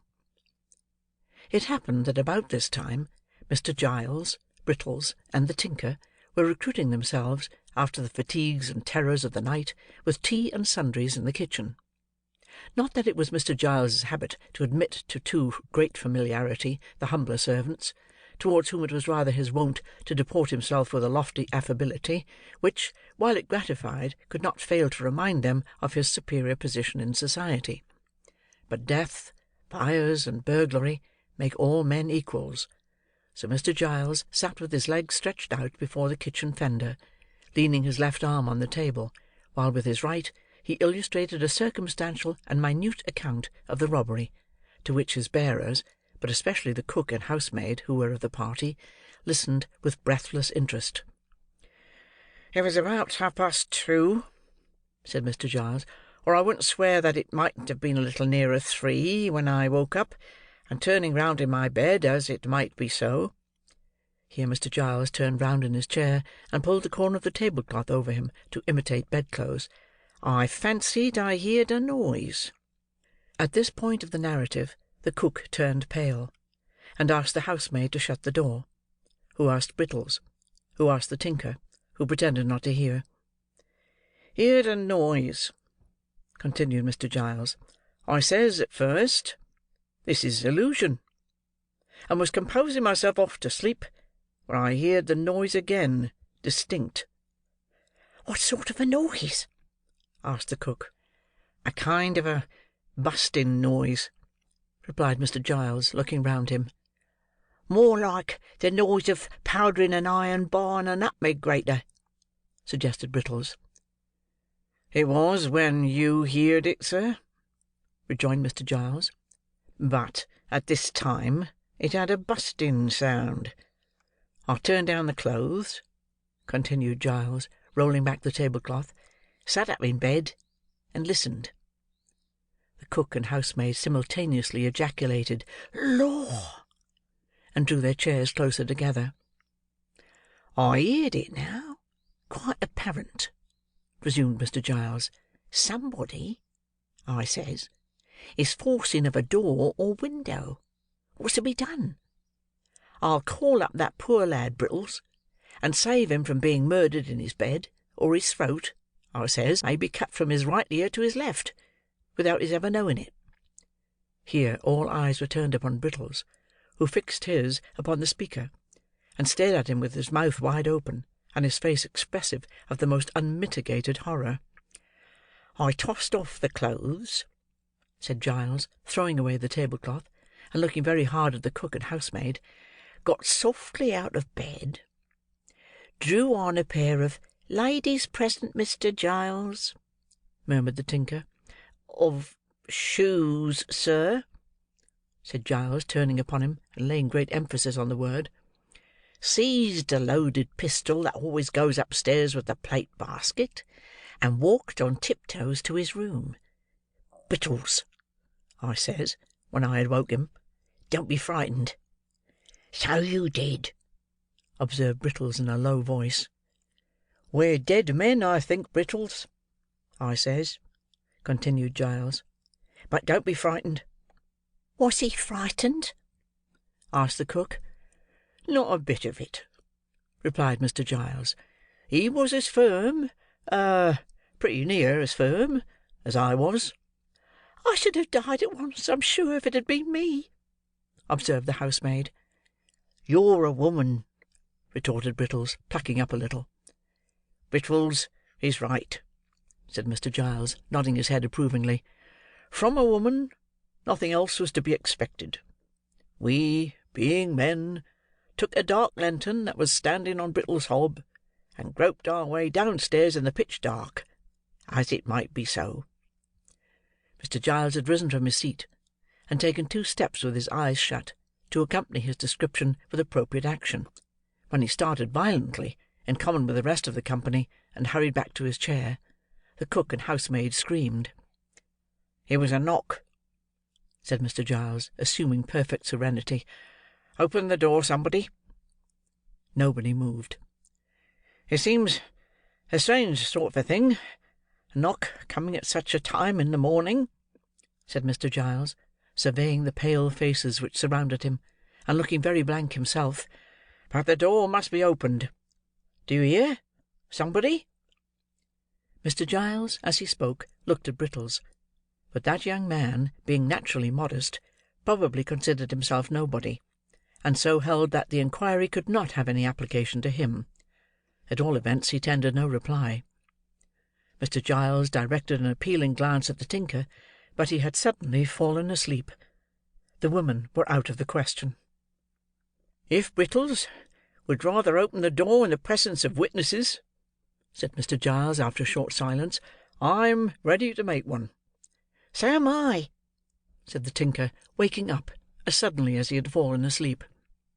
Brittles capitulated on these terms; and the party being somewhat reassured by the discovery, made on throwing open the shutters, that it was now broad day, took their way upstairs, with the dogs in front. The 2 women, who were afraid to stay below, brought up the rear. By the advice of Mr. Giles, they all talked very loud, to warn any evil-disposed person outside that they were strong in numbers; and by a master stroke of policy, originating in the brain of the same ingenious gentleman, the dogs' tails were well pinched in the hall to make them bark savagely. These precautions having been taken, Mr. Giles held on fast by the tinker's arm, to prevent his running away, as he pleasantly said, and gave the word of command to open the door. Brittles obeyed. The group, peeping timorously over each other's shoulders, beheld no more formidable an object than poor little Oliver Twist, speechless and exhausted, who raised his heavy eyes, and mutely solicited their compassion. "A boy!" exclaimed Mr. Giles, valiantly pushing the tinker into the background. "What's the matter with the— Why, Brittles, look here! Don't you know?" Brittles, who had got behind the door to open it, no sooner saw Oliver than he uttered a loud cry. Mr. Giles, seizing the boy by one leg and one arm, fortunately not the broken limb, lugged him straight into the hall, and deposited him at full length on the floor thereof. "Here he is!" bawled Giles, calling in a state of great excitement up the staircase. "Here's one of the thieves, ma'am. Here's the thief, miss. Wounded, miss. I shot him, miss, and Brittles held the light.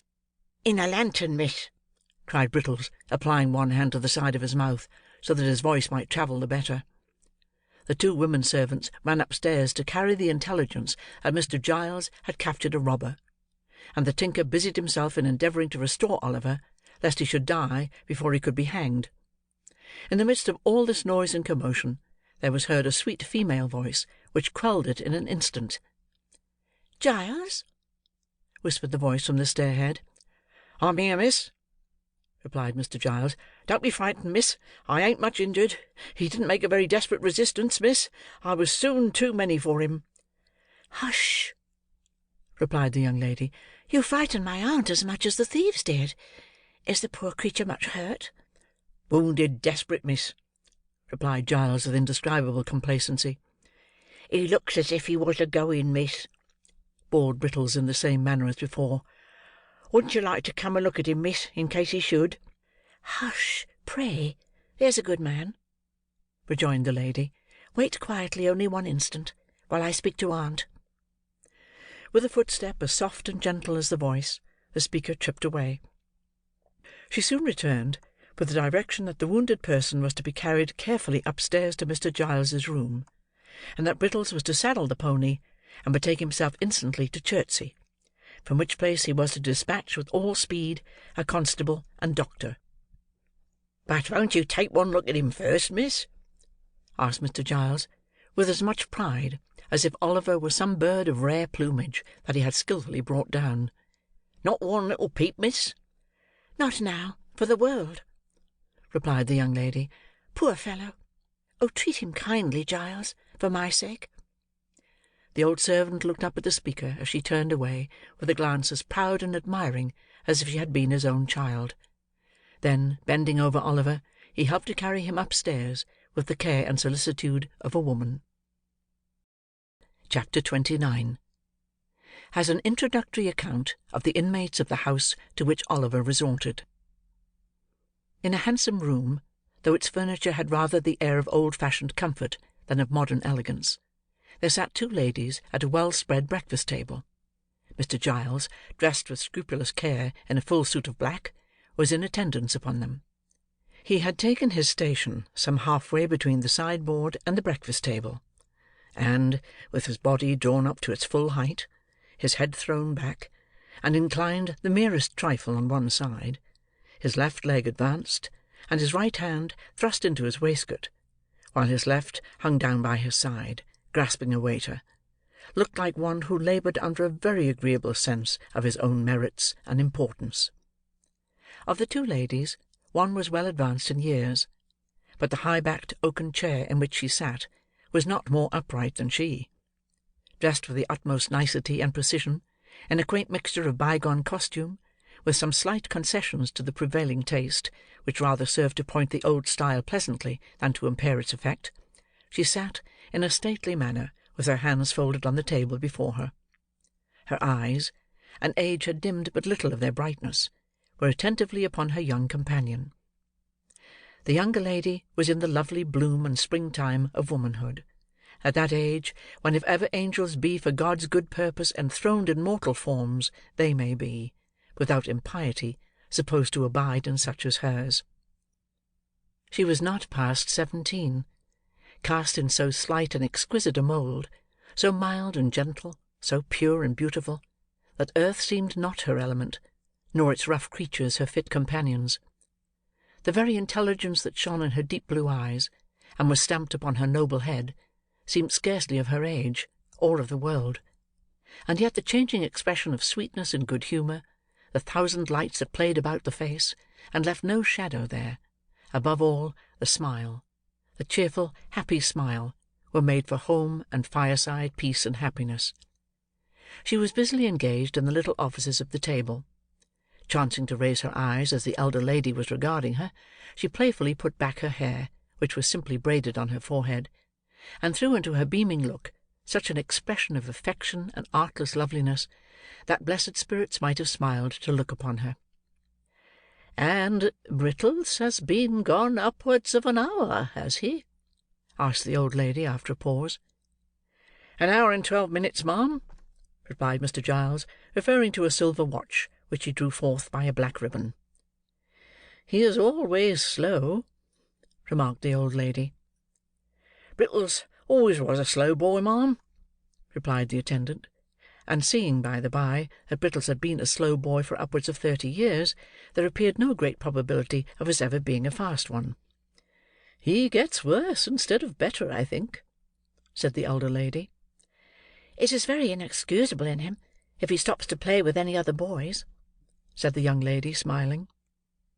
Mr. Giles was apparently considering the propriety of indulging in a respectful smile himself, when a gig drove up to the garden gate, out of which there jumped a fat gentleman who ran straight up to the door, and who, getting quickly into the house by some mysterious process, burst into the room, and nearly overturned Mr. Giles and the breakfast table together. "I never heard of such a thing!" exclaimed the fat gentleman. "My dear Mrs. Maylie, bless my soul, in the silence of the night, too, I never heard of such a thing!" With these expressions of condolence, the fat gentleman shook hands with both ladies, and drawing up a chair, inquired how they found themselves. "You ought to be dead, positively dead with the fright," said the fat gentleman. "Why didn't you send? Bless me! My man should have come in a minute, and so would I, and my assistant would have been delighted, or anybody, I'm sure, under such circumstances. Dear, dear, so unexpected! In the silence of the night, too!" The doctor seemed especially troubled by the fact of the robbery having been unexpected and attempted in the night time, as if it were the established custom of gentlemen in the housebreaking way to transact business at noon, and to make an appointment by post a day or two previous. "And you, Miss Rose?" said the doctor, turning to the young lady. "Oh, very much so indeed," said Rose, interrupting him. "But there is a poor creature upstairs, whom aunt wishes you to see." "Ah, to be sure," replied the doctor. "So there is. That was your handiwork, Giles, I understand?" Mr. Giles, who had been feverishly putting the teacups to rights, blushed very red, and said that he had had that honour. "Honour, eh?" said the doctor. "Well, I don't know. Perhaps it's as honourable to hit a thief in a back kitchen as hit your man at 12 paces. Fancy that he fired in the air, and you've fought a duel, Giles." Mr. Giles, who thought this light treatment of the matter an unjust attempt at diminishing his glory, answered respectfully that it was not for the like of him to judge about that, but he rather thought it was no joke to the opposite party. "Gad, that's true," said the doctor. "Where is he? Show me the way. I'll look in again as I come down, Mrs. Maylie. That's the little window that he got in at, eh? Well, I couldn't have believed it." Talking all the way, he followed Mr. Giles upstairs, and while he is going upstairs, the reader may be informed that Mr. Losberne, a surgeon in the neighbourhood, known through a circuit of 10 miles round as the doctor, had grown fat more from good humour than from good living, and was as kind and hearty, and withal as eccentric an old bachelor as will be found in 5 times that space by any explorer alive. The doctor was absent much longer than either he or the ladies had anticipated. A large flat box was fetched out of the gig, and a bedroom bell was rung very often, and the servants ran up and down stairs perpetually, from which tokens it was justly concluded that something important was going on above. At length he returned, and in reply to an anxious inquiry after his patient, looked very mysterious and closed the door carefully. "This is a very extraordinary thing, Mrs. Maylie," said the doctor, standing with his back to the door, as if to keep it shut. "He is not in any danger, I hope?" said the old lady. "Why, that would not be an extraordinary thing under the circumstances," replied the doctor, "though I don't think he is. Have you seen the thief?" "No," rejoined the old lady. "Nor heard anything about him?" "No." "I beg your pardon, ma'am," interposed Mr. Giles, "but I was going to tell you about him when Dr. Losberne came in." The fact was, that Mr. Giles had not, at first, been able to bring his mind to the avowal that he had only shot a boy. Such commendations had been bestowed upon his bravery, that he could not, for the life of him, help postponing the explanation for a few delicious minutes, during which he had flourished in the very zenith of a brief reputation for undaunted courage. "Rose wished to see the man," said Mrs. Maylie, "but I wouldn't hear of it." "Humph!" rejoined the doctor. "There's nothing very alarming in his appearance. Have you any objection to see him in my presence?" "If it be necessary," replied the old lady, "certainly not." "Then I think it is necessary," said the doctor. "At all events, I am quite sure that you would deeply regret not having done so, if you postponed it. He is perfectly quiet and comfortable now. Allow me, Miss Rose, will you permit me? Not the slightest fear. I pledge you my honour." Chapter 30 Relates what Oliver's new visitors thought of him.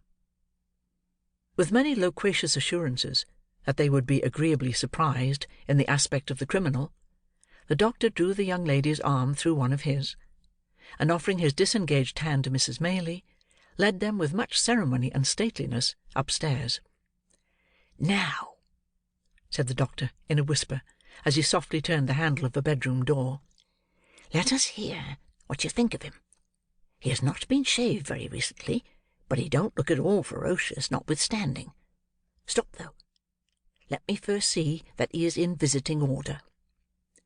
Stepping before them, he looked into the room. Motioning them to advance, he closed the door when they had entered, and gently drew back the curtains of the bed. Upon it, in lieu of the dogged, black-visaged ruffian they had expected to behold, there lay a mere child, worn with pain and exhaustion, and sunk into a deep sleep. His wounded arm, bound and splintered up, was crossed upon his breast.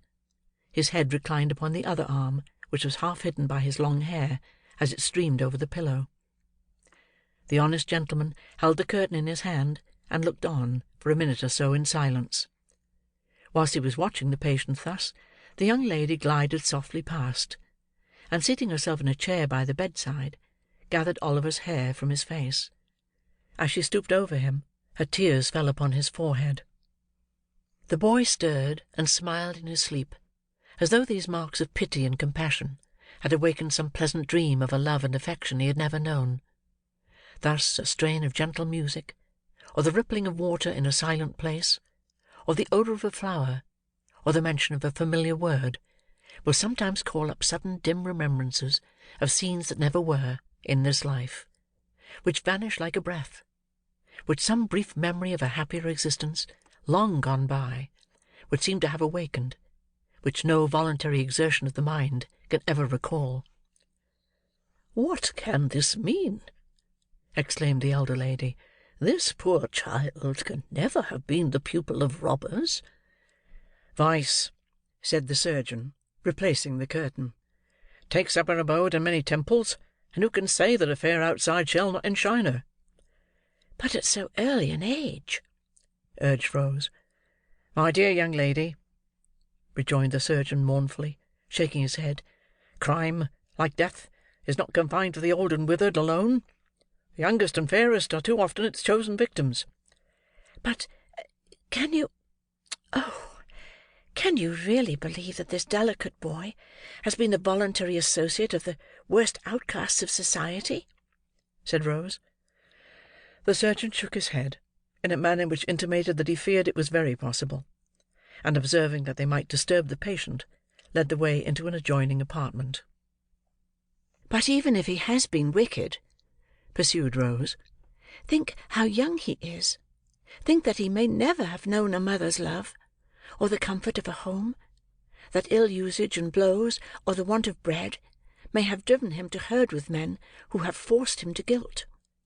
Aunt, dear aunt, for mercy's sake, think of this before you let them drag this sick child to a prison, which in any case must be the grave of all his chances of amendment. Oh! as you love me, and know that I have never felt the want of parents in your goodness and affection, but that I might have done so, and might have been equally helpless and unprotected with this poor child, have pity upon him before it is too late." "My dear love," said the elderly lady, as she folded the weeping girl to her bosom, "do you think I would harm a hair of his head?" "Oh, no," replied Rose eagerly. "No, surely," said the old lady. "My days are drawing to their close, and may mercy be shown to me as I show it to others. What can I do to save him, sir?" "Let me think, ma'am," said the doctor. "Let me think." Mr. Losberne thrust his hands into his pockets, and took several turns up and down the room, often stopping and balancing himself on his toes, and frowning frightfully. After various exclamations of "I've got it now," and "No, I haven't," and as many renewals of the walking and frowning, he at length made a dead halt, and spoke as follows. "I think, if you give me a full and unlimited commission to bully Giles and that little boy Brittles, I can manage it. Giles is a faithful fellow and an old servant, I know, but you can make it up to him in 1,000 ways, and reward him for being such a good shot besides. You don't object to that?" "Unless there is some other way of preserving the child," replied Mrs. Maylie. "There is no other," said the doctor. "No other. Take my word for it." "Then my aunt invests you with full power," said Rose, smiling through her tears.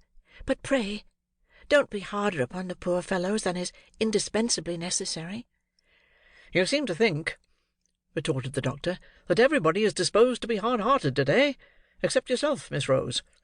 I only hope, for the sake of the rising male sex generally, that you may be found in as vulnerable and soft-hearted a mood by the first eligible young fellow who appeals to your compassion; and I wish I were a young fellow, that I might avail myself on the spot of such a favourable opportunity for doing so, as the present." "You are as great a boy as poor Brittles himself," returned Rose, blushing. "Well," said the doctor, laughing heartily, "that is no very difficult matter. But to return to this boy. The great point of our agreement is yet to come. He will wake in an hour or so, I dare say; and although I have told that thick-headed constable fellow downstairs that he mustn't be moved or spoken to, on peril of his life, I think we may converse with him without danger. Now, I make this stipulation, that I shall examine him, in your presence, and that, if from what he says, we judge, and I can show to the satisfaction of your cool reason that he is a real and thorough bad one, which is more than possible, he shall be left to his fate, without any farther interference on my part, at all events." "Oh, no, aunt!" entreated Rose. "Oh, yes, aunt," said the doctor. "Is it a bargain?" "He cannot be hardened in vice," said Rose. "It is impossible." "Very good," retorted the doctor. "Then so much the more reason for acceding to my proposition." Finally, the treaty was entered into, and the parties thereunto sat down to wait, with some impatience, until Oliver should awake. The patience of the two ladies was destined to undergo a longer trial than Mr. Losberne had led them to expect, for hour after hour passed on, and still Oliver slumbered heavily. It was evening, indeed, before the kind-hearted doctor brought them the intelligence that he was at length sufficiently restored to be spoken to.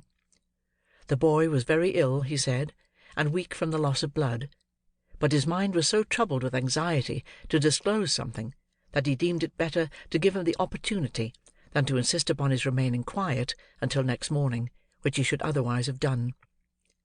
The conference was a long one. Oliver told them all his simple history, and was often compelled to stop by pain and want of strength. It was a solemn thing to hear, in the darkened room, the feeble voice of the sick child, recounting a weary catalogue of evils and calamities which hard men had brought upon him. Oh, if when we oppress and grind our fellow creatures, we bestowed but one thought on the dark evidences of human error, which, like dense and heavy clouds, are rising slowly, it is true, but not less surely, to heaven, to pour their after-vengeance on our heads. If we heard but one instant, in imagination, the deep testimony of dead men's voices, which no power can stifle, and no pride shut out, where would be the injury and injustice, the suffering, misery, cruelty, and wrong that each day's life brings with it? Oliver's pillow was smoothed by gentle hands that night, and loveliness and virtue watched him as he slept. He felt calm and happy, and could have died without a murmur. The momentous interview was no sooner concluded, and Oliver composed to rest again, than the doctor, after wiping his eyes, and condemning them for being weak all at once, betook himself downstairs to open upon Mr. Giles. And finding nobody about the parlours, it occurred to him that he could perhaps originate the proceedings with better effect in the kitchen. So into the kitchen he went.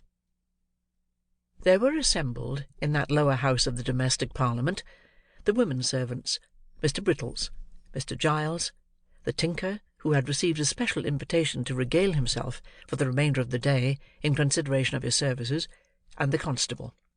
The latter gentleman had a large staff, a large head, large features, and large half boots, and he looked as if he had been taking a proportionate allowance of ale, as indeed he had.